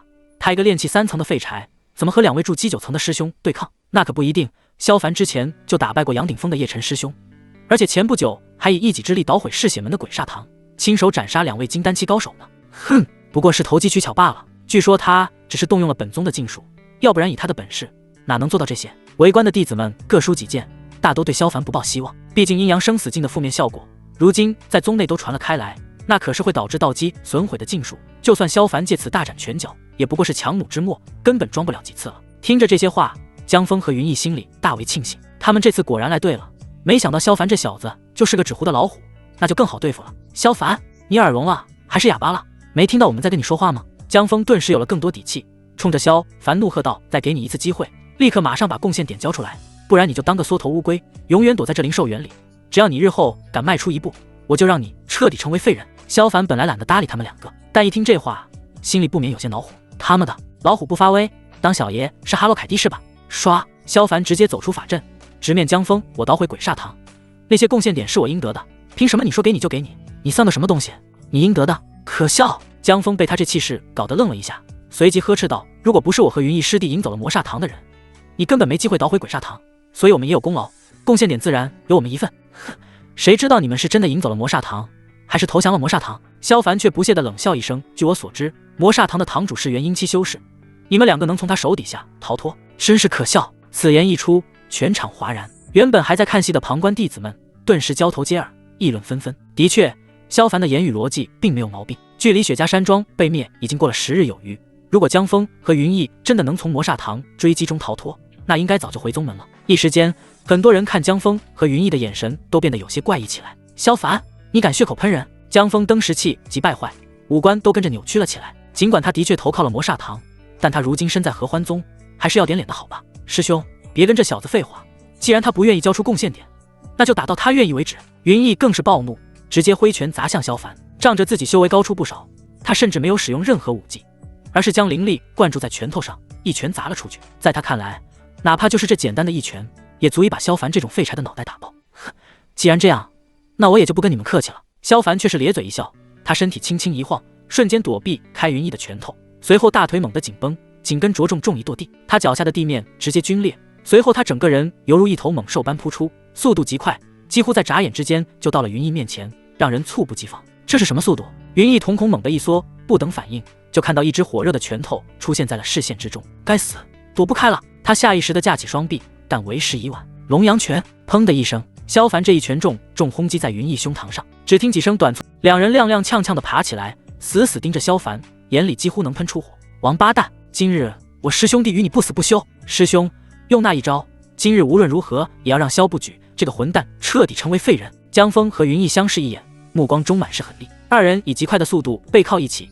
分别取出一个一毛，随后原地旋转起来，速度越来越快，竟直接形成一股旋风，而且旋风的规模还在不断增大，只是片刻功夫便有丈许之高，且二人的一个一毛更是幻化出无数把，随着旋风不断旋转，周围的花草树木都被切割细碎。不好，这是江师兄和云师兄的合体技，施展出来的威力极大，伤害范围也相当之广，快往后退！旁观的弟子们一瞧，纷纷色变，连忙又后撤了10数丈，生怕被卷进那恐怖的旋风之中。对此，萧凡却毫不畏惧，反而略有兴致地打量起眼前的恐怖旋风。这个合体技有点意思，看来不动点手段是没办法破掉了。他双眼微微眯起，随即五指化爪，猛地朝前横扫一挥，龙爪碎空式。顿时，虚空像是被撕裂开一般，5道黑漆漆的缺口赫然出现，并快速扩大，瞬间就将面前那道恐怖旋风切割瓦解。随后2道人影从中倒飞而出，胸膛上有着明显的爪印，血迹不断从中渗出，模样极其凄惨，正是江峰和云逸二人。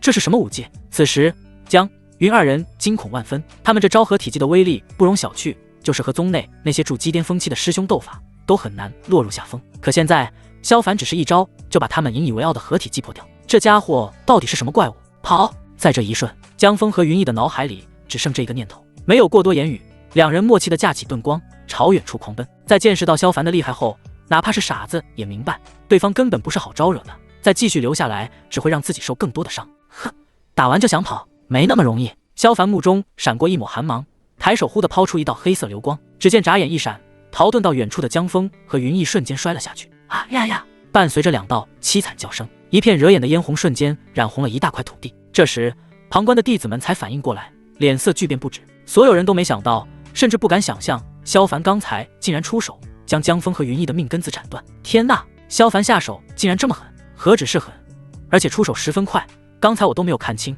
江师兄和云师兄就被断了命根子。萧师弟这断人命根的手段简直骇人听闻，简直就是断根圣手啊！一时间在场的所有男弟子都感到下身一紧，看萧凡的眼神满满都是畏惧之色，甚至有些胆小的弟子更是悄悄摸摸地遁走远处。开玩笑，万一萧凡不高兴把他们全部都淹了，那岂不是完犊子？俗话说君子不立危墙之下，就是这个道理，能跑就要跑远点。同时也有几个阳朔峰的弟子急急忙忙赶回报信，毕竟两个筑基9层的师兄被人欺负成这样，可是天大的事情必须告知师门才行。什么？萧凡那小子竟敢如此！阳朔峰大殿内得知消息的徐宝基勃然大怒，他本以为江峰和云逸出马能杀一杀萧凡的锐气，好让对方收敛一些，不要太过冒头，没想到萧凡非但没有收敛，反而出手淹了江云二人，这简直是在打阳朔峰的脸，打他的脸啊！还请师尊速出手，否则两位师兄恐会惨遭萧凡的毒手。报信弟子急切开口：哼，真是岂有此理，我倒要看看那萧凡有多大的胆子。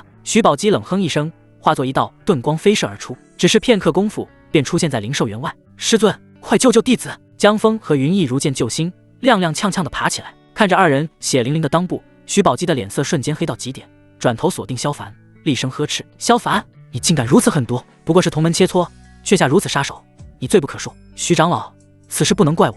萧凡对此却浑然不惧，据理力争道：是阳朔峰的这两位师兄前来闹事，且先出重手在先，弟子只不过是正当防卫而已。好一个正当防卫！徐宝基额头青筋暴起，怒喝道：就算如此，那你又何必阉割他二人？这个并非我所愿，只是出手之时控制不当，所以才一时失手。萧凡故作抱歉。这下饶是徐宝基怒不可遏，也不知该怎么说。的确，他的两个弟子来找人家麻烦，反被打败，根本没有什么可追究的，要怪只能怪技不如人。但一想到两个弟子被淹，日后将成为宗内笑柄，他这张老脸就有些挂不住。这时江风气急败坏地叫喊道：师尊，你千万不要听这小子胡说，我和云师弟固然有错在先，但我们也仅仅只是和他过了2招，发现不敌，准备退走之际，萧凡这混蛋不知用什么东西偷袭我二人。好你个萧凡，残害同门还谎话连篇，我今日就要代表宗内好好惩戒你这不知规矩的小子。徐宝基顿时大怒，大手一扬，顿时有强大的威压朝着萧凡迎头笼罩过去。徐宝基，你若敢动他，老娘就杀光你阳朔峰所有弟子！就在这时，一道厉喝声远远传来，循声望去，只见黄灭绝和黄抱抱驾着浮尘急速而至。在萧凡淹掉江峰和云逸之后，同样有弟子把消息传回了阴鹤谷，两人预感不妙，便匆匆赶来，恰巧碰上这一幕。哼，本就是你谷内弟子之错，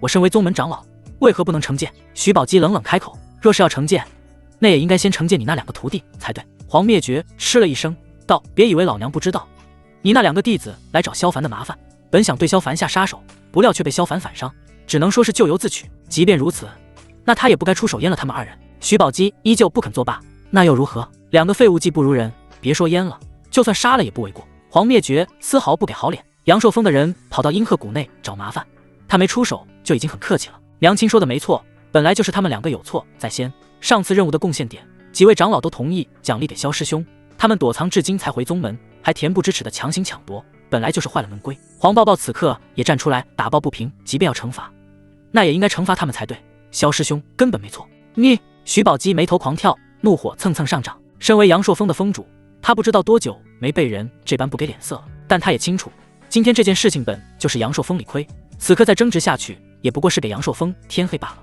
想到这些，徐宝基便扭头怒斥：你们这2个废物，真是丢人现眼！师尊，我们……江峰和云逸哭丧着脸，很是委屈，明明他们才是受害者，连命根子都被斩断了，怎么到最后还要被一顿臭骂？闭嘴，速随我回去！徐宝基厉声打断，挥袖卷起2人便快速离开。周围旁观的弟子见状，也都连忙四散。哼，跑得倒是挺快。黄灭绝冷喝一声，转而问道：萧凡，你可有受伤？禀谷主，弟子没事。萧凡拱了拱手，不错，能一己之力击败2个筑基9层的弟子，看来是我之前小瞧你了。黄灭绝淡淡的夸赞了一句，又出声叮嘱：不过你最近还是小心为好。那徐宝基不是什么大度之人，今日你出手阉了他的2个弟子，想必不会善罢甘休啊！莫非徐长老会亲自灭杀我？萧凡顿感头皮发麻。虽说以他现在的实力能够斩杀金丹修士，但还真惹不起元婴老怪。要是被这么个老怪物盯上，以后还怎么苟发育啊？那倒不至于，徐老怪虽然气量小，但还不会对你动杀手。不过他做下的弟子自然不会放过你。黄灭绝似笑非笑的看了萧凡一眼，之后的宗门大炼顶上，他们必然会对你施展报复，你自己好自为之。多谢谷主提醒。萧凡深吸了一口气，心里安稳不少。还好，只是些弟子而已。要真的是徐宝基亲自出手，那他只能趁早逃离合欢宗了。此间事了，本座便先行回谷。黄灭绝意味深长地看了萧凡一眼，随即离开。萧凡顿感无语，虽然黄灭绝没有开口，但他完全看懂了对方临走前的那一眼，分明就是警告他不要对黄抱抱胡来。拜托，他都已经和抱抱师妹双修了，有必要在这么提防吗？师兄，你不要担心，到时候大炼顶上，我会好好保护你，让所有人都不敢对你出手。黄抱抱则以为萧凡在担心大炼顶的事，大大咧咧地走过来，使劲拍了拍胸脯。要是之前，他还真没这个底气。可自从和萧凡双修之后，他已经有了筑基9层的修为，再加上那些远胜其他弟子的法宝、武技等，足以在大炼顶上大杀四方。那就多谢抱抱师妹了。萧凡咧嘴笑了笑，老实说，对于宗门大炼顶，他完全没放在心上。以他现有实力，足以碾压金丹以下的所有弟子。正说着，一只火红色小狐狸突然跑了出来，正是九儿。刚刚他躲在灵兽园里，听着外面喊打喊杀的声音，随后又感受到2股强大的气息而至，心里对萧凡很是担心。因而当徐宝基和黄灭绝都离开后，他便连忙跑了出来，想看看萧凡有没有事。坏了，九儿怎么出来了？萧凡暗呼不好，立马想遮掩，毕竟被黄抱抱看见了的话，后果不堪设想。然而还是晚了一步，九儿一头就跑到了2人中间，恰好被黄抱抱看见。呀，哪里来的小狐狸啊，真可爱！黄抱抱还是第一次见火红色毛发的狐狸，感到十分惊讶，伸手就抱在怀里，又亲又摸，十分喜爱的样子。好在九儿也想起了萧凡之前的叮嘱，把9条尾巴都收了起来，只留下1条尾巴露出，且此刻也没有口吐人言，任凭黄抱抱揉搓抚摸，看起来就是一只普通的乖巧狐狸。还好，见黄抱抱没有识破九儿是狐妖，萧凡顿时放下心来，要不然他真不敢保证会发生什么。师兄，灵兽园里怎么有只小狐狸啊？这时黄抱抱好奇地问道。他之前也曾多次来过灵兽园，但从来没见过这么一只漂亮的小狐狸啊！前段时间来的小家伙饿坏了，跑来灵兽园里找吃的，喂了他几次就熟悉了，便赖着没有走。萧凡随口敷衍道：呀，看来还是只通人性的小狐狸。黄抱抱更加喜爱了，抱着九儿不撒手。师兄，能不能把这只小狐狸给我当灵宠呀？啊，这个……萧凡一惊，完全没想到黄抱抱会提这种要求，他下意识的就想要拒绝，毕竟九儿的身份非同寻常，如果被发现是九尾天狐，肯定会遭遇不测。正当要开口的时候，萧凡却忽然发现九儿趴在黄抱抱的胸脯上，一副十分享受且开心的样子，似乎并不讨厌黄抱抱。师兄，我真的很喜欢这只小狐狸，你就把它送我好不好？见萧凡没吭声，黄抱抱又再次恳求起来。萧凡看了眼九儿，发现这小狐狸并没有反对的意思，随即点头答应。行吧，既然你喜欢的话，那就带它回去养着，不过你可记住要好好喂养。我肯定不会虐待它。黄抱抱十分高兴，踮起脚往萧凡脸上吧唧了一口，转而便逗起怀里的小狐狸。九儿也似乎很喜欢黄抱抱，一人一狐玩得不亦乐乎。萧凡见状逐渐放心下来，以九儿的机灵性子，想必也不会轻易暴露，况且有了黄抱抱帮忙照顾，他日后也就不用太过担心九儿被发现之类的麻烦。玩了好一会儿后，黄抱抱觉得有些乏了，把九儿放在地上，然后凑到萧凡面前，笑眯眯地道：师兄，我们好些天没见了，不如现在来双修吧。啊，现在？萧凡猛地一愣，下意识地看向旁边的九儿，这有点不好吧，毕竟还有只小狐狸在呢。哎呀，他这么个小家伙哪里懂这些？黄抱抱却不管这些，直接将萧凡扑倒在地，当即便要共同修炼。这番很黄很暴力的举动把萧凡都看傻了。乖乖，未免太奔放了吧？师兄别愣着了，快点来吧，此处不可描述。2个时辰后，这该死的艳福怎么就轮不到黑哥呢？大黑狗远远看着，那叫一个羡慕嫉妒，哈喇子都流了一地。而九儿则趴在2人旁边，眼睛里满是迷茫和疑惑，完全搞不清楚萧凡和黄抱抱在做什么。但他唯一能看明白的就是这2人在修炼的过程中都充满了喜悦和激情，看起来非常好玩。萧凡并没有光顾着享受，暗地里悄然给黄抱抱渡送了一些阴阳本源，以助力对方突破。毕竟宗门大炼顶的时候，免不了需要黄抱抱出力，总不能想叫马儿跑，又不给马吃草吧？再说，这可是他未来的道侣，肥水总归流到自家田里，没有任何损失。黄抱抱对此浑然不知，他完全沉浸在修炼的感觉之中，等到自身境界突破，这才猛然醒悟。我突破了！黄抱抱瞪大眼睛，不敢相信地看着自身。自从上次和萧凡双修之后，修为提升至筑基9层，他便日夜刻苦修炼，只求快点晋升筑基巅峰期。可不管他如何发奋，甚至吃了不少丹药，都没能突破。没想到现在却突然成功晋升了。师兄，我就知道和你双修是正确的，真是爱死你了！黄抱抱欣喜万分，抱着萧凡就是一顿乱亲。抱抱姐姐，能亲小凡哥哥，那九儿也要亲。九儿在旁边一看，心里十分吃醋，当即也凑了上来，伸出粉嫩的舌头在萧凡脸上舔舐。对此，黄抱抱却没有在意，在他看来，九儿就是一只小狐狸，此刻只不过是有模学样罢了，心里根本没有什么反感的念头。毕竟谁会去吃一只小狐狸的醋呢？看着两人一壶这番嬉戏，远处的大黑狗也忍不住了，吃了半个时辰的狗粮，他心里痒痒的不行，怎么着也不能再继续看着了。既然小狐狸都能加入进去，那黑哥舔舔那小妞应该也没关系吧？大黑狗当即屁颠跑过去，想要趁机染指黄抱抱。然而在他刚刚接近的瞬间，萧凡就感觉到了这贱狗的不轨之意，当即抱着黄抱抱转身，然后抬腿就是一脚踹过去。嗷呜！伴随一声惨叫，大黑狗直接腾空飞起，一头摔回了狗窝。师兄，怎么了？黄抱抱被他这突然的动作搞得有些懵。没事，刚才那贱狗想来偷吃，被我踹飞了。萧凡笑了笑，岂有此理！本小姐今天非要好好教训那调色狗才行。黄抱抱顿时袖拳紧攒，就要去暴打大黑狗。萧凡连忙拦住他，劝道：师妹，这点小事就用不着你亲自动手了，待会儿我就好好收拾他，让他知道什么是规矩。他倒不是可怜大黑狗，只是黄抱抱动起手来没个轻重，怕待会儿一下把大黑狗打死。不管怎么说，这贱狗还算有点用处，死了还挺可惜。行吧，我都听师兄的。黄抱抱也不再纠结这件事，抱着萧凡喜滋滋道：师兄，我每次跟你双修都能突破，那要是我们天天双修的话，我是不是很快就能突破金丹啊？萧凡面露难色，这个恐怕不太可能。为什么啊？黄抱抱一脸不解，明明这2次双修效果很明显啊，虽然双修能助力修为增进，但你这2次的突破主要还是因为你已经到了瓶颈期，和双修没有太大的关系。萧凡勉强笑着解释道：如果光靠双修就能晋升金丹，那宗内的弟子们还何必修炼？大家只需要找个道侣，天天双修，全都是金丹修士了。师兄此言甚有道理。黄抱抱点了点头，何止有道理，分明就是真理啊！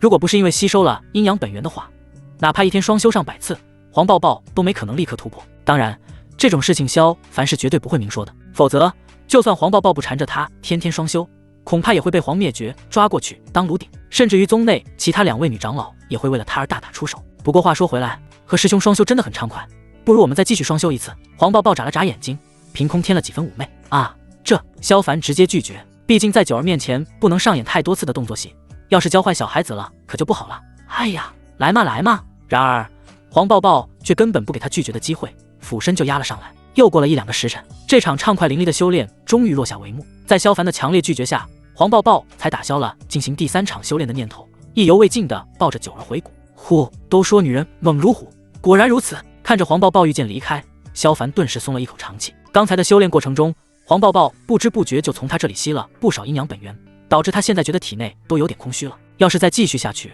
怕是会被无情榨干。在这一刻，萧凡终于理解了原主对双修的恐惧。如果不是他魂穿过来，无意间获得了小鼎，恐怕也会产生绝望的念头。天色不早了，也该修炼了，得抓紧把刚才损失的阴阳本源补回来。看了眼天边的晚霞，萧凡转身回到小屋。没有了九儿在，他毫无顾忌地拿出小鼎，神魂进入其中。本来经过这几天的掠夺，他都有些纠结，不知道该继续吸谁的修为比较好，总不能每次都逮着同一个人吸，毕竟可持续发展才是王道。不过现在嘛，萧凡完全不再纠结，毕竟今天刚刚碰上2个不开眼的，好死不死非要撞到他的枪口上，不吸他们都对不起老天爷。江峰和云逸是吧？就让小爷看看你们有多少修为供我吸取。萧凡嘴角一勾，脑海里立刻浮现出2人面貌。却说那江峰和云逸在灵兽园吃了大亏后，便窝在洞府里垂头丧气，一副颓废模样。这也不能怪他们经不起打击，毕竟今天遇到的事情太过离谱，2个筑基9层的弟子竟被一个炼气3层的废柴阉割，换谁也无法振作起来啊！嗖！就在这时，一道传音符忽然飞进洞府内，江峰有气无力地抬手抓住，紧接着身躯一震，脸上满是难以置信之色。云师兄，怎么了？云逸好奇道。杨顶峰的叶晨师兄邀请我2人前去赴宴。江峰语气有点古怪，什么？叶师兄邀请我们2人？云逸大吃一惊，同样面露惊诧，叶晨师兄可是宗内天骄弟子，集万千瞩目，根本不是我2人能高攀的，怎么会突然请我们赴宴？我也不清楚。江峰摇了摇头，不过既然叶师兄亲自传音，那我们还是走一趟比较好，免得让叶师兄心生不悦。云师兄说的是，那我们现在便去吧。云逸点头赞同，两人随即离开洞府。不久之后，便抵达阳顶峰。两位师弟总算来了，为兄已经在此等候多时。叶晨笑盈盈地将两人迎入洞府，府内甚至已经摆好了一桌丰盛的酒菜。今闻两位师弟从魔煞堂的追击下逃脱回宗，为兄甚感佩服，所以特地为两位师弟接风洗尘。江峰和云逸顿时受宠若惊，多谢师兄高看，我二人只不过是运气好，仓皇而逃之下侥幸的生，远不如叶师兄英雄神威。呵呵，运气也是实力的一种表现。既然两位师弟能安然回来，必然有过人之处。叶晨说着举起酒樽，来，为兄先敬两位师弟一杯。他的这一番举动更让江峰和云逸惶惶不安，两人完全不知道叶晨这是什么意思。要知道，他们两个只是宗门内的二流弟子，和叶晨这样的天骄差距很大，现在对方却这般客气，实在是让人捉摸不定。难不成是他们投靠嗜血门的事情被知道了？但即便如此，也应该由宗内长老出面才对，更不可能搞这么一出才是。尽管做贼心虚，但江峰和云逸还是强装镇定，跟着举起酒樽回敬了叶晨一杯。哈哈，两位师弟好酒量，来，都别客气，当是在自己洞府一样，想吃什么就吃。叶晨热情地招呼道。江峰实在忍不住了，小心试探道，多谢叶师兄款待，只是我二人有些不明，叶师兄突然邀请我二人，是否有什么事情？呵呵，既然师弟这般问了，那为兄也就直言了。叶晨忽地敛去笑容，语气严肃道，你们二人可想杀了萧凡啊？这话让江峰和云逸猛地一惊，两人完全没想到叶晨口中会突然冒出这么一句。叶晨却没管两人的反应，继续开口道，今日之事，为兄已经听说，两位师弟找那萧布局讨要贡献点不果，反被对方偷袭重伤，难道你二人心中不恨？此话戳中了江峰和云逸的痛处。虽然他们两人伤口也得到了包扎，性命没有什么大碍，但对于男人而言，命根子断了，那就等同脊梁骨被敲断了，日后走在宗内，不知会被如何嘲笑。如果说他们不恨萧凡，那怎么可能？师兄言笑了，我兄弟二人如何不恨？恨不得现在就把那狗崽子碎尸万段。江峰咬牙切齿，手中酒樽都被捏碎掉。哼，哪怕是碎尸万段，也不能解我心头之恨。我要将它剁成肉酱，做成肉丸子，生生吞吃了。云逸更是凶狠，言语间满是戾气。见两人这般反应，叶晨心中一喜，趁机问道，既然如此，那我们三人不如联手对付那萧不举。联手？江峰和云逸面面相觑，他们刚才想过很多种可能，但唯独没想到叶晨竟然邀请他们来，只是为了合伙对付萧凡。当然，倒不是说不能，关键是以叶晨的修为，难道还独自对付不了萧凡？呵呵，两位师弟该不会认为萧凡很好对付吧？叶晨看穿两人心中所想，冷笑道，别忘了，他可是凭一己之力捣毁了整个鬼煞堂，连杀2名金丹修士啊！叶师兄，此事当真如此？尽管在萧凡手里吃了苦头，但江峰和云逸还是不太愿意相信，他们宁愿相信萧凡是动了什么秘术才击败他们。哼，我怎会骗你们？叶晨脸色一沉，很是不情愿地道，当日我等被鬼煞抓住，关在鬼煞堂，最后却被萧凡所救，等我们出去的时候，便发现鬼煞和鬼种惨死，之后他更是使出手段，让我等逃脱魔煞的追捕。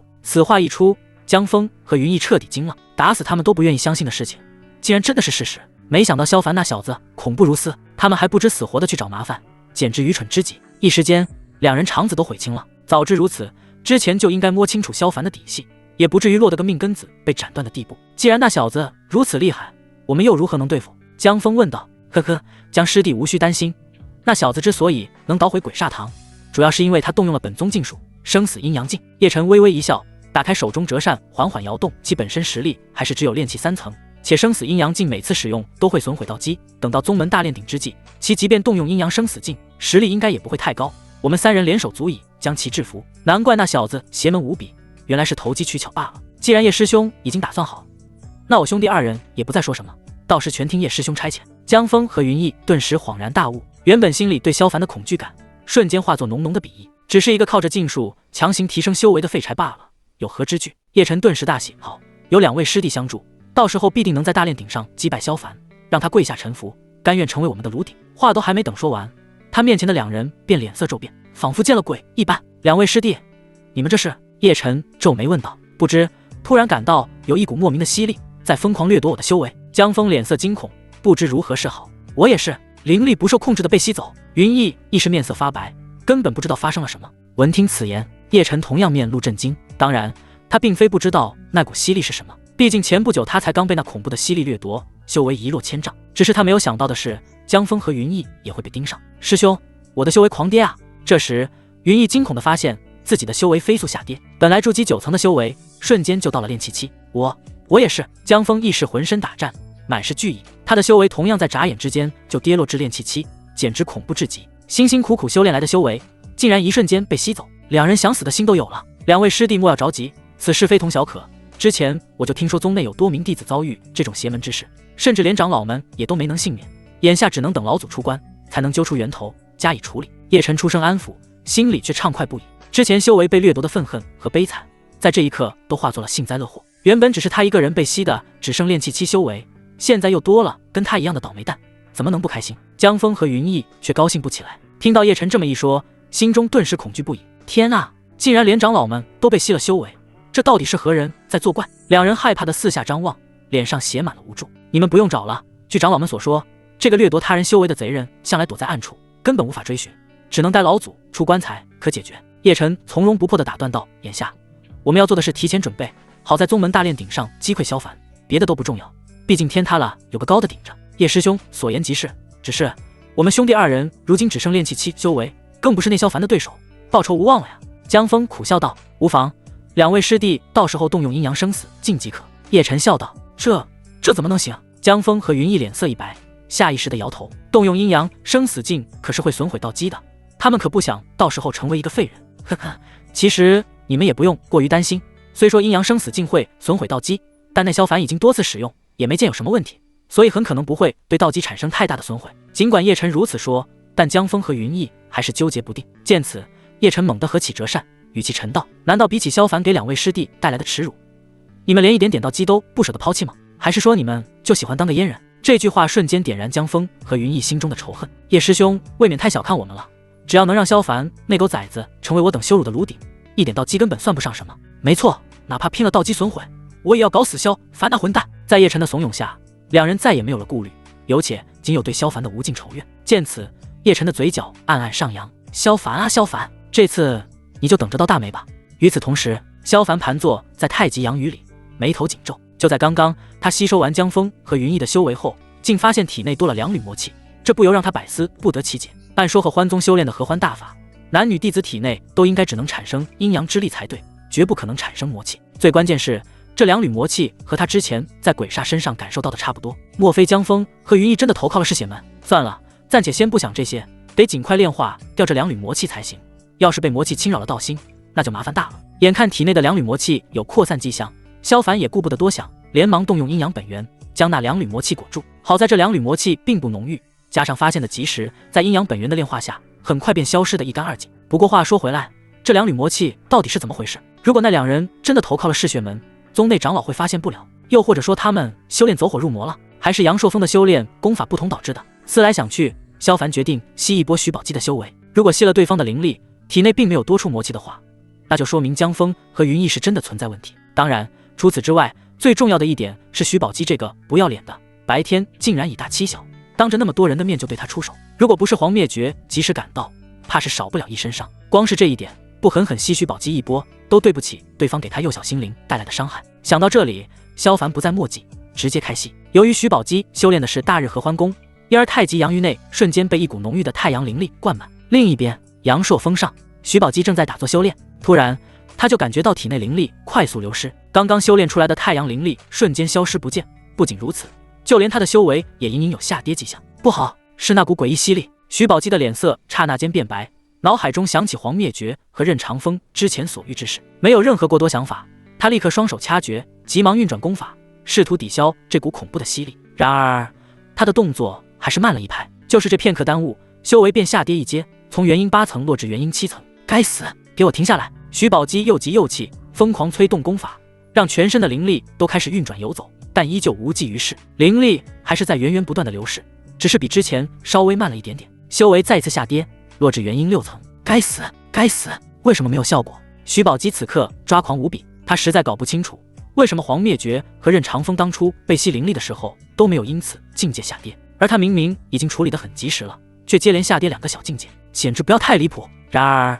徐宝基哪里知道，由于萧凡突破至筑基巅峰期后，通过太极阴阳鱼掠夺修为的能力也随之加强，每次都能掠夺大量灵力。对了，他们好像是借助合欢大法才抵挡住的，试试看。情急之际，徐宝基猛地想起关键点，急急忙忙运转合欢大法。果然，原本泄洪般的灵力被截住，那股恐怖吸力也被抵消掉。但此刻他的修为已经落至元婴5层。混蛋，最好别让我知道是谁，否则我一定将其碎尸万段。徐宝基一时气得吐血，咆哮连连。要知道，晋升元婴期之后，修炼难度也比以往大很多，往往每一次晋升都需要耗费多年时间修炼，而刚刚被吸走的这些修为，相当是他几10年的苦修。与此同时，萧凡这个罪魁祸首却是意犹未尽。相比起其他人的龙阳灵力，徐宝基的太阳灵力别有一番味道，那种感觉要更舒服一些。本想着多吸一点，没想到这么快就被截停，实在是可惜了。当然，这个念头要是让徐宝基知道，肯定会气得吐血3声，当场倒地不起。稍稍巩固了一下后，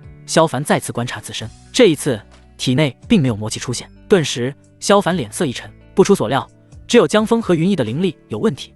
这2个人极有可能投靠了嗜血门。这2个人隐藏够深，连徐老怪和黄灭绝都没看出他们的问题，也不知道嗜血门在他们身上动了什么手脚。萧凡眉头拧作一团，喃喃自语：不仅如此，恐怕连与他们一同回来的另外3位师姐也有问题，否则嗜血门怎可能放过他们？只是这是血门到底在打什么鬼主意？一番沉思下来，萧凡始终没能想明白其中猫腻。但能够确定的是血门将这5人放回合欢宗，背后必有大阴谋，否则也不可能费这般功夫。要不要告诉黄灭绝？这个念头刚一升起，萧凡立刻打消掉。连徐宝基这样的元婴老怪都看不穿江峰和云逸身上暗藏的魔气，他却跑去告诉黄灭绝这2个身上有问题，对方怎么可能相信？即便最后真的印证了，那他又该如何解释自己是怎么发现的？这种挖坑自己跳的蠢是他才不会做。罢了，暂且不管这些，只要他们2个不搞什么名堂，就睁只眼闭只眼。如果情况真的不对，再找机会禀报上去。萧凡稍稍琢磨，便决定静观其变。反正合欢宗对他而言也不是什么很重要的事，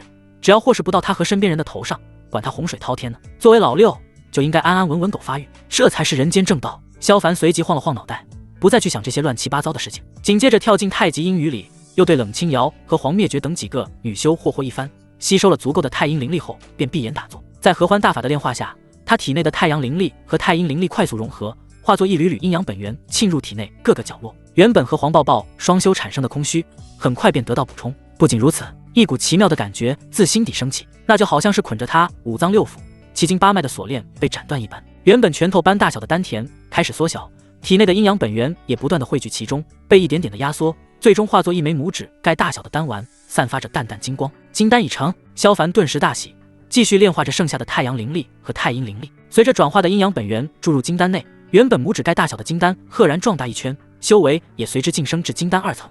而在小鼎外，萧凡的肉身更是金光闪闪，一瞬即逝。幸亏灵兽园内没有别人，否则这等场面被看见，必然会吓死几个。千载年来，还没听说过哪个炼气3层的废柴能在短短1月的时间内一跃成为金丹2层的修士，实在是恐怖如斯。白驹过隙，时光荏苒，这段时间一切都风平浪静。自从萧凡出手淹了江峰和云逸的消息传开后，再也没人吃饱了撑的去找他的麻烦。除此之外，被萧凡怀疑已经投靠了嗜血门的江峰等人，一时没有任何不对劲的举措，就连之前灭杀雪家的嗜血门也没有了任何动静，仿佛所有的事情都消停了下来。对此，萧凡乐得其见，大环境越是安稳，越是利于他安心修炼。在晋升金丹期之后，他本想着一鼓作气，继续掠夺徐宝基、任长风等人的灵力，借机往更高的境界冲刺。但由于这些人都经历过灵力掠夺后，一个个都精明的要死，在感觉不对劲的瞬间，就立刻动用合欢大法抵挡吸力，导致萧凡并没有掠夺太多的灵力。况且嗜血门又不知道暗中在谋划着什么。从之前从江峰和云逸2人身上掠夺来的魔气来看，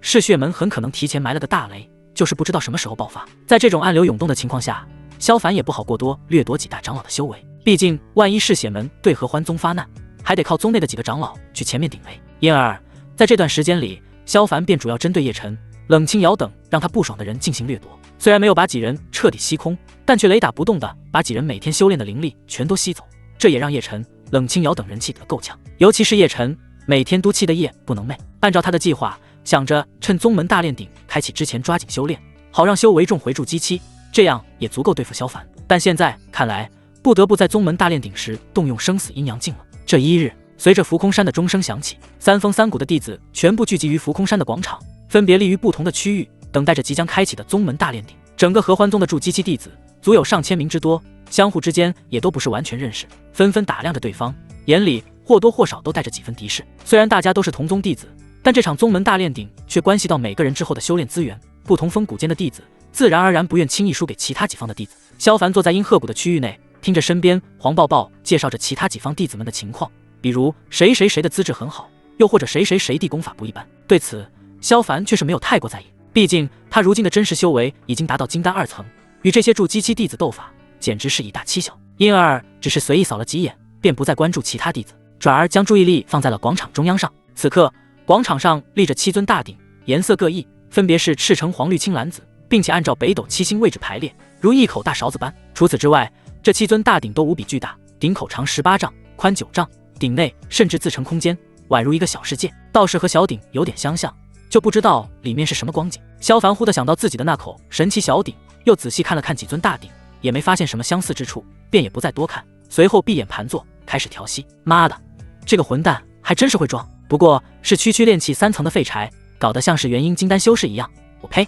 阳寿峰区域内，江峰和云逸死死盯着萧凡，怒焰冲天。这半年以来，他们两个被萧凡阉割的事情，如潮水一般传遍了整个宗门，彻头彻尾的成了笑料。哪怕就是阳寿峰上的同门师兄弟，看见他们虽然不说，但眼里也明显透着几分怜悯。因此，两人对萧凡的仇恨半点未减，反而越来越浓。真想现在就去把他砍了。江峰咬牙切齿：“师兄莫急，等待会儿大炼鼎开始，我们便一同对那萧凡出手，必定要他成为我们的炉鼎。”云逸亦是脸色凶狠：“这自然没问题，就怕我们和他没有抽到同样的玉签，不在同个大鼎内比斗，可就要让那小子逃过一劫了。”江峰拳头紧紧攥起：“你们二人无需多言，本座身为此次大比的主持长老，已经提前在抽签仪式上做了些许变动，你二人必定会和萧凡抽到同样的玉签。”突然，徐宝基向两人密语传音道：“你二人能否洗刷耻辱，为我阳寿峰挽回颜面，就看这次了。”江峰和云逸闻言大喜，连连道：“还请师尊放心，我们已经有了计划，必定会击败萧凡，让其当众跪地磕头，并且成为我二人炉鼎，为阳寿峰挽回颜面。”很好，那你们便稍加准备，大比即将开始。徐宝基面露欣慰之色，随后飞身来到广场中央，环视一圈后，这才神色肃穆地开口：“三峰三谷人员均已到齐，宗门大炼鼎马上开启。在此之前，我身为此次大比的主持长老，有件事要给各位宣布一下。本次大炼鼎的奖励比以往都丰厚，排名第一的胜出者不仅能得到10万宗门贡献点，其所在的峰谷更能得到10大家族的供奉香火。”此言一出，全场哗然，所有弟子在这一刻都激动不已。萧凡同样内心狂跳，要知道上次下山历练，他独吞了18名弟子的贡献点，再加上黄灭绝奖励的2000点，也才堪2万贡献点而已。但也就是这2万贡献点，都让他的实力进一步提升。而这次宗门大炼鼎的第一者，却直接能拿到10万点的奖励，简直就是一笔巨大的财富啊！最重要的还是10大家族的香火供奉，比起10万贡献点而言，10大家族的香火供奉更为丰厚，那就是数之不尽的修炼资源，足以撑得起一峰或一谷所有弟子未来10年里的修炼所需。也难怪三峰三谷的长老们对宗门大炼鼎如此看重，换谁也势在必得呀！萧师兄，大炼鼎第一固然重要，但你的身体更重要，千万不要为了最后的奖励频繁动用阴阳生死镜。黄抱抱看出了萧凡的心思，悄声提醒道：“娘亲说了，你如果再继续使用阴阳生死镜，恐怕道基很快就会损毁，到时候我就不能再和师兄双修了。”好，我会多加注意的。萧凡闻言颇为感动，有人关心的感觉真好。然而立于两人前方的黄灭绝此刻却眼皮狂跳，嘴角抽搐不止。他真搞不懂自己这个傻女儿怎么想的，简直是胳膊肘外拐出天边了。他当初之所以愿意收留萧凡，就是因为萧凡承诺会夺下宗门大炼鼎第一，现在黄抱抱却为了萧凡的身体着想，让对方不要强行去拿第一，开什么玩笑？黄灭绝立刻扭头厉声提醒道：“萧凡，半年前你加入阴鹤谷之时，却是承诺过本座会拿下第一，可莫要食言，否则我定然毫不留情的让你滚出阴鹤谷。”谷主放心，大丈夫一言九鼎，既然承诺过的事情，我必然会全力以赴。萧凡认真的点了点头，哪怕黄灭绝不说，他也会夺下此次大比的头筹。10万贡献点啊，谁不想要？一旁的黄抱抱却是急了：“娘亲，你就不要给萧师兄压力了，他已经动用很多次阴阳生死镜了，要是他道基彻底损毁怎么办？”说完，他扭头又对萧凡道：“萧师兄，你还是听我的，无论如何也不要太强求自己，第一不第一的不重要，只要保重你自己的身体就行，不要胡闹。”黄灭绝忍不住呵斥道：“此次宗门大比关系到阴鹤谷的兴衰，马虎不得，不是还有大师姐吗？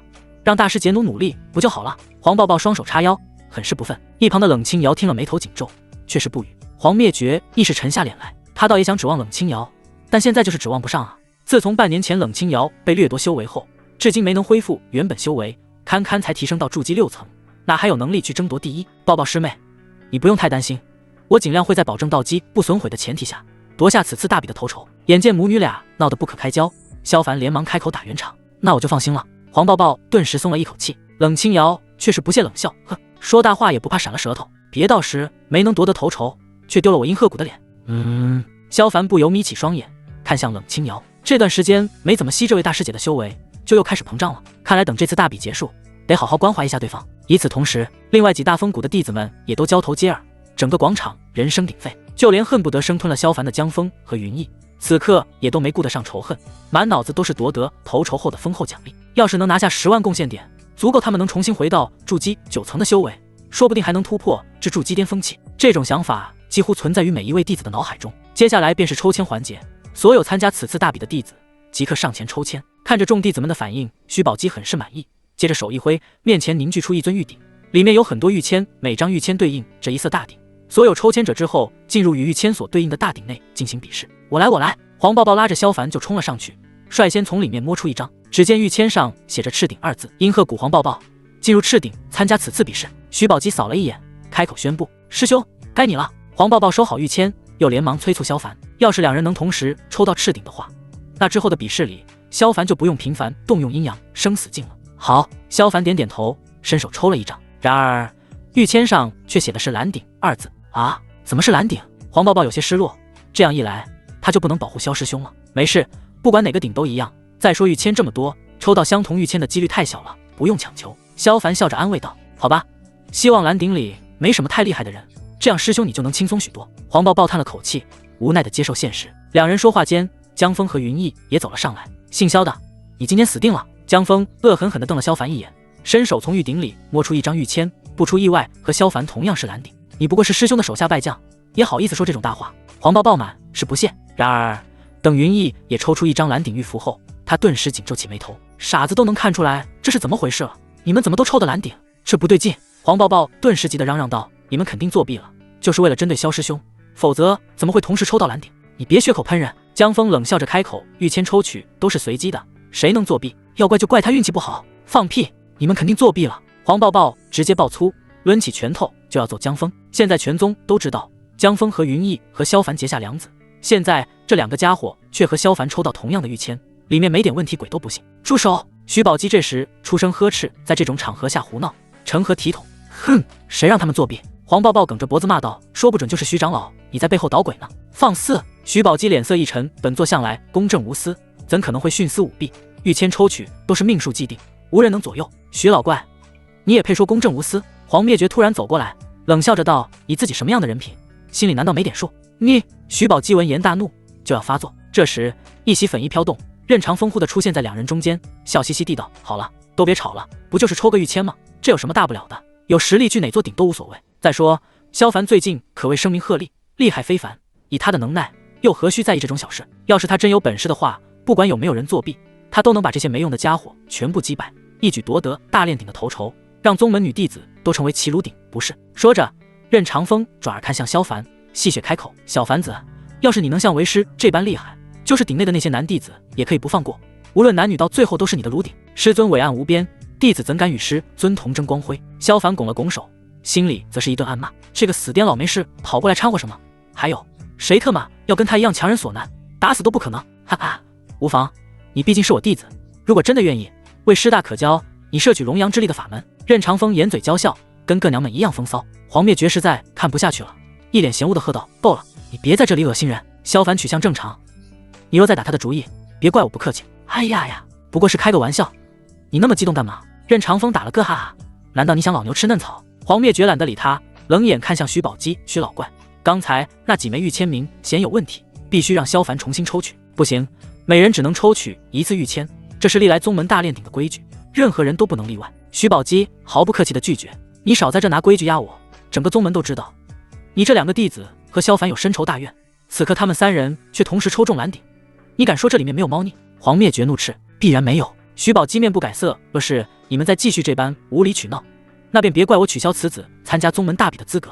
你！黄灭绝怒极，却又无法发作，毕竟此次宗门大炼鼎轮到徐宝基主持，对方几乎有全部的话语权，他即便不满也无法硬刚。当然最关键的还是萧凡，此子实力只有炼气3层，但却能借助生死阴阳镜击杀鬼煞堂2名金丹期修士，实力不可小觑，是本次宗门大炼鼎中最大的一匹黑马。如果萧凡的大比资格被取消的话，对于整个阴鹤谷来说都是天大的损失。作为阴鹤谷谷主，黄灭绝只能优先考虑大局。师兄，你我玉符交换一下，这样就不用担心那2个家伙对你暗中使坏了。眼见事情无果，黄抱抱立刻提出另一种方法，只有让萧凡错开江枫和云逸，这样安全性才能提升，不然谁都无法保证在鼎中会发生什么。他可不想心爱的萧师兄惨遭毒手。不用了，抱抱，这也是违规之举。萧凡立刻摇头，现在所有人的目光都聚焦在他身上，在这个时候交换玉符，那几乎根本瞒不过任何人，最终还是会被取消大比资格。他可不想错过10万贡献点的奖励。可是黄抱抱满脸焦急，还想说什么，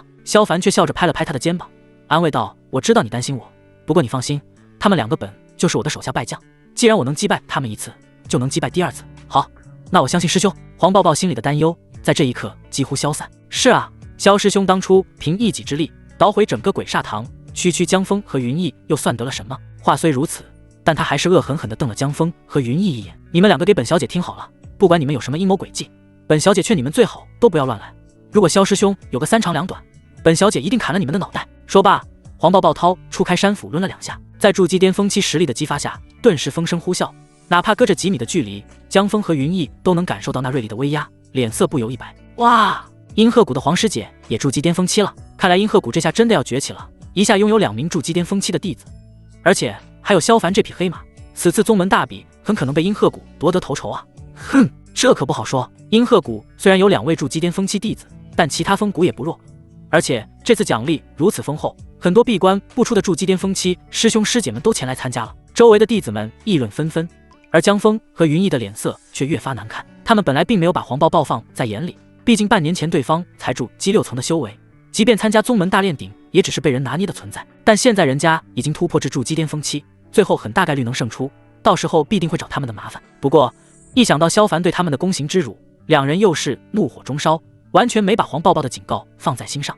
师兄，我先走一步，待会儿见。黄抱抱也懒得管江枫和云逸什么想法，给萧凡打了声招呼，便纵身飞进赤色巨鼎。见状，萧凡也手持玉签进入蓝鼎，走，跟上那小子。江枫和云逸紧随其后，生怕萧凡会跑了一般。好了，既然抽到玉符的几位弟子已经入鼎，其他参加大比的弟子也抓紧时间抽签入鼎。见自己的2个弟子顺利入鼎，徐宝基也不再多看，他相信江枫和云逸经过半年的谋划，必不可能让他失望。此次即便不能灭杀萧凡，也足以杀杀对方的锐气。随着徐宝基话音落下后，叶晨也第一时间上来抽签，但却抽到的是绿鼎。如此一来，他之前和江枫云逸2人商量好的计划也就没法继续进行下去。不过这也并非不是好事，江枫和云逸2人想要联手击败萧凡，必定会动用生死阴阳镜，少不了会有一场恶战。即便到时候那2人胜出，也消耗了大量灵力体力，后续大比也没什么太大的威胁，而他则能趁机坐收渔利。萧凡啊萧凡，可惜你不是败在我手里，不过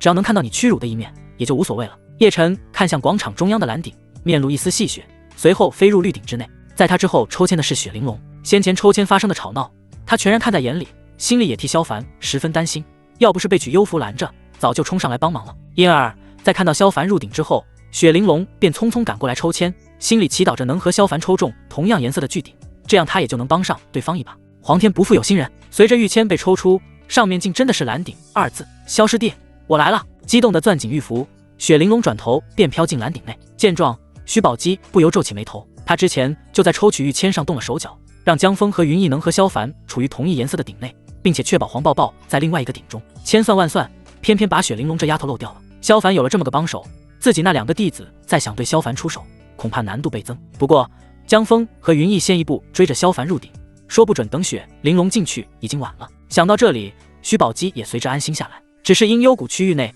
取幽符却是一脸苦涩，犹如哑巴吃黄连，有苦也说不出。本来他还指望着雪玲珑能为阴幽谷争夺一下大笔奖励，但是现在却和萧凡那小子在同一个鼎内。按照他对自己这个徒儿的了解，到时候肯定会无条件帮助萧凡，哪里还顾得上宗门大笔的奖励？罢了罢了，女儿大了，终归是要嫁出去的。屈幽福一向把雪玲珑当亲生女儿对待，很多事情都任由对方处理，十分宠爱，如今也只能暗暗叹气了。紧接着剩下的弟子们也都各自上前抽取玉符入鼎，其中冷清瑶抽中的是青鼎，其他与他抽中铜鼎的弟子们均是脸色难看，尤其是几个男弟子面上更是煞白一片。大家都知道，冷清瑶向来喜欢搞男女对立，看不起男同胞，与男弟子进行比斗时从来不存在留手的情况，碰上这么个冰冷女魔头算是惨了。除此之外，之前与江枫和云逸一同回宗的3名女弟子也都各自进入了一色巨鼎内。柳如烟手握着玉签，脸色沉重地飞入紫鼎。按照魔煞的计划，此次宗门大比过后，他们被迫服下30炼魔丹的5个人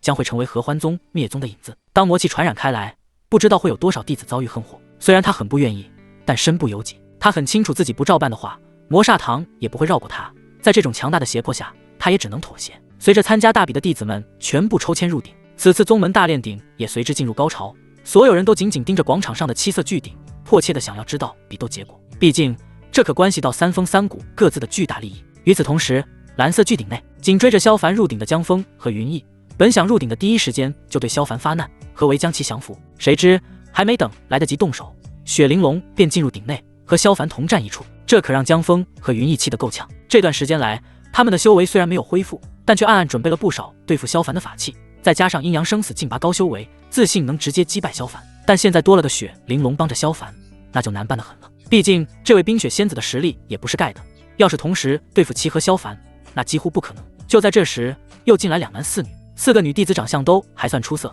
但在雪玲珑面前只能说是黯然失色，根本没人看他们。而那后进来的2个男弟子长相都有些磕碜，一个瘦瘦高高，满脸麻子；另一个矮胖圆滚，张头鼠目，极其猥琐。这2人一落地便死死盯住萧凡身边的雪玲珑，满脸贪欲，口水都要流下来了。胖子，咱们今天走大运了，没想到竟然碰上冰雪仙子。麻子戳了戳矮胖墩，那矮胖墩一抹嘴角，嘿嘿笑道：是啊，要是把冰雪仙子击败，让她成为咱们的炉鼎，天天双修，哪怕合欢之死我都愿意。听着2人这般恬不知耻的对话，雪玲珑脸色一冷，我已经心有所属，除了萧凡萧师弟，谁也别想让我成为其炉鼎，合欢更是不可能。嘿，谁管你心有没有所属，别忘了这可是宗门大炼鼎，按照规矩，只要将你击败，不管你愿不愿意，都得成为我们的炉鼎，当我们的胯下玩物。麻子和矮胖墩却根本不在意这些，他们的想法很简单，雪玲珑愿意也好，不愿意也罢，反正今天既然被他们碰上，那就别想再跑。哼，你们真觉得自己有可能吗？雪玲珑纵使脾气好，听着2人这般污秽言语，也怒从心起，身上散发出凛冽的寒气，周围的温度都跟着下降了好几度。嘻嘻，我兄弟2人合力，没有什么不可能。麻子却浑然不惧，反而看向一旁的江峰和云逸，目露敌意。你们阳朔峰的2个小老弟，该不会想和我们2人争抢吧？被这目光一扫，江峰和云逸顿时汗毛竖立，他们一眼便认出来，面前这麻子和矮胖墩是杨巅峰颇具盛名的阴邪2人组。据说这2人本是江洋大盗，在俗世间便常常烧杀抢掳，无恶不作，后巧合间吃下天才地宝，就地筑基，恰好被任长风遇见，便收下为徒。之后这2人就专门为任长风下山掳掠无辜少女当炉鼎，所以他们和萧凡的交集并不深，哪怕是杨巅峰的其他弟子也很少见他们。而且这2人不知掌握着什么秘法，2人合力之时，连筑基巅峰期的修士都难以抵挡，因而宗内女弟子们都敢怒不敢言，生怕被这2人盯上，失去贞洁。当然江峰和云逸实力也不弱，同样掌握着合体技，哪怕真的和这阴邪2人对上，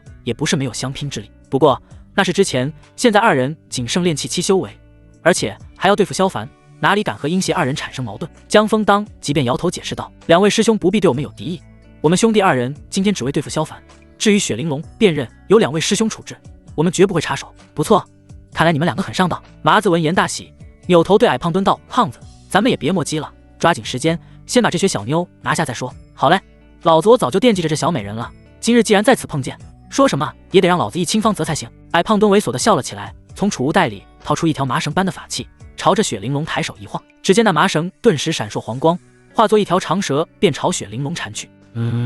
萧凡眉头一皱，他没料到这2个老色批竟然完全无视自己，直接就对雪玲珑动手，便想着出手帮忙。不管怎么说，雪玲珑已经发布合欢声明，表示已经是他的女人，那自然不能让别人欺负。不过江峰和云逸巴不得雪玲珑被拖住，又怎么会让萧凡出手帮忙？2人当即动用阴阳生死镜，将修为一下拔高至筑基巅峰期。萧凡，你的对手是我们，上次让你偷袭得逞，害我2人出糗，今日也该轮到你了。尽管动用阴阳生死镜后，腹中丹田一阵剧痛传来，显然是道基损毁颇多，但2人此刻也顾不上这些，一左一右便朝萧凡袭去。事到如今，只有将萧凡拿下，否则将血本无归。萧师弟，你自己小心，不用管我。生怕给萧凡带来更多压力，雪玲珑立刻掏出法器，将那条黄色长蛇挡住，而后将麻子和矮胖墩引走。他本身实力在宗内筑基期弟子中就是佼佼者，自然没那么容易被击败。见此，萧凡也不再多管，看着向自己扑来的江峰和云逸，不由嘴角微微勾起。也罢，那就陪你们这2个家伙再玩玩，待会儿可别哭，你找死！江峰和云逸闻言大怒，纷纷聚起龙阳拳，携带着千钧之力砸向萧凡脑袋。嗖！然而萧凡只是身形一晃，便只留下一道幻影，分身在原地。当江峰和云逸二人的拳头同时击中的时候，分身赫然破灭，让两人直接扑了个空。江峰和云逸顿时大惊，这一招他们实在是太熟悉了。上次在灵兽园找萧凡麻烦的时候，对方也就是这般忽然消失不见，最后被对方一招击败。不过有了上次的教训后，两人瞬间反应过来，背靠着背，警惕着四周，显然不打算给萧凡偷袭的机会。但就在这时，一长一短两柄剑回旋着朝他们胯下袭来。卧槽！惨遭过宫刑的两人登时瞳孔猛缩，这一刹那间，两人在没有任何言语的情况下，默契的闪身躲避。上次萧凡给他们带来的断根阴影实在是太严重了，迄今为止还历历在目，怎能不害怕？呵呵，你们就应该继续背靠背的。然而就在两人成功躲避的下一刻，萧凡的声音豁然出现在江峰身后，紧接着便是拳风呼啸的声音。不好！江峰暗呼糟糕，同时猛地一扭身，双臂交叉架在胸口，砰的一声，萧凡挥出的龙阳拳重重砸下。奇怪的是，江峰这次并未被打飞，反而直挺挺地站在原地，脸上还露出一抹奸计得逞的笑容。萧凡微微一怔，虽说他并未使出全力，但按理来说江峰也挡不住才对，毕竟他的龙阳拳可是用阴阳本源激发的，力量方面比普通的龙阳拳远远要大很多。即便江峰动用生死阴阳镜，也不可能接下一拳后还纹丝不动。哈哈，早知道你会用这种阴招，所以我早有准备。见此，江峰脸上的笑容更加浓郁，手臂一抖，便露出袖子下的金刚护臂，这可是地阶上品的法器，连金丹初期的全力一击都能接下。哈哈，说罢，他又猛地大喊道：“云师弟，就趁现在！”下一秒，萧凡就感到身后传来阵阵滚烫，扭头看去，只见刚才被他忽略的云逸，此刻双掌冒火，朝着他头顶劈下。烈焰掌，云逸将浑身灵力灌入掌心，以求一击必杀。双掌上的熊熊烈焰炙烤着空气，都发生了扭曲，升起阵阵白雾，恐怖程度可见一斑。雕虫小技也敢班门弄斧？萧凡却面露讥笑，不紧不慢地抬起另一条手臂，挥拳打出。在阴阳本源的激发下，他的拳头亦是燃起熊熊烈焰，竟轻而易举地就将云逸的烈焰掌挡住。一时间，江峰和云逸合力攻击，全被萧凡挡了下来。与此同时，鼎内的另外4名弟子直接傻眼，看着相互缠斗的几人，他们完全不敢相信眼前所见。这也不是几女第一次参加宗门大炼鼎，以往大炼鼎的时候，男弟子们一看到他们便会疯狂出手，妄图击败他们，拿到合欢的权利，迫使他们成为对方的炉鼎。可这一次，鼎内的5个男弟子竟然全都对他们视而不见。惊愕之余，几女又有些愤愤不平。尽管她们长得不如雪玲珑那般美貌天仙，但好歹也是如花似玉的大美女，也太瞧不起他们几个了吧。我们也别干坐着了，各自选一人动手，把这几个臭男人全部打趴下，让他们成为我们的炉鼎。4女中的鹅蛋脸美女愤愤开口：“不，现在没这个必要。”话音刚落，便被旁边的瓜子脸美女拒绝。既然他们现在相互缠斗，不如就让他们拼个你死我活，我们几人且在旁边做山关虎斗，等到他们两败俱伤之时再行出手，这样便可坐收渔利，岂不美哉？此言一出，立刻得到另外2女的赞同。最先提出动手的鹅蛋脸美女也毫不犹豫地答应下来。既然能坐收渔利，又何必提前动手？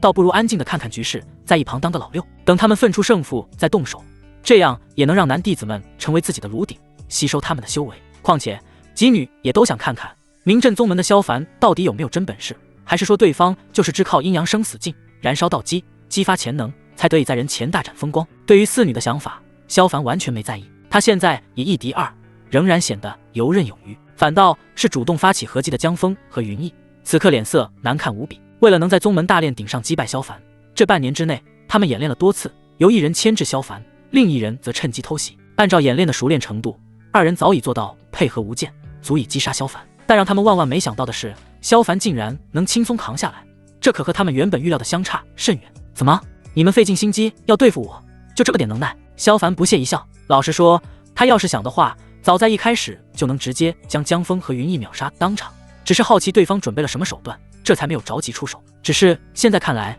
实在是有点过于期待了，连挠痒痒的程度都算不上。弱鸡2个！江峰一听，顿时恼羞成怒：“萧凡，你别高兴得太早，今日你落到我们手里，别想有机会活着出去。云师弟，动手！”随着他一声大喊，2人立刻收敛身形，远退数米，和萧凡拉开距离。紧接着，各自快速地从储物袋里抓出大把大把的符箓，烈焰符、金光符、冰锥符，各式各样威力极大的高级符箓，足足上千张之多，一股脑地朝着萧凡扔了过去。轰轰轰！上千张符箓同时炸开，烽火雷电、金木水土，各种法力交织在一起，形成一团恐怖的能量球。强大的威压让旁边观战的4女脸都白了。快退！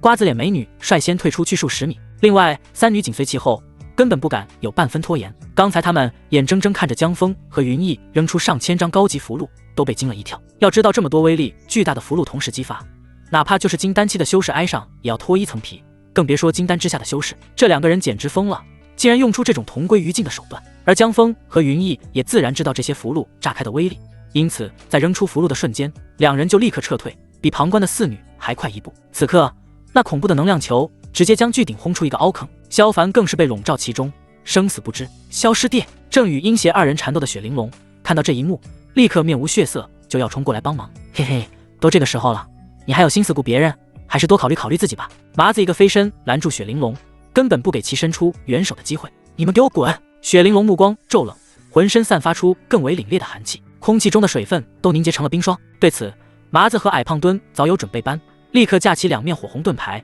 将这冰霜寒意挡住。萧师弟，你可千万不能有事啊！眼见一时没能突破，雪玲珑的招式变得更加猛烈，内心暗暗为萧凡祈祷，目光更是不由自主地朝对方看去。然而这一看却直接让他愣住，不仅是他，就连远远躲开的江峰和云逸也骤然傻眼。只见能量球里虚影一闪，随后一道裂口自能量球内部出现，龙爪碎空式。伴随一声低喝，那道裂口瞬间扩散，将那团能量球撕裂，浓郁的法力崩散开来，掀起一阵飓风，刮得周围人都睁不开眼。紧接着一道坚毅的身影迈步走出，赫然是萧凡。这不可能！江峰惊呼出声，五官都扭曲了，打死他也不敢相信萧凡竟然硬抗下上1000张高级符箓气爆产生的威力，甚至还毫发无损。这家伙真的是练气期的废柴吗？哪怕就是动用了阴阳生死镜，也不可能达到这种地步吧？师兄，现在该怎么办？我们没有后手了呀！一旁的云逸更是话都说不完整了，看萧凡的目光就好像是见了鬼一样。蠢货，跑啊！江峰头也不回的就想逃出去。想跑？你觉得你能跑到哪里去？萧凡嗤笑一声，身形忽的一闪，下一秒就出现在江峰面前。你！江峰惊的话都没来得及说，脸上就挨了一记重拳，直接从空中坠下，如死狗一样趴着不动了。该死，我跟你拼了！云逸咬牙切齿，猛地扑过来，可萧凡的速度更快，抬起一脚飞出，后发先至，踹中云逸胸膛，当场将其踢得胸膛下凹，骨头碎裂，口吐鲜血着倒飞出去。几乎是眨眼的功夫，江峰和云逸便双双倒地，全然没有了反抗的能力。看到这一幕，不远处的4女顿时瑟瑟发抖，可怕，简直是太可怕了！这真的还是练气3层的废柴萧不举吗？那江峰和云逸明明展露出了筑基巅峰期的修为，甚至还不惜花大手笔齐齐引爆上1000张符箓，竟然还是败在了萧凡的手中。若非亲眼所见，谁敢相信？最恐怖的是，他们4个甚至都看不穿萧凡的深浅，完全不知对方的真实修为如何。但从刚才的种种情况看，说他是金丹修士也不为过。我的个天爷，这小子如此厉害！麻子心里咯噔一声，当下也顾不得雪玲珑了，和矮胖墩齐齐停手，站在旁边死死盯着萧凡。江峰和云逸被打成重伤，场上局势突变，他们也不敢再继续胡来。雪玲珑也就此停手，匆匆跑到萧凡身边，见对方安然无恙，顿时面露欣喜。萧师弟真是神勇无敌，这么快就把江峰和云逸击败，恭喜萧师弟率先夺下2具炉鼎。按照规矩，他们之后的生死就该由你说了算。生死由我说了算？萧凡微微一愣，目光逐渐变得冷凛。他是第一次参加宗门大炼鼎，很多规矩都不太清楚，所以刚刚才没有直接要了2人的性命。只是现在雪玲珑如此一说，那就没什么顾虑了。似乎是看出了萧凡的杀心，倒在地上的江峰和云逸惧怕万分，急急忙忙爬过来，抱着萧凡大腿，一把鼻涕一把泪的苦苦哀求道：“萧师弟，不，萧师兄，是我们有眼不识泰山，不知道萧师兄如此神勇，还请萧师兄大人大量，且看在大家都是同门的份上，就饶我们一命吧。”是啊，只要萧师兄愿意饶了我们性命，日后我们必定为萧师兄效犬马之劳，哪怕是当萧师兄的炉鼎也行，仍由萧师兄夜夜采补。闻听此言，萧凡浑身冒起鸡皮疙瘩，抓男修当炉鼎还采补，开什么狗屁玩笑？他可是钢铁直男，怎么可能像任长风那癫老一样男女通吃？萧师兄，你就收了我们吧，暖床功夫我们也能学的。江峰和云逸还在疯狂求饶，殊不知让萧凡的杀心更浓了，当即手起剑落，2颗人头哐哐落地，2人的眼睛里充满了惊恐，到死也没想明白，为什么他们已经都放弃做男人的尊严了，萧凡还是不肯放过他们。而萧凡这般人狠话不多的表现，让另外几人也心生畏惧，尤其是麻子和矮胖墩，这会儿肠子都悔青了。早知道萧凡这么凶残的话，他们说什么也不会对雪玲珑动手，这下好了，对方肯定也把他们记恨上了，万一真的动起手来，他们估计也要落得生死道消的下场。哎呀，这位师弟怎地如此眼熟？不是咱们师尊最疼爱的小师弟吗？哎呦，还真是。那啥，小师弟啊，我们两个刚才眼花，没能认出你来，还差点误伤你的女伴，真是大水冲了龙王庙，一家人不认得一家人啊！麻子和矮胖墩立刻唱起双簧，笑眯眯地攀起关系。萧凡冷眼看着两人的表演，只觉好笑。这两人是任长风最忠诚的走狗，虽说之前和他没什么交集，但也还是见过几面，绝不可能不知道他已经离开杨巅峰的事情，更不可能不认识他。之所以一见面就对雪玲珑动手，除了见色起意外，恐怕更多的还是任长风那死癫老兽意。两位师兄也无需再演下去了，我这个人向来恩怨分明，既然你们刚才对雪师姐出手，那我也不可能会放任你们不管。萧凡淡漠开口。麻子和矮胖墩顿时色变，他们没想到萧凡这般不看情面，这下真是糟糕了。最关键是他们还没把握能打得过萧凡，万一贸然动手的话，吃亏的还是他们自己。小师弟，此事的确是我们错了，不过念在师兄弟一场的份上，哥哥我求你，今日就饶我们一命，可好？麻子面露苦笑，尽可能的说好话。他们两人好不容易才得到修仙，走到如今地步，实在不想就这么丢了性命。萧凡双眼微微眯起，道：呵呵，看在师尊的面上，我可以不杀你们，但死罪可逃，活罪难免。你们得献出自己的修为，甘愿成为雪师姐的炉鼎。闻听此言，两人欣喜万分。他们本来就馋雪玲珑的身子，无论谁成为谁的炉鼎，最终都是要进行合欢双修，终归是他们占了便宜。愿意，我们太愿意了。麻子和矮胖墩当即疯狂点头。俗话说，牡丹花下死，做鬼也风流。区区给貌若天仙的雪玲珑当炉鼎算得什么？让他们当狗都行啊。萧师弟，你……雪玲珑身躯微颤，满脸不解。他想不明白萧凡为什么会让这两个恶棍做他的炉鼎，莫非是对方看不上自己，因而故意这般恶心自己？顿时他的眼神一暗，心中刺痛无比。雪师姐，你千万别误会。萧凡看出他心中所想，笑着解释道：他们既然愿意成为你的炉鼎，那便可由雪师姐随意处置，吸取他们二人的修为，可不只有合欢双修这一种方式。雪玲珑冰雪聪明，瞬间明白过来，顷刻间探出双手抓住麻子和矮胖墩的天灵盖，猝不及防之下，两人还没来得及有任何反应，修为便被雪玲珑狂吸而去。一时间，两人脸色苍白，肌肉萎缩，如同两具干尸一般。而他们接近筑基巅峰期的修为，更是跌落至炼气期，几十年的苦修结果荡然无存。这对两人来说，简直比死还难受。早知如此，还不如刚才豁出性命和萧凡斗一场，说不得还能抓住一线生机。可惜为时已晚。还有你们，如果想活命的话，便臣服于我，成为我的炉鼎，否则就别怪我辣手摧花了。萧凡转而看向另外四女，淡淡的语气中带着一丝不容置疑。先前他和江风云逸二人打斗之时，这几女在旁边的盘算，他全都听得一清二楚，自然不可能放过几人。四女闻言，先是脸色一白，随后又笑了起来。为首的瓜子脸美女嗤笑道：萧凡师弟，你的实力的确很强，但我们四人也不弱，更何况你刚才应该也消耗了不少灵力，联手对付你也并非没有胜算。这么说，你们还是想让我给你们当炉鼎？萧凡眉毛一挑，那是自然。萧凡师弟这般强大，如果能让你成为我们的炉鼎，你的修为也就归我们所有了。瓜子脸美女下意识地舔了舔红唇，眉眼间透着几分妖艳，宛如摄人心魄的妖精。呵呵，你们觉得有这个可能吗？见识过极品的萧凡对他完全不感冒，只是有些好笑。这几个女人的心还不小，明明见识过他对付江峰和云逸的手段，竟然还在盘算着打他修为的主意，真是有点意思。可不可能？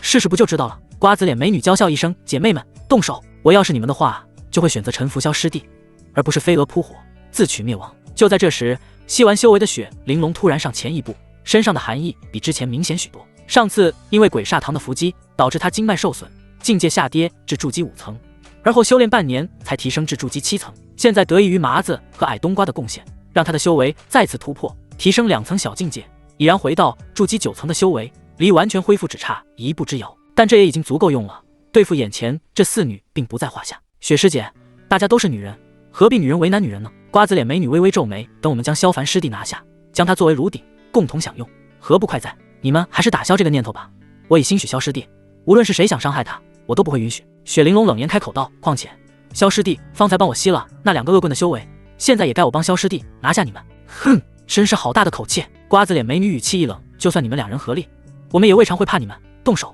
话音刚落，四女身形闪动，立于萧凡和雪玲珑的四周，紧接着每一女手里都祭出一柄长剑，形状各异，且散发着4种不同的光芒，显然是某种不知名的阵法。诛仙剑阵。雪玲珑瞳孔一缩，脸色变得凝重。萧凡在旁边也惊了一下，诛仙剑阵的大名他一时知晓，传说那可是斩杀过真仙的恐怖阵法，可谓令修仙界闻声色变。诛仙剑阵不是已经失传了吗？他们怎么会掌握？萧凡皱紧眉头。诛仙剑阵失传不假，但千万年间有很多修士大能试图仿制这惊天大阵，且有好几种仿制版流传至今。雪玲珑解释道：“原来如此，既然是盗版的，那就没什么好怕的。”萧凡恍然大悟，顿时放松下来。搞了半天，竟然只是一个假冒伪劣产品，刚刚真是给他吓了一跳，还以为小命就要不保了呢。萧师弟切莫大意，虽然这出仙剑阵只是仿制，却也得其真形3分，威力还是不容小觑。雪玲珑语气一沉，若是让他们成功布阵，再想击破，恐怕极难。说话间，四女手中长剑亮光大作，一缕缕剑气隐隐在萧凡和雪玲珑身周出现，编织成道道网络，似要将两人绞杀其中。也就是说，不能让他们结阵是吧？简单。萧凡眼眸微微亮起，身形随即闪动，朝着东南角的鹅蛋脸美女袭去。萧师弟万不可鲁莽！雪玲珑紧忙开口阻止。要知道，这仿制的诛仙剑阵同样恐怖，而且为了防止在布阵之时被打断，这些尚未成型的剑气便会紧紧缠绕住在阵中一动之人，待到阵法不好，便会将人绞杀其中，彻底没有反抗的机会。然而，雪玲珑后面的话还未出口，萧凡的身影就已经出现在东南角。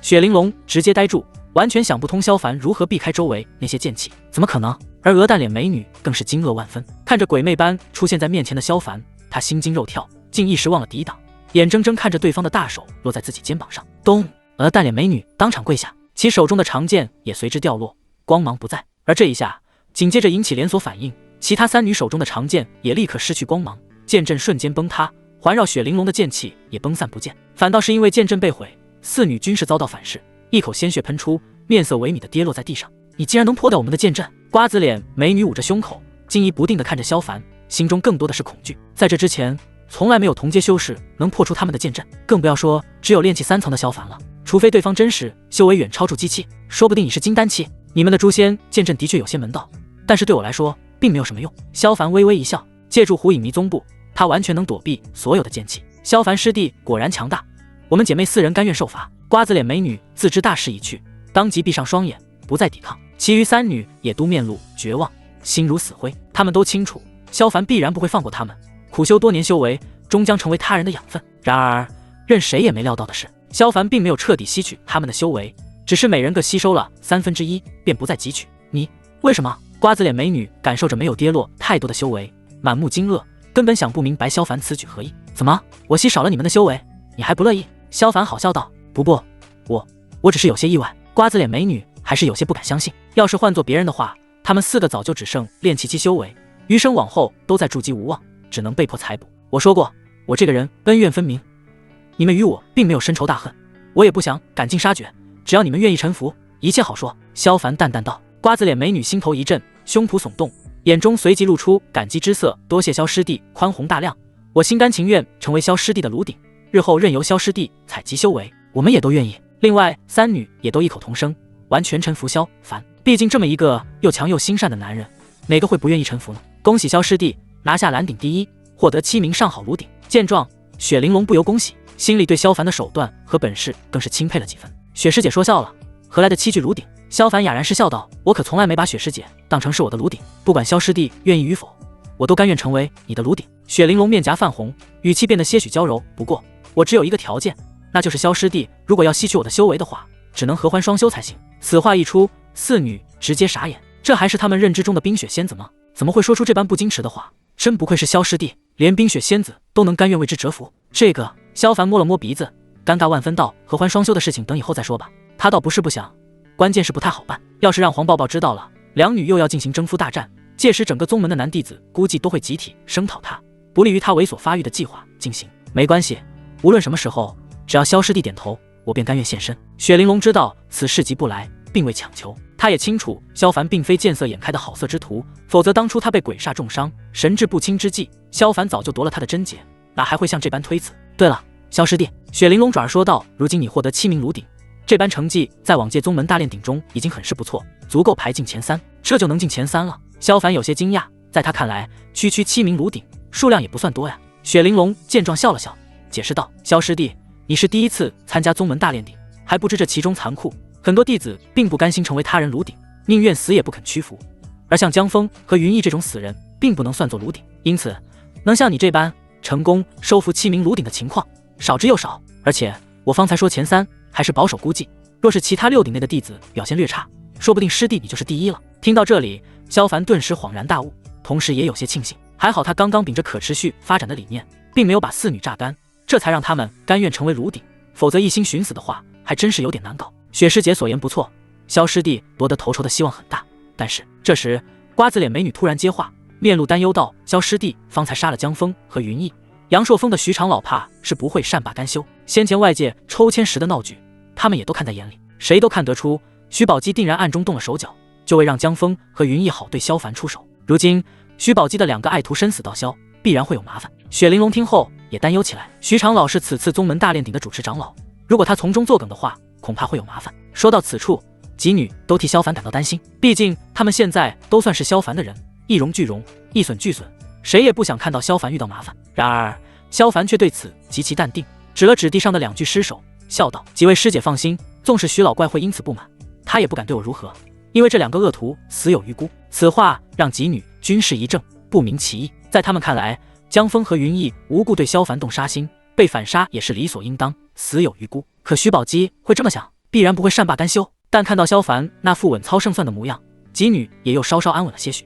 或许萧师弟真的有绝佳对策。片刻后，萧凡从蓝鼎中率先飞出，他站在巨鼎之上，环视四周，目光所及之处，全是一张张震惊万分的脸孔。几乎在场的所有人，此刻心中都犹如惊涛拍浪，尼玛奔腾。谁都没有料到萧凡会是第一个从蓝鼎里出来的。天呐，第一个出来的怎么会是萧凡？明明蓝鼎里进去了那么多高手，难道全都被萧凡打败了？排除所有的不可能，剩下的那个即便再不可思议，那也是真相。既然萧凡能第一个出来，说明他已经击败了鼎内其他人，拿到了该鼎第一。整个广场哗然一片，所有人的眼睛都瞪得老大，完全不敢置信。就连几大长老此刻都不禁有些动容，目光再次汇聚在萧凡身上，细细打量着。徐老怪，你费尽心机送你的2个好徒弟进蓝鼎对付萧凡，到最后却是枉费功夫，真是可笑。黄灭绝见状大喜，不由开口嘲讽起一旁的徐宝基。哼！徐宝基没有多说，脸上却难看得紧。他怎么也没有想到江峰和云逸竟然还是不敌萧凡，亏了这段时间来一直在谋划训练，谁曾想还是没能制服萧凡，真是2个废物。脸色同样难看的还有人长风，他盯着大鼎上的萧凡，眼底满是冷冽。本来想着把阴邪2人组送进蓝鼎，趁机把萧凡击败，再将其抓回阳巅峰。毕竟作为萧凡的师尊，任长风实在是太清楚萧凡的资质了，入门多年也未能筑基的废物，却在短短半年的时间在宗内声名鹊起，这里面必然有鬼。若是能抓住其中关键，说不准他也能一跃而起，跻身至合欢老祖那般的高度。哪知道阴邪2人竟然也败于萧凡之手，这小子真是邪门到家了。嗖，风声烈烈，衣带飘飞，雪玲珑也从蓝鼎中飞出，并排站在萧凡身侧。原本还有人猜疑，觉得萧凡是动用了什么取巧之术，从鼎内偷跑了出来，并没有击败鼎内所有人。但随着雪玲珑的出现，这种猜忌瞬间化作一阵烟雾散去。毕竟雪玲珑之前发布了合欢声明，宣布他已经是萧凡的道侣，如今这2人同时出现，那鼎内剩余之人必定没有胜出的可能了。很快，剩下6人也都跃鼎而出，站在蓝色巨鼎上。尤其是阴邪2人组一脸颓废，面如死灰的模样，更是让众人确信了这个结果。雪师姐，蓝鼎里面到底是谁夺得了第一呀？当然，也还是有不信邪的弟子朝着蓝鼎上大声询问。顿时，所有人的目光都集中在雪玲珑身上，大家宁愿相信夺得第一的是雪玲珑，也不愿意相信是萧凡这个废柴货上。雪玲珑目光扫过众人，郑重其事道：“萧师弟神勇万分，成功夺得蓝鼎第一，我等都是萧师弟的炉鼎。”此言一出，全场死寂，弟子们全都惊得说不出话，下巴都差点砸地上。尽管早就有所预料，但亲耳听到这个结果，还是太过于震撼，让人难以接受。任长风也忍不住看向阴邪2人：“你们也败于萧凡之手？”是。阴邪2人点了点头。任长风顿时气得大骂：“你们2个废物，枉费我对你们栽培多年，竟然这般不争气，要你们有何用？师尊，我们也不想，但小师弟真的是太厉害了，我2人根本毫无招架之力，能保住命就不错了。”麻子一脸委屈：“是啊，师尊。”矮胖墩也跟着帮腔：“小师弟实在是太狠了，要不是看在师尊您的面上，我们俩根本不可能活着出来。”2人这番话让任长风直接愣住，什么鬼？萧凡这小子有这么凶？连阴邪2人都直呼害怕，难不成还在鼎内大开杀戒了？为何不见我的2个徒儿？徐宝基顿感不妙，自从萧凡等人出来后，却迟迟未见自己的2个弟子。再联系阴邪2人这番话，莫非已经被萧凡杀了？在这里，萧凡对着鼎内探手一抓，2个圆滚滚的东西立刻从中飞出，然后咕噜噜的滚到徐宝基脚下，赫然是江风云逸2人的脑袋。嘶！顿时场上一片倒吸凉气的声音。弟子们也好，几个长老也罢，此刻都不由震惊难当。谁也没想到萧凡竟然真的在蓝鼎内动了杀手。要知道，这可是往届宗门大炼鼎内从未出现的情况。风儿，叶儿，徐宝基瞳孔一缩，盯着脚下的人头，顿时怒从心起。萧凡，你竟敢在宗门大炼鼎中残害同门！徐长老，你这话就不对了。萧凡冷冷一笑，道：是他们二人想杀我在先，为了自保，我只得将他们反杀。徐宝基不管不顾，仗着住持长老的身份，就要对萧凡动手。这时，萧凡却突然笑了：如果江峰和云逸是奸细，我杀了他们，又该怎么说？什么？徐宝基猛地一顿，怒斥道：你简直血口喷人！我的2个徒儿怎么可能是奸细？你休要在这里玷污他二人！不信？萧凡眉头一挑，道：那你劈开他们的脑袋看看，便知是真是假。你这无耻小儿，竟敢口出不逊，本座今天势必饶不了你！徐宝基听了，大为恼怒，自己的2个爱徒刚刚惨死，却要他这个当师傅的劈开弟子的头颅，这等行为简直人神共愤。既然你不愿意，那我就带你动手。萧凡二话不说，挥剑斩出。你敢！徐宝基大惊，就要阻止。砰砰！然而萧凡的剑气极快，瞬间将2颗死人头一分为2，随后2枚漆黑的丹丸从2颗头颅中飞出，悬浮于空中，其上浓郁的魔气让在场所有人都愣了。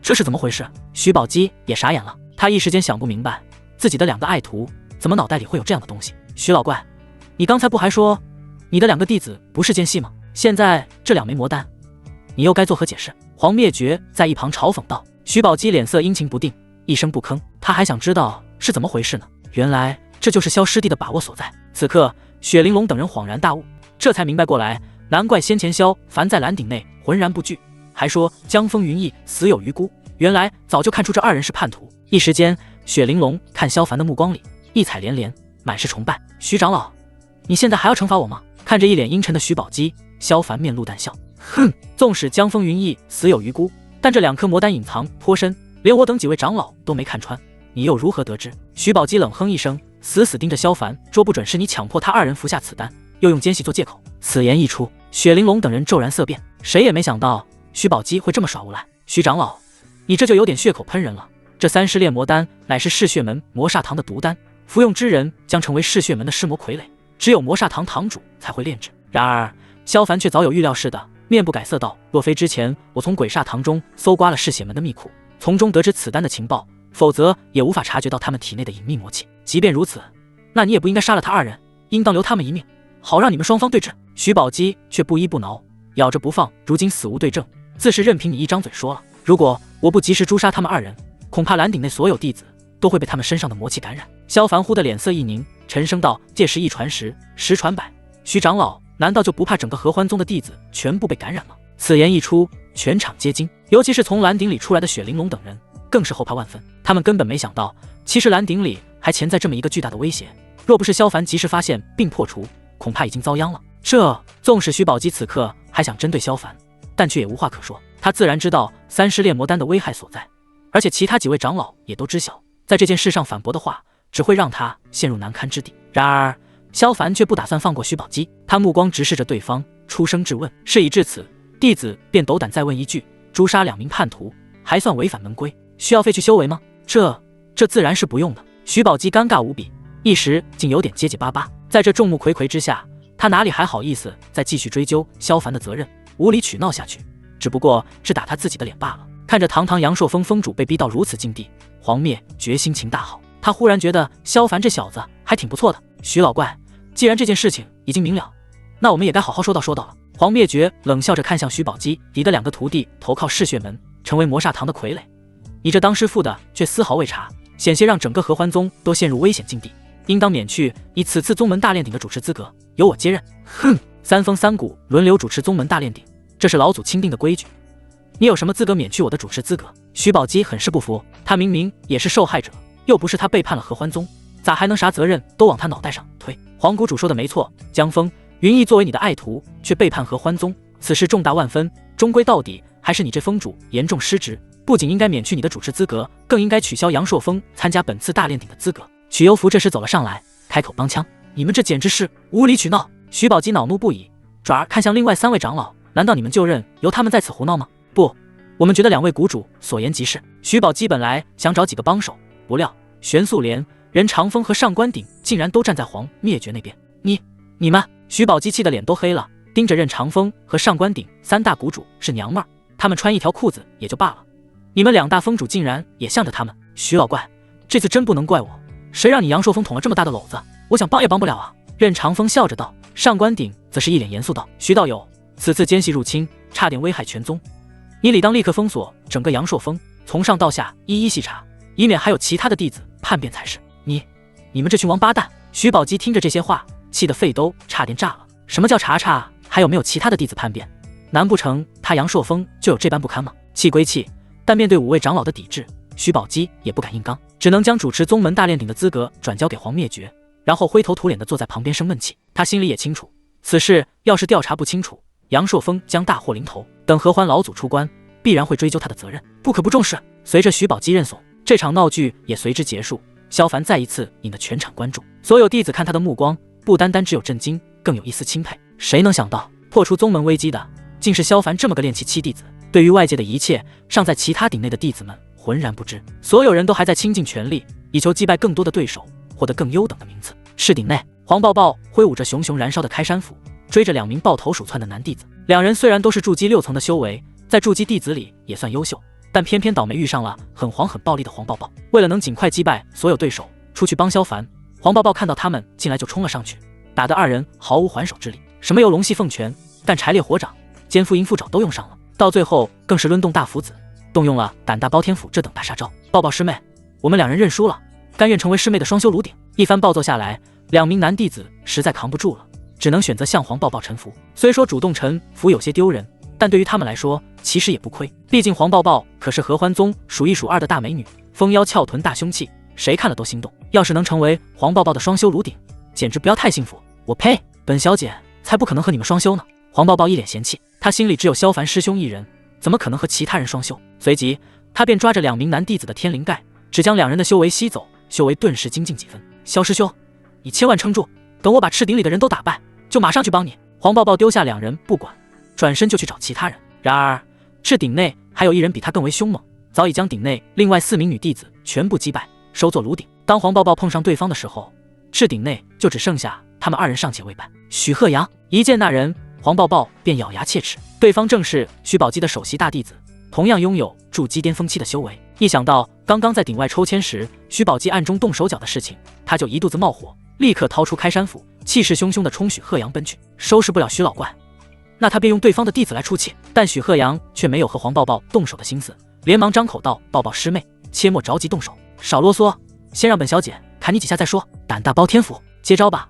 黄抱抱懒得听他叭叭，挥舞着沉重的大斧头，直接朝着许鹤阳脖子削了过去。许鹤阳见状急忙向后退，但黄抱抱气在头上，不依不挠地追来。接连躲闪几次后，许鹤阳也有些恼火了，翻手掏出1枚环状法器。我并不想与你动手，但既然你非要如此，那便别怪我不客气了。说罢，他手中法器猛地向前一抛，只见那环状法器一闪而逝，在出现时已经在黄抱抱手腕处，紧接着猛地一收缩，黄抱抱的右手立刻被控制住，怎么使劲儿也无法动弹半分。许鹤阳，你要是个男人的话，就放开本小姐，咱们手底下见真章。黄抱抱气恼大骂：抱抱师妹，我与你无冤无仇，也不想和你动手，既然其他弟子都各自被我们收作炉鼎，那我们也不必再打下去，可好？许鹤阳并不是不想击败黄抱抱，将其收作炉鼎，只是不敢这么做。毕竟黄灭绝出了名的护犊子，而且心狠手辣，要是他敢将其女儿收作炉鼎，等出去之后，黄灭绝必定不会让他好过，哪怕有徐宝基护着，他也必然会遭殃。与其得罪一个元婴级别的大修士，还不如见好就收。反正他已经夺下4具炉鼎，已经是赤鼎第一，再和黄抱抱争执下去也毫无意义。好个屁！你是尊老不休的欺负萧师兄，我就拿你开刀，让徐老怪也难受难受。黄抱抱嚷嚷道。许鹤阳嘴角不由抽搐几下，他招谁惹谁了，就要拿他开刀。还有萧凡那小子到底用了什么迷魂汤，竟然能让黄抱抱这般死心塌地，真是令人羡慕嫉妒的很啊。抱抱师妹，你们与我师尊的事情我并不想插手，但这赤鼎第一我要定了。许鹤阳不再啰嗦，丢下黄抱抱率先出鼎。在他预想中，江峰和云逸肯定能击败萧凡，并在蓝色巨鼎中拿下更多弟子，如此一来，他们阳朔峰必然能拿到第一。所以许鹤阳在留有余力的情况下，才不愿去招惹黄抱抱这个难缠的对手。青鼎内，冷清瑶举着长剑，苦苦支撑着武壮的攻击。由于境界下跌至筑基6层，他实力大降，在面对筑基9层的武壮时十分吃力，几乎是全程挨打的份。而武壮看到冷清瑶这般脆弱的样子，心中战意高涨，硕大的拳头如雨点一般落下。要是能击败阴鹤谷的首席大弟子，说出去也倍有面子。最终在武壮一记龙阳拳下，冷清瑶口吐鲜血，直接倒飞出去，再没了对抗的力气。冷师姐，承让。武壮笑嘿嘿地走到冷清瑶身边，按照规矩，输了的人就要当炉鼎，你现在就陪我双修吧。滚！我就是死也不可能和你双修。冷清瑶紧咬牙根，长剑架在自己脖子上，眼中满是厌恶。你们这帮恶心的臭男人，休想碰我一下！武壮是个粗人，直来直去。本来想着就地和冷清瑶双修，享受一下美人的滋味，可对方这一番冷冰冰的言语，直接把他的兴头给浇灭了。偏偏对方还是阴鹤谷的大弟子，深得黄灭绝喜爱，他又不敢用强，一时间十分郁闷。哼，就算不合欢双修，那总得让我吸了你的修为吧。武壮越想越不是滋味，当即探手摁在冷清瑶脑门上，一股脑的吸空对方的修为。虽然得不到对方身子，可修为总不能放过。再怎么说，冷清瑶也是阴鹤谷大弟子，有筑基巅峰期修为，吸收对方的修为后，或许他也能跻身筑基巅峰期。然而武壮很快就察觉不对，堂堂阴鹤谷大弟子，修为竟然那么低，妈的，真晦气！原来阴鹤谷堂堂的大弟子，竟然是个废柴，早知道不费这功夫了。武壮骂骂咧咧地把冷清瑶丢下，转身攻击顶内其他的女弟子。该死的混蛋！冷清瑶脸色铁青，差点吐血。要不是他的修为被莫名吸走，怎么可能轮得到武壮在这逞威风？说起来，这武壮也算是走了狗屎运，和他同处赤顶的弟子们，大都只是筑基9层的修为，在武壮那莽夫一样的打法下，谁都不是他的对手。最有可能对他造成威胁的冷清瑶，偏偏修为掉到了筑基6层，于是赤顶第一意外的落到了武壮头上。武壮这边幸运爆棚的同时，绿顶内叶晨则是大展雄风，他动用阴阳生死镜，将修为拉升到筑基巅峰期，而且本就身具龙阳圣体，实力远超同阶弟子，几乎是以碾压之势将绿顶内所有弟子全部击败。另外3顶内争斗同样激烈，但陆陆续续都在一炷香之内彻底解决了战斗。其中叶晨率先出顶，他脸上满是傲气，显然以为自己是第一个出顶的弟子。然而当看到站在蓝色巨顶上的萧凡后，他直接就愣了。什么鬼？萧凡这小子怎么出来了？而且比他还要早？难不成萧凡将蓝顶内的人全部击败，夺得了第一？不，这怎么可能？抱着强烈的质疑，叶晨急急忙忙朝同门内密语询问发生了什么。很快他的神色变得怪异无比，眼里更是惊疑不定。叶晨万万没有想到，萧凡竟然真的夺得了蓝顶第一。不仅如此，江峰和云逸竟然还被对方所杀，这两个废物动用阴阳生死镜竟然都不敌萧凡，真该死啊！叶晨死死盯着萧凡，后槽牙都几乎咬碎了。如此结果实在太让他难以接受。这时许鹤阳从赤顶飞出，看着已经出来的萧凡和叶晨，他不由一怔。叶晨作为宗内的天骄弟子，在同阶弟子内本就耀眼无限，能轻松夺得第一，他自然理解。但问题是，萧凡这个炼气3层的废柴，怎么也站在顶上？不过他也没有多想，转而对着徐宝基拱手作礼，兴冲冲的邀功道：“弟子不负师尊厚望，已成功夺得赤顶第一。”然而徐宝基却面无喜色，排名多少已无用处。杨硕峰已经被取消了宗门大炼鼎的资格啊！许鹤阳猛地一惊，整个人仿佛石化了般。没有搞错吧？师尊是此次大炼鼎的主持者，可现在却突然被取消了大炼鼎的资格，开什么玩笑？太好了，我们不用当炉鼎了。那几个被许鹤阳击败的女弟子，此刻却激动不已。闭嘴！许鹤阳回头一喝，又连忙问道：“师尊，到底发生了何事？”哼，都是该死的萧凡，一切都是他搞的鬼。许宝基愤恨开口，却只字不提将风云逸投靠嗜血门之事。许鹤阳自然不知这其中详情，本就在赤顶内因黄抱抱那些话，让他对萧凡有些不满。现在一听许宝基如此说道，心里立刻火冒三丈，对萧凡痛恨无比，目光阴毒的朝蓝顶看去，暗暗咒骂：“萧凡，你给老子等着，迟早我要弄死你这该死的废柴！许鹤阳，你个缩头乌龟，有胆跑，却没胆跟本小姐打一场吗？”这时黄抱抱骂咧咧的从赤顶冲了出来，抡起手里的开山斧，二话不说就往许鹤阳的脑袋上砍。抱抱师妹！忽地，萧凡开口呼唤了声：“萧师兄，你出来了！”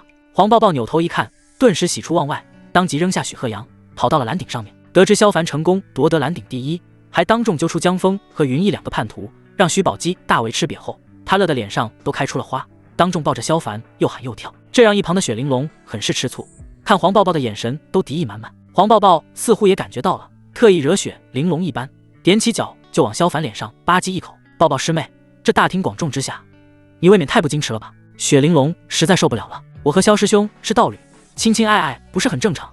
碍着你什么事了？”黄抱抱一句话就对着雪玲珑说不话。眼见2个大美女为了萧凡争风吃醋，周围的男弟子们坐不住了，一个个死死盯着萧凡，就好像见到了有夺妻之恨的仇人。对此萧凡也大为头疼，本来想着低调当老六，猥琐发育，现在好了，想低调都低调不了了。接下来其他各顶的第一都纷纷露面，其中柳如烟拿到紫顶第一，顺利俘获几名炉顶，但却没敢动用30炼魔丹，毕竟大家都是同门一场，他实在是不忍心让同门们遭受尸魔之毒的侵害。当初与他一同回宗的木兰则是夺得黄顶第一，不过木兰却并未如柳如烟那般善良，在击败顶内弟子后便动用30炼魔丹，将一众炉鼎全部感染上了尸魔之毒。他的念头很简单，如果他不照做的话，到时候魔煞必不会放过他，反而要是能让魔煞看到他是真心实意的在为嗜血门办事，说不准到时候还能保住一条小命。至于其他人的死活，跟他又有什么关系呢？紧接着从城顶率先出来的是林浩，看着捻着莲花指的林娘娘，萧凡很是意外，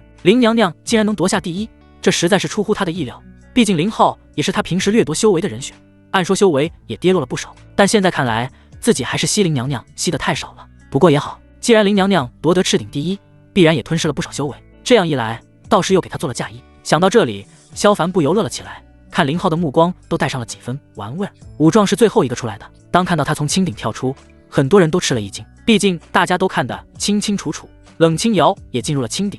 按理说这第一人应该是冷清瑶才对，怎么爆冷成了武壮夺得第一？弟子辜负师尊期望，没能夺得炉鼎，反而被吸空修为，还请师尊责罚。冷清瑶从青顶出来后，第一时间向黄灭绝请罪，黄灭绝却没有生气，反而安慰道：无妨，萧凡已经夺得蓝鼎第一，抱抱亦是拿到赤鼎第二，此番因鹤骨的成绩还不错。什么？冷清瑶闻言大惊，难以置信地看向蓝鼎。果不其然，萧凡那张令他厌恶至极的面孔端立在蓝鼎之上，此刻还略带玩味儿地朝他看来。怎么可能？冷清瑶心中震荡万分，更是无比嫉妒。他身为阴鹤谷的首席大弟子，未能夺得第一，反倒是萧凡这个被他看不起的废柴，却成功拿下蓝鼎头筹，这简直是大耳巴子疯狂往他脸上抽啊！好了，既然人都已经到齐，那便宣布最终结果。黄灭绝环视一圈后，开口道：萧凡在蓝鼎中击败9人，共计收获9具炉鼎，是本次大比中最优成绩，成功夺得本次宗门大炼鼎头筹，将获得10万贡献点奖励。轰！在这一瞬间，整个浮空山广场都炸开了锅，所有人都不敢相信自己的耳朵。萧凡不但夺得蓝鼎第一，竟然还俘获9具炉鼎，这样的成绩也太夸张了吧！叶晨、许鹤阳等人更是震惊满面，本来他们都觉得自己才应该拿下第一才对，没想到萧凡这个崽种竟然拿下9具炉鼎，比他们所有人都高。我不服！叶晨攥紧拳头，高声叫喊：据我所知，蓝鼎的江峰和云逸皆被萧凡所杀，根本不能算作炉鼎，所以萧凡应该只拿下7具炉鼎才对，而我同样拿下7具炉鼎，与萧凡的炉鼎数相同，因而我们应该并列第一，平分10万贡献点才对。一想到萧凡这个废柴要拿走10万贡献点，他心里就无法克制。黄灭绝冷冷看了他一眼，道：即便江峰和云逸已死，但他们已经是被萧凡所击败，自然应该算作炉鼎数，休要再次无理取闹。叶晨顿时脸色一白，如今黄灭绝成为主持长老，如果对方发话，那他真的没机会了。在这紧要时刻，一旁的上官鼎开口帮腔道：黄谷主，我那徒儿所言也有道理，既然这人都已经死了，又怎能算作炉鼎呢？怎么，你杨鼎峰也要无理取闹不成？黄灭绝皱起眉头，哎呀，我也觉得上官说的对，死人就不能算作炉鼎，明明就是正确的探讨，怎么能说是无理取闹呢？任长风同样不想让萧凡夺得第一，此刻向着上官鼎说话：你们2个休要在这里胡搅蛮缠。见这2个家伙搅局，黄灭绝恼火不已，不管人死人活，萧凡击败他们是事实，第一也非他莫属。萧凡能否夺得第一，也关系到阴鹤谷能否拿到10大家族的香火供奉，在这点上他绝不可能做出让步。不行，炉鼎就是炉鼎，必须是活人才能算炉鼎。对，宗门大炼鼎的规矩就是比炉鼎数量，江峰和云逸2人绝不能算作萧凡的炉鼎。上官鼎和任长风不依不挠，铁了心要搅局，这给黄灭绝气得够呛。眼看着3位长老争执不下，叶晨却突然想到什么，指着萧凡鼻头挑衅道：萧凡，你这无耻之徒，不过是借助雪师妹之手夺得蓝鼎第一，有何脸面和我争头筹？除非你跟我进行超级大炼鼎，能胜过我，这10万贡献点便归你所有，敢不敢？叶晨声音洪亮，响彻整个广场。顿时黄灭绝几人纷纷愣住，而在场的弟子们则是兴致高涨，一时间热闹非凡。所谓超级大炼鼎，就是7鼎第一进行最终的对决，只不过这种情况每100年才有可能出现一次，大都是存在2名或者以上的成绩大差不差，各自不服输之后的情况才会出现。但无一例外的是，每次的超级大炼鼎战况都无比激烈，不到最后一刻，谁也不敢说谁是第一。萧凡，你要不是缩头乌龟的话，就答应叶师兄的挑战。许鹤阳也兴奋了起来，出言挑衅萧凡，只有进行超级大炼鼎，他才能保住本次大比的参赛资格，成绩也不会被取消，哪怕没能拿下头筹，但以他的成绩，最终也还是会给到一些不错的奖励。萧凡，你这叛出师门的混蛋，敢不敢跟我在超级大炼鼎中一决高下？看我不狠狠抽烂你的屁股！林浩掐着兰花指，冲着萧凡凶巴巴的一指，那娘腔的模样甚是搞笑，但这却全都是拜萧凡所赐，他自然想找对方报仇。如果要进行超级大炼鼎，也算我一个。一旁的木兰忽地开口，妖艳的眸子紧紧盯着萧凡。听说萧师弟最近风光无限，奴家也想试试萧师弟的厉害。前段时间，萧凡捣毁鬼煞堂，搜刮鬼煞堂秘库，引得嗜血门上下震怒不已。如果能在超级大炼鼎中击败萧凡，让对方成为自己的炉鼎，感染尸魔之毒后，再将其交给嗜血门发落，那他将立下大功。说不准，到时候还能在嗜血门混个职位当当。叶师兄说要揍谁，我就揍谁。你个崽种最好别跑。作为叶晨最忠实的小迷弟，武壮自然不可能不站在叶晨这边。一时间，5个人齐齐对萧凡发难，唯独柳如烟脸色凝重，沉声开口：“各位长老，我觉得此事不妥。眼下的几位同门或多或少都与萧师弟有仇，这种时候进行超级大炼鼎的话，未免对萧师弟太不公平。”柳师姐说的没错，这种不公平的超级大炼鼎，绝对不能同意。雪玲珑点头赞同：“你们几个不要脸的无赖，竟然合起伙来对付萧师兄，真是不知廉耻。”黄抱抱更是气急，指着叶晨等人大骂：“有本事你们冲本小姐来，看我剁不剁了你们的脑袋！”说着，从胸口掏出开山斧，哇呀呀的就要动手。叶晨一看，心里对萧凡更为恼火：“萧凡，你别老是躲在女人背后，算是什么东西？有本事就自己开口说话，到底敢不敢答应？”看着叶晨叫嚣的模样，萧凡一阵好笑。这几个人还真是不知死活，一个个竟然上赶着要给他当炉鼎，还真是有趣。要是把这几个人的修为全部吸收了，或许能将修为提升至金丹3层，倒是一件莫大的好事。不过萧凡却并未开口答应，他先是朝黄灭绝一拱手，征求意见，不知谷主是否同意这件事。此事你自己看着办，无需问我。黄灭绝亦是纠结不定，拒绝的话会显得阴鹤谷很是懦弱，但答应的话，萧凡的赢面实在是太小，反而会有生命之危。弟子觉得他们如此挑衅，若是不答应的话，太有损我阴鹤谷的颜面；但是答应的话，弟子觉得10万贡献点又太少了。萧凡面露为难之色，如果宗门能将超级大炼鼎的奖励提高，弟子倒也不是不能应战。此言一出，任长风和上官鼎均是暗骂萧凡是只小狐狸，竟然趁着这个机会敲宗门竹杠。黄灭绝微微皱眉，不知该说萧凡心大还是太过自傲，竟然真的打算参加超级大炼鼎。但此刻萧凡话已出口，他更是不好否决，只能说道：“这点你无需担心，按照以往的情况，超级大炼鼎胜出者的贡献点奖励为50万，是之前的5倍之多。才50万啊！”萧凡还是觉得太少，竖起一根手指，若是能将奖励提升至100万贡献点，那我义不容辞。顿时场上一片哗然，所有人都有点不敢相信自己的耳朵，直到萧凡太过贪心。要知道，寻常弟子获得100贡献点都有些难度，相比之下，大炼鼎给出10万贡献点的奖励，简直就是一串天文数字。任何一个弟子拿到这些贡献点，都能给自己带来不小的提升。可现在萧凡竟然开口就要100万贡献点，怕不是想要搬空藏书阁？这小子还真是不一般，口气竟这般庞大。莫非他真有把握能拿下超级大炼鼎第一？黄灭绝同样精于萧凡的胃口，踌躇片刻后，他转而看向另外5位长老关于贡献点奖励提升之事。我一个人说了不算，不知几位如何觉得？我觉得没什么，反正50万和100万的区别也不大，但要是能以此调动弟子们的战意，我觉得是件好事。上官鼎率先开口：“没错，尤其眼下暗流汹涌，危机四伏，让弟子们相互切磋，尽快发现自身不足并提升，对于即将到来的风雨也好有所准备。”任长风跟着帮腔：“哼，既然那小子想要100万贡献点，答应他又何妨？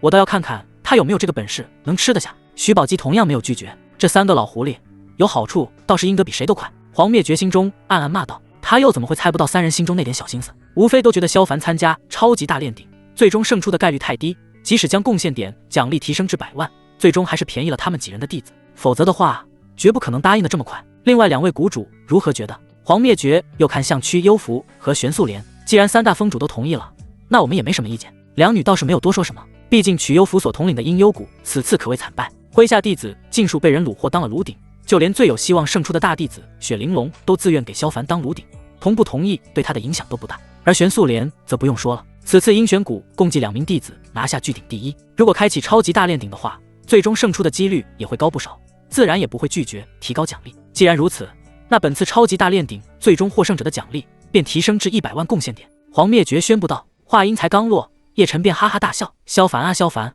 我一直觉得你只是个废柴，但没想到你竟然能蠢到如此地步。”是啊，他不但敢参加超级大炼鼎就算了，还主动要求把最终的奖励提高，这完全是给他人做嫁衣啊，便宜了我们。许鹤阳亦是讥讽连连：“萧凡，你放心，等师兄待会儿拿下第一，必然会给你100-200贡献点的。”哈哈哈！林浩捻着兰花指咯咯发笑，还以为捣毁鬼煞堂、名震宗门的萧凡有何过人之处，却没想到这般愚蠢至极，真是无趣。木兰摇头好笑，几人看萧凡的眼神，就好似看智力低下的傻子。在他们眼里，这100万贡献点的胜出奖励，最终和萧凡无缘，只贿赂到他们几人的手中。就连任长风、徐宝基和上官鼎也都觉得萧凡愚蠢，一时间觉得此子也不过如此。殊不知，这根本就是萧凡给他们下的套。呵呵，这100万贡献点，最终花落谁家还不一定。我劝各位师兄师姐不要高兴得太早。萧凡嘴角微微勾起，可笑，你真觉得自己能以一当十不可？叶晨冷笑。萧凡没有言语，只是不可置否地笑了笑。见此，叶晨不由怒从心起，手中折扇啪的一下合上，指着萧凡喝道：“少在这里嬉皮笑脸！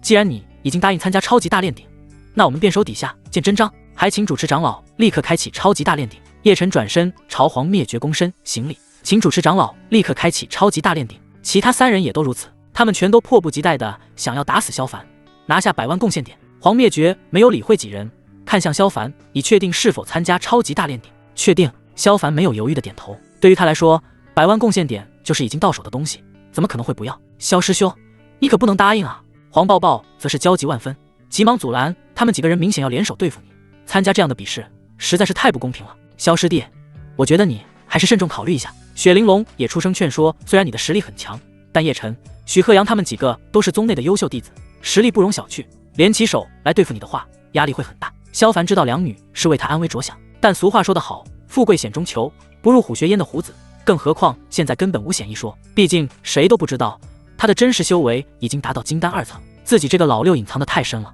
即便叶晨等人联手又如何？境界上的碾压可不是靠人数就能弥补的，更何况他还拥有阴阳本源之力，对付几个筑基巅峰期的弟子，简直就是当爹的打儿子。一答一个不吱声。既然你们都同意，那便立即开启超级大炼鼎。黄灭绝说完，抬手一招，7色巨鼎随之被收了起来。紧接着，几位长老同时施法，随着6道颜色各异的光芒在广场上汇聚，一道巨鼎虚影出现在场地中央。这便是超级大炼鼎的比试之处，和之前的7色巨鼎意思差不多，不过却能让所有人都看到内部的全部情况。萧凡等人随即步入其中，刚一进去，叶晨等人便将萧凡团团围住。许师弟、林师弟还有阴玄谷的2位师妹，我们不如同时对萧凡出手，先将他击败，再相互切磋，争夺最后的奖励，如何？由于修为下跌的缘故，如果叶晨要出手，必定会要动用生死阴阳镜，从而损毁道基。不到万不得已，他根本就不想用这种杀敌1000伤己800的手段，因而此刻开口怂恿起另外几人，正合我意。许鹤阳和林浩本就和萧凡有仇，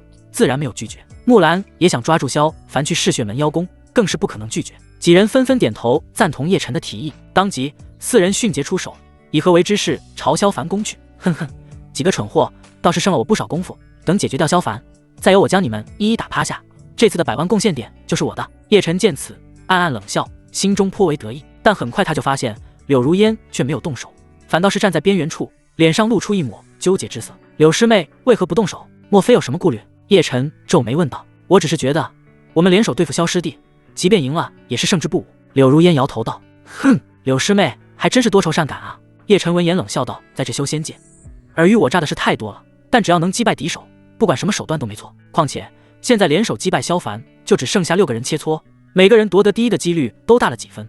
难道柳师妹就对最后的100万贡献点不动心吗？面对叶晨的话语诱导，柳如烟却丝毫没有心动，反而2条柳眉拧作一团，再次摇头道：叶师兄此言，如烟难以苟同，我绝对不会与你们联手对付萧师弟，并且如烟希望叶师兄也不要插手其中。哼，没想到柳师妹还挺心善，竟然去管一个炼气废柴的死活。叶晨眼中闪过一抹冷凛，面上却若无其事道：不过哪怕我不插手，以许师弟、林师弟几人的本事，也足以击败萧凡。说话间，4人已经杀到萧凡面前。许鹤阳首当其冲，手腕翻转，一枚环状法器一闪而逝。萧师兄小心！顶外的黄抱抱见状，急得大声呼喊。他太认得那枚金刚环了，之前许鹤阳就是用那东西将他手臂锁紧顶住，导致整个人都无法动弹。如果萧凡这个时候被定住，那就死定了。哼，这小子完蛋了。许宝基则是暗中冷笑，许鹤阳手里的那枚金刚环是他亲自打造的天阶下品法器，虽然比起法宝还差了一些，但真正用起来却丝毫不输寻常的法宝。只要被此环套住的同阶修士，根本没有脱困的可能。除此之外，此环的飞行速度极快，哪怕是金丹修士也无法追寻。只要祭出，便能按照使用者的想法，眨眼间套住被锁定之人。也就是说，萧凡此番避无可避。想到这里，许宝基心情一阵大好，直夸自己的弟子干得不错，才刚刚一个照面就能拿下萧凡，给杨寿峰雪耻。然而下一秒，他脸上的笑容瞬间僵住。只见那金刚环脱手之后，再次出现，便已经在萧凡的脖颈处，随后紧紧收缩，就要将人活活箍死。可他哪里晓得，本该必死的萧凡却扑得一声，整个人化作烟雾消散不见。分身？怎么可能？徐宝基大为吃惊，不仅是他，另外几位长老亦是如此。他们一直盯着虚影巨鼎里的情况，但谁都没有发觉萧凡什么时候不见，且只留下一具分身。看来当初收留这小子还真没错，没想到他的身法如此奇妙，竟然连我都看不出端倪，难怪敢参加超级大炼鼎。黄灭绝亦是暗暗称奇，但却还是有几分担忧。只是若光靠这辅助用的身法，想要拿下炼鼎第一，恐怕绝无可能。不管怎么说，叶晨、许鹤阳、林浩和木兰都是各自风骨的佼佼者，修为实力都很出色，想必很快就能找出萧凡身法间的破绽。到时候萧凡能不能再借助身法躲避，就很难说了。此刻虚影巨鼎内，许鹤阳瞪大眼睛，不敢置信。这金刚环他用过多次，每次都未曾失手。之前在赤鼎内那么快虏获4具炉鼎，也多亏了此物。可万万没有想到，这一次竟然扑了个空。小心，这是某种奇特的身法，速度极快。萧凡指不定躲在暗处准备偷袭。叶晨立刻提醒几人，他当初和萧凡切磋过一次，便领教过其身法的厉害，而且之前他也从江风云一口中得知被萧凡击败的简单描述，两人也同样是在这上面吃了大亏。萧凡，你个崽种，别偷偷摸摸的，有本事出来跟老子大战300回合！武壮暴喝一声，双臂忽地长大，疯狂锤击地面，轰隆隆一阵地动山摇般的巨响，整个虚影巨鼎都被震得晃动，几人脚底更是迸溅出炙热的流火，如同岩浆般迅速蔓延。另外几人见状，急忙越空飞起，躲避这滚烫的流火，唯独武壮站在其中，丝毫不受影响。哈哈哈，痛快！武壮一把撕去衣服，露出壮实的上身，双拳碰撞发出砰砰巨响。萧凡，你个崽种，尝尝老子的熔岩汉的拳，看你还往哪里躲！这个该死的莽夫都不管别人吗？木兰没好气骂道。方才要不是他躲得快，估计也要被脚底的岩浆灼烧受伤。许鹤阳、林浩的脸色也有些难看，但不得不说，武壮的这一手范围攻击倒也聪明。不管萧凡此刻躲在何处，必然也会被逼得显出真身。事实也如几人所料，在岩浆遍布的环境里，萧凡的真身赫然出现。只是他并没有如几人预料的那般狼狈不堪，反而跃至最高处，五指化爪，以坠地之势急速落下。龙爪崩天式，随着阴阳本源的注入，萧凡的右臂瞬间浮现出一道巨大的龙爪虚影，伴着高速坠落，其上释放出恐怖的威压，哪怕只是落到一半，周围那些从地面喷发的岩浆便被这股威压尽数压制下去。这是什么力量？武壮见势不妙，急忙架起双臂格挡。可纵使他有着蛮牛般的耐力，但是在这巨大龙爪的威压下，却只能苦苦支撑，身子甚至被压得一点点弯下去。咔咔咔，仅仅片刻，武壮手臂上凝聚的石块碎裂脱落，一双强有劲的臂膀更是出现丝丝皲裂，鲜血从中渗出。很显然，他的双臂在这威压之下已经开始承受不住，逐渐崩裂，最终只会彻底破碎。这是什么武技？天哪，这真的是炼气期修士能施展出来的力量！没想到萧不举竟然这般厉害，只是一招就让杨顶峰的五师兄陷入危险。旁观的弟子们吃惊不已，上座的几位长老也都目露惊愕，这小子竟然能将大荒龙爪手修炼至这种地步。上官鼎看向任长风，诧异道：“老疯子，你确定这小子是个废柴，而不是修炼天才？”哼，我若知道他有这等天赋，当初说什么也不可能把他让给殷鹤谷。任长风暗暗咬牙，萧凡所施展的大荒龙爪手，他们都有所了解，而且宗内也有其他弟子从藏书阁里兑换了这门武技，但由于这门武技施展所需的灵力太高，且修炼难度极大，很多弟子要么半途而废，要么就是无法施展出太大的威力。而像萧凡这种一出手就能召唤出龙爪虚影，越阶将敌手压得动弹不得，至少也是修炼至大圆满境界才能做到。但他们心里都清楚，萧凡兑换这门武技的时间也不过才半年，堪堪半年的时间，将一门地阶上品的武技修炼至大圆满境界，别说是废材，哪怕就是像叶晨这样天赋极高的弟子也难以做到。都别愣着了，赶紧帮忙，否则他撑不住的。虚鼎内，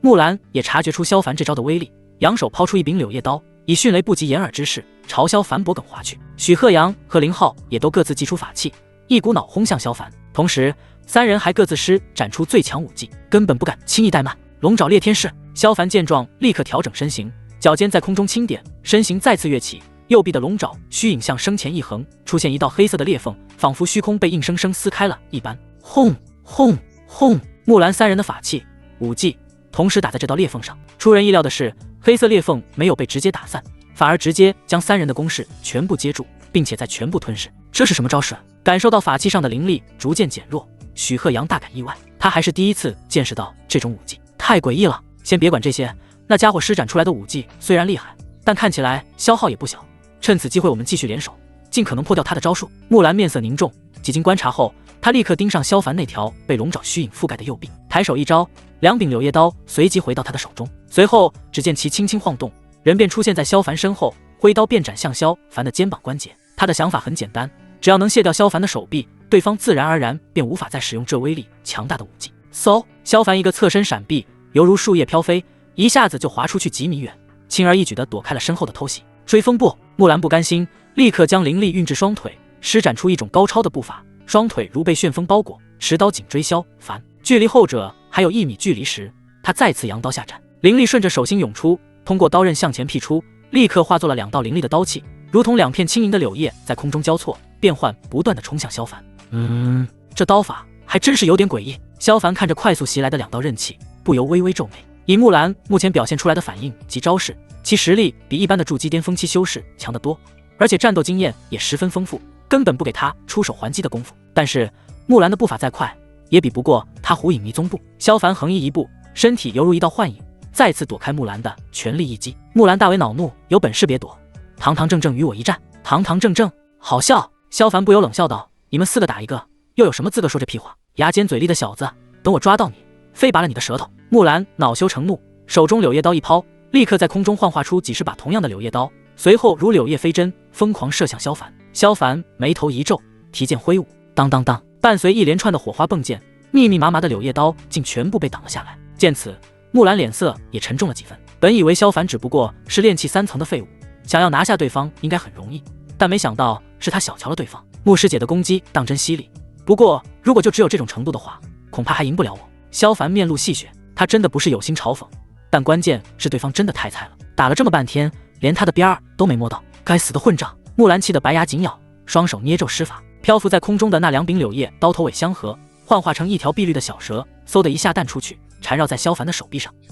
碧绿小蛇张开大口，露出獠牙，狰狞地朝着萧凡手臂咬下。区区小蛇一条，也敢在真龙面前放肆？萧凡冷哼一声，手上的龙爪虚影猛地一震，那碧绿小蛇顿时如见了什么可怕之物，竟没能立刻咬下，接着便被弹开。眼看招数屡屡落空，木兰的脸色很是难看。按照这种情况走下去，他想抓住萧凡，将对方带回嗜血门领赏的可能性几乎为零。萧凡，你给我受死！这时林浩手持一柄长剑刺向萧凡后心，无论是力量还是速度都难以避免。眼看萧凡就要被洞穿，但谁也没想到萧凡的反应极其迅速，震落了碧绿小蛇的同时，一个转身飞踢，一脚便将林浩连人带剑踹飞。枪雷术。而这个时候许鹤阳又提枪杀来，一团雷电自枪间冒出，让整杆长枪都被雷电包围，宛如一道雷电形成的利剑，瞬间就要洞穿萧凡心肺。竟然是雷属性的灵力！萧凡看着刺来的长枪，有些讶然，不愧是宗门的优秀弟子，连这等世间少有的雷属性灵力都拥有，难怪能成为宗里备受关注的天骄。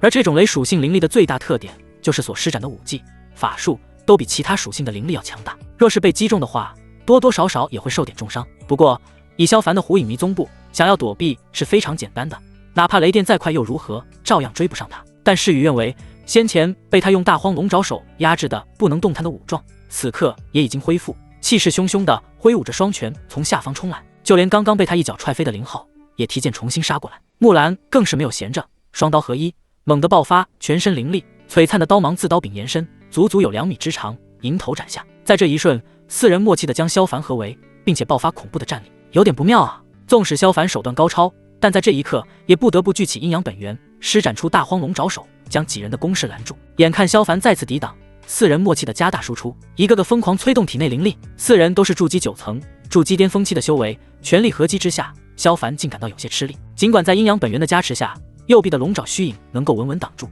但阴阳本源的消耗也成倍增加。只是这片刻功夫，阴阳本源便消耗了1成。如此下去，本源耗空，无力阻挡，最终要落得个生死道消的下场。糟糕，萧师兄好像扛不住了。黄抱抱在顶外看得心急万分，恨不得冲进去帮忙。雪玲珑同样脸色凝重，心跟着提到了嗓子眼。能同时抗住3名筑基巅峰期弟子和1名筑基9层弟子的全力攻击，也算萧凡这小子是个人才，但也只能止步于此了，绝无翻盘的可能。徐宝基大为欣喜，他堂堂阳朔峰的峰主，6大长老之一，刚才却被萧凡当着众多弟子的面搞得窘迫无比，还害得他连主持大炼鼎的资格都被黄灭绝夺去。现在看到萧凡被压着打，心里别提有多么舒畅了。要不是不允许，他都想冲进去给这小瘪犊子2个大耳巴子。哼，没到最后时刻，谁也不知道会发生什么，你还是别太早下结论。黄灭绝冷哼一声，眼睛死死盯着虚鼎内部。虽然他嘴上这么说，但心里却一点点的往下沉。作为一名元婴级别的修士，他又如何没看出来萧凡此刻已经落了下风？落败只是迟早的事情。毕竟大荒龙爪手施展所需的灵力太过庞大，以萧凡的修为，哪怕就是施展了生死阴阳镜，也不可能支撑太久。在这一刻，众人都觉得萧凡必输无疑。这几个家伙竟然还有点棘手，看来要爆发真正的手段了。也罢，为了那100万贡献点，那就再搞一波大的。萧凡本不想动用真实修为，但眼下的情况却不容许他再低调。随着掩盖修为的阴阳本源撤去，一股强大的力量自他身上喷涌而出，整个人的气势瞬间拔高。金丹2层的修为暴露无遗，顿时所有人都惊呆了。金丹7修为，他不过是炼气3层的修为，为何有金丹修士的气息？难不成他将阴阳生死镜催动到了极致？这个疯子简直不要命了！几大长老猛吃一惊，但他们很快就反应过来，这显然是萧凡施展阴阳生死镜的效果，只不过将自身修为从炼气3层一下抬到金丹7，这根本就是以自身性命以及道基作为代价。可以非常准确的说，哪怕这一战萧凡赢了，对方不死也得彻底成为废人一个。这不是疯子是什么？萧师兄，你可千万不要有事啊！黄抱抱看着顶内的萧凡，紧张不已，替萧凡捏了一把汗。萧师弟，你一定要赢啊！雪玲珑同样满心担忧，他们都清楚，萧凡此刻将阴阳生死镜催动到极致，说明已经是到了拼死一搏的地步，但凡有半点差错，都将万劫不复。不好，快散开！木兰第一时间察觉，立刻后撤。其他3人稍稍愣了一下，也都急急忙忙收手，迅速和萧凡拉开距离。他们都不是傻子，明明感觉到萧凡的修为暴涨，哪里有还会傻乎乎的待在原地？但就在这时，爆发出金丹7修为的萧凡陡然出手，化作一道白影在场中划过，嗖！只见流光一显，他就到了林浩的面前。别说没有任何反应，哪怕就是瞳孔都还未来的及收缩，林浩就看到一记拳头猛地砸向自己，紧接着便是一阵剧烈的疼痛自胸口蔓延开来，就好似一座大山从天而落，重重地砸在他的胸口。轰隆！林浩瞬间坠落地面，发出一声巨响。在强大的冲击之下，他浑身上下的骨头都碎裂开，疼得他双目充血，几乎昏死过去。啊！什么？他怎么如此快？什么情况？刚才萧凡不还是被压着打吗？怎么突然就变得这么猛了？这骤然爆发的异变，让场外观战的弟子们满脸骇然，双目急速放大。他们刚才都感觉到萧凡身上的气势变了，但并不知道对方此刻的修为已经提升至了金丹2层。眼看着拿下城鼎第1的林浩就这么被一拳打趴下，众弟子们都感到不可思议。就在这时，萧凡再一次动了，他的身形如鬼魅般忽然出现在许鹤阳面前，龙爪虚影迎头盖下。倭日！许鹤阳瞳孔骤缩，几乎没有格挡的机会，他直接被萧凡一爪子拍落至地面，顿时鼻青脸肿，鲜血满布。逃！快逃！武壮此刻从惊愕中回过神来，他也顾不得冲过来收拾萧凡，而是一跺脚朝着顶部的出口冲去。饶是他有着蛮牛般的力气，但在境界压制下根本不值一提。况且2个比他境界还高1层的筑基巅峰期师兄都趴了，他区区一个筑基9层，有什么理由不跑？只不过武壮才刚刚腾空，萧凡便出现在他脚下，猛地抓住他的脚踝，然后抡起他朝木兰丢砸了过去。100-200斤的身体在这猛抛之下，仿佛一颗出膛炮弹，横冲直撞。该死！木兰反应倒是迅速，娇柔的身躯轻轻一扭，显而又显地避开。呵呵，速度倒是不慢。然而这时耳边忽然响起一声冷笑，蓦然回首，不是萧凡又是谁？对方似乎早就预料到他的走位，竟然先一步就抵达。哼，想抓住我还没那么容易。眼看着迎头砸下的龙爪，木兰冷喝一声，2柄柳叶刀立刻交叉拦在胸前。令人意外的是，这2柄单薄的巧小刀刃竟然真的架住了那散发着强大气息的龙爪，但也仅仅只是一眨眼的功夫。咔嚓，伴随一声清脆，2柄柳叶刀赫然破裂。怎么会？木兰瞪大双目，不敢置信，他这可是地阶上品的法器，竟然就这么被击碎了。轰！没有等他多想，散发着淡紫色光辉的龙爪摧枯拉朽般砸中他的胸口。在这强大的力量下，他那饱满的酥胸都向下凹陷寸许，啊的一声便倒飞了出去。这也太变态了吧！一时间广场上躁动难安，所有的弟子均是目瞪口呆，不敢相信眼前所见。明明刚刚已经落入下风的萧凡，怎么突然就反败为胜？而且还只是片刻功夫，就将4名优秀弟子打趴落地。这家伙难不成临场嗑药了？萧凡，你这卑鄙小人！许鹤阳踉踉跄跄地站起，怒声斥骂：你竟然用阴阳生死镜强行把修为爆发到金丹7，这是作弊！此言一出，全场轰动。原本还搞不清怎么回事的弟子们，这下全都恍然大悟，一个个满脸厌恶地咒骂着萧凡，觉得其胜之不。萧凡，你这该死的叛徒，除了生死阴阳镜，你还有什么都拿得出手的？被打得最惨的林浩亦是跳脚大骂，明明他们就要把萧凡击败，这家伙却突然开挂，换谁能不气？对此，萧凡却不以为然。哪条规矩说了，大炼鼎期间不能使用阴阳生死镜？如果你们觉得不公平，也可以用啊，我又不拦着你们。你，许鹤阳和林浩顿时哑火，他们如果想用的话，早就用了。何必等到现在？但问题是，他们都是各自风谷中的优秀弟子，天骄之子，前途不可限量，怎么可能愿意赌上自己的道基，去动用阴阳生死镜？怎么不敢用？萧凡面露戏谑之色，道：“如果是这样的话，那可就不能怪我了，要怪就怪你们太怂！你个王八蛋！”许鹤阳气得脸色发黑，他可是阳朔峰的首席大弟子，现在却被人说成怂货，真是不能忍。但一想到萧凡动用阴阳生死镜，暂时突破至金丹期，许鹤阳又不敢贸然出手。毕竟刚才萧凡那重重一击给他带来的痛苦很是不小，心里多多少少有点阴影。那我给你机会了，是你自己选择不动用阴阳生死镜，可别怪我没有手下留情。萧凡也懒得继续墨迹下去，反正已经展露了真实修为，速战速决也没人觉得有问题。刚准备动手时，一直在旁边观战的叶晨忍无可忍地跳了出来：“萧凡，你别太狂妄了，别以为只有你敢动用阴阳生死镜。”话落，叶晨立刻将阴阳生死镜催动到极致，下一秒，一股浓郁的精纯龙阳灵力从他体内爆发，修为赫然突破至金丹境一层，但伴随而来的却是丹田的无尽痛苦。叶晨五官立刻拧作一团，原本颇有风度、帅气肆意的脸颊，此刻看上去很是狰狞。该死，这下道基受损不小。叶晨心中暗骂不止，他本来并不打算这样做，毕竟修为没了，还能继续修炼回来，但道基损毁，哪怕是再多的天才地宝也无济于事。但是以眼下的情况，根本容不得他选择。萧凡现在已经动用阴阳生死镜，将修为提升至金丹2层，其他4人都不是对手。如果他在袖手旁观，想着坐拥渔翁之利，最后只会什么也得不到。哈哈，萧凡，你的死期到了！许鹤阳见状愣了一下，随即狂笑不止。叶师兄现在也是金丹境，和你的修为相差不远，再加上我们4个，看你今日怎么死！另外3人也恢复了气力，冷冷盯着萧凡，如一群大灰狼盯上了落单的小绵羊一般。对于最后的胜出奖励，他们已经没有抱太大希望，毕竟场上多了2个金丹境的挂逼，除非他们也动用阴阳生死镜，否则根本不可能是对手。更何况即便动用阴阳生死镜，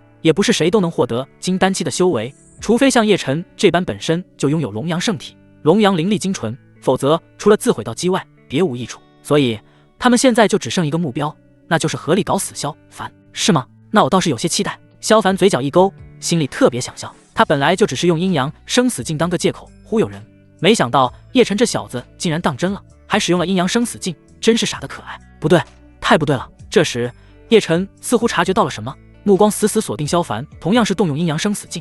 为何你看起来什么事都没有，而我却丹田剧痛？呵呵，你猜？萧凡露出一抹意味深长的笑容，眼里还有几分戏谑。见状，叶晨心里咯噔一声，难道萧凡根本没有动用阴阳生死镜，而是有别的秘术，自己只不过是被对方忽悠了？这个念头升起的瞬间，叶晨只觉天都要塌了。如果真是如此，那他岂不是彻底完了？叶晨，你别再那疑惑了，再不动手，我们4个全都要被他击败，到时候你就眼睁睁看着他夺走100万贡献点吧。看叶晨呆愣着不动，许鹤阳急得大声催促：“叶师兄，有什么事稍后再说，当务之急是先了解萧凡才对。”木兰跟着喊道：“是啊，解决了萧凡这个死叛徒，伦家待会便主动认输，将最后获胜的机会送给叶师兄。”林浩掐着兰花指，扭捏四女。听到几人的催促，叶晨也猛地醒转，定了定心神，眼里立刻透出一抹凌冽。几位师弟师妹，废话就不多说了，先击败这小子再说。说罢，他手中折扇一晃，赫然长大10倍，双手握住左右扇骨，朝着前方猛地一挥，顿时飓风骤起，无情地向着萧凡卷过去。沿途那些散落的破碎法器等杂物，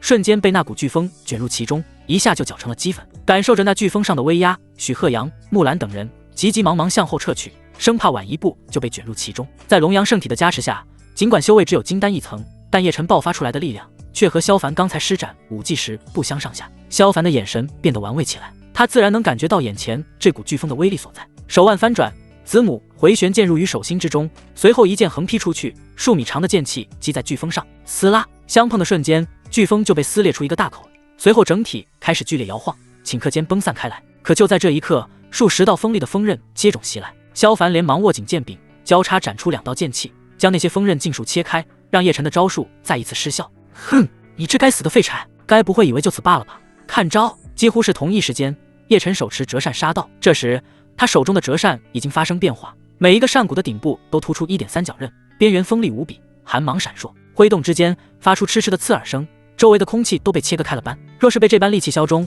天灵盖当场会被开个小疮。当！萧凡连忙举剑格挡，法器相互碰撞下，火花四溅，两人谁也没有后退，手中法器相互抵制，暗中尽可能的发力，都想要借助灵力将对方压过一头。原本武技之间的比拼，已然转化为灵力深浅的较量。黄谷主，你谷中这名萧姓弟子果然了不得，竟然能与叶晨那孩子打得有来有回，谁也奈何不了谁。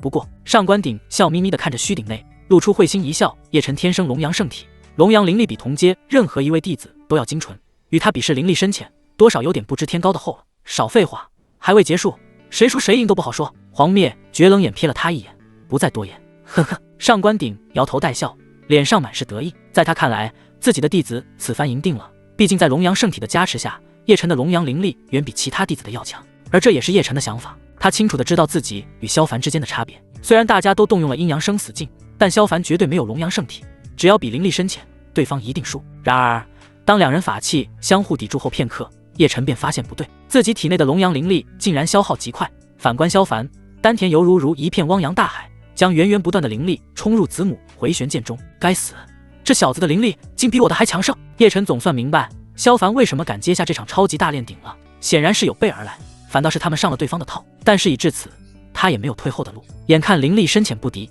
叶晨急忙向许鹤阳、木兰等人传音：几位师弟师妹，为兄此刻牵制住萧凡，你们也莫要愣着，趁机对其出手。等解决掉这小子，为兄会将100万贡献点各拿一份给几位师兄妹当酬劳。许鹤阳、木兰等人也不是傻子，刚才被叶晨怂恿当了枪，此刻都不是很想再帮忙出手。但一听到最后那句话，几人顿时精神一振，100万贡献点的一成也有10万之多，这相当是一笔巨款啊！叶师兄放心，我等与那萧凡本就有仇，自然不可能放过他。没错，只要拿下这小子，别的都好说，我也没有什么意见。几乎是一瞬间，几人都选择同意。他们也看得出来，萧凡和叶晨相斗，两人之间必有一人会输。如果这个时候帮叶晨一把，还能拿到一份好处，但如果不帮的话，到最后还要被萧凡击败，成为对方的炉鼎，怎么选自然不用说了。枪雷术、青壁蛇击、幽光一刀斩、熔岩撼地拳。下一刻，许鹤阳、木兰4人同时出手，纷纷祭出法器、武技，气势汹汹地杀向萧凡。萧凡眉头一皱，他虽然拥有阴阳本源，本可直接碾压叶晨，但是此刻6大长老都在观战，如果肆意爆发阴阳本源之力，必定会被这几个元婴老怪察觉，因而不得不减弱出手力道，打算活生生将叶晨体内的灵力耗空。这样即便看起来很惊人，但也不会有谁会发现他拥有阴阳本源。可是现在其余4人再次对他出手，如果不爆发阴阳本源，根本无法抵挡。危急之际，萧凡立刻祭出一杆黑色翻旗，万鬼翻。萧凡握着长杆猛地一抖，翻面立刻在空中展开，无数的冤魂厉鬼从中喷涌而出。不好，快抵挡！4人见势不妙，急忙收回法器护住自身。无数阴魂将4人团团围住，各自法器所散发出来的光芒逐渐减弱缩小，显然支撑不住。见此情形，4人脸色很是凝重，连忙催发体内灵力，一股脑灌注进法器之中。有了灵力的支撑，原本逐渐暗淡的法器光芒瞬间又亮了起来，并且向外扩宽少许，将密密麻麻的阴魂挡在外面。虽说成功阻挡了阴魂的侵蚀，但几人也勉强只能保持现状，根本没法再对萧凡出手。他们都十分清楚，如果被阴魂侵蚀入体，轻则修为跌落，重则道基受损，日后修炼甚至会频频走火入魔，可以说往后大道无望。而萧凡这边为了抵挡叶晨，也腾不出手来。一时间，几人就这般僵持不动。外面观战的弟子们却心头巨震，再一次被萧凡的能耐吓到了。这家伙动用阴阳生死镜提升至金丹期，和天骄弟子叶晨打个平手不说，甚至还能挡住另外4名优秀弟子的攻击，实在是匪夷所思。这个小子果然有些门道，每落入下风，立刻就施展别的手段挽回局面。若是能顺利成长起来，其实力恐怕不输我等。看着虚鼎内抵挡5人合击的萧凡，曲幽福总算明白为什么雪玲珑那傻丫头非看中萧凡了。像慈子这般修为，就有如此丰富的对战手段，在同阶内实在是难得。话虽如此，可他的资质太差了，更何况眼下还将阴阳生死镜催发到极致，等到此战过后，将彻底沦为废人，再有门道也不过如此了。玄莲素缓缓摇了摇头，哼，我看你们实在是太高看这小子了，不过都是些旁门左道罢了。他以一己之力抗击5名天骄弟子，实属狂妄，根本支撑不了多久。徐宝基满是不屑，在他眼里，萧凡还是那个炼气3层的废柴罢了。高看，徐老怪，你好好看清楚，萧凡方才祭出的是什么东西？那可是嗜血门示弱之宝的万鬼幡。黄灭绝冷哼一声道：以座下有哪个弟子能捣毁鬼煞堂，夺得这万鬼幡？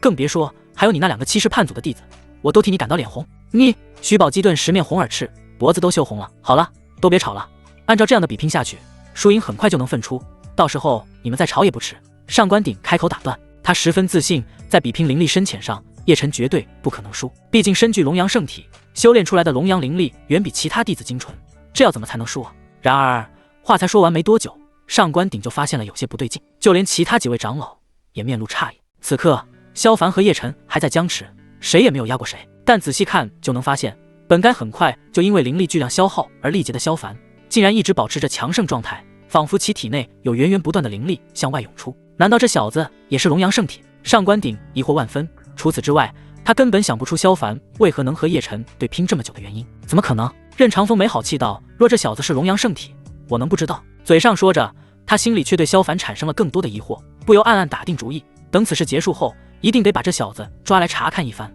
实在是太过古怪了。几大长老惊疑不定的同时，黄抱抱和雪玲珑则担忧不已。由于他们修为低浅，并不能像几大长老一样清楚地感知到虚鼎内萧凡等人的灵力变化，只是瞧着萧凡和叶晨僵持不下，而旁边还有4人对萧凡虎视眈眈，两女心里就迫切不已。怎么办？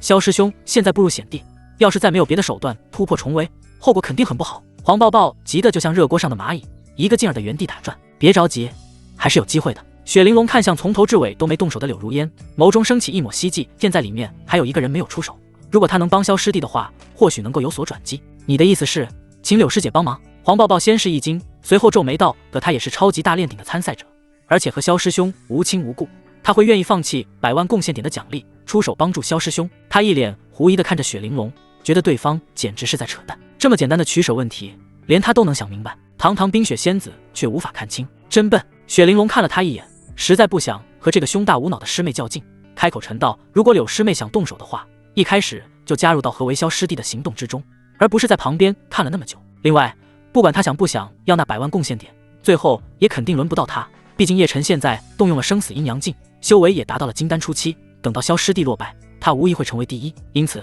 我们只要向柳师妹抛头橄榄枝，许诺她以好处，并非不能让她助萧师弟一臂之力。听到这一番分析，黄抱抱的眼睛逐渐睁大，眸子里流光闪烁。那还等什么？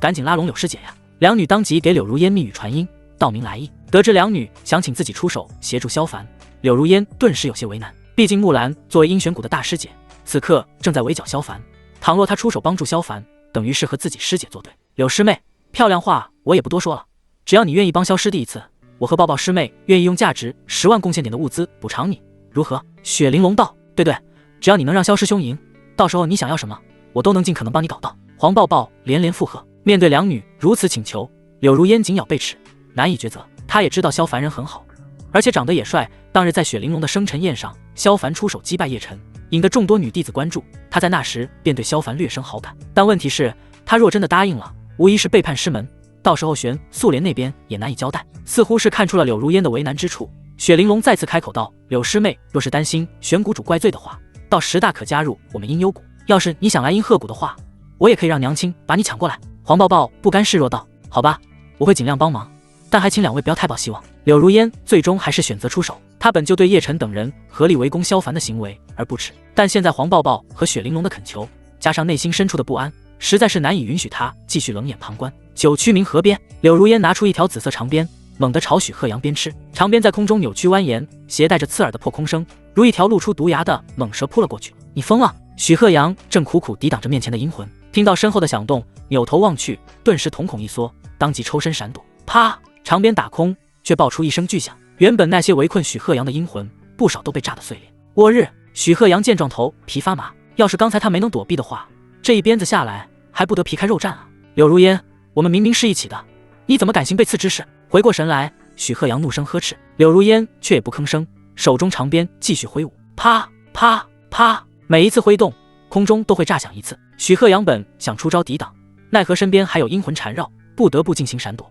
而这一来，他更是无法对萧凡动手了，也使得萧凡那边压力减小几分。好机会！萧凡虽然也纳闷柳如烟为何出手帮忙，但眼下却不是想这些的时候。趁着许鹤阳被柳如烟引走，他立刻操控着万鬼幡，将更多的阴魂放了出来，冲着另外3人扑过去。该死，挡不住了！眼看更多的阴魂出现，木兰神色大变，当即收了招式，快速后撤，不敢再靠近萧凡。林浩和武壮也同样如此，他们对付刚才那些阴魂就已经很费劲了，现在又多出来不少阴魂，就更加没法抵挡，只能暂且逃离。没有了4人的牵制，萧凡顿时轻松不少，随即将分出去的一部分心神从万鬼幡上收回，全力对付起面前的叶晨。他要痛打落水狗！叶晨顿时叫苦不迭，他清晰地感觉到萧凡输出的灵力比刚才更加强大，原本就只是勉强和对方打平手，现在对方全力运转灵力之下，他实在是难以抵挡，释放出去的龙阳灵力一点点的被逼退。该死，给我挡住啊！眼看就要抵挡不住，叶晨怒吼一声，全身灵力沸腾起来，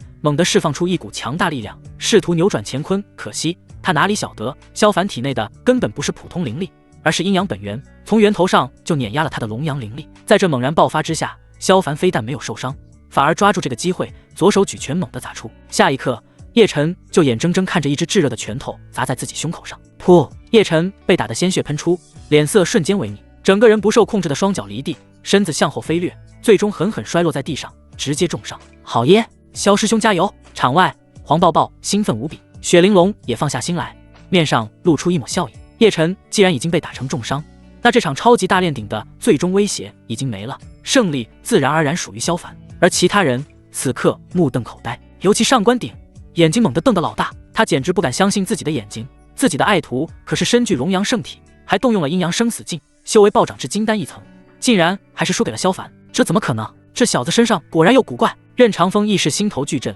对萧凡的怀疑更深几分。打死他也不相信，原本一个炼气3层的废柴，仅仅通过阴阳生死镜就能获得如此成就。任长风，说起来我还真得谢谢你，要不是你有眼无珠，如此出色的弟子又怎么加入我阴鹤谷？真是天意啊！黄灭绝在旁边满是得意，毫不留情的一阵嘲讽，弄得任长风脸色很是难看。但比他脸色更难看的还另有其人。徐宝基这会儿气得不行，冲着虚鼎内怒声喝道：“许鹤阳，为师命令你立刻对萧凡出手，无论如何也要把这小子击败，否则你今后便不再是我的弟子。”他是真的气坏了，本以为开启超级大炼鼎，萧凡这个小兔崽子就能吃个大扁，为此他还信誓旦旦地说萧凡必败。可谁知道这小兔崽子非但屁事没有，还把杨顶峰的叶晨都给打败了，这简直又是啪啪打他的脸啊！许鹤阳一听这话，心里暗暗叫苦，他倒是也想对萧凡出手，关键现在有柳如烟这个搅屎棍插手，他根本就脱不开身来。这个许老怪还真是没点风度，堂堂一个元婴修士，竟然记恨上我这么个小辈，真是个老不休的。萧凡对此更是无语，也罢，那我就先把许鹤阳也收拾了，狠狠打许老怪的脸。想到这里，他毫不犹豫地对施展大荒龙爪手，龙爪开杯式，巨大的龙爪虚影迎头砸下。许鹤阳骂娘的心都有了，急急忙忙动身闪避，可还没等跑出龙爪的攻击范围，就被拍倒在地，顿时头晕目眩，爬都爬不起来。而这还不算，萧凡随即又抓着许鹤阳的脚踝，将其拎了起来，然后重重砸在地面上，接着又拎起来，再猛地往地上一砸，反反复复不下10次，如同手里拎着一条死狗，毫不留情地蹂躏着。在这样惨无人道的攻击下，许鹤阳从一开始的嚎叫连连，到最后一点声音都发不出，整个人都昏死了过去。而他那还算帅气的脸庞更是血肉模糊，惨不忍睹。废物，真是个废物，枉我多年的细心栽培。看着自己的爱徒被萧凡拿在手里随意的摔打，徐宝基气的脸都青了，完全没了一个元婴修士的风度，浑身上下每一处毛孔都在往外喷火。啧，杨朔风的大弟子也太不经打了，这才几下的功夫就昏死过去，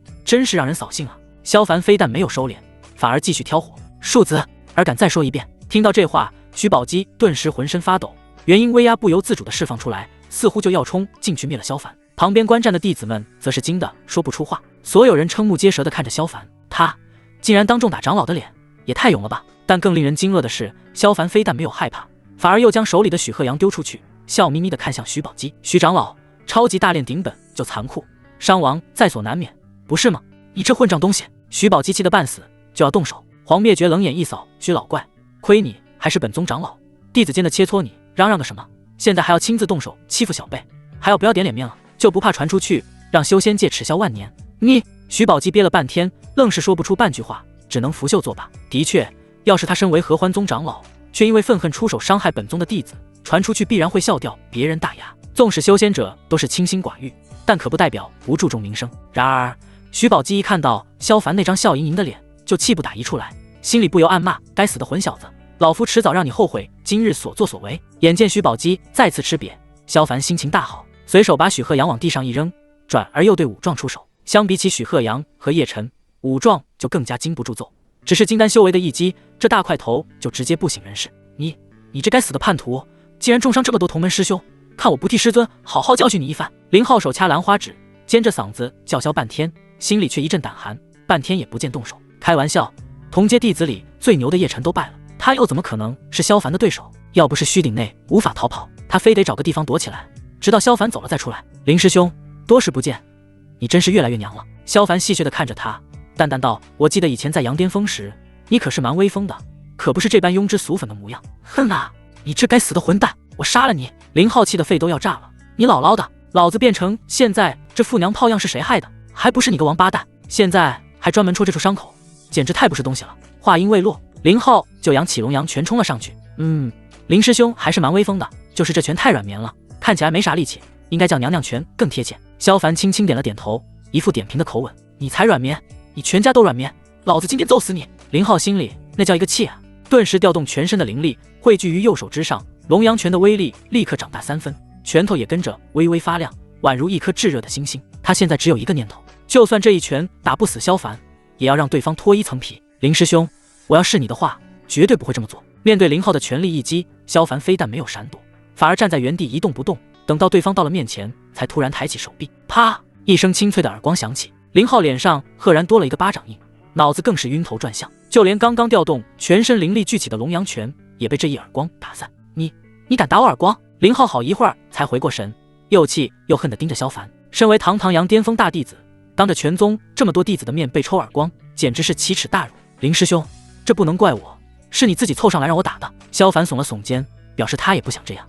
呀，我跟你拼了！林浩尖叫着抡起王八拳，啪！萧凡，我要杀了你！啪！萧凡，你不得好死！啪！清脆的耳光声接连响起。此刻场外一片死寂，所有弟子都麻木了。萧凡打在林浩脸上的每一耳光，都好像抽在了他们心上。这个家伙真是太狂了，竟然这么羞辱阳巅峰的首席大弟子，怎么敢的呀？任长风的鼻子都快气歪了。要知道，林浩不仅是他的首席大弟子，还是他强人所难的对象。当众这么打林娘娘的脸，岂不是在抽他耳光？该死！眼看萧凡不断折磨着林浩，木兰脸色越来越严肃。他心里十分清楚，如果连林浩也被打趴下，那他一个人根本没有任何胜算。想要击败萧凡，抓住对方成为炉鼎，带回嗜血门妖宫，这一切都将是梦中泡影。然而，就在木兰准备去帮林浩的时候，一条紫色长鞭突然缠住了他的双腿。柳如烟，你竟然敢对我动手！木兰怒而扭头，出声怒斥：师姐，对不起，我真的不忍心看你们合力围攻萧师弟。柳如烟歉意道：不忍心？我看你是猪油蒙了心。木兰气急败坏，一把扯住长鞭，将柳如烟拽到面前，低沉喝道：难道你忘了我们体内的30炼魔丹吗？你竟然敢帮助萧凡，要是让魔煞大人知道，你我都要死！一听此言，柳如烟俏脸煞白。每一个修道者最怕的就是生死道消，他自然也不例外。但一想到是血门将利用自己体内的30炼魔丹，将整个合欢宗的弟子们全部感染成尸魁，他的良心就隐隐不安。师姐，我们可以把这件事告诉师尊，或许他有办法帮我们驱除体内魔丹。柳如烟道：你真是可笑！木兰冷哼一声，若是当日回宗，我们便如实禀告，或许还有一线生机。可现在已经半年之久，再告诉师尊，你觉得他会放过我们吗？柳如烟沉默了，他也不是傻子，自然能想明白其中道理。够了，这件事我会帮你瞒下，只要成功拿下萧凡，谁也不会知道你今日出手帮他之事，否则魔煞大人怪罪起来，你必死无疑。眼看不远处的林浩就要支撑不住，木兰没有耐心再和柳如烟纠缠下去。然而柳如烟依旧没有让开，显然已经打定主意，彻底站在了萧凡那一侧。好，既然你不顾我们的死活，那我也不会再讲情义。你若不让开，我就打到你让开为止。木兰怒不可遏，当即施咒百魔手，一条条粗壮臂膀从他身后冒出，无数手掌如群魔乱舞，想要把柳如烟牢牢抓住。千蛇鞭，柳如烟反应迅速，后撤一步，同时挥动手中长鞭，顿时出现密密麻麻的长鞭幻影，如群蛇乱舞般将那一条条臂膀全部挡住。不仅如此，鞭影越来越多，反而压过臂膀一头，反超木兰缠绕而去。木兰脸色一冷，手中再度掐诀，顿时他身后那100余只臂膀忽地融合在一起，变成2对人臂翅膀，扑腾一扇，强烈的飓风直接撕开那些长鞭幻影。紧接着，木兰手中又打出一道符箓，试图封控柳如烟的动作，但柳如烟的速度也不慢，手中长鞭一甩，缠绕至木兰手臂，一拉一缩间，长鞭立刻陷入木兰的皮肉之中，让其无法将符箓击出。师妹，你当真要与我作对？眼看招招都被挡住，木兰心头愈发愤怒。师姐，回头是岸，我们还有得选。柳如烟尽可能的劝说，她真的不想木兰一错再错，让成千上万的同门沦落成尸魁。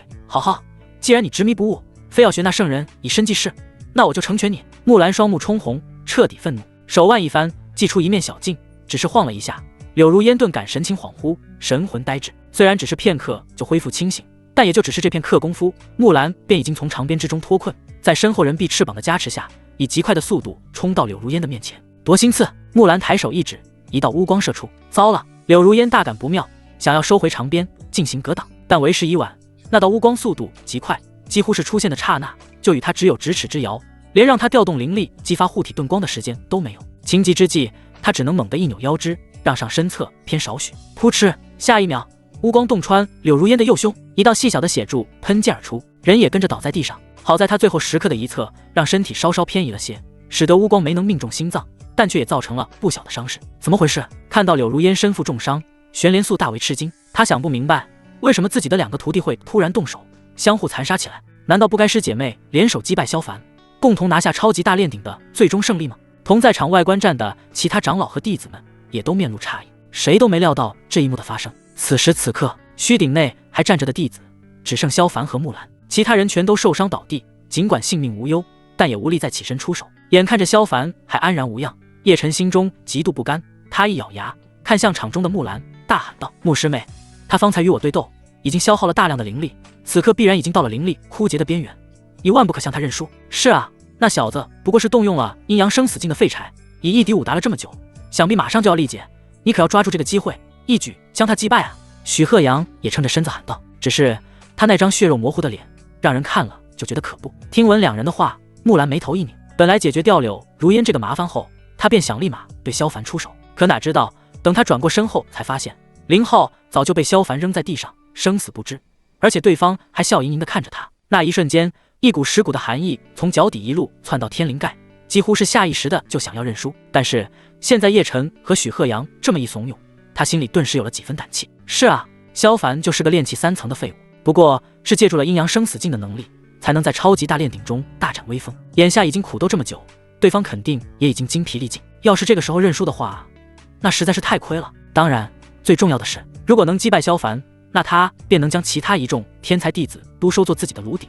再用3尸炼魔丹让对方感染魔气，到时候整个合欢宗的弟子们都难以幸免，更何况还能抓住萧凡，夺回万鬼幡。如此大功一件，嗜血门绝对不可能视而不见。随着这些念头在脑中升起，木兰的眼里逐渐涌出贪婪之色，舔了舔嘴角道：“萧师弟，听说你对宗内女弟子都十分不错，不如今日这超级大炼鼎的头筹，你便让我如何？”木师姐还真是敢说啊！萧凡顿时有点无语，你既不是我的道侣，又不是我的炉鼎，我为何要对你如此大方？这么说，只要我与你结为道侣，这大炼鼎的头筹就能让我？木兰轻撩鬓角，向萧凡抛了个媚眼。要是能用美人计就让萧凡臣服，那可就赚大发了。木师姐未免太高看自己了吧？萧凡打量了他一眼，皱起眉头，无论身姿还是样貌，你都比不上抱抱师妹和雪师姐，我又为何要与你结为道侣？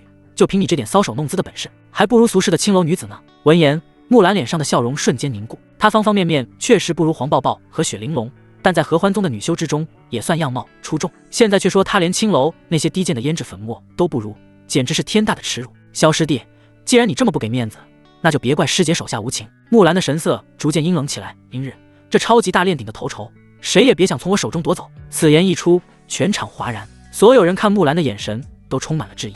虽然谁都不相信萧凡能拿到最终的第一，但眼下场上就只剩木兰一个人，且还是筑基巅峰期的修为，如何能打得过动用了禁术修为攀升至金丹期的萧凡？这女人简直是个疯子。刚才出言怂恿的叶晨，这会儿也觉得木兰狂得有些离谱，但很快他的脸色陡然大变。只见木兰的气息突然暴涨，原本筑基巅峰期的修为竟然逐阶攀升，一步跨至金丹2层。天呐，木师姐也动用了阴阳生死境，也只有这个可能了，不然的话她的修为怎么会突然暴涨？场外众人都惊呆了。以往也举办过多次超级大炼鼎，每次的战况都十分激烈，哪怕时隔数百年都能让人津津乐道，但像现在这般一场比斗中同时3人动用阴阳生死境的情况还是头一次，而且其中还有2位资质极佳的弟子，难道不怕事后根基损毁？不对，他这并非动用了阴阳生死境。就在众人震惊的时候，萧凡却猛地皱起眉头，死死盯住木兰。就在刚刚木兰气息攀升的那一瞬间，他竟从对方身上察觉到一股魔气。虽然他没有真的动用过阴阳生死境，也不知道具体情况如何，但从动用过此禁术的江枫云逸2人以及叶晨的情况来看，使用此禁术的人身上绝不可能出现魔气。与此同时，鼎外的玄素莲也察觉到异样，他身为木兰的师尊，与木兰关系密切，怎么可能发现不了弟子身上的魔气？一想到先前江枫和云逸头颅中的3尸炼魔丹，再一联想当日几人同时回宗，脸色不由得阴沉下来。而旁边的其他几位长老都沉浸在这场对决的胜负情况之上，却丝毫没有察觉到木兰身上的魔气。柳如烟自然也感觉到了不对，她很清楚木兰的修为突然攀升并不是动用了禁术，而是对方激发了3尸炼魔丹，将里面的魔气吞噬化为己用。也正因如此，她脑中的那颗3尸炼魔丹才会有所引动。很明显，木兰准备放手一搏，但能够确认的是，吸收了魔气的木兰已经彻底入魔，迟早会成为一具尸块。师姐，你不能一错再错了。柳如烟脸色煞白，伸手抓住木兰的脚踝。滚！木兰一脚将他踹开，你再敢阻挠我，我必杀你。说罢，他飞身欺向萧凡，手中快速掐诀，一道道法术密不透风地向着萧凡覆盖过去。萧凡眉头一皱，立刻施展大荒龙爪手向前横拦。砰砰砰！道道法术与龙爪虚影相互碰撞，发出阵阵炸响。哪怕是隔着一层巨顶虚影，外面的人都能感觉到内部的震动。尤其是那些筑机器的弟子们，一个个目瞪口呆，这才发现金丹期对决的声势有多么浩荡。而黄抱抱和雪玲珑则再次替萧凡捏起一把冷汗。本以为胜局已定，却没想到木兰最终选择铤而走险，动用禁术，又把向萧凡倾倒的天平搬回去一半。而且从眼下的情况看，木兰的法力很是强盛，萧凡能否安然抗住对方的攻击，很是难说。麻烦，要是能放开手，动用阴阳本源就好了。萧凡施展大荒龙爪手抵挡着法术，心里不由有些烦躁。阴阳本源意味着什么？他十分清楚。如果被顶外的那几个元婴老怪盯上，必然死路一条，因而必须谨慎动手。可是这么一来，想要解决眼前的木兰便棘手许多。毕竟对方现在也是金丹2层的修为，而且还有魔气加持，远比先前的叶晨要难以对付。稍一个不小心，就有可能被对方击败。而内心同样着急的还有木兰，他本想借助密密麻麻的法术，一股脑将萧凡打怕，但却没想到对方这么……按照他的想法，这血灵钻是用于危急时刻，好杀人于猝不及防之间，让自己能有逃脱的机会。但是眼下要想一招击败萧凡，也只能动用这件暗器了。能逼我用血灵钻，也算你这废柴死得其所。木兰目光一狠，手掌一推，那血灵钻顿时化作一道拇指粗的血光一闪而逝，转眼就到了萧凡面前。突如其来的攻击让萧凡大吃一惊，虽然震惊于这道莫名血光的速度之快，但他还是第一时间动用虎影迷踪步向旁边躲闪。嗖！破空声响起的同时，萧凡顿感左肩一热，剧痛接踵而来。他脸色难看的扭头看去，只见肩膀上竟被擦破了一小块皮肉，鲜血渗出少许，顿时心底一沉。如果不是他修炼了虎影迷踪步，加之反应迅速，刚才这一下就不可能只是擦破他的肩膀，而是直接洞穿他的心脏。最令人胆寒的是，他明明都已经第一时间使用虎影迷踪步闪躲，竟然还是被击中，可见刚才那道血光有多么恐怖。没想到只是一个筑基巅峰期的弟子都有这等恐怖的杀招，那些元婴老怪的手段岂不是更恐怖？想到这里，萧凡心里一阵发毛，看来以后还是要低调当老六，猥琐狗发育才是正道，否则在这修仙界里，一个不留神就有可能性命不保，真是太可怕了。然而就在萧凡内心后怕之际，对面的木兰心里更是惊愕至极。他这招血灵钻本是从某一上古洞府中寻觅而来的秘籍，据说修炼成功后能够跨阶杀人于无形之间，让人防不胜防。可现在离着这么近的距离，并且出手极其迅速，却只是轻伤了萧凡，这怎么能让他不感到惊骇？而且连这等最隐秘的杀招都没能一击击败萧凡，而后又该如何对付？该死，事到如今只能硬拼了，我就不信他还能继续扛下去。木兰咬咬牙，从储物袋中抓出大量符箓和法器，其中有不少地阶下品的高级符箓，以及数件地阶上品的法器，可谓是家当丰厚。这些都是他入门修炼多年积攒下来的宝贝，平时都没舍得用，就连当初被鬼煞堂伏击的时候，他都只是动用了其中一小部分助自己逃出升天。但是眼下他不得不选择全部动用，毕竟他现在已经吸收了30炼魔丹的魔气，再不能击败萧凡，将体内魔气送入其他几人体内，很快就会变成一具毫无自我思想的尸块。去！木兰颇为肉痛的轻喝一声，所有符箓和法器纷纷升空，化作各种各样的光芒轰向萧凡。同时他自身更是不停掐诀施法，一连串的法术毫不停歇地砸过去，一时间虚顶内光芒乍现，极为晃眼。场外的弟子们都惊呆了，很多人都还是第一次见这种对敌的手段，简直就是在用钱砸呀。黄抱抱和雪玲珑目睹这一幕，不禁脸色大变。他们离虚顶很近，能够感受到里面那些狂暴的法术灵力，在这种漫天轰击的情况下，萧凡实在很难躲避。哼，不愧是阴玄谷的首席大弟子，家底就是丰厚，和之前江风云逸二人的手段如出一辙。眼看庞大的攻击就要及身，萧凡却神色不变，嘴角挂起一抹冷笑。木兰看到萧凡这般镇静之色，心里顿时一紧，莫非这小子还有什么强大的手段？想到这里，木兰神色一沉，也顾不得细想，催动灵力于身前举起一把巨大的柳叶刀，跟随前方密集的攻击，迎头朝萧凡斩下。然而这一刀下去，眼前忽的一花，却见前方突然多出来2个萧凡，分头散开。木兰猛地一惊，急忙控制着符箓法器等招式，分出2缕朝另外2个萧凡追过去，空中的大刀则继续砍向中间不动的萧凡。经过之前交手，他清楚萧凡掌握着某种高超的身法，能够幻化出分身，但他却无法看穿哪个才是真身，只能同时攻击，不敢有半点遗漏。轰轰！轰！随着3声巨响炸开，顶内硝烟弥漫，3个位置不同的萧凡在同一时间被击中。在场所有人都瞪大了眼睛，想要看清楚场内情况，看看到底谁赢谁输。就连被重伤的叶晨等人也强忍剧痛，死死盯着场中。就在这时，只见一道黑色流光在烟雾中闪烁而过。不等众人看清那是什么，就听得烟雾中响起一声惨叫，木兰的身影随之跌飞而出，胸前更是有一条寸许长的深褐，割裂了衣服，露出大片雪白，嫣红的血液不断从中渗出，模样极惨。与此同时，萧凡也从烟雾中走出，抬手一招，先前那道黑色流光随即回到他的掌心之中。此刻众人才看清楚，那是一柄小巧的短刀啊！那是当初阉割了江风云逸的暗器。弟子中有当日在灵兽园为官之人，一眼就认出了这件小巧法宝，正是萧凡之前花高价购置的斩阴飞刀。方才他利用3具分身吸引了木兰的火力，然后暗中祭出斩阴飞刀，以对方无法察觉的速度将此女重伤。既然木师姐受伤倒地，而萧师弟安然无恙，岂不是萧师弟赢得最后的胜利了？这时又有弟子猛然反应过来，一下子广场上又死寂一片。谁也没想到萧凡竟然这么猛，在刚才那样密集攻击下还能全然无视的反败为胜。这要是换做其他弟子，简直想都不敢想。木师姐，你败了。萧凡收起斩阴飞刀，信步走了过去。我们现在是不是该聊聊，为何你体内会有一丝魔气？这句话的声音很小，但在木兰耳中却如洪钟大吕。他惊愕地看着萧凡，不清楚对方是怎么发现的，自己明明已经隐藏得很好才对。如果我没猜错的话，你和江风云逸一样，都被嗜血门种下了30炼魔丹，已经背叛了合欢宗吧？萧凡淡淡道。木兰又是一惊，他没想到萧凡连这件事都知道。萧凡不管他在想什么，继续道：我对你们是不是真的背叛了合欢宗并不在意，我只想知道你们的计划到底是什么。对于他这种狗发育的老六来说，宗门之间的争斗他不想管，只要这把火不烧到他和身边的人身上就行。所以他必须了解清楚嗜血门的计划，这样才好做出准备，免得让黄抱抱和雪玲珑遇上麻烦。木兰并不知道萧凡的想法，对方的这几句话让他眼底狠意骤起。既然他的身份已经暴露，要是被宗内长老知道，他必定活不过今日。唯一能隐瞒此事的方法，就是再拼一把。只要能杀了萧凡，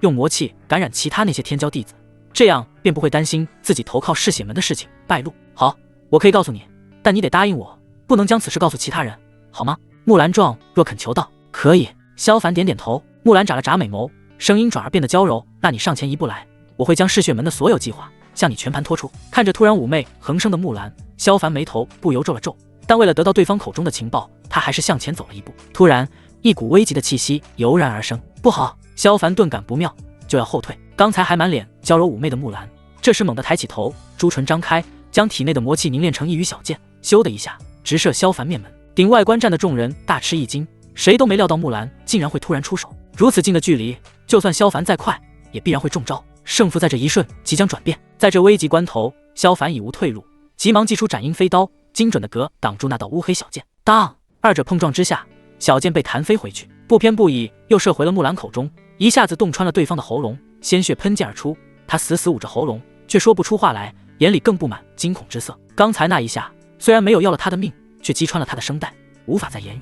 你找死！萧凡大怒，提起子母回旋剑，就要彻底灭杀木兰。他本不想要木兰的命，但对方却不知好歹，竟还想用魔气凝练的小剑暗算他，那就不能怪他心狠手辣。住手！萧凡正欲提剑下斩，玄素莲突然飞身落下，一指便将他的子母回旋剑弹飞。玄长老，你这是什么意思？萧凡脸色难看，冷声质问：难道是准备徇私舞弊吗？声音滚滚如波涛浪潮，向四面八方汹涌蔓延，所过之处，所有弟子都目瞪口呆。谁敢相信萧凡一个弟子竟然敢出言质问长老？太疯狂了，就不怕被长老一招灭杀当场吗？然而让所有人都没想到的是，玄素莲并未对萧凡出手，只是语气冰寒道：我身为合欢宗长老，又是阴玄谷谷主，自然不会行徇私舞弊这种下作之事。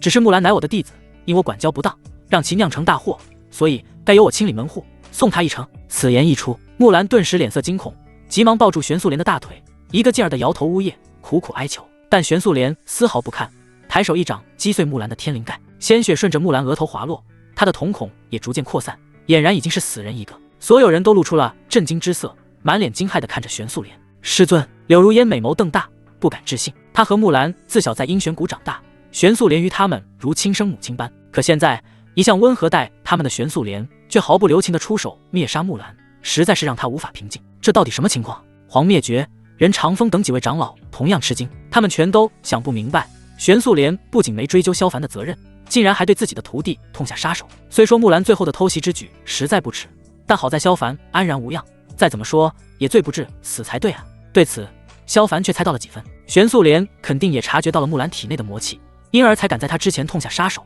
这样木兰是叛徒之事也不会败露。如此一来，阴玄谷也不会像杨朔风那般陷入被动。这位玄长老还真是好手段啊！面对众人的震惊和疑惑，玄连素并未多言，抬手卷起木兰的尸身，头也不回地离开浮空山，径直飞向阴玄谷。起先他感觉到木兰体内的魔气时，还觉得有些不太确定，但到最后木兰将魔气凝练成小剑的那一瞬间，便让他彻底确定自己的爱徒同样成为了宗门叛徒，这才痛下杀手。因此再继续留下来，让其他人发觉此事，对于整个阴玄谷都将是不小的麻烦。玄连素的突然离开，让众人更是疑惑万分，一个个议论纷纷，各种猜测。但这种嘈杂很快就停了下来，因为黄灭绝起身宣布道：萧凡夺得本次超级大炼鼎第一，获得100万贡献点奖励，其所在的阴鹤谷则获得10大家族的香火供奉。尽管这个事实很难让人相信，但在场的弟子们不得不接受这个现实，毕竟现在还比之战力在场中的弟子只剩萧凡一人。萧师兄，你真是太棒了！黄抱抱激动地冲上去，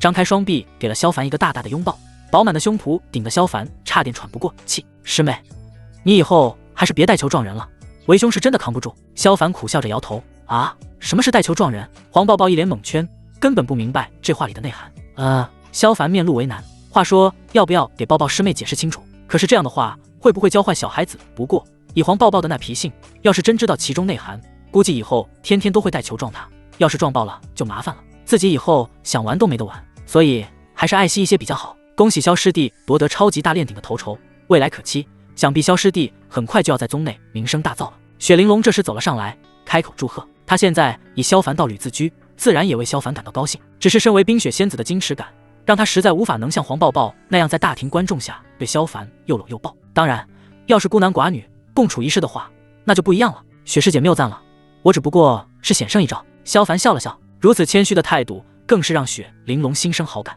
果然，他看中的男人一点不差。萧凡，按照超级大炼鼎的规则，在场所有被你击败的弟子都已经是你的炉鼎，你有权利随意处置。这时黄灭绝再次开口，将全场的目光再次引到萧凡身上。随意处置吗？萧凡看向叶晨等人，脸上露出一抹玩味的笑容。见状，叶晨等人顿感头皮发麻。萧凡的笑容在他们眼里像是地狱修罗的残忍笑容般恐怖。最重要的是，他们都和萧凡结下了仇怨，要是现在作为对方的炉鼎任意处置，会有什么下场？必然被吸干所有修为。对此，叶晨猛地打了个寒战，也顾不得什么天骄颜面，抢笑着开口求饶：萧师弟，在此之前多有得罪，为兄心里十分愧疚，还望萧师弟不要在意。萧凡，你与叶晨之前结怨之事，我一听说了，只要你肯饶过叶晨这一次，事后我会让他登门道歉，并做出相应的赔偿，如何？上官鼎也开口道。叶晨本就被神秘吸力吸走了绝大部分的修为，只剩下炼气7的实力，且刚刚的超级大炼鼎中又将阴阳生死境催发到极致，道基也必然有所损毁。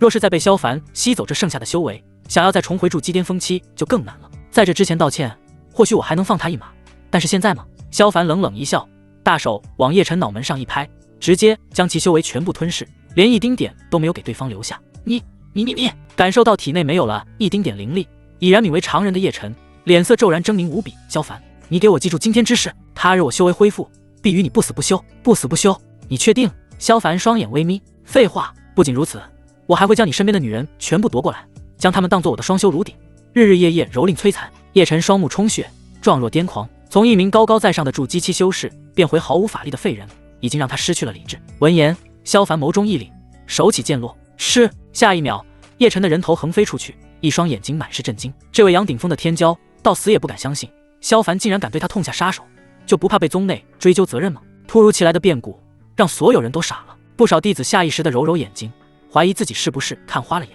堂堂杨顶峰的天骄弟子就这么没了？开什么玩笑啊！庶子，你竟敢当众逞凶，残害同门！我现在就替宗门清理门户，灭了你这小畜生！上官鼎怒发冲冠，腾起身子就要对萧凡动手。黄灭绝立刻将其拦住，冷声喝道：上官鼎，你想干什么？我身为宗门长老，难道还不能惩戒一个违反门规的弟子吗？上官鼎怒道。萧凡夺得大炼鼎第一，叶晨本就是他的炉鼎，自然有资格决定叶晨的生死，这如何算得违反门规？黄灭绝怒斥：我不管，他无缘无故残杀同门，就是违反门规。上官鼎恶狠狠道：好啊，倘若你非要以这种借口对萧凡出手，那往借宗门大炼鼎时，你们杨顶峰弟子将虏获的卢鼎裁捕致死，是否也要偿命？说啊！黄灭绝的声音比他更大，语气更狠。一时间，上官鼎竟被对得无法言语，脸色一阵青一阵紫。哼，此事我记住了，日后再和你们算账。上官鼎自知理亏，卷起叶晨的尸身，带着杨鼎峰的剩余弟子，气哼哼地走了。眼看上官鼎就这么水灵灵地走了，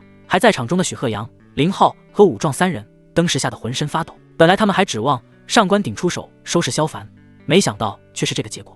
你们也要与我不死不休吗？这时，萧凡的目光落在三人身上，眼神冰冷刺骨。三人吓傻了，哪里敢造次，当即就并排跪在萧凡面前，连连磕头道：“不敢不敢，只要萧师弟肯饶我们一命，我们的修为任由萧师弟吞噬，也可为小师弟做牛做马。”他们是真的怕了，毕竟萧凡现在有黄灭绝在背后撑腰，就算把他们全部杀了，他们的师尊估计都不敢放一个屁。谁让他们技不如人，输给了萧凡？算你们识相。萧凡也不心软，直接将三人修为全部吸干。看着空荡荡的丹田，三人欲哭无泪，但心里又为捡了一条小命而庆幸不已。俗话说得好，留得青山在，不怕没柴烧。只要还活着，就可以继续修炼。吸收了三人的修为，萧凡感到体内的龙阳灵力和太阴灵力已经饱和，隐隐有突破的迹象。不过他并未立刻将两种灵力进行融合，而是尽可能的将气息波动向下压制。毕竟边上还有4位长老，可不能在这个节骨眼上暴露，丢人现眼的东西，还跪着干什么？赶紧给我滚过来！这时，徐宝基气恼上前，开口斥骂。许鹤阳一脸羞愧的站起身：“师尊，我少废话，等回了杨朔峰再让你好看。”徐宝基怒声打断，就要带着许鹤阳离去。今天他已经丢了够多的人了，1秒钟都不想再多待下去。等等，急着走什么？黄灭绝突然开口道：“你不该给萧凡说声谢谢吗？”什么？你让我谢谢他？徐宝基眼睛瞪大如铜铃。黄灭绝，我看你和人长风一样，都颠了不成？怎么？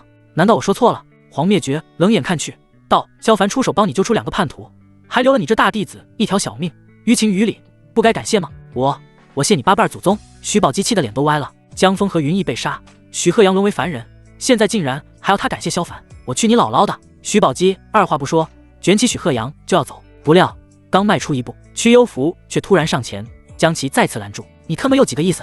难道也要帮着黄灭绝那老太婆？徐宝基气得张口骂人。我并非帮着谁，只是觉得黄谷主所言很有道理。屈幽福脸色平静，淡淡地道：“不管从什么方面来说，你都应该好好谢谢萧凡才对，否则让老祖知晓你做下弟子投靠嗜血门，你这个长老还能做得安稳吗？”你徐宝基的脸瞬间阴黑，但在这番胁迫下，他也只能强忍吐血的冲动，咬牙看向萧凡：“小子，今日多谢你出手相助，日后多来我杨朔峰坐坐，我必定以待贵客之道相迎。”说罢，他立刻拎起许鹤阳的脖子，一飞冲天，御剑而去。在场剩下的弟子们直接看傻了眼，一个个看萧凡的眼神，那就好像是在看一尊大佛。能让长老低头致谢的弟子，自合欢宗立宗以来，也仅此一个吧。林浩，你还愣着干嘛？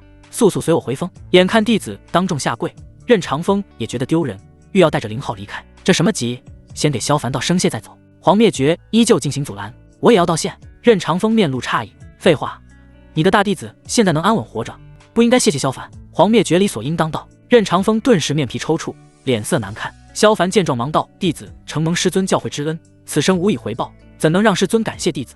这实在有悖常理，万万不可。”一听这话，任长风五官立马舒展开来，眉开眼笑道：“小凡子，你还挺懂人情世故嘛，比起你大师兄强太多了。”说罢，又立马转而怒斥林浩：“你看看你小师弟如今的成就，再看看你这大师兄，一天天柔弱弱，娘们唧唧，简直把我杨巅峰的脸都丢干净了。师尊教训的是。”林浩哭丧着脸，心里委屈极了。我为什么娘们儿唧唧？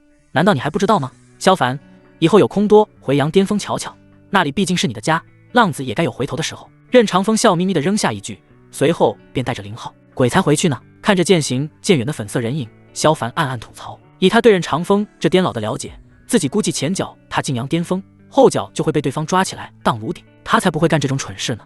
你为何放过任长风？莫非你还真想回杨巅峰不成？这时黄灭绝突然出声质问：“谷主误会了，我并非想回杨巅峰，只是这3峰3谷的人都快被我得罪完了，实在不利于以后在宗内立足。”萧凡苦笑着解释道：“做事留一线，日后好相见。我觉得没必要把人得罪得太死。”这话倒有些道理，看来任长风那颠老说的没错，你小子的确很懂人情世故。黄灭绝赞许开口，也不再继续追究。师兄，你真是好厉害，我都没想到这些，看来我以后要跟你多多学习。黄抱抱在一旁崇拜不已，紧紧抱着萧凡不撒手。瞧着两人这般你侬我侬的模样，黄灭绝顿时眼皮狂跳，大有一种辛苦种出来的白菜被野猪拱了的感觉。但偏偏他还不好当着女儿的面发怒，只得转头把怒气撒在还跪着的武壮身上，还愣着干什么？快滚！多谢萧师弟不杀之恩，大恩大德。武壮来世做牛做马，定当回报。武壮连连磕了2个响头，逃也似的跑了。连徐宝基、任长风这种元婴长老都在萧凡面前吃瘪，他孤零零一个人哪里敢造次？萧凡，你今日当真是让我大开眼界，没曾想你真的能夺下超级大炼鼎的头筹，实在是出人意料。恐怕合欢宗的史书上也会浓墨天下这一笔。屈幽福走上前来，细细打量着萧凡，眼里满是赞许之色。起初他是真的不看好萧凡，觉得他一个炼气3层的废柴，只不过就是运气好了点而已。但是方才的那一场比斗，让他彻底对萧凡产生了改观。许长老实在高看我了，我这个人也没什么本事，就是运气好了点。况且如果不是雪师姐先前暗中帮忙，说动了柳师姐出手相助，我现在大概率已经躺在地上了。萧凡谦虚的笑了笑，把功劳推到雪玲珑身上，说起来我还得好好感谢雪师姐才是。萧师弟无需客气，我本就是你的炉鼎，助你一臂之力也是应该的。雪玲珑面露嫣然，喂，我警告你啊，萧师兄已经和双修，是本小姐的道侣，别以为你成为萧师兄的炉鼎，就能从本小姐手里抢走萧师兄。这时黄抱抱不乐意了，紧紧挽着萧凡的胳膊，向雪玲珑宣示着自己的主权。雪玲珑却不理他，美眸轻眨，淡笑着对萧凡道：按照大炼鼎的规矩，我既然已经成为萧师弟的炉鼎，那么只要萧师弟愿意的话，我随时都可以和萧师弟进行合欢双修。哇呀，本小姐砍死你这个狐狸精！黄抱抱火冒三丈，立刻从胸口拔出40米大刀，眼看就要动手。萧凡急忙阻拦：师妹，你冷静一点，雪师姐只是在和你开玩笑，切莫当真啊！真的。黄抱抱皱起眉头，一脸不信。你猜？雪玲珑轻盈一笑：本小姐果然就该砍死你。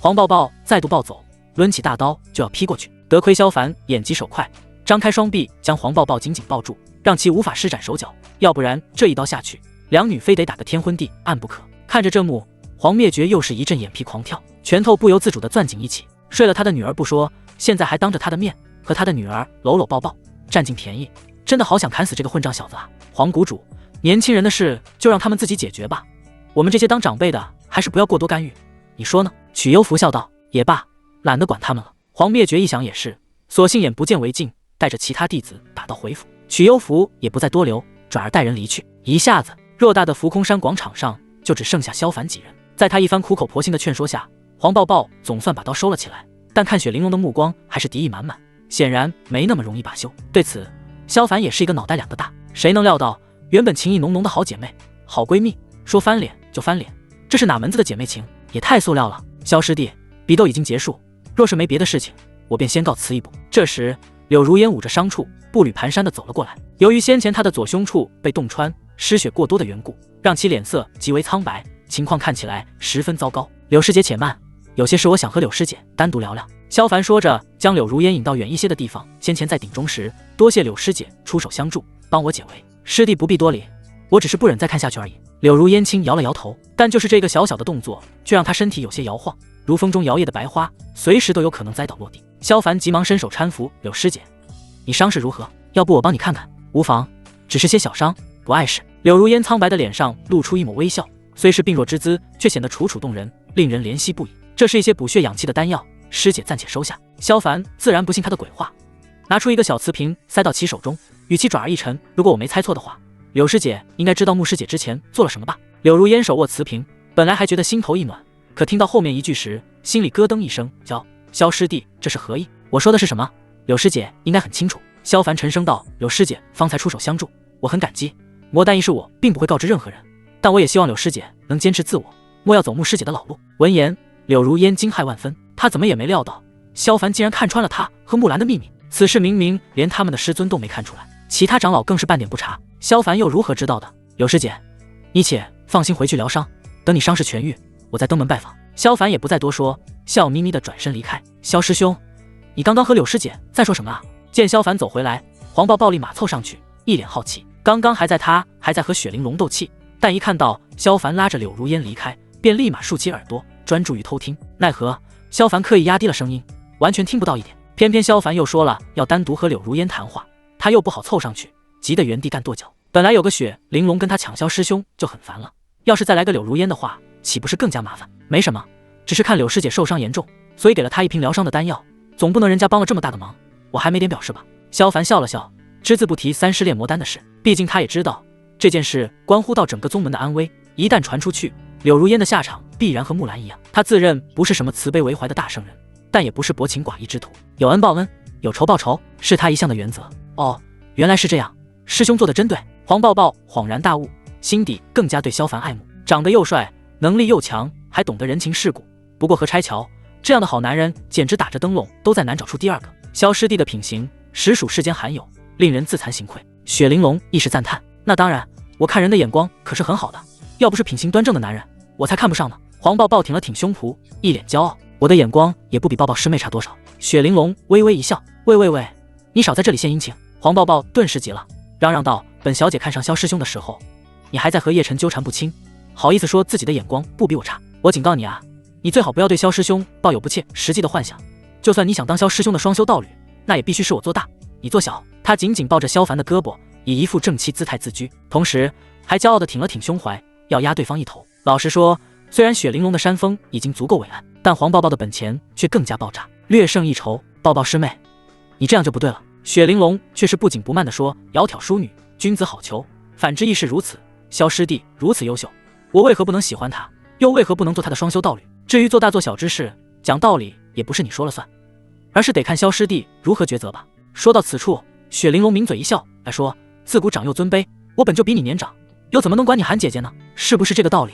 到底是冰雪仙子，言语巧妙至极，三两句便说的黄抱抱哑口无言，面色涨红。你，我说不过你，还打不过你吗？黄抱抱二话不说，又从胸口掏出大刀：有本事咱们现在就分个高低，谁赢谁做大。好啊，有何不可？雪玲珑不甘示弱，他早就想和黄抱抱比个高下了。眼瞅两人又要打起来，萧凡顿时头皮发麻，急急忙忙插到两人中间，苦口婆心的劝说：两位师姐师妹，大家都是同门，应该互帮互助才对，老是动刀动枪的太不友好，这样不利于以后共处，你们说是不是？哼，谁要跟这个狐狸精共处？黄抱抱娇哼道：萧师弟说的有道理，不过某些人若是非要无理取闹，不愿意和睦共处，那我觉得还是不要粘着萧师弟比较好。雪玲珑慢条斯理地附和着萧凡。一听这话，黄抱抱立马炸毛，几乎是跳起来，指着雪玲珑的鼻子怒吼：你说谁无理取闹？信不信本小姐砍你？哦，雪玲珑柳眉一挑，那抱抱师妹大可试一试，看看能否办到了。看着眼前的两个女人，萧凡很是无奈，这算是哪门子的情况？自己明明什么都没做，连话都没说两句，好像就被裹挟到了漩涡中间。最关键是这两个女人越叫越来劲，真是令人头大呀。抱抱师妹，天色不早了，我们也该回谷了，否则待会儿谷主又该怪罪了。为了让这场闹剧彻底终止，萧凡果断搂住黄抱抱的腰，转而又温柔地看向雪玲珑：雪师姐，今日大炼鼎你也消耗不少灵力，也早些回去歇息吧，以免太过疲乏，对身体不好。作为现代穿越过来的21世纪青年，萧凡自认比不上端水大师，但却也能勉强做到一碗水端平。毕竟海王的最高境界就是要雨露均沾嘛。果然，听到这一番话后，刚刚还相互较劲个没完的两女立马消停下来，眼里都是充满了柔和以及爱慕。不愧是我看上的男人，好帅，好温柔啊！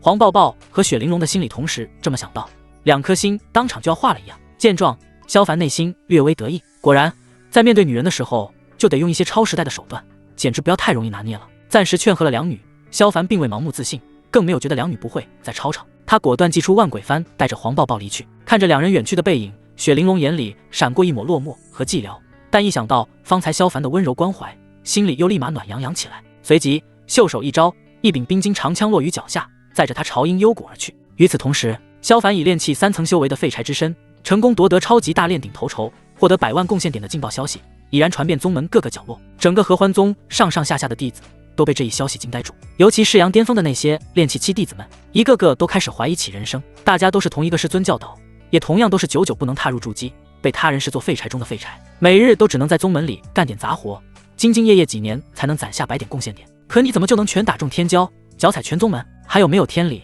有没有王法了？过分，实在是太过分了。当然，除了一群怨妇般的弟子外，也有一批低阶弟子将萧凡视为偶像。他们觉得，既然萧凡都能以炼气的实力击败一众筑基巅峰期的天骄弟子，那么他们同样可以。一时间，许多早已躺平，每天混吃等死的炼气期弟子纷纷打了鸡血班，疯狂修炼。只是他们做梦也不会想到，萧凡根本不是靠努力才做到了这种不可思议的事，那纯就是个挂笔。当晚，一向不喜热闹、冷冷清清的阴鹤谷破天荒地举办了一场盛大的晚宴。宴会上，山珍海味、美酒佳酿，丰富至极。前来参加宴会的不仅阴鹤谷的筑基期弟子们，就连所有的炼气期弟子都有份来参加，这让炼气期的弟子们很是激动。对于他们而言，宴会上的所有吃食都能令他们修为增进的好东西，哪怕只是吃上一点点，都有莫大的好处。少说能缩短3-5年的苦修时间，这种好事以往根本就轮不上他们。毕竟入门10年内都无法筑基的弟子，基本都是被打上了废柴的标签。余生如果没能碰上什么机缘，一辈子也就只是个干苦力的命。像这种微乎其微、形同蝼蚁般的存在，基本没人在乎。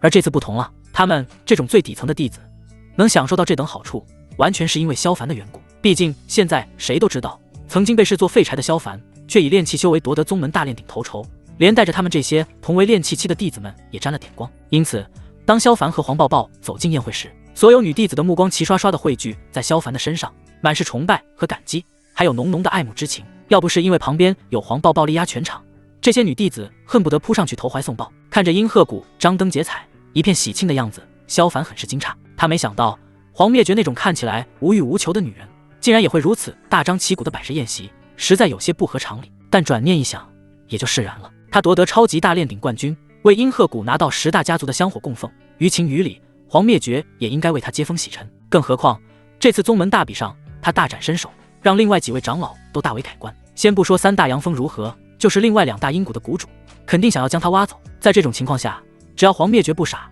就绝对会做些什么拉拢人心。果然，不管是在哪个世界、哪个时代，只有强大了才会受人尊敬，亘古不变的道理。萧凡暗暗感叹一声，却也没有太过得意。俗话说得好，木秀于林，风必摧之。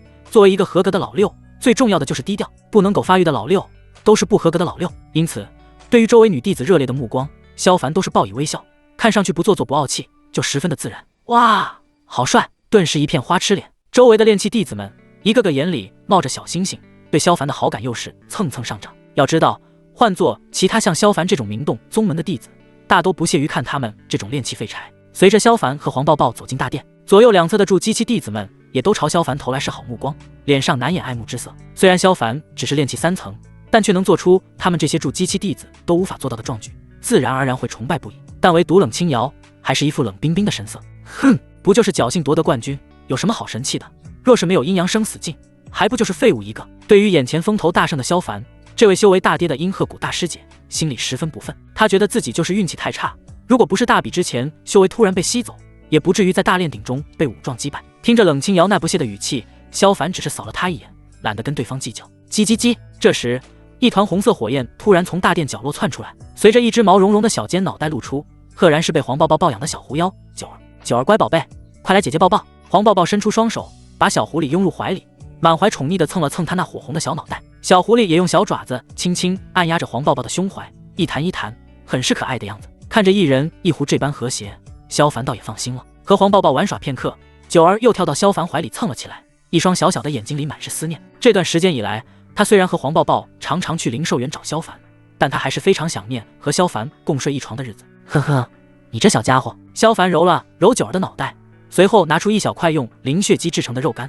九儿顿时睁大眼眸，口水都要流下来了。给你这小馋鬼。萧凡也是看笑了，顺手把鸡肉干送到九儿嘴里。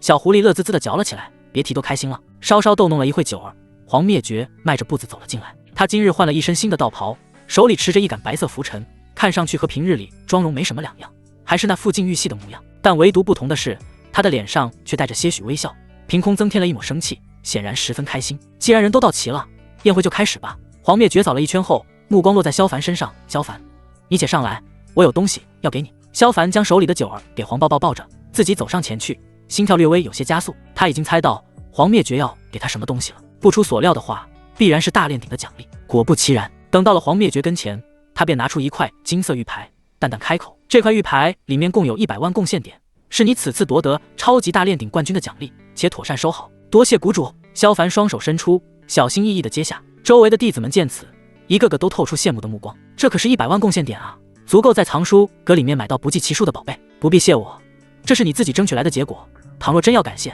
那也是殷鹤谷应该感谢你。黄灭绝轻轻摇动拂尘，道：多亏了你，殷鹤谷才能获得10大家族的供奉，谷内所有弟子未来10年的修炼资源都将翻上一番，无形间增强了殷鹤谷的实力。不敢，我能有这样的机会，纯粹是黄谷主不嫌弃在先，否则我也绝无可能在超级大炼鼎中夺冠。萧凡拱了拱手，你这小子倒是挺会说话，难怪任长风那癫子会将你留在身边多年。黄灭绝对萧凡的谦虚很是满意，想来有你当殷鹤谷的大师兄也不是件坏事。此言一出，全场皆惊，所有人手里的美食美酒都不香了，一个个卯足了劲儿，把2只眼睛瞪大，不敢置信地看向黄灭绝。谁都没有想到，黄灭绝竟然打算重新立大师兄。这种事情所带来的震惊，不亚于俗世间的皇朝重立太子啊！萧凡也懵了，惊讶地问道：“谷主，我是男弟子，怎么能当阴鹤谷的大师兄？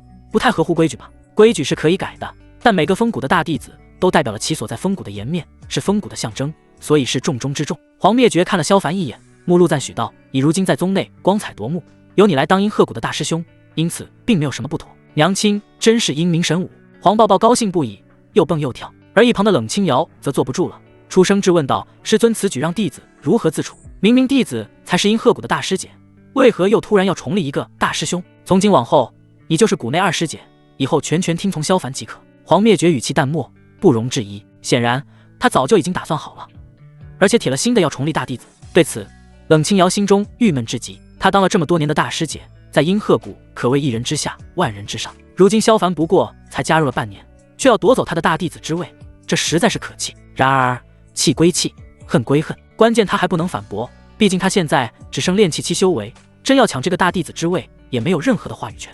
无奈之下，冷清瑶只能把这股负面情绪发泄到萧凡身上。他那双冰冷的眸子狠狠地剜了萧凡一眼，恨不得将其千刀万剐。见状，萧凡决定给对方一点小小的教训。既然你之前有事没事针对小爷，现在风水轮流转，也到小爷拿捏你的时候了。多谢谷主厚爱，弟子定当竭尽全力，做好大弟子分内之事。萧凡先是躬身行礼，应下大师兄的地位，随即他扭头冲冷清瑶咧嘴一笑：“冷师妹，帮我倒杯酒来，我好敬谷主一杯。我看你是在做白日梦。”冷清瑶都快恨死萧凡了，怎么可能答应？毫不客气地回怼自己有手有脚，难道不会自己倒吗？冷师妹，你这话就不对了吧？萧凡面露为难之色，方才谷主可是说了，从今往后你都得听我的才行，现在却不愿意为我倒酒，还出言顶撞，莫非你想违抗师命？你……冷清瑶脸色铁青，这个卑鄙无耻的小人，竟然用师尊来压他，可恼可恨。师姐，你就不要磨叽了，既然师兄让你帮忙倒酒，说明师兄看得起你，你还不快点趁机和师兄攀关系？现在这可是很多女弟子梦寐以求的事呢。这时黄抱抱也在一旁调侃。冷清瑶听得一阵火大，胸脯气得上下起伏，本来就冰霜一样的脸显得更加冰冷绝情，但她最终还是忍了下来。她心里清楚，自己如果现在不给萧凡面子，等于就是打黄灭绝的脸。更何况因为夺得超级大炼鼎冠军的缘故，现在谷内的所有女弟子都对萧凡大有好感，她就是再怎么心高气傲，也无法做到与全谷作对。冷清瑶咬了咬下唇，端起一壶美酒，很不情愿地给萧凡倒了一杯。冷师妹若是能一直这般乖巧，也不会看起来太让人讨厌。萧凡笑眯眯地接过美酒，还不忘点评一句。冷清瑶心里更气了，恨不得现在就捅死眼前这个该死的男人。谷主，弟子先敬您一杯。萧凡向黄灭绝举起酒杯，一饮而尽，以示敬意。随即他又开口道：“不瞒谷主，弟子还有一件不情之请，望谷主能够同意。说吧，若不是什么难事，本谷主一定满足。”黄灭绝心情上佳，萧凡一直冷清瑶，嘴角上扬：“我想让冷师妹去灵寿园，让她帮我喂养灵兽。”不，我绝不可能答应。冷清瑶闻言大怒，静萧道：“你不要得寸进尺，我再怎么样也还是阴鹤谷的二师姐。”萧凡摇摇头，以一副长辈般口气指责道：“冷师妹，你怎么又不听话了？亏了位兄方才还夸你，实在叫人失望啊！你……”冷清瑶几乎要气炸了，这个该死的萧凡简直把他当什么了？3岁小孩吗？好了，你们也不要吵了。黄灭绝此刻开口发话道：“金瑶，你且就听萧凡的话，随他去灵寿园便是。”不，我不去。冷清瑶出人意料的拒绝，在场的弟子们纷纷目露惊愕，不敢相信。平日里对师尊敬重有加，听之任之的冷清瑶，现在居然当众顶撞师尊。对此，黄灭绝亦是皱眉，显然对于冷清瑶的态度十分不满。冷师妹，你可要想清楚了，当真要忤逆谷主？萧凡斜眼望去，你少拿师尊压我！冷清瑶银牙紧咬，怒斥道：“我宁可接受任何形式的处罚，也绝不会向你妥协。”呵呵，冷师妹，你到底是不愿意向我妥协，还是另有所图？萧凡话锋一转，你什么意思？冷清瑶皱眉，因为我怀疑你是嗜血门的奸血，想对阴鹤谷做出不利之事。萧凡语出惊人，嗜血门的奸血，此言一出，众人全都惊了。在场不少弟子看冷清瑶的目光都变了几分。对于任何一个宗门而言，奸细都是不容存在的，一旦发现都会立刻被处理，就连跟奸细平时交往过多的弟子，不管无辜与否，都会跟着遭殃。冷清瑶也被这话惊了一跳，随后猛地反应过来，怒声斥责：“胡说八道，简直是胡说八道！你休要在此血口喷人，毁我清白！”冷师妹，我这可不是血口喷人，而是掌握了一定的证据才敢如此言说。萧凡一本正经道：“证据？什么证据？”冷清瑶气得直哆嗦，你现在就把证据拿出来。他自从成为阴鹤谷大师姐，一心为谷，尽职尽责，兢兢业业，为了替皇灭绝分担忧虑而努力。如今萧凡却说他是奸细，更可气的是，谷内的同门弟子们竟然还有不少人对他产生了警惕之心。他无论如何也要把这件事掰扯清楚。你知道之前在超级大炼鼎上，为何玄长老会突然出手击杀他的大弟子吗？萧凡忽然问道。为什么？冷清瑶一皱眉头，难道你知晓其中原因？自然。萧凡淡淡一笑，而且证据就在其中。什么意思？冷清瑶语气变得有些尖锐，你说清楚点。一旁端坐的黄灭绝此刻也凝神屏息，坐等萧凡回应。对于玄素莲之前突然出手杀徒之事，他也十分好奇，但却始终没能想明白其中缘由。因为牧师姐体内已经被嗜血门种下3尸炼魔丹，已经投靠了嗜血门，所以才能在最后借助魔气将修为提升至金丹期。萧凡一扫众人，语气凝重地道，而玄长老就是察觉到了他体内的魔气波动，生怕家丑外扬，这才敢在我之前将其灭杀。当场什么？众人闻听再次震惊。对于玄素莲杀徒的行为，弟子们早有各种猜测，但谁也没想到会是这种结果。虽说这些话听起来有些离谱，但在场几乎没有谁怀疑萧凡所说的真实性。毕竟在这之前，萧凡可是当众揪出了2名宗门叛徒。萧凡，此事果真？黄灭绝脸色严肃，这种事情可不能开玩笑，千真万确。萧凡面不改色，我绝不敢哄骗谷主。黄灭绝微微颔首，也觉得萧凡没有这个胆子胡编乱造，随即又问，那此事又和青瑶有什么关系？为何说这其中有证据能证明青瑶是奸细？老实说，冷清瑶是奸细的可能性太小，毕竟是他一手养大的弟子，忠不忠心他能不知道吗？通过江枫和云逸以及木兰等3人的情况看，他们成为叛徒之前都参与了雪家山庄的行动，且都被嗜血门俘虏，之后便被种下3尸炼魔丹。萧凡停顿了一下，目光看向冷清瑶，而符合这个条件的还有冷师妹，所以我怀疑冷师妹同样有可能被种下3尸炼魔丹。你这是胡说八道！冷清瑶气得发颤，当日被俘虏的又不止我一个人，还有另外几个师兄师弟，而且抱抱师妹也在，你凭什么就怀疑我一个人？其他人是否被种下3尸炼魔丹跟我没多大关系，反正他们祸害也不是祸害阴鹤谷。萧凡咧嘴一笑道，至于抱抱师妹则更没有可能，我与她双修之时都未曾感觉到魔气，自然没有被种下3尸炼魔丹。那你可有在我身上感觉到了魔气？冷清瑶怒声质问。冷师妹又没和我双修，且又没能跟我动手比试，我又如何能察觉你身上是否有魔气存在？萧凡耸了耸肩，你个登徒子！冷清瑶气得抽出软剑，那我们现在就切磋一番，若是我身上没有魔气，你又当如何？呵呵，你若是有所准备，可以隐瞒魔气的话，即便大战个300回合，我亦不能感觉出什么来。萧凡咧嘴笑道。你！冷清瑶气得说不出话，这个该死的混蛋，每一句话都在钻他的牛角尖，根本让他无可反驳。最关键是，按照这样的逻辑，他还真有可能是奸细。萧凡，那你觉得该如何处理？黄灭绝脸色凝重，也觉得此事非同小可，毕竟3尸炼魔丹隐藏极深，如果不主动催发，根本察觉不出其中魔气，而且有江枫、云逸和木兰3人在前，他也不能保证冷清瑶就没有问题，更不能随意处置，所以我才说要让冷师妹随我去灵兽园。若是冷师妹体内真的被种下3尸炼魔丹，到时候也不会祸害谷内，这样比较稳妥。萧凡随即说道，这倒是一个好办法。黄灭绝颔首赞同，然后脸色一沉，金瑶，你此次无论如何也要听萧凡的话，若是不去灵兽园，那便别怪我不讲情面。是，师尊。冷清瑶很是不甘心的答应，但很可惜，萧凡这个混蛋就像是他的命中克星，把他拿捏得死死地，根本毫无办法。此时此刻，在他的心里，萧凡已然成为了十恶不赦的魔头，该被千刀万剐的煞星。总有一天，他会让对方后悔今日，一定会。晚宴结束后，萧凡带着冷清瑶回到灵兽园。尽管这位前大师姐一路都甩脸子，但萧凡却满不在乎。反正等到了灵兽园，他有100种方式能拿捏对方。哟，没想到你小子竟然活着回来了！刚到灵兽园，大黑狗围着威尔跑了出来，嗷嗷叫道：“听说你还夺得了合欢宗大炼鼎的头筹，有点本事啊！不过比起黑哥还是差了点。”滚蛋！萧凡早已无视这贱狗的日常吹嘘，他都怀疑这贱狗是不是因为吹牛吹太多，又或者是跟别人打赌，所以才变成了一条狗。看着一人一狗在对话，一直冷着张脸的冷清瑶陡然瞪大美眸，满脸惊愕。灵兽园里什么时候有条会说话的黑狗？他怎么不知道这黑狗是哪来的？你是不是和妖族勾结在了一起？很快，冷清瑶就像是抓住了什么把柄似的，死死盯着萧凡。好啊，是一个该死的混蛋，口口声声说他是奸细，自己却养着一条会说话的狗妖，简直是贼喊捉贼。啪嗒，萧凡抬手就是一个暴栗子。你脑子有病吗？你见过哪个妖族像他这样的？你！冷清瑶吃痛，怒不可遏，刚要发作，2只黑狗爪突然搭在他的腰上，紧接着又听到呲溜一声，低头看去，只见大黑狗此刻扒在他身上，舌头哈拉个不停。哪里来的小美人啊？这是黑哥见过最美丽的女人啊！